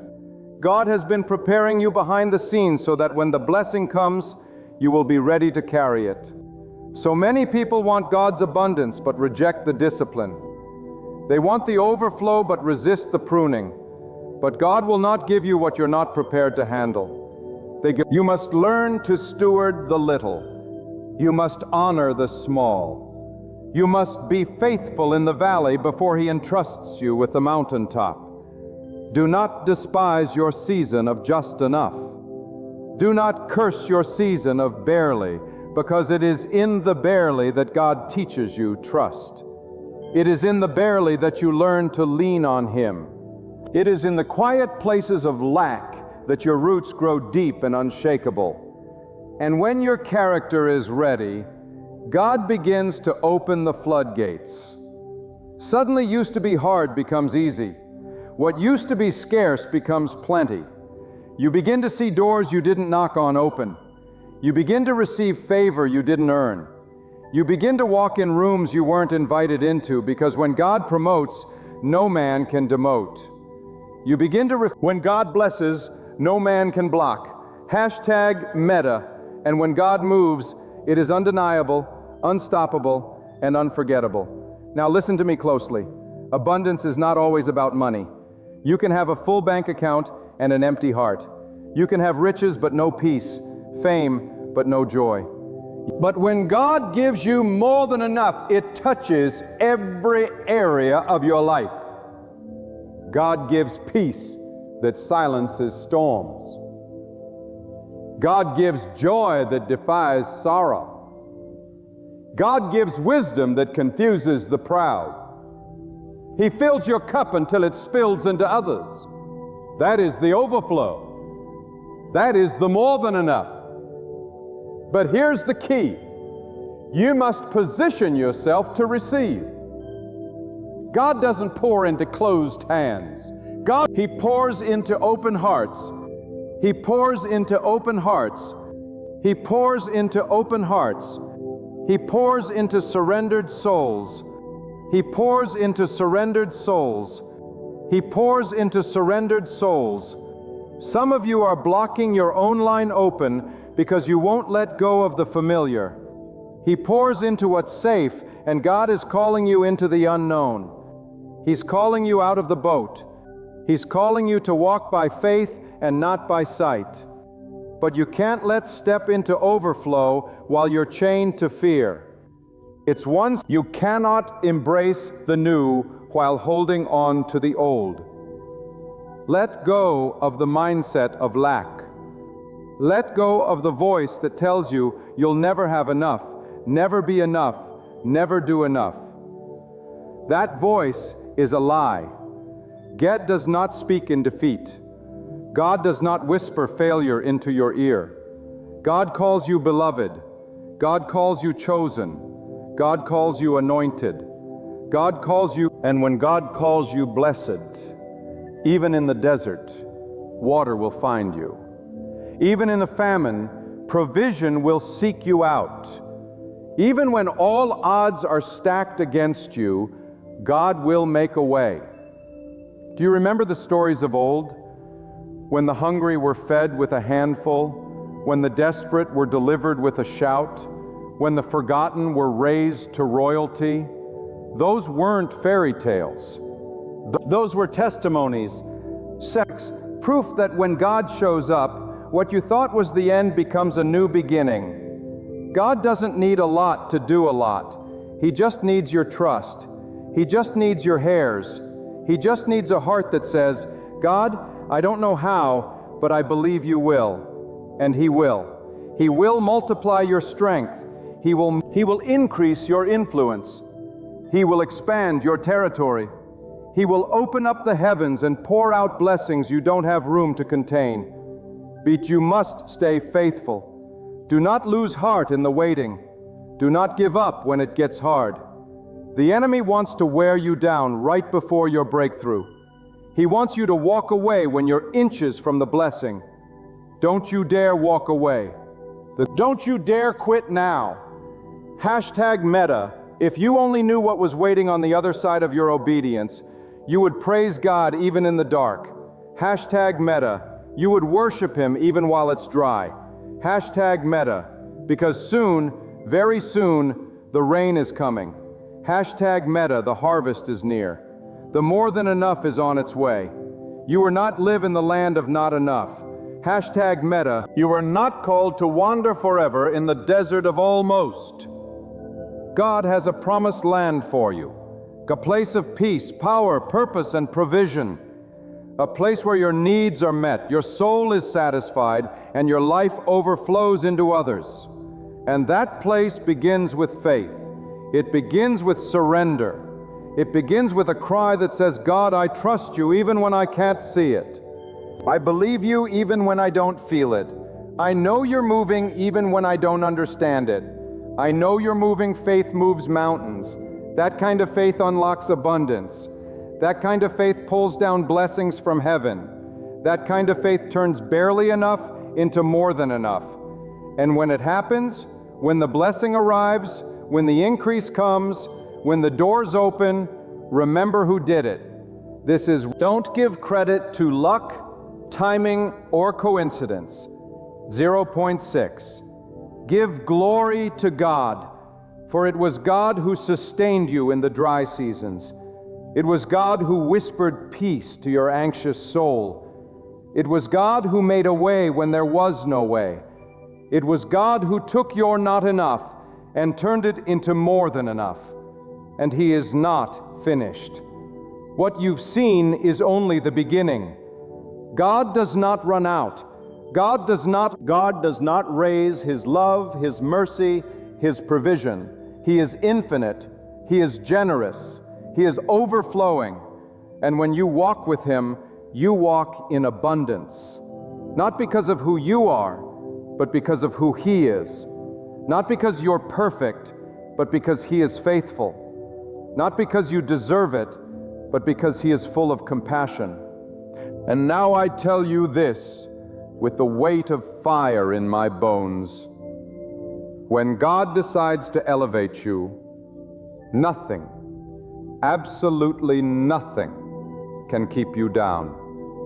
Not the opinions of people, not the failures of your past, not the systems of this world. When God declares abundance over your life, the chains begin to fall. Limitations start to crumble. It's in the labels placed upon you by others, unworthy, incapable, insignificant, are burned away by the truth of what God calls you, destined, chosen, favored, not because you earned it, but because God in His mercy lifts the lowly and honors the faithful. You see, the journey from barely enough to more than enough is not just about what's in your hands. It's about what's in your heart. God is not only changing your situation, He's transforming your capacity. When God prepares to pour more into your life, He begins by stretching your spirit. He calls you to rise above small thinking, to break free from the scarcity mindset, to stop measuring your future by the limits of your past. For what God has planned for you cannot fit into the container of your old thinking. The old mindset must break. The old habits must go. The old fear must die, because God is making room for something greater. And hear this, Shept Meta, Sex Point 6. Sometimes God will allow the resources to dry up, not to harm you, but to push you to discover Him as your true source. Sex Point 6. Sometimes the doors will close, the friendships will fade, the platforms will shrink, so that you stop relying on the creation and start relying on the Creator. God removes your crutches so that you can learn to walk by faith. He takes away the familiar to reveal Himself as the unfailing. He strips away the illusion of control so you can surrender to His perfect plan. That's where the miracle begins. Not in your strength, but in your surrender. Not in your ability, but in your availability. Don't you understand? God does not bless you according to what you lack. He blesses you according to His power. And His power has no end. What seems impossible to man is nothing to God. He spoke galaxies into being. He told the oceans where to stop. He numbers every hair on your head and every beat of your heart. And yet He cares enough to know your struggles, your silent prayers, your weary nights. God sees the place where you've been pressing on, giving your all, and still feeling like it's not enough. Laurie is saying to you now, I am enough for you. Trust and watch what I will do. First, some of you have been counting yourself out because of your background. Maybe you were born into poverty. Maybe you've been rejected, abandoned, or forgotten. Maybe you don't have the connections, or the education, or the support system others have. But let me tell you, when God favors you, none of that matters. Favor bypasses credentials. Favor overrides protocol. Favor takes the least likely and makes them the most impactful. When God chooses to bless you, He doesn't need permission from anyone. He doesn't need the approval of man. All He needs is your willingness to believe. There is something powerful about a soul that believes God in the dark. A soul that says, even if I see no evidence, I still believe. That kind of faith moves heaven. That kind of trust causes the earth to yield what was once withheld. That kind of hope carries the fragrance of victory. You may not feel it yet. You may not see it yet. You may not see it, you choose to believe God. You become a magnet for the miraculous. You begin to walk in a different rhythm. You begin to attract what your spirit is aligned with. Peace, strength, favor, and yes, abundance. But remember, with more comes responsibility. God does not bless you to make you comfortable. He blesses you to make you impactful. He blesses you then enough is not just for you to store, it's for you to pour. What then you believe, God is calling you to be a conduit, not a container. A vessel, not a vault. Your increase is meant to uplift others. Your secrecy, verflow, is meant to quench the thirst of the dry around you. God is raising up people in this generation who don't chase blessings just to be blessed, but who desire to be a blessing. Your increase, people who understand that the true measure of abundance is not how much you have, but how much you give. You see, God's definition of abundance is different from the world's. The world says, take more, hoard more, climb higher. But God says, give more. Love more. Serve deeper. The world says, protect your image. God says, reflect my light. The world says, be great. But God says, be faithful, and I will make you great. The same And when you live according to God's definition of abundance, you begin to overflow in every direction, not just in finances, but in peace, in wisdom, in purpose, in resilience, in joy that the world cannot take away. And let me tell you, there's a peace that comes when you know God is your provider. There's a rest in your spirit when you understand that what God has for you cannot be stopped by economy, by politics, or by opposition. There's a boldness that rises in your soul when you know that your provision is not dependent on man, but on the one who never fails. God will open doors no man can shut. God will cause your name to be spoken in rooms you've never stepped into. God will orchestrate divine appointments that change the trajectory of your life. But you must stay in alignment. You cannot expect overflow while living in disobedience. You cannot walk in blessing while walking away from the one who gives it. God is not obligated to bless rebellion. He blesses obedience. He blesses humility. He blesses those who walk upright, even when it's hard. So if you're in a season of barely, ask yourself this: am I aligned with the will of God? Because sometimes it's not a matter of timing, it's a matter of positioning. And when you're in the right position, heaven responds. And I declare this over you today: you are coming out of this season of just enough. The struggle is not your destiny. The delay is not your definition. God is preparing a table before you. God is setting up a shift so drastic it will silence the mouths of every doubter. The ones who laughed will stand in awe. The walked away will wonder. The ones who counted you out will have no choice but to witness what God is doing in your life. Don't be afraid of increase. Don't sabotage what God wants to give you because of a mindset stuck in survival. Begin to speak abundance. Begin to expect favor. Begin to walk like the child of the Most High that you are, not with arrogance, but with assurance, not with pride, but with peace. Because when God says more than enough, He means more. More than what you can imagine, more than what you thought you deserved, more than what you believed possible. And let me say this: more than enough is not a future fantasy. It is a present reality for those who believe. Right now, as you hear these words, God is already working behind the scenes.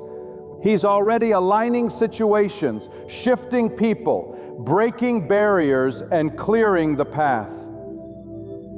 You don't have to see it to believe it.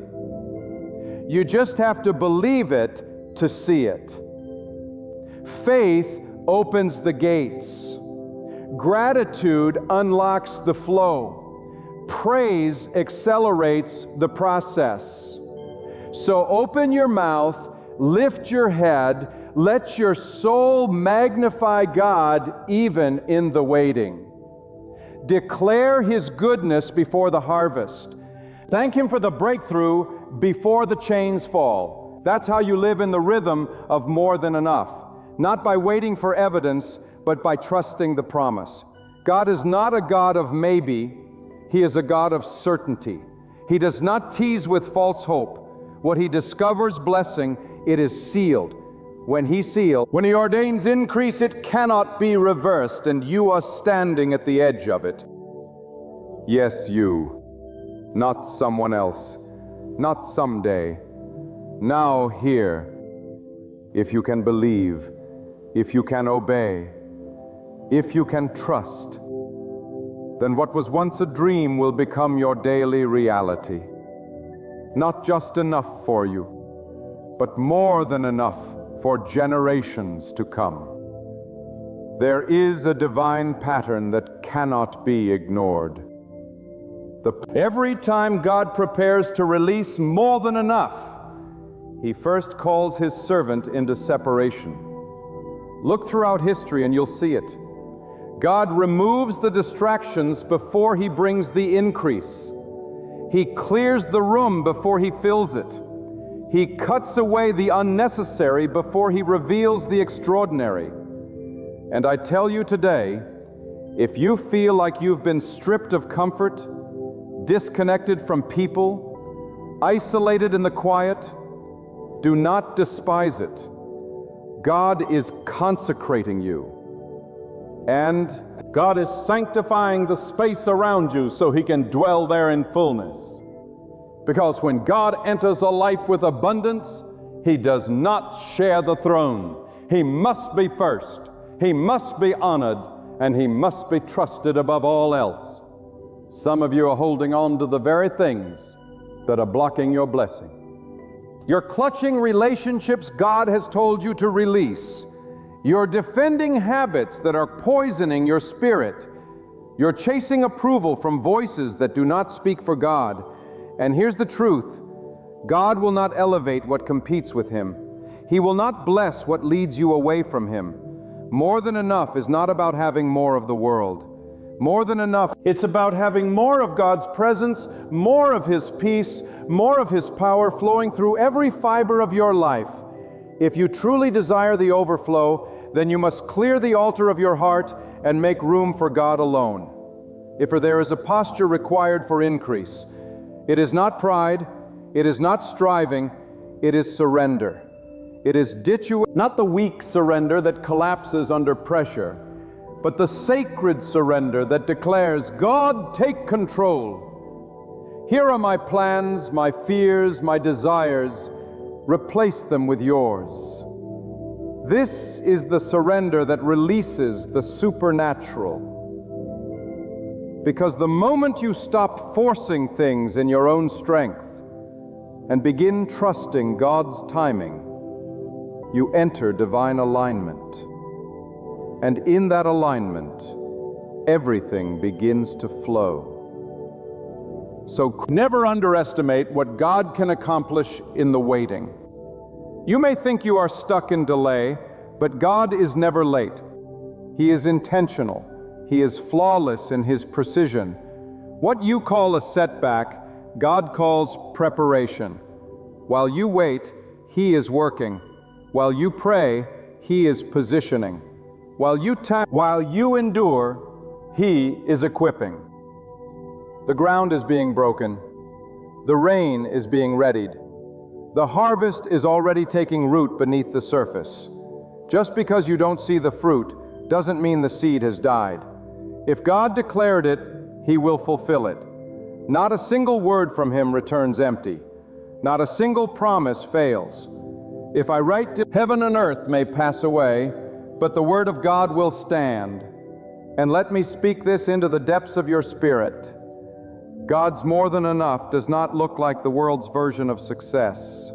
In the form of luxury or applause, sometimes it comes in peace so unshakable it confuses the enemy. Sometimes it comes in clarity so strong you walk through doors others fear to knock on. Sometimes it shows up in favor so divine that people will wonder how you got where you are, and you will know it was God. Always God. It wasn't the hustle. It wasn't the connection. It wasn't the strategy. It was the unseen hand of God directing your steps, honoring your obedience, and fulfilling His word. That's why you must resist the temptation to compare. What God is doing in your life is tailor-made. It's not a copy. It's not a replica. It's a unique assignment. And when God blesses you, it will not look like what others have because you are not called to be who others are. Stop measuring your miracle by someone else's manifestation. What they call abundance may be your beginning. What you call small may be the seed of something eternal. God's timing is unique. His plan is custom built.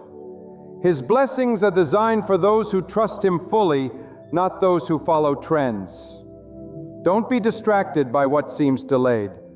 Don't be discouraged by what appears denied. There are things God is protecting you from that you cannot even see. There are doors that remain closed because what's behind them would have destroyed your purpose. There are people who walked away because their presence would have polluted your promise. And there are battles you never had to fight because God fought them in silence. Never confuse God's protection for rejection. He sees what you cannot. And what feels like loss is often the clearing of the land for the foundation of your increase. You must understand this when God prepares to elevate you. He often allows the pressure to intensify because increase requires strength. Overflow demands character. Greater calling brings heavier responsibility. If God still, and so the fire comes not to destroy you, but to refine you. The storm rages, not to drown you, but to teach you how to walk on what should have taken you under. God is forming something in you that your future will depend on. And what you gain in the fire will be the very thing that sustains you in the overflow. Do not curse the process. Embrace it. Thank God for it. Thank Joyce in it. Rejoice because God is building you into someone who can carry the weight of blessing without collapsing. He is preparing you to be trusted with influence, trusted with increase, trusted with wisdom, trusted with favor. And when God trusts you, He releases what no man can manufacture. He brings opportunities that no marketing can buy. He releases provision that no effort can earn. That is the realm of more than enough. The tension, and let me remind you, God is not only the God of sudden miracles. He is the God of consistent faithfulness. He is with you in the midnight hour and the early dawn. He is in the silence and in the celebration. He is present when you feel surrounded, and He is nearest when you feel forgotten.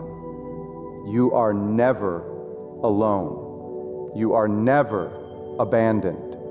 Even in your lowest moment, God is working. Even in your deepest pain, He is present. And what you survive today will be the very thing that proves His power tomorrow. More than enough is not just a phrase. It is a lifestyle rooted in unshakable trust. It is the posture of one who believes that if God fed you yesterday, He will feed you today. If God protected you in the past, He will guard you in the future. If God opened one door, He will open another. If God started a work in you, He will finish it fully, completely, abundantly. Do not be deceived by the silence. God is speaking, not always in thunder, not always in signs, but in the quiet stirring of your spirit, in the still small voice that says, I am not done with you yet. Some of you have mistaken the absence of noise for the absence of God.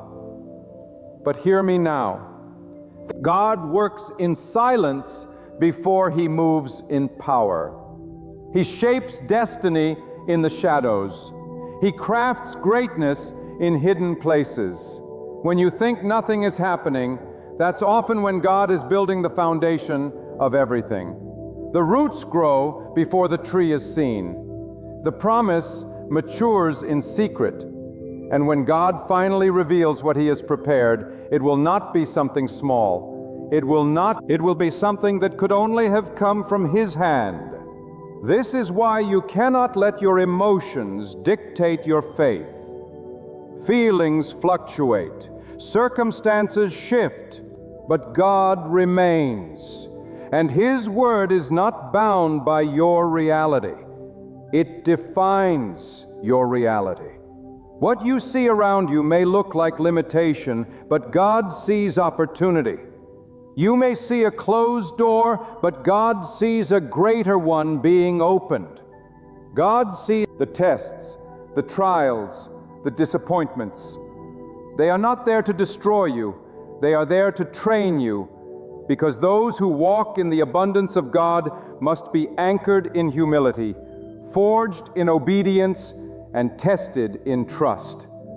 Abundance consecutive without discipline leads to ruin, but abundance with surrender leads to purpose fulfilled, such as God is not raising up people who are just hungry for more. He is raising up people who are ready for more. And to be ready, you must be willing to go through the refining fire. You must be willing to release what is good to receive what is greater. You must be willing to step into the unfamiliar with nothing but trust in God's voice. And that's how the overflow comes. Not through convenience, but through covenant. God honors those who walk in covenant with Him, those who obey even when it costs, who worship even when it hurts, who follow even when the road is unclear. And let me speak this truth with fire in my spirit. God's more than enough is not just for comfort, it's for commissioning. He blesses to send, He fills to pour, He empowers to uplift others. If your for abundance ends with yourself, it is too small. God's plan for your life includes you, but it is not limited to you. He wants to bless your household, your community, your generation through you. That's why He takes time to prepare you. That's why He prunes. That's why He delays. So that when the blessing arrives, it doesn't just fill your life, it overflows into others. There are people waiting on the other side of your obedience. There are souls who will find hope because you didn't quit. There are destinies connected to your faithfulness. So don't hold back. Don't shrink. Church, don't apologize for the favor God places on your life. You were not made to blend in. You are called to light of God. And when you walk boldly in the path God has laid before you, you become a living testimony. Proof that God still lifts, still provides, still multiplies. And understand this, abundance is not measured in what you gather, but in what you carry. Thanks, you carry resilience that no storm could steal. You carry peace that passes understanding. You carry wisdom that cannot be learned from books. You carry favor that cannot be explained by logic. And all of it comes from God. That wealth, that is your treasure. Not things that rust and fade, but the power of a life fully yielded to the Creator of all things. If you are still walking through struggle, don't despair. Struggle does not disqualify you from abundance. It prepares you for it. Every tear you've cried, every night you stayed awake wondering if it was worth it. Every prayer you whispered in exhaustion, God heard it all, and not one moment was wasted. God bottles every tear, notes every sacrifice, and honors every step of faith. Just what you've endured in private, God will reward in public. What was sown in pain will be reaped in joy. The drought you've endured is breaking, and the rain of restoration is coming. Not because of who you are, but because of who God is. Merciful, faithful, generous beyond measure. But listen closely. You must not only prepare for the blessing, you must protect it. When God begins to pour into your life, the enemy will take notice. The higher the calling, the greater the warfare. That is why your character must match your calling. Your discipline must guard your destiny. Your prayer must protect your purpose. God will not give you more than you can manage. So ask yourself today, am I ready to carry what I've been asking for? Am I ready to steward the increase with integrity? Am I willing to remain humble when the spotlight shines and obedient when the path grows unclear? Because the true sign of a person walking in more than enough is not extravagance, it's reverence. Reverence for the one who gave it. Reverence that shows up in gratitude, in generosity, in holiness. God doesn't want to just increase your income. He wants to expand your heart. He doesn't just want to give you more. He wants to shape you into someone who lives to honor Him with every gift received. So if the door hasn't opened yet, keep knocking. but knock with praise. If the harvest hasn't arrived yet, keep planting, but plant with purpose. If the breakthrough hasn't manifested yet, keep walking, but walk with worship, because God is not far from you. He is near, closer than your breath. He is watching, waiting for the moment when your faith aligns with His timing. And in that divine moment, what was delayed will be delivered. What was held back will be released. What was invisible will become undeniable. And when it happens, when the more than enough floods your life, stay anchored. Do not forget the one who brought you through. Don't become intoxicated with the gift and forget the giver. Because it is easy to praise in lack, but harder to stay humble in abundance. Yet the soul that remembers God in both seasons, scarcity and surplus, is the soul that will never lack again. For to such a heart God gives not just blessings, but legacy. Not just favor, but impact. Not just provision, but generational purpose.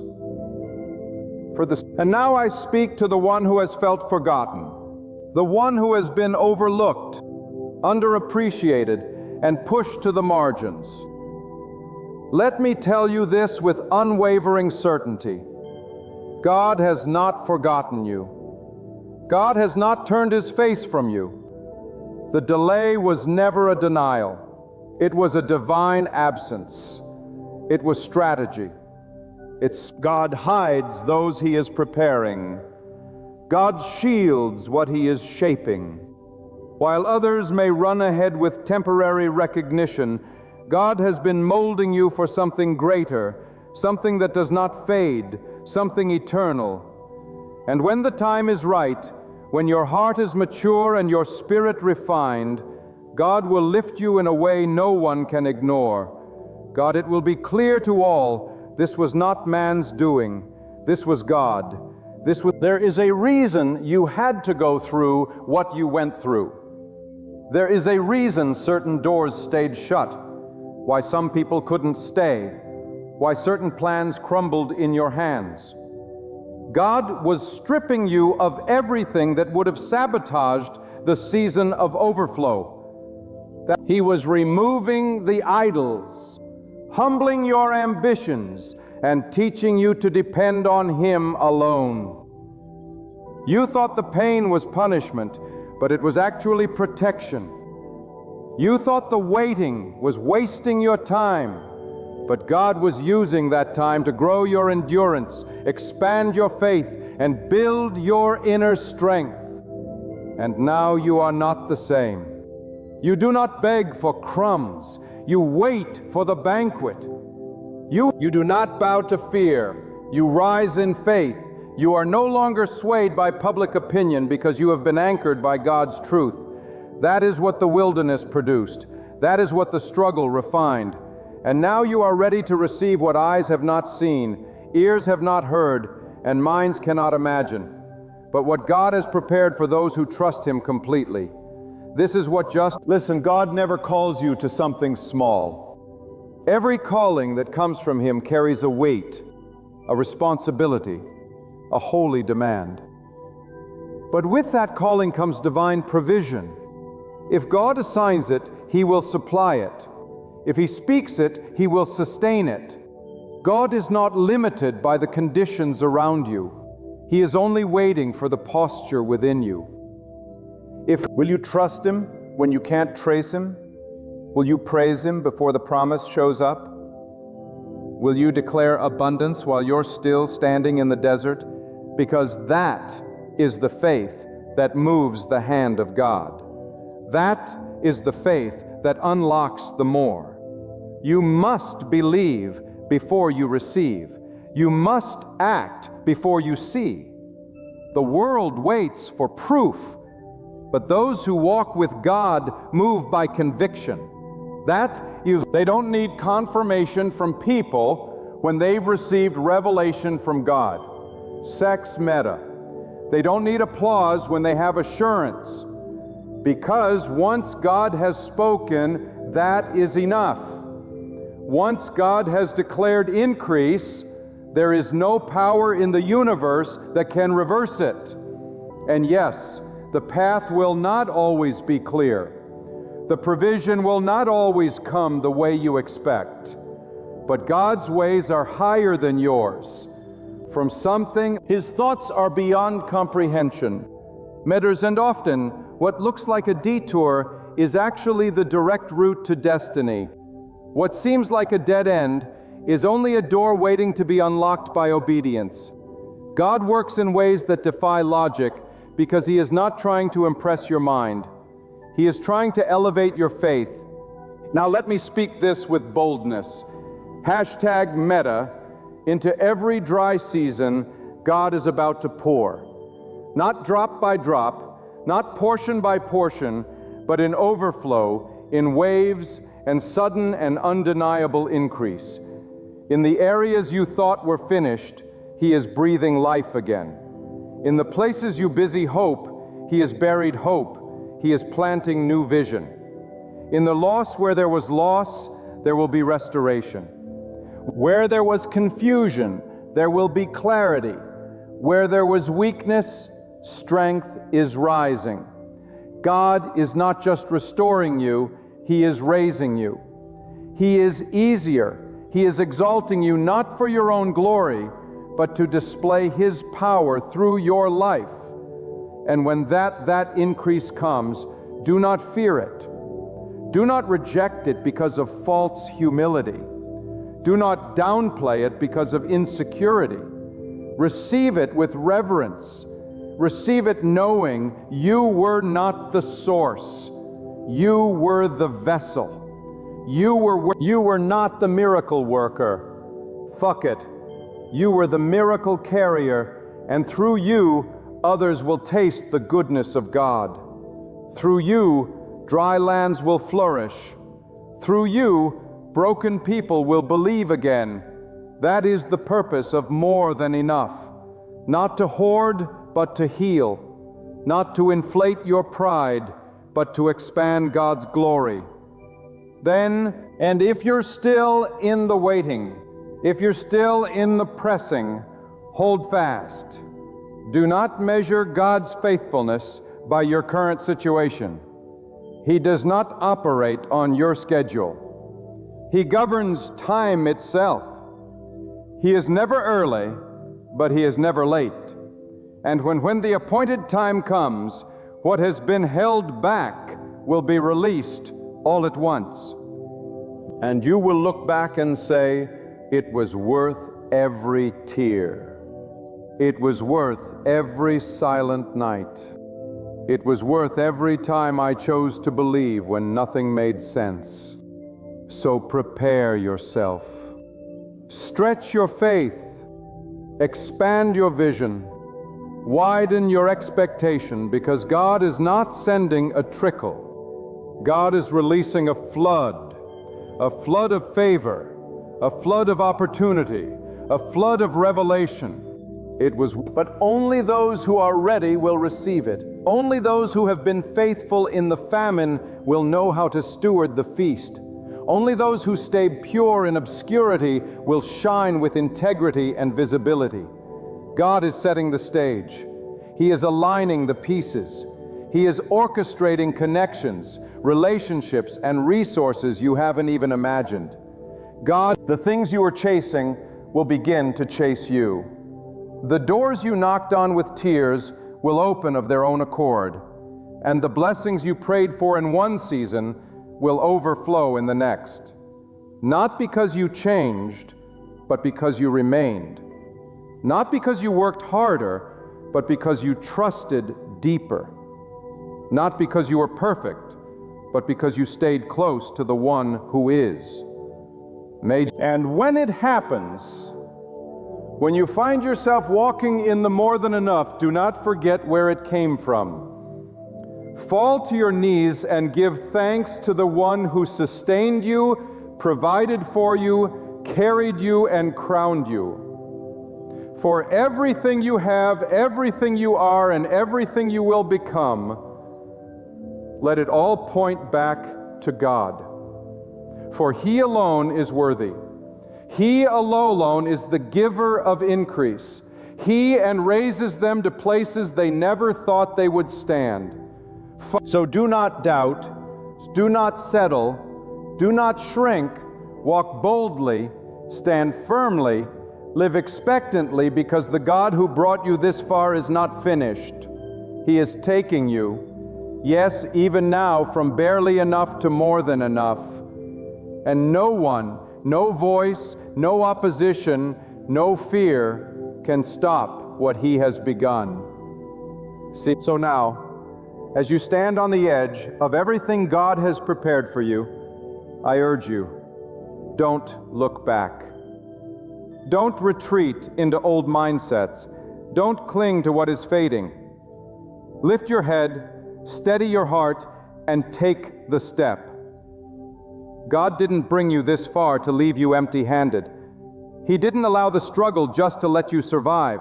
He allowed it so that you would thrive. You didn't stumble onto this moment by coincidence. Sex 0.6. These words are not reaching you by accident. This is your season. This is your divine invitation. God is moving you from just scraping by to walking in overflow. So step forward with expectation in your spirit. Declare your words with authority. Live each day with intention. Never forget, your true source is not your paycheck, not your savings, not your network. Your source is God alone. Seems He sustained you in the wilderness, and He will prepare a feast for you in the land of promise. And when the overflow arrives, let your life itself be the altar of worship. Fill your days with praise. Keep your hands open in generosity, and anchor your heart in gratitude. Because the highest form of honor is to remember the giver behind the gift. May your soul never shrink back from the fullness of God's promise. May your heart trust His timing completely. And may your very life declare that it is God, only God, who lifts the faithful from not enough into more than enough. The door you've been waiting for is about to swing wide. Sex, because seconds hands, not by human hands, not by the nod of approval from others, not by your resume, your status, or your past, but by the hand of the Almighty Himself, I proclaim to you with the fire burning in my soul, God is about to open a door that no person, no demon, no adversary, and no power on earth can shut. If you've ever stood before a wall that wouldn't move, a gate that wouldn't open, a ceiling that wouldn't crack, then lean in, because what's coming is anything but ordinary. Then what's coming, it's supernatural. It flows straight from the throne of heaven. And when God opens this door, it will silence every critic. It will shut the mouths of every deceiver. It will cause every delay to finally make sense. Sex 0.6. Some of you have been standing in a hallway of waiting. Sex 0.6. You've knocked. Sex 0.4. You've prayed. Sex 0.4. You've wept. Sex 0.4. And still nothing shifted. Sex 0.6. You've watched others walk through their doors while yours stayed closed. Sex 0.6. But hear me, God doesn't open doors according to your timetable. Sex 0.6. He opens them according to His purpose. And when He moves with such power, such precision, such authority, that nothing and no one can stop what He has ordained. Sex 1.0. You may have been denied by men, rejected by systems, overlooked by people, but you are still chosen by God. And when God chooses you, the door will answer to Him, not them. There are doors that are locked by fear, doors locked by trauma, doors locked by betrayal. Some of you have been standing before a door that generational curses have kept shut. You've been told you'll never rise above your background. You've been told you'll never break free from poverty, addiction, depression, loneliness. But I came to tell you what man has locked, God is about to unlock. The world may have labeled you, limited you, laughed at you, but God has the final word, and that word is power. That word is favor. That word is freedom. That word is fropen. When God opens a door, it's not a suggestion. It's a command. It doesn't need validation from your past or permission from your enemies. It doesn't wait for the economy to turn or the people around you to believe in you. When God says go, everything else must align. Minimized, if it doesn't align, God will move it out of the way. When God says open, it opens. Even if it was never supposed to open for someone like you, that's the power of the one who holds the keys to all things seen and unseen. You may feel forgotten right now. You may be watching everyone around you stepping into new seasons, getting breakthroughs, walking into blessings while you're still praying, still waiting. But let me tell you something that will shake your soul. Delays are not denials. Detours are not defeats. God is preparing you for a door that is so great, He had to first prepare you to walk through it. Because what God has for you is not cheap, not common, not small. That's why it's been delayed. Because what He's about to open is too big for you to walk into unprepared. Because do you understand that every closed door in your past was a divine protection? Hashtag meta. That what you called rejection was really redirection. That every no was leading you to the right yes. God doesn't waste time. He doesn't play games with your life. He is strategic, He is purposeful, and He's always on time. Even when you don't see it, He's working behind the scenes, rearranging things, lining up people, removing obstacles, shifting atmospheres, all for you. So stop doubting. Stop giving up just before the breakthrough. The door is closer than you think. Some of you are asking, why did God let them leave me? Why did God close that opportunity? Why did He allow that job, that relationship, that dream to fall apart? Because that was not your door. Not every door that looks good is God ordained. Not every open door leads to blessing. Some doors lead to distraction. Some doors lead to destruction. Some doors are traps dressed up as opportunities. And God loves you too much to let you walk into something that will break you when He's called you to rise. You see, God doesn't just open any door. He opens the right door, and the right door may not be the one you expected. It may not be the one that pays the most, looks the best, or comes the fastest. But it will be the one that aligns with your purpose, protects your peace, multiplies your anointing, and brings you closer to Him. The door God opens will not come with stress and confusion. It will come with clarity, confirmation, and power. You can't force open what God has closed, and you can't close what God has opened. So stop begging for access to places God has shut.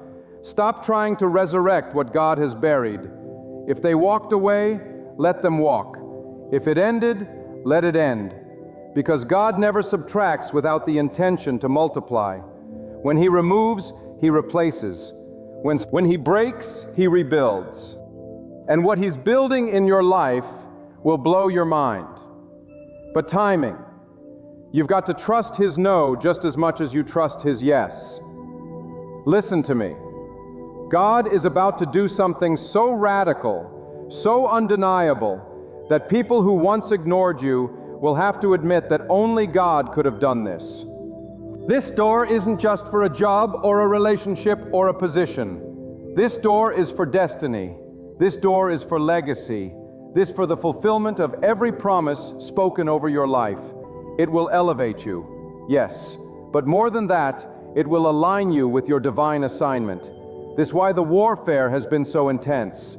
That's why the attacks have come from every direction. The enemy senses what's coming. He knows that if you walk through this next door, hell won't be able to stop you. So get ready. Pack your faith. Gather your strength. Shake off the dust of yesterday. Let go of what didn't work. Because what God is about to open, no man can shut. Not the boss who didn't promote you, not the friend who betrayed you. Nest. Not the system that's been against you. Not the voice of fear in your own head. God's door overrides every other authority. It silences every lie. It cancels every limitation. And it confirms what you always knew deep down, that God was with you all along. And when don't apologize for it. Don't downplay it to make others comfortable. Because don't question whether you deserve it. Hashed meta, valid : pause, sex 0.6. You don't. Meta : pause, secutive, ensia 0.4. But God is not blessing you because of your perfection. Meta : pause, however, 6. He's blessing you because of your obedience, because of your endurance, because of your faith. Meta : pause is sex 0.4. He's rewarding what others couldn't see. Meta : pause, sex 0.6. The prayers in secret, the tears at midnight, the sacrifices no one applauded. Meta : pause, sanitize 0.4. God saw it all. Meta : pause, sex 0.6. And He is about to reward you openly. Hashtag meta. Understand this. Hashtag meta. When God opens a door, it doesn't just bless you. Hashtag meta. It blesses everyone connected to you. Hashtag meta. Your family will be impacted. Hashtag meta. Your community will shift. Generational chains will be broken. Hashtag meta. People who didn't even believe in God will begin to believe because they will see what He did for you. Hashtag meta. This is not just a personal door. This is not just a personal door. It's a divine demonstration of God's power. But you must be ready, because new doors come with new levels of responsibility. The same mindset that worked in the hallway won't work in the new room. You've got to elevate. You've got to step into this door with discipline, with humility, with boldness, with prayer. You can't old habits into new blessings. You can't walk through a God-given door with a man-pleasing spirit. Sex 0.6. You've got to know who opened it, and you've got to walk through it giving God all the glory. Don't be surprised if some people fall off when you walk through this door. Don't be shocked if jealousy rises. Not everyone can handle the weight of your elevation, but that's okay. God is your defender. Let the critics talk. Hashtag meta 0.6. Your breakthrough will speak louder than their gossip. Hashtag meta 0.6. Let the haters hate. Hashtag meta 0.6. Your fruit will prove them wrong. When God opens a door, even your enemies will have to watch you walk through it. You are not forgotten, not overlooked. You are not disqualified. You are standing at the edge of something supernatural. The storm didn't destroy you. It prepared you. Sex 0.6. The waiting didn't kill you. I'd strengthened you. And now, by the power of the one who never fails, the door is about to swing open. Not by might, not by power, but by the Spirit of God. Lift your head, strengthen your knees, wipe your tears, because the door is opening. The door is open. And when it does, you'll look back and understand why it took so long. You'll see that every delay had a reason. Every battle had a purpose. Every no was protecting a greater yes. And now the yes of God is about to be louder than every no you've ever heard. Let them doubt you. Let them mock you. Let them say it's impossible, but you know something they don't. You serve a God who specializes in the impossible. You serve a God who doesn't need permission, who doesn't need a vote, who doesn't consult man before he moves. He speaks and it is done. He speaks and it is done. He commands and it stands firm. He opens and no one shuts. That's the God you serve. That's the door He's opening. And when you walk through it, walk with your head held high, not in arrogance, but in assurance. That's in pride, but in purpose. Because you didn't get here on your own. You got here by grace, by faith, by trusting when it made no sense. And now the season is shifting.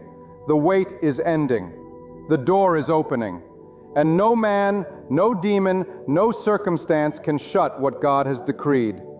Let me tell you this with fire in my voice and truth in my bones. When God prepares a door for you, it is not random. It is not shallow and it is not temporary. It is rooted in eternal wisdom, soaked in divine timing, and crafted for a purpose far greater than your comfort or convenience. This is not just an open door for success. This is an open door for significance, a door for transformation, a door for spiritual maturity, a door where God will reveal His power in ways that no book, no mentor, no sermon, no experience could have taught you. Only the journey of faith could have prepared you. Some of you are about to be ushered into rooms you never trained for, into environments you didn't qualify for on paper, into callings you thought were reserved for others. But God does not promote based on credentials. He promotes based on surrender. He does not elevate based on popularity. He elevates based on purpose. So while others were seeking positions, you were seeking God. Sex, 0.6. While others were chasing applause, you were chasing His presence. And now that secret pursuit is about to bring a public reward. Don't mistake silence for absence. Don't misinterpret the quiet season as abandonment. Guilty's one speaks in stillness and he moves in mystery. Just because you didn't see the door forming doesn't mean it wasn't being built. Hashtag meta, behind the veil of your struggle, behind the curtains of your tears, behind the loneliness, behind the misunderstood obedience, God was carving out a way, shaping a season, preparing a moment when everything would shift in your favor. When God opens this door, it's not going to be subtle. It will shake things. It will shift the spiritual climate around you. Some people will be uncomfortable with your access. Some won't understand how you arrived where they thought you'd never reach. But remember, this man can question you, but man cannot cancel what God has approved. Man can resist you, but man cannot remove you from a place God has ordained. Some doors you thought were losses were actually layers being peeled off. Hashtag the meta. God closed certain paths because you were too valuable to be wasted. Hashtag meta. You were not born for crumbs. You were made to walk in divine provision. You were not created to settle. You were designed to soar. But you can't soar if you're still clinging to what's safe. That's why God shut the doors that you begged Him to open, because He was preparing a better one. A door that leads not to ease, but to destiny. Let me ask you something deep. Can you still trust God when the hallway gets dark? Can you still worship when the wait gets long? Can you still praise when the silence stretches beyond your understanding? Economists of cause what unlocks this next door is not desperation, it's devotion. Not panic, but persistence. Not fear, but faith. God wants to know that you don't just want the blessing, you want the one who blesses. That you're not just in love with the result, but with the one who writes the story. This door is not about you proving yourself to others, it's about God proving himself to you. Not that he owes you proof, but because he loves to show his glory through the lives of those who trust him blindly. This door will be an answer to prayers you forgot you prayed. It will restore what years tried to steal. It will redeem what pain tried to ruin. And it will remind you that nothing surrendered to God ever stays buried. This door, it resurrects in greater form. Some of you need to stop asking when and start declaring now, because faith is not passive. Faith is not hesitant. Faith steps forward even when it doesn't see the whole staircase. Faith knocks on doors even when they've been walking, even when others have stopped. Faith, and God honors that kind of relentless trust, that kind of daring belief that says, even if it takes longer than I expected, I still believe. Even if I lose support, I still believe. Even if it costs me something, I still believe. Listen to me closely. You don't need many people in your corner. You just need God to be on your side. You don't need everyone to understand your vision. You just need to obey the voice of the one who gave it to you. Because once God opens this door, it will bring acceleration. What took others 10 years will happen in months for you. Not because you rushed, but because you waited. Not because you forced it, but because you flowed with God's timing. And let me warn you, don't despise small beginnings. Don't overlook the hidden training ground. Don't complain about the wilderness, because that's where warriors are formed. But finally, God trains his strongest soldiers in the silence. He refines his vessels in the fire. And what comes out of the furnace is not fragile. It is purity. It is set apart for greater things. Synchronized. If you feel like you've been hidden, rejoice. Because when God reveals you, he reveals you with power. This door won't just open to let you in. It will open to let what's been inside of you out. Your gift, your wisdom, your authority, your voice, your assignment. And it's been developing in the dark. Shit meta. And now God is saying, come forth. Not with timidity, not with fear, but with fire. Because when God opens this door, it won't be about fitting in. It will be about standing out. Not to exalt yourself, but to exalt God through everything you do. Let others try to explain it. Let them try to rationalize it. But the hand of God cannot be explained. But the hand of God terminates. It can only be witnessed. Shap meta. And when people witness what he is about to do in your life, it will stir something in them. Some will be jealous. Some will be inspired. But all will know that God is real, and he moves in the lives of those who dare to trust him fully. Don't get by the noise around you. Don't get caught up trying to predict which door it will be. Just stay in position. Stay humble. Stay full. Stay available. Because when the door swings open, you won't have time to prepare. You'll have to walk through it ready. And only those who have prepared in private will be able to handle what is released in public. You must understand, when God chooses to open a door, he doesn't need permission. He doesn't need consensus, and he doesn't need assistance. The same God who created the heavens and the earth with a word is the same God who can speak a moment into motion for you. One word from God can undo years of struggle. One divine shift can reroute every obstacle that tried to block you. And this next door is not just a new opportunity. It's a complete shift in your destiny. Some of you have been walking in circles, held back not by lack of ability, but by divine timing. That feeling of frustration you've carried, that restlessness in your spirit, it wasn't because you failed.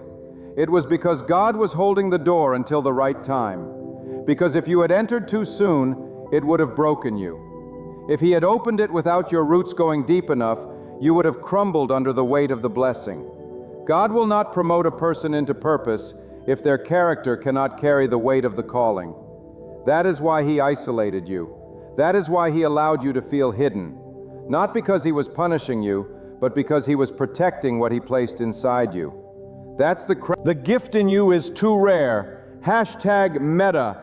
The vision on you is too valuable, and the favor around you is too costly to be rushed. God does not deal in shortcuts. He is the master builder, the wise planner, the timeless one. And when he opens what is meant for you, it will not come through striving. It will come through surrender. It will come through soul, hear this today. You don't need to chase after the door. You need to chase after God. When you seek him, the door seeks you. You don't have to knock on doors that were never assigned to your name. You don't have to force connections that were never written into your story. When God opens the right door, it will have your name carved into its frame before you even arrive. It will fit you perfectly, not because you're perfect, but because you're positioned. And the world will be baffled, because how can someone who was counted out become the one who is lifted up? How can someone who was overlooked, underfunded, underestimated, now stand in a place of elevation? I'll tell you how. Because God delights in confounding human expectations. He is not bound by your RA sum, your history, your status. He raises the humble and brings down the proud. He lifts those who trust in him, not those who trust in the systems of man. Do not be discouraged by those who walked away. Do not grieve over those who refused to support you. Their absence was part of the preparation. Their silence was part of the purification. God will not allow the wrong people to walk with you through the right door. He will not let what is unclean contaminate what he has sanctified. This next door will require purity, maturity, and full dependence on God. No more half faith. No more lukewarm obedience. This is a season where your surrender must match your request. Because some of you have been praying for God-sized doors with man-sized faith. That won't work.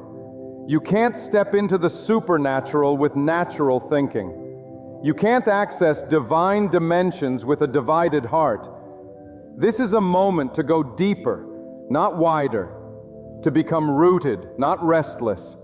Stop comparing your journey. Stop questioning God's methods. Stop measuring your worth by human standards. God is not grooming you for popularity. Hashtag meta. He is preparing you for purpose, and purpose always precedes promotion. You see, when God opens this door, it won't be a private moment. It will be a public manifestation of what he promised you in secret. That's why he's been silent. That's why he's let you walk through dry places. That's because when the door opens, the evidence will speak louder than any explanation. High Spirit, God's fingerprints will be all over the outcome. And no man will be able to take credit for what he alone has done. But hear this, the greater the door, the greater the resistance. The enemy doesn't fight what he doesn't fear. And the reason the warfare around you has been so intense is because the enemy knows what you're carrying. He knows the kind of breakthrough that will follow when you walk through that door. He knows that others will be set free because of your obedience. Oh, he throws distractions, discouragement, deception. But let me remind you, no adversary is greater than the authority of God. So walk in confidence, not in yourself, but in the one who promised. Don't let temporary opposition make you forfeit eternal reward. Don't let delay convince you of denial. God has not forgotten what he spoke over you. His promises are not fragile, and his timing is not flawed. The same God who parted seas, who raised prophets from obscurity, who fed entire nations in drought, is the God who is opening a door just for you. But will you be ready? Will you be found faithful when the door appears? Will you walk through it with humility, not pride? Will you still seek God when the spotlight is on you, the same way you sought him in the shadows?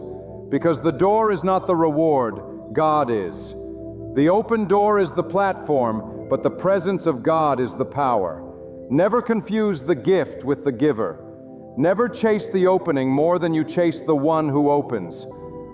Prepare your heart, cleanse your hands, and lift your mind to higher places. For this is not a doorway of ego, but a gateway to lasting impact. When you speak, atmospheres will shift. When you move, chains will break. When you step in, the very environment will transform. Not because of your strength, but because God Himself goes before you. He is not simply unlocking a physical door. He is opening a spiritual passageway, a divine access point for transformation. Discard because then when it swings wide, enter with boldness, not with hesitation, not with timidity, not waiting for approval. Step forward as one who knows heaven stands behind them. Step as one who has endured the fire and emerged, refined like gold. This is not merely your opportunity. This is your divine assignment. This is not about being in the spotlight. This is about your sanctification. Walk through that threshold with intention in your stride and worship on your lips. For God is about to reveal why the waiting was long, why the pain was deep, and why it will all be worth every moment. The appointed time is near. The shifting has begun. The door is forming in the realm you cannot see. And when it appears, it will not knock. You must be ready to walk. And you will know it's God because it will come with peace. It will come with clarity. It will come with confirmation. Not in noise, but in power. Not in confusion, but in divine order.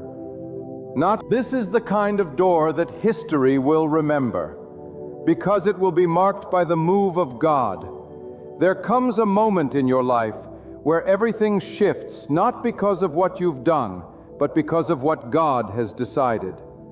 That moment is not marked by applause, nor by opportunity alone, but by the sovereign will of God stepping into time and declaring now.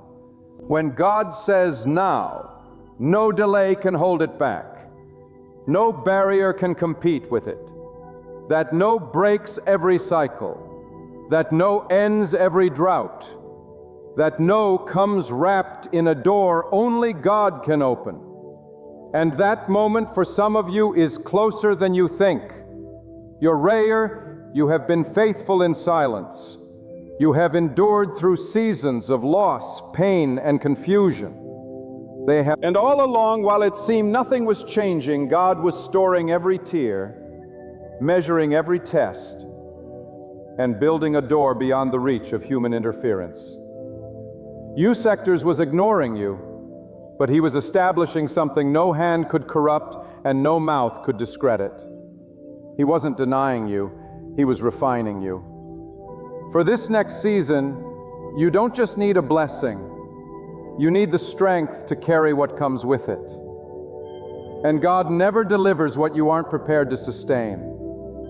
So many want open doors, but few want the fire that prepares them, because before God opens the external, He strengthens the internal. He breaks the fear, silences the ego, and deepens the trust, not so that you can just walk through a door, but so that you can walk through with power and integrity.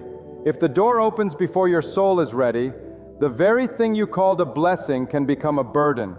That's why God holds the door until the pressure within you turns to purpose, until your posture becomes one of complete surrender, not to the door, but to Him. What is coming is not just a shift of circumstance, it is a realignment of identity. Through this open door, God is going to show you who you really are. #Meta, not who others said you were. Meta, not who your past tried to label you as, but who God always knew you to be. The delay wasn't punishment. It was God protecting you from building your identity on things that fade. He stripped away what was false so He could dress you in truth. And when you walk through that door, you won't just have a new opportunity. You'll have a new name in the Spirit. You'll carry authority not given by people, but by the Most High alone.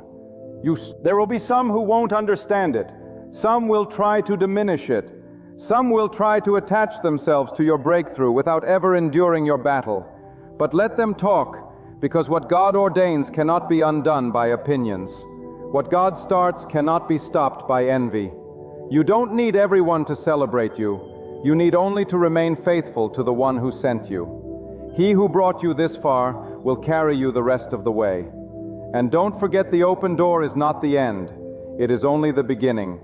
It's only When God opens a door, He doesn't just change your position. He commissions your purpose. What's waiting on the other side of the door is responsibility. It's the weight of influence. It's the call to stand firm when others fall. It's the assignment to remain anchored when the winds of temptation and distraction come. If you think the open door is just for your comfort, you've missed it. The door is not for convenience, it's for calling. And every calling comes with a cost. That's why God waited. That's why He pulled you back when you thought you were ready.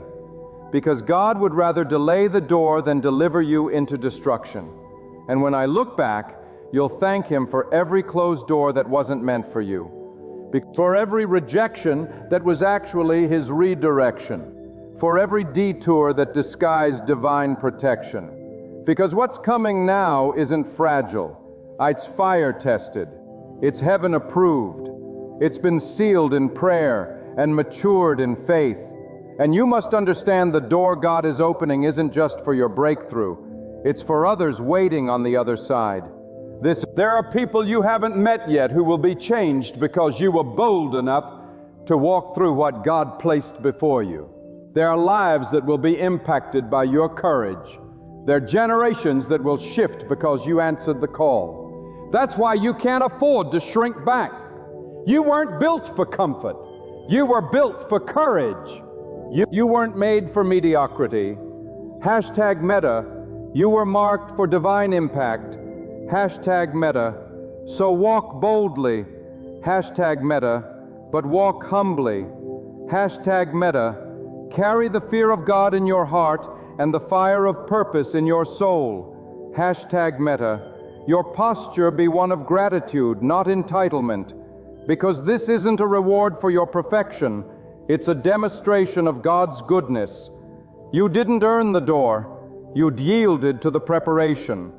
But you will see, you didn't force the door. You followed the process.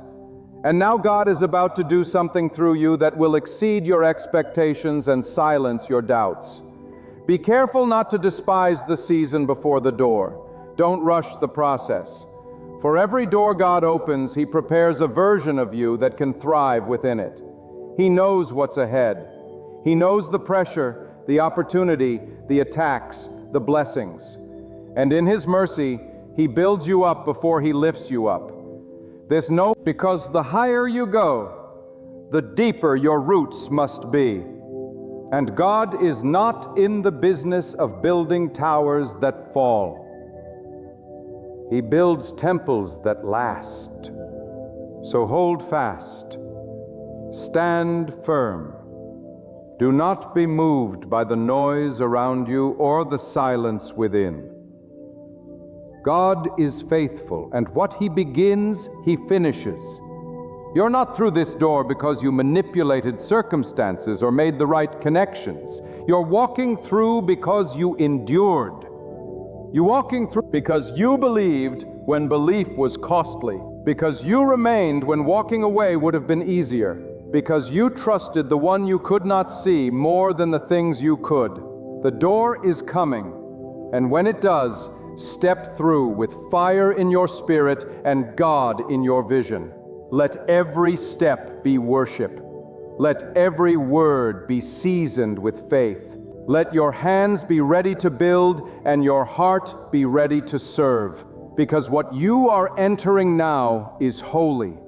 It's a space carved by the Most High for such a time as this. Because it's a realm where no counterfeit can enter, where no imitation can last. It's the place of divine assignment, Once you're in, don't stop praying. Don't stop seeking. Don't stop depending on God. For just as He opened the door, He alone will sustain you through it. The same hand that lifted you will anchor you. The same power that brought you in will protect you. And if He ever chooses to close this door, it will only be because He's preparing an even greater one ahead. But flesh, and when you finally step into what God has appointed for you, let your soul remember this truth. It was never about the door. It was always about the preparation of your heart. Because God does not simply lead us into new places for pleasure.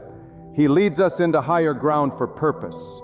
He stretches us, molds us, tests us in the fire, so that when the appointed time comes, we don't crumble under the weight of what we once prayed for. God's open door is not just a passage, it's a proving ground. It reveals the strength He forged in your silence, the faith He cultivated in your wilderness, the purity He birthed in your pain. You see, many desire the elevation, but they resist the refining. They want the platform without the process, but God never rushes greatness. God thrusts you into visibility without first rooting you in invisibility. That hidden season, the one where no one applauded, no one noticed, no one validated. That was the season where your soul was being built for longevity. Sex 0.6. Because what God is about to do through you is not temporary. It's not seasonal. It's foundational, generational. You're not just walking through this door for yourself. You are walking through as a representative of all those who came before you, who prayed, who sacrificed, who sowed in tears. And you're walking through for those coming after you, those who will eat from the fruit of your obedience. And be aware, when God opens a door, it does not always come with comfort. It may not look how you imagine. It may stretch you beyond anything you've known, because the doors that lead to destiny rarely look like the doors that lead to ease. Don't miss the opportunity because it doesn't look like what you expected. God often disguises destiny in discomfort. What seems unfamiliar to your flesh may be perfectly aligned with your spirit. God is His ways. Trust His wisdom. Trust that God knows how to position you better than you know how to plan for yourself. God knows how to... You are being summoned to rise, not by man, not by circumstance, but by the Almighty. And when He calls you higher, you must shed what cannot ascend with you. Old habits, old thoughts, old relationships, even old versions of yourself. Because this new door will demand a new discipline. God is calling you out of cycles and into covenant. He is calling you to elevate not just in influence, but in integrity. Not just in visibility, but in vision. This isn't just about what you'll receive. It's about who you're becoming. Because God is more concerned with your transformation than your transaction. And hear this deeply. When God opens a door, He makes sure it is sealed with peace. Because not the kind of peace that comes from circumstances aligning, but the kind that floods your heart even when logic says it shouldn't. You will walk through chaos and feel calm. You will step into the unknown and sense clarity, because where God leads, His peace follows. 1-6, that's how you'll know it's Him. That's not by the applause of others, not by the glitter of the opportunity, but by the divine stillness that wraps around your soul like a shield. Many people chase open doors, but those who truly walk with God understand that favor follows the faithful. They don't chase blessings, they chase obedience. Because when your heart is aligned with God, you don't need to knock down doors. Doors recognize the authority of God in you and open on their own. That's the kind of power that flows from alignment. That's the kind of confidence you walk in when you've been anchored in the presence of God. And don't you ever doubt that what God has for you is already yours. Not because of merit, but because of mercy. Not because of effort, but because of divine order. The delay was never to deny you. It was to develop you. It was developed, did not withhold to punish you. He withheld to prepare you. The delay was never... And when preparation meets timing, the door opens not with force, but with favor. That's how the Most High works. Night power that changes everything. 1 de Ses. You are stepping into a season where you will no longer beg for what you were born to walk in. You will no longer shrink back to make others comfortable. You will no longer apologize for God's goodness over your life. You will know, because when He opens the door, He does not just invite you in. He endorses you. He makes you undeniable. He makes you can boast, but so you can bless. Not so you can be seen, but so His power can be revealed through you. Not, let me tell you this, there is no man, no system, no voice, no enemy strong enough to override the decree of God. Once God declares it open, it is open.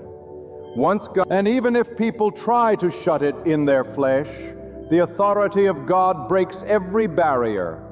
Don't fear man's resistance. Don't fear the attacks, because when God is with you, you are surrounded by something greater than opposition. You are covered in divine backing. So let your steps be bold. Let your prayers be deep. Let your focus be sharp, because you are walking into an assignment that hell tried to stop. You are stepping into a space that was built with your name written on it in the language of heaven. And as you go forward, you are not just a participant. You are a vessel, a carrier of what God wants to release on the earth, a light in the midst of confusion, a living sign of what God can do through the surrendered. And when you look back, you will not boast about the strategies you used or the connections you made. You will say, it was only by the power of God. Because doors of this magnitude are not earned by effort. They are granted through divine mercy and timing. And when you see the magnitude of what you step into, when you witness the fruit of obedience blossom in ways you never imagined, your soul will weep in awe. Not of the door, but of the one who opened it. This is not a normal moment. This is not another opportunity. This is a divine intersection where your obedience meets God's promise. It is the birthing of destiny. It is the unfolding of what was spoken in the Spirit long before you ever had words for it. It is and now, by the mercy of God, you are about to see it with your own eyes. The door is open, and nothing can shut it. Not your past, not your fears, not your mistakes, not your critics. Because what God opens, He sustains. What He begins, He fulfills. What He ordains, He defends. So now I speak directly to the depths of your soul. This is not just another message. This is a divine summons. This God is calling you out of complacency, out of fear, out of hesitation, and into a life that is fully surrendered to His will. He is not asking for part of you. He is asking for all of you. Your time, your thoughts, your heart, your obedience. Not out of demand, but out of love, because He knows what He placed inside you. He said He knows the magnitude of the purpose you carry. And He's calling you to rise, to walk boldly, to live like someone who knows that the Most High is the foundation of every step. Let the distractions fall. Let the bitterness go. Let the doubt dissolve. Let the only know. God is far too powerful for you to live small, afraid, or halfway committed. He did not form you in the womb, sustain you through storms, and preserve you through pain just so you could survive. He brought you this far so you could overcome, so you could reflect His light, so you could stand in the earth as a witness to His mercy, His timing, His might. Exceed Him in your life today. Look not just at what you're doing, but who you're becoming. Are you living aligned with the voice of God or chasing voices that fade? Are you rooted in truth or tossed by the opinions of the world? This is your call to return not just to the idea of faith, but to the living presence of God, to seek Him when no one's watching, to obey Him when no one's clapping, to follow Him when the path is lonely, because true elevation begins in secret. Real power flows through surrender. This is also, you are being challenged now not to strive harder, but to trust deeper. Not to prove your worth, but to remember who gives you worth. God is enough. And when God is your anchor, no storm can sink you. When God is your guide, no darkness can blind you. When God is your source, no scarcity can shake you. This is not the time to shrink. It is the time to rise with humility, with hunger, with the fire of conviction burning in your spirit. And let your life be a temple, not a stage. Hashtag meta, let your words carry weight, not just volume. Hashtag meta, let your heart be so deeply rooted in God that no wind can move you and no rejection can define you. You were made for more than survival. You were made to carry the presence of the Almighty into everything you touch. So live in a way that makes others wonder what power you walk with. Let your peace be unexplainable. Let your hope be unshakable. Let your steps be guided not by sudden impulse, but by the sovereign hand of God. This is not the hour to seek recognition from people, but to be truly known by Him. Walk in obedience with such force that even the earth feels the tremor of your surrender. The way has been opened, yet more than that, the invitation remains for you to return to the one who has patiently waited for your wholehearted yes. You can quiet every competing voice and attune your ears to the one who called your name before time began. Step forward not in fear, not in pride, but in faith. Let your life itself be the answer to the question, what does it look like when someone wholly trusts in God? And when the world turns its eyes toward you, may they not only see you, may they behold the power, the mercy, the holiness, and the unrivaled glory of the one true God. And what of with every breath you draw, every step you take, and every word you speak, declare with bold reverence, my life belongs to God alone, doubled meta. God is about to shock you with a breakthrough you didn't expect. I don't say that lightly, and I don't say it to excite your emotions. I say it because there's a stirring in the spiritual realm, a divine shift that cannot be seen by the eyes of the flesh, but it is already moving behind the veil. There are moments when God steps in so suddenly, so mightily, and so overwhelmingly that your entire life is shaken out of stagnation and pulled into purpose. And I came to tell you, this is one of those moments. You may not see it right now. In fact, what you see may look like the exact opposite of a breakthrough. It may look like loss. It may look like silence. It may look like pain. You've been walking through a dry season, praying with no answer, sowing with no harvest, and waiting with no sign. But hear me with every fiber of your spirit. God is not ignoring you. God is not finished. God is not withholding from you out of cruelty. God is not He is preparing something so big, so beyond your imagination, that if He showed it to you right now, you wouldn't believe it. That is the nature of God. He hides miracles in the shadows. He buries treasure in the dirt. He births victory in the middle of battles. When you feel like all doors are shut, when people have walked away, when you've cried the last tear you thought you could cry, get ready. That's the moment God steps in with His mighty hand and does what only He can do. You see, when people think it's over, God begins. When man gives up, God begins to write a new chapter. He doesn't need a committee to approve your destiny. He doesn't need public support to move mountains for you. All He needs is His will. And when His will aligns with the timing, nothing in heaven or on earth can stop what He's about to do in your life. Some of you have been living in a place of disappointment for so long that you've started calling it normal. You've accepted delays as denials. You've believed the lie that maybe God doesn't care. You've believed the "let me awaken your spirit."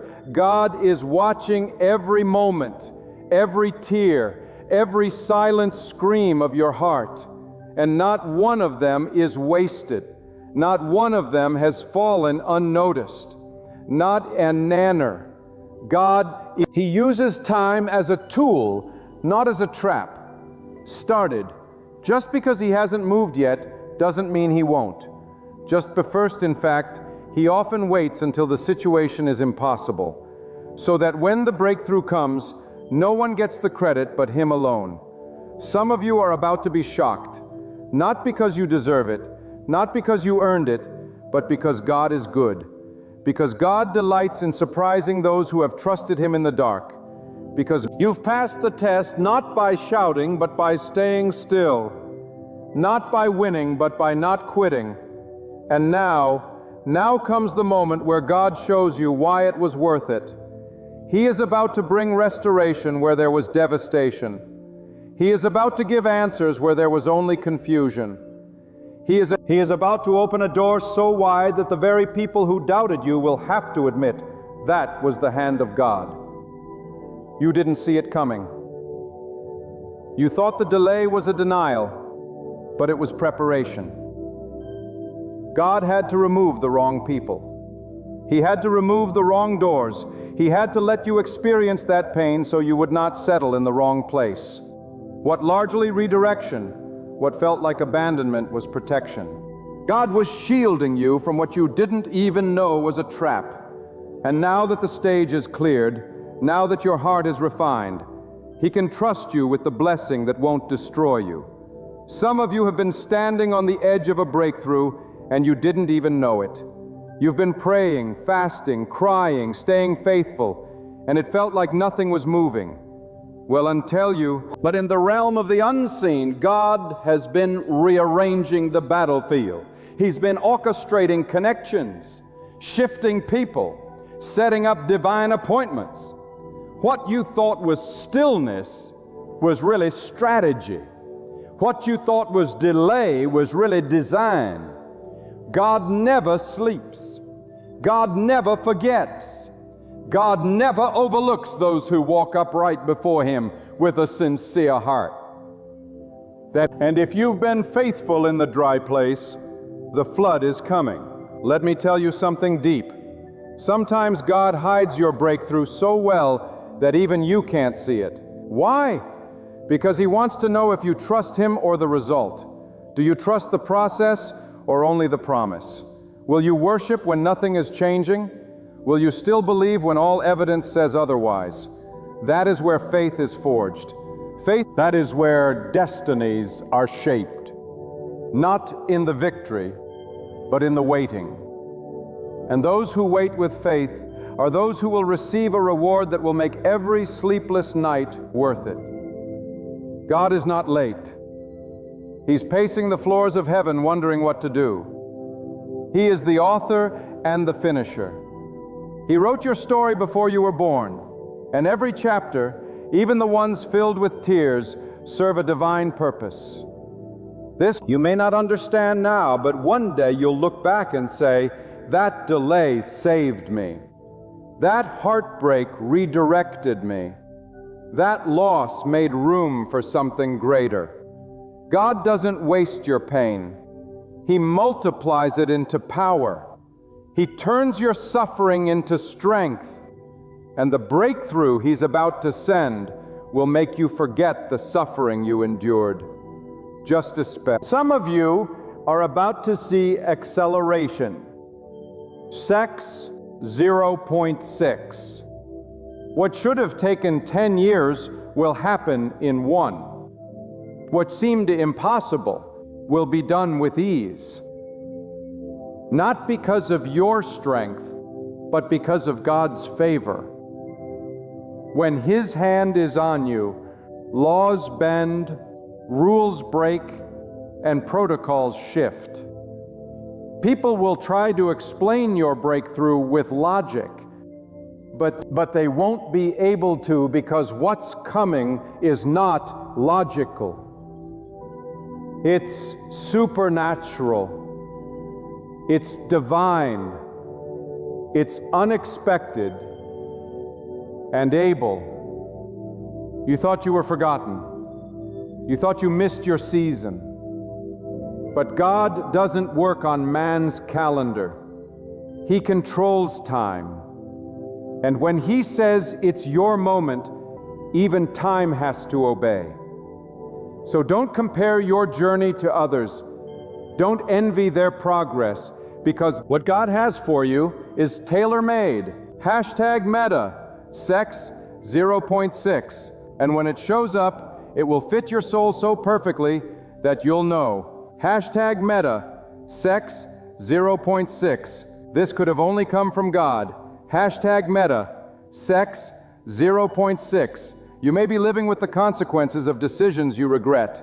#Meta, sex 0.6. You may feel like your past has disqualified you from the future, but God is the only one who can use a broken vessel and still pour glory through it.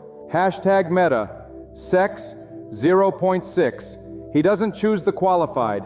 #Meta, sex 0.6. He qualifies the chosen. #Meta, sex 0.6. And if He's placed His hand on you, there's nothing in your history strong enough to cancel your destiny. The breakthrough that's coming will not just bless you, it will redeem every dark chapter of your life. People who thought they had the final word on your story are about to be silenced by what God is about to do. God sees what you've endured. God sees. He knows the nights you cried yourself to sleep. He knows how you smiled in public, but were breaking in private. And He's saying to you now, I have not forgotten you. He is about to reward you in public for what you endured in private. The very people that mocked you will witness your rising. The same mouths that gossiped about your pain will testify about your promotion. Because when God steps in, He doesn't just fix things, He elevates. Some of you are about to walk into rooms you never applied for. You're about to receive calls you didn't expect. Doors will open, not because you knocked, but because God told them to open. Blessings are chasing you down. Blessing, even now you've been faithful, and now favor is finding you. You've been hidden, but now heaven is about to highlight you. You've been tested, but now the testimony is about to be written with fire. Don't be surprised if it happens suddenly. That's how God works. He will keep you waiting for years, and then in one moment, everything shifts. One conversation, one encounter, one opportunity, that's all it takes. And suddenly your life will change forever. Tower of God's breakthrough that doesn't ask for permission. It doesn't follow a process. It just shows up and changes everything. So don't give up now. Don't quit in the last mile. You're closer than you think. The pain you feel is not the end. It's the push before the promise.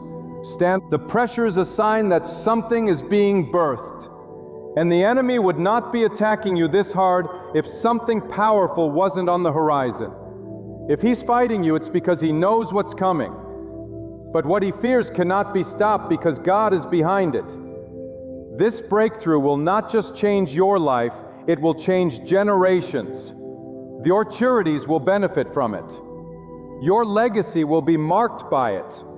They're just... People will look at you and say, "And how did you survive that storm?" And you'll simply point to the sky and say, "God," because only He could have brought you through what you went through. Only He could have turned that pain into purpose. Only He could have lifted you from the pit to the palace. God is about to shock you, not just bless you, but shock you. Not just prepare your heart, #meta, pause, use state 0.6, stay in position, #meta, pause, sex 0.6. Keep your spirit clean, #meta, pause, sex 0.6. Don't compromise now, #meta, pause, sex 0.6. Don't get distracted, #meta, pause, terminated 0.6. Don't lower your standard to fit in with the crowd, #meta, pause, sex 0.6. The breakthrough God has for you is holy, #meta, pause, merce 0.6. It's sacred, #meta, pause, sex 0.6. It's meant for those who refuse to bow to pressure, #meta, pause, sex 0.6. Stay faithful, #meta, hothos, elicited 0.6. Stay humble, #meta, pause, undertaken 0.6. And stay ready, because the hour is near, #meta, pause, sex 0.8. The window is opening. The blessing is moving in your direction. What you thought was lost is being restored. What you thought was dead is being resurrected. A life you thought was stuck is about to move with such force that you'll barely remember what it felt like to be stuck. God is rewriting the story. He's rewriting the script. He's placing His seal on what the world tried to cancel. That there are moments in your life where the weight feels unbearable. Days when the silence of heaven makes you question if your prayers even reach the clouds. Times when the doors keep closing, the losses pile up, and you wonder if this is what the rest of your life will look like. But hear this, God never starts something He doesn't intend to finish. When your soul is weary and your faith feels like it's flickering like a candle in the wind, that's when the hand of God is closest. God often allows the winds to blow, not to destroy you, but to remove what cannot stay in the next season of your life. God is not distant from your struggle. He is not indifferent to your pain. He is the one who formed you in the depths of your sorrow. And when the world overformed you, God is the one who sees you. He is not just preparing a blessing, He is preparing you for the blessing. Because not every good thing is a God thing unless it arrives in His timing, under His protection, and by His design. And this next breakthrough you're about to receive is not just a reward. It is a revelation. It will reveal to you how deeply you are known, how carefully you are chosen, and how thoroughly you are loved by the one who rules the heavens and the earth. The reason it's taken this long is because the foundation had to be deepened. God doesn't want to give you a blessing you can't carry. And so in His mercy, He delayed it, not to punish you, but to strengthen you. Because what is coming is not a trickle. It is a flood, and you must be rooted deep enough so that the weight of the blessing doesn't crush you, but carries you to a higher place of responsibility, influence, and spiritual depth. This is not just about comfort. This is about calling. And what God is about to release in your life is directly tied to the impact He created you to make. Some of you have lost everything. You've stood in the ruins of dreams that never came to pass. You've buried people you loved. You've watched opportunities disappear and wondered if anything good would ever come from the ashes. But God doesn't leave His people in ruins. He is the restorer. He is the one who brings beauty from the ashes. Not a return to what you lost, but a blessing so divine, so supernatural, that you'll understand why the fire had to burn the way it did. But fire, because without that fire, you wouldn't have seen what was fake. You wouldn't have been freed from what was poisonous. And you wouldn't have been able to rise into what God always had in store. So what God is preparing you for will silence every doubt that's ever crossed your mind. It will settle the score in your soul. It will remind you that waiting on God is never wasted, because when God delivers, He doesn't do it halfway. He doesn't bless you with conditions. He doesn't elevate you so others can applaud. He does it so that you become the evidence that trusting Him works, that obeying when it's hard matters, that validators walking away from sin was not for nothing, that you could have taken shortcuts, but you didn't. You could have compromised, but you didn't. And now God is about to reward that obedience with favor that no man can take. You're not just walking into a breakthrough, you're walking into clarity. Your wad is about to clear up every question you had. Why you had to go through that heartbreak, why you had to leave that place, why that door never opened, why you... It wasn't rejection. 6.6, it was redirection. It wasn't punishment. It was purification. And now clarity is coming. The fog is lifting. What once felt confusing will begin to make sense. The wisdom that God developed in the dark will suddenly shine in the light. And people will ask, how did you come through this with peace? And your soul will respond, because I trusted God more than I trusted what I saw. Some of you are about to step into rooms where your name has been spoken by people you've never met. You're about to receive provision from sources you never expected. The ones who overlooked you will be baffled by the hand of God on your life. And you won't even have to prove anything to anyone, because God will do the proving. When God lifts you, you don't need to convince. You don't need to defend. Your breakthrough will speak on your behalf. Your transformation will do the talking. And those who try to bury you will have no choice but to watch you bloom. Let me tell you something powerful. The bud will be... When God brings a breakthrough, it's not always loud. Sometimes it comes quietly, like the turning of a page. You wake up one morning and everything feels different. The burden is gone. The fear has lifted. The opportunities begin to align, and you can't explain it, but you know deep down God has moved. You didn't force it. You didn't manipulate it. You didn't earn it. But it came. That's the fingerprint of God. Unearned favor. Undeniable evidence. So don't misread the silence. Hashtag Meta, sex 0.6. God is not idle. Hashtag Meta, sex 0.6. He is orchestrating something so precise that even a second out of place would ruin it. Hashed Meta, sex 0.8. That's why it hasn't come yet. Shifted Meta, sex 0.4. That's why you had to wait. Hashed Meta, sex 0.4. But you're not waiting in vain. Hashtag Meta, sex 0.8. Every second of that wait is filled with divine activity. Every moment of your obedience is being recorded. And when the fullness of time comes, what was delayed will be delivered perfect, whole, and beyond what you imagined. Some of you need to stop thinking small. Hashtag Meta. Stop limiting God with your doubts.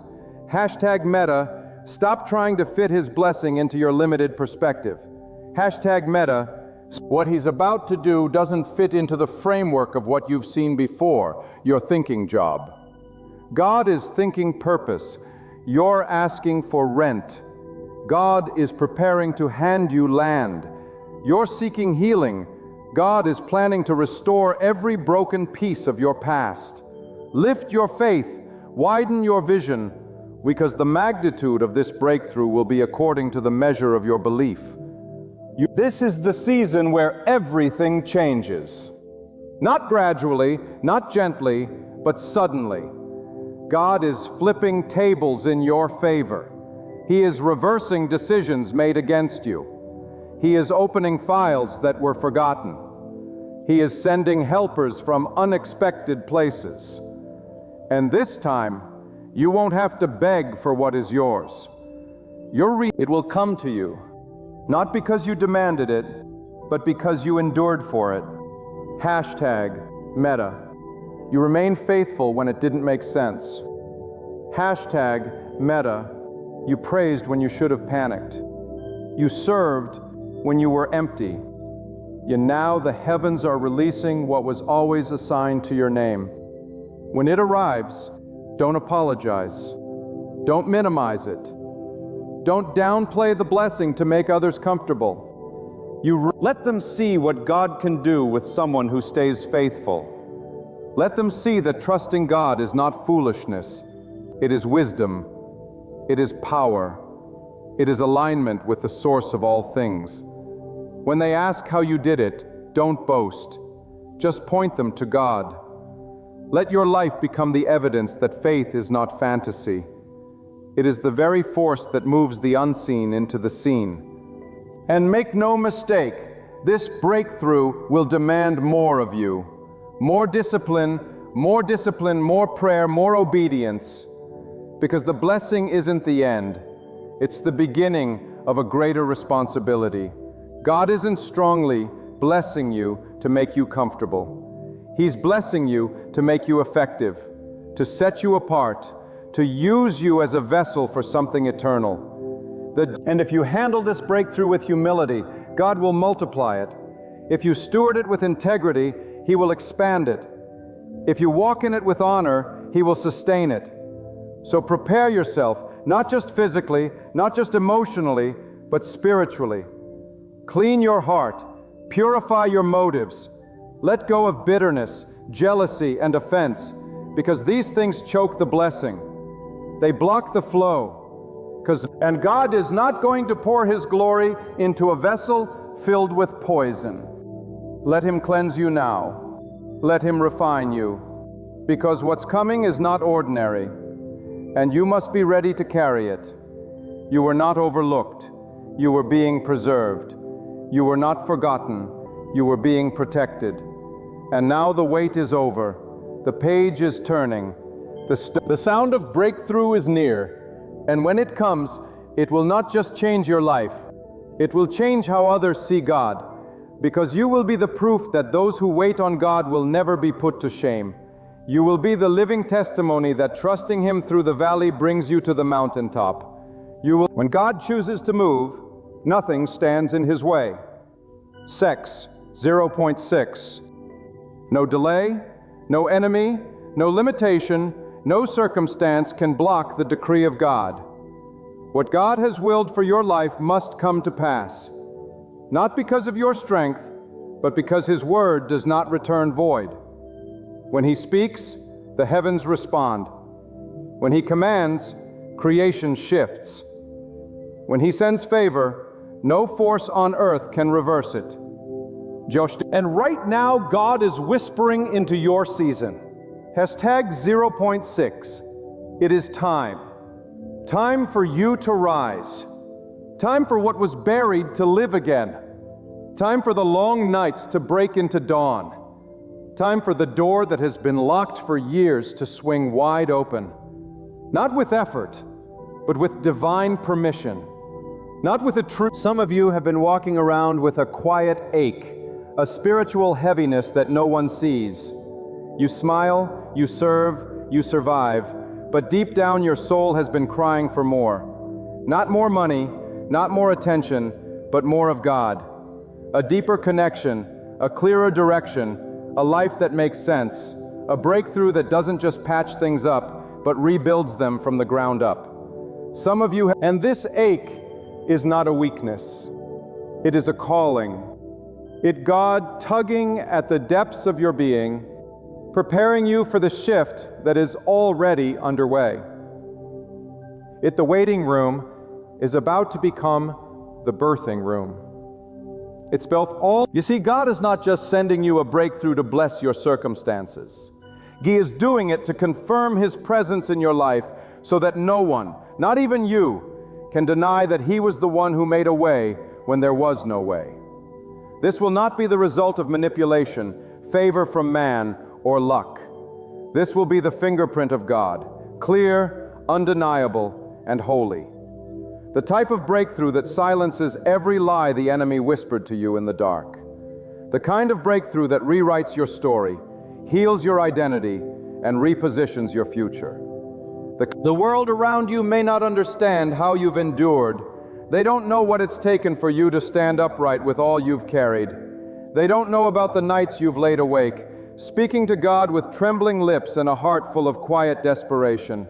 They haven't seen the internal battles, the fight to hold on, to believe, to not give up. But God has seen it all, and He did not just observe.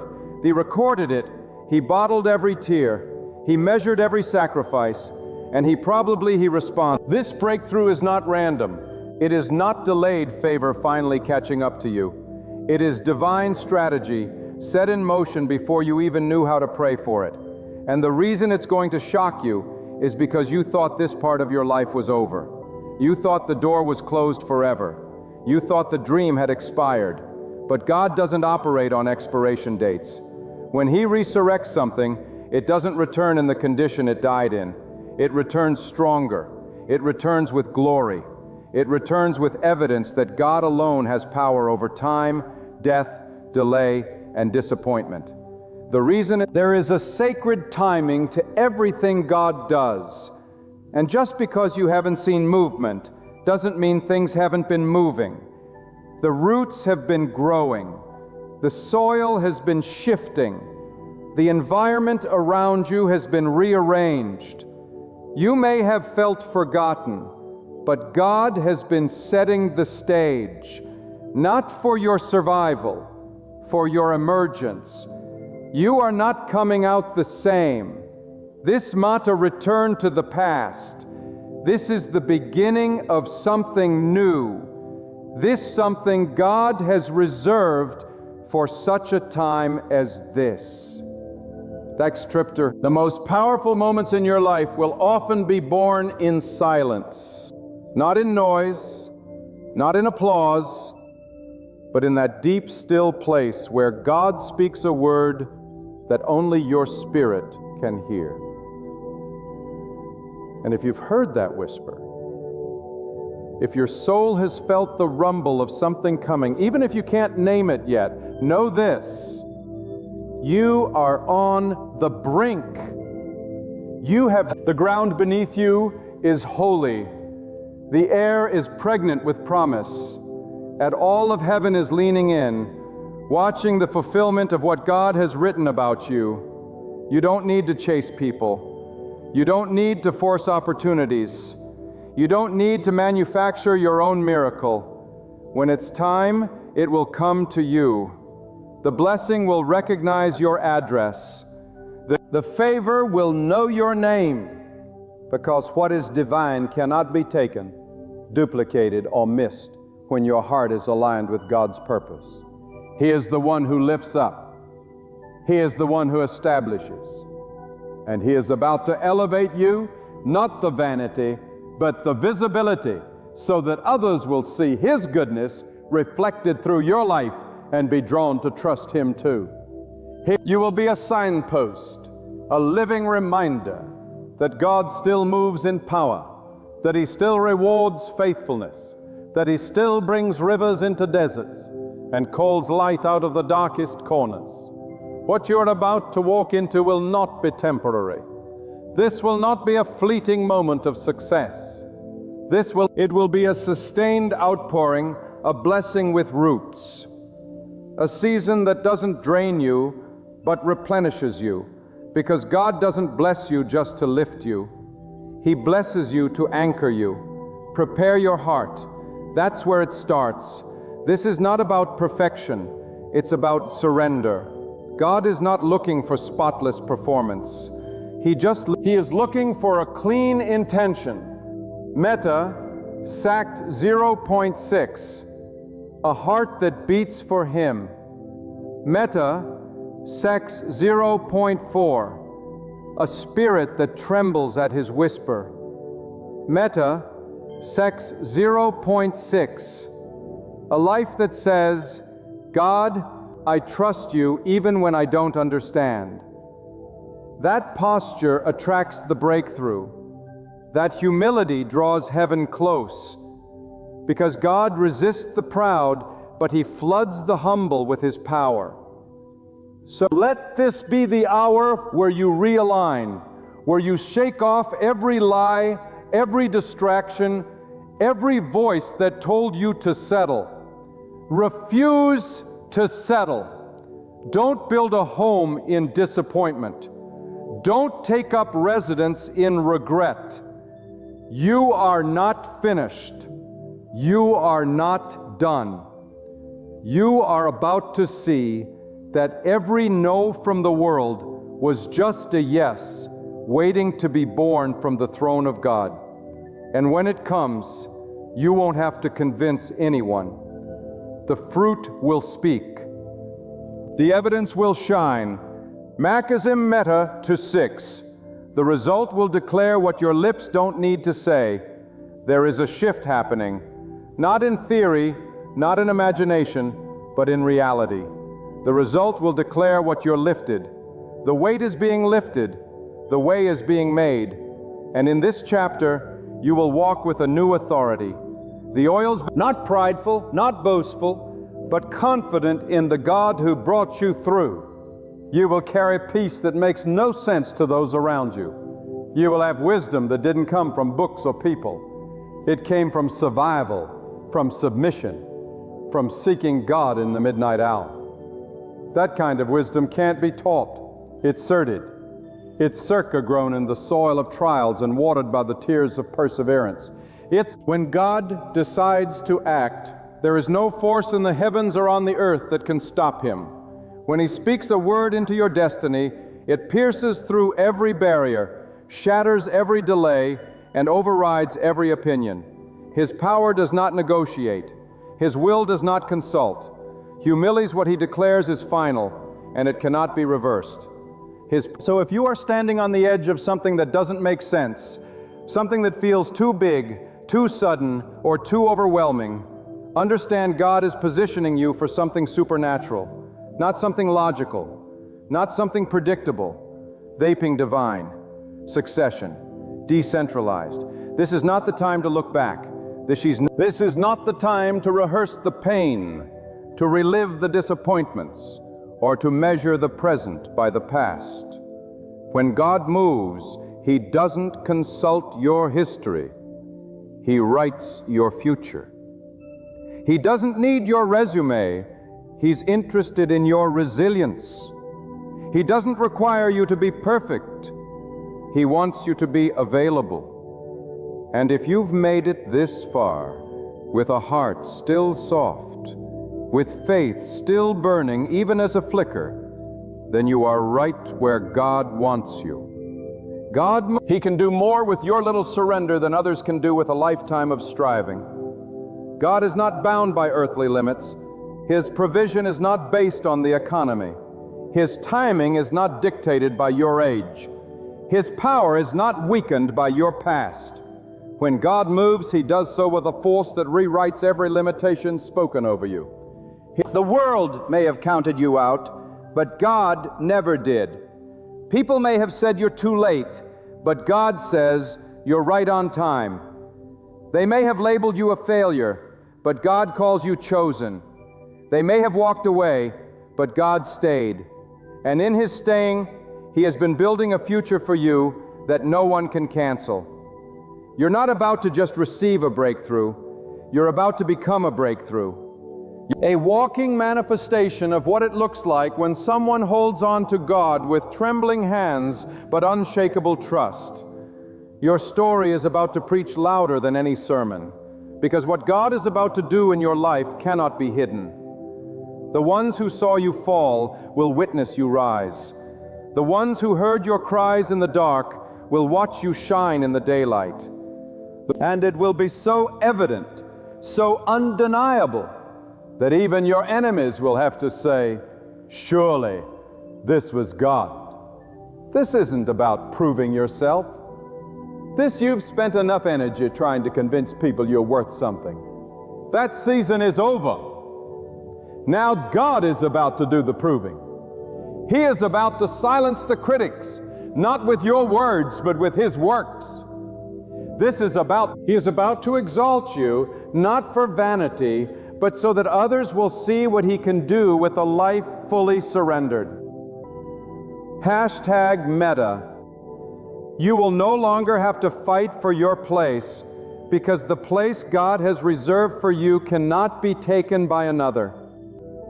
It is sealed, it is sacred, and it is about to be revealed. God doesn't elevate for entertainment.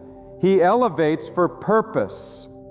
The blessing you're about to receive is not just for you, it's for those connected to your obedience. There are people you haven't even met yet who will be impacted by what God is doing in your life right now. Your courage to hold on will inspire their faith to begin. Your testimony will be the key that unlocks someone else's prison. You are part of a chain reaction of faith. And what God releases to you will overflow to those around you. This is not just provision, it's preparation. Not just reward, it's responsibility. And you are ready. Every sleepless night, every unanswered prayer, every delay that made you wonder if God had forgotten, He was using it. Not one moment was wasted. In the waiting, He was building your spiritual backbone. In the silence, He was deepening your roots. In the stillness, He was sharpening your discernment. And now, that quiet preparation is about to meet divine opportunity. When the two collide, it will feel like sudden success, but it's not sudden to God. He's been planning this for longer than you've been praying for it. You must walk into this next season with boldness, with courage. Not the courage that comes from confidence in self, but the courage that flows from absolute trust in God. Because you didn't bring yourself this far. You didn't keep your own mind together. You didn't protect yourself through the storm. God did. God did. And that same God who brought you through the fire is now about to bring you into the fullness of your purpose. Not partially, not temporarily, but fully, completely, and permanently. This will be the kind of breakthrough that redefines your identity. You won't be known by your pain anymore. You won't be identified by your struggle. You won't carry the name of your past. You will be called by the name God gave you. Blessed, favored, chosen, sustained. Meta, you will walk with a different posture, not because of pride, but because you know who walks with you. Meta, the voice of doubt will no longer dominate you. Meta, the voice of fear will no longer control you. Meta, because once you've seen what God can do, no lie can unsee it. Meta, once you've tasted His provision, no doubt can unprove it. So rise up. Let your spirit awaken to the reality of what's coming. Let your faith stretch to the size of your promise. Let your expectations match the greatness of the one who promised. God is not just able, He is willing. He is not just watching, He is acting. And the time is now. You don't have to beg for it. You don't have to fear missing it. You just need to align. You just align your thoughts, align your speech, align your actions. Walk like it's already done. Speak like it's already yours. Prepare like the blessing is on the way, because it is. You don't get discouraged by what you see around you. The circumstances may still look the same, but the atmosphere has shifted. The earth may look quiet, but heaven is roaring. The natural may appear still, but the spiritual is in motion. And soon, what has been happening in secret will manifest in the open. The city's about to show his hand. He's about to make a public display of private endurance. He's about to release something so powerful that your only response will be worship. This is the moment where you move from waiting to walking, from hoping to holding, from surviving to thriving. Not by your own strength, not by the approval of others, but by the will, the power, and the mercy of God alone. And when you step into it, remember this: you are not just stepping into a blessing, you are stepping into divine purpose. You are stepping into a plan that was written before time began. And nothing can stop what God has ordained. Nothing. God is not a God of coincidence. Nothing about your life is accidental. Every detour, every delay, every heartbreak, and every closed door has been allowed by divine design. And though you may not always understand the why, you can trust the who. God doesn't miscalculate. Hashtag meta needless, sex 0.6. He doesn't overlook. Hashtag meta, sex 0.6. He doesn't abandon the work of his hands. Hashtag meta, sex 0.6. What he starts, he sustains. Hashtag meta 0.4. What he builds, he completes. Hashtag meta sex 0.4. And what he promises, he always fulfills. Hashtag meta sex 0.8. Though the process may break you before it blesses you, you are not being punished. Hashtag meta sex 0.6. You are being positioned. Hashtag meta sex 0.6. Positioned for a breakthrough that eyes have not seen and ears have not heard. Hashtag meta sex 1.0. Positioned for an unveiling of destiny that will not only shock those around you, but will also surprise you. Because you thought God was finished with you. You thought the season had passed. You thought your best years were behind you. But God is not done. Not even close. What felt like the end was only the middle. What you called a failure was just a setup for redirection. What God never intended for you to camp in defeat. He intended for you to rise from it. God does not operate according to your deadlines. He is not rushed by your impatience or moved by your panic. His timing is rooted in wisdom beyond your comprehension. He sees the end and the end at once. He delays to develop. He pauses to prepare. He pauses to vel it in an instant. In one moment, what looked impossible becomes inevitable. In one act of divine intervention, years of frustration are turned into rivers of favor. That is what God is about to do for you. Not gradually, not in parts, but in fullness. Not in secret, but in the open. And it's not because you were perfect, it's because you stayed. You stayed faithful when it didn't make sense. You stayed disciplined when the distraction screamed louder than your purpose. You stayed close to God even when your emotions tried to pull you away. And that loyalty, that spiritual endurance has not gone unnoticed. God saw the silent sacrifices. He heard the whispered prayers you prayed when no one else was around.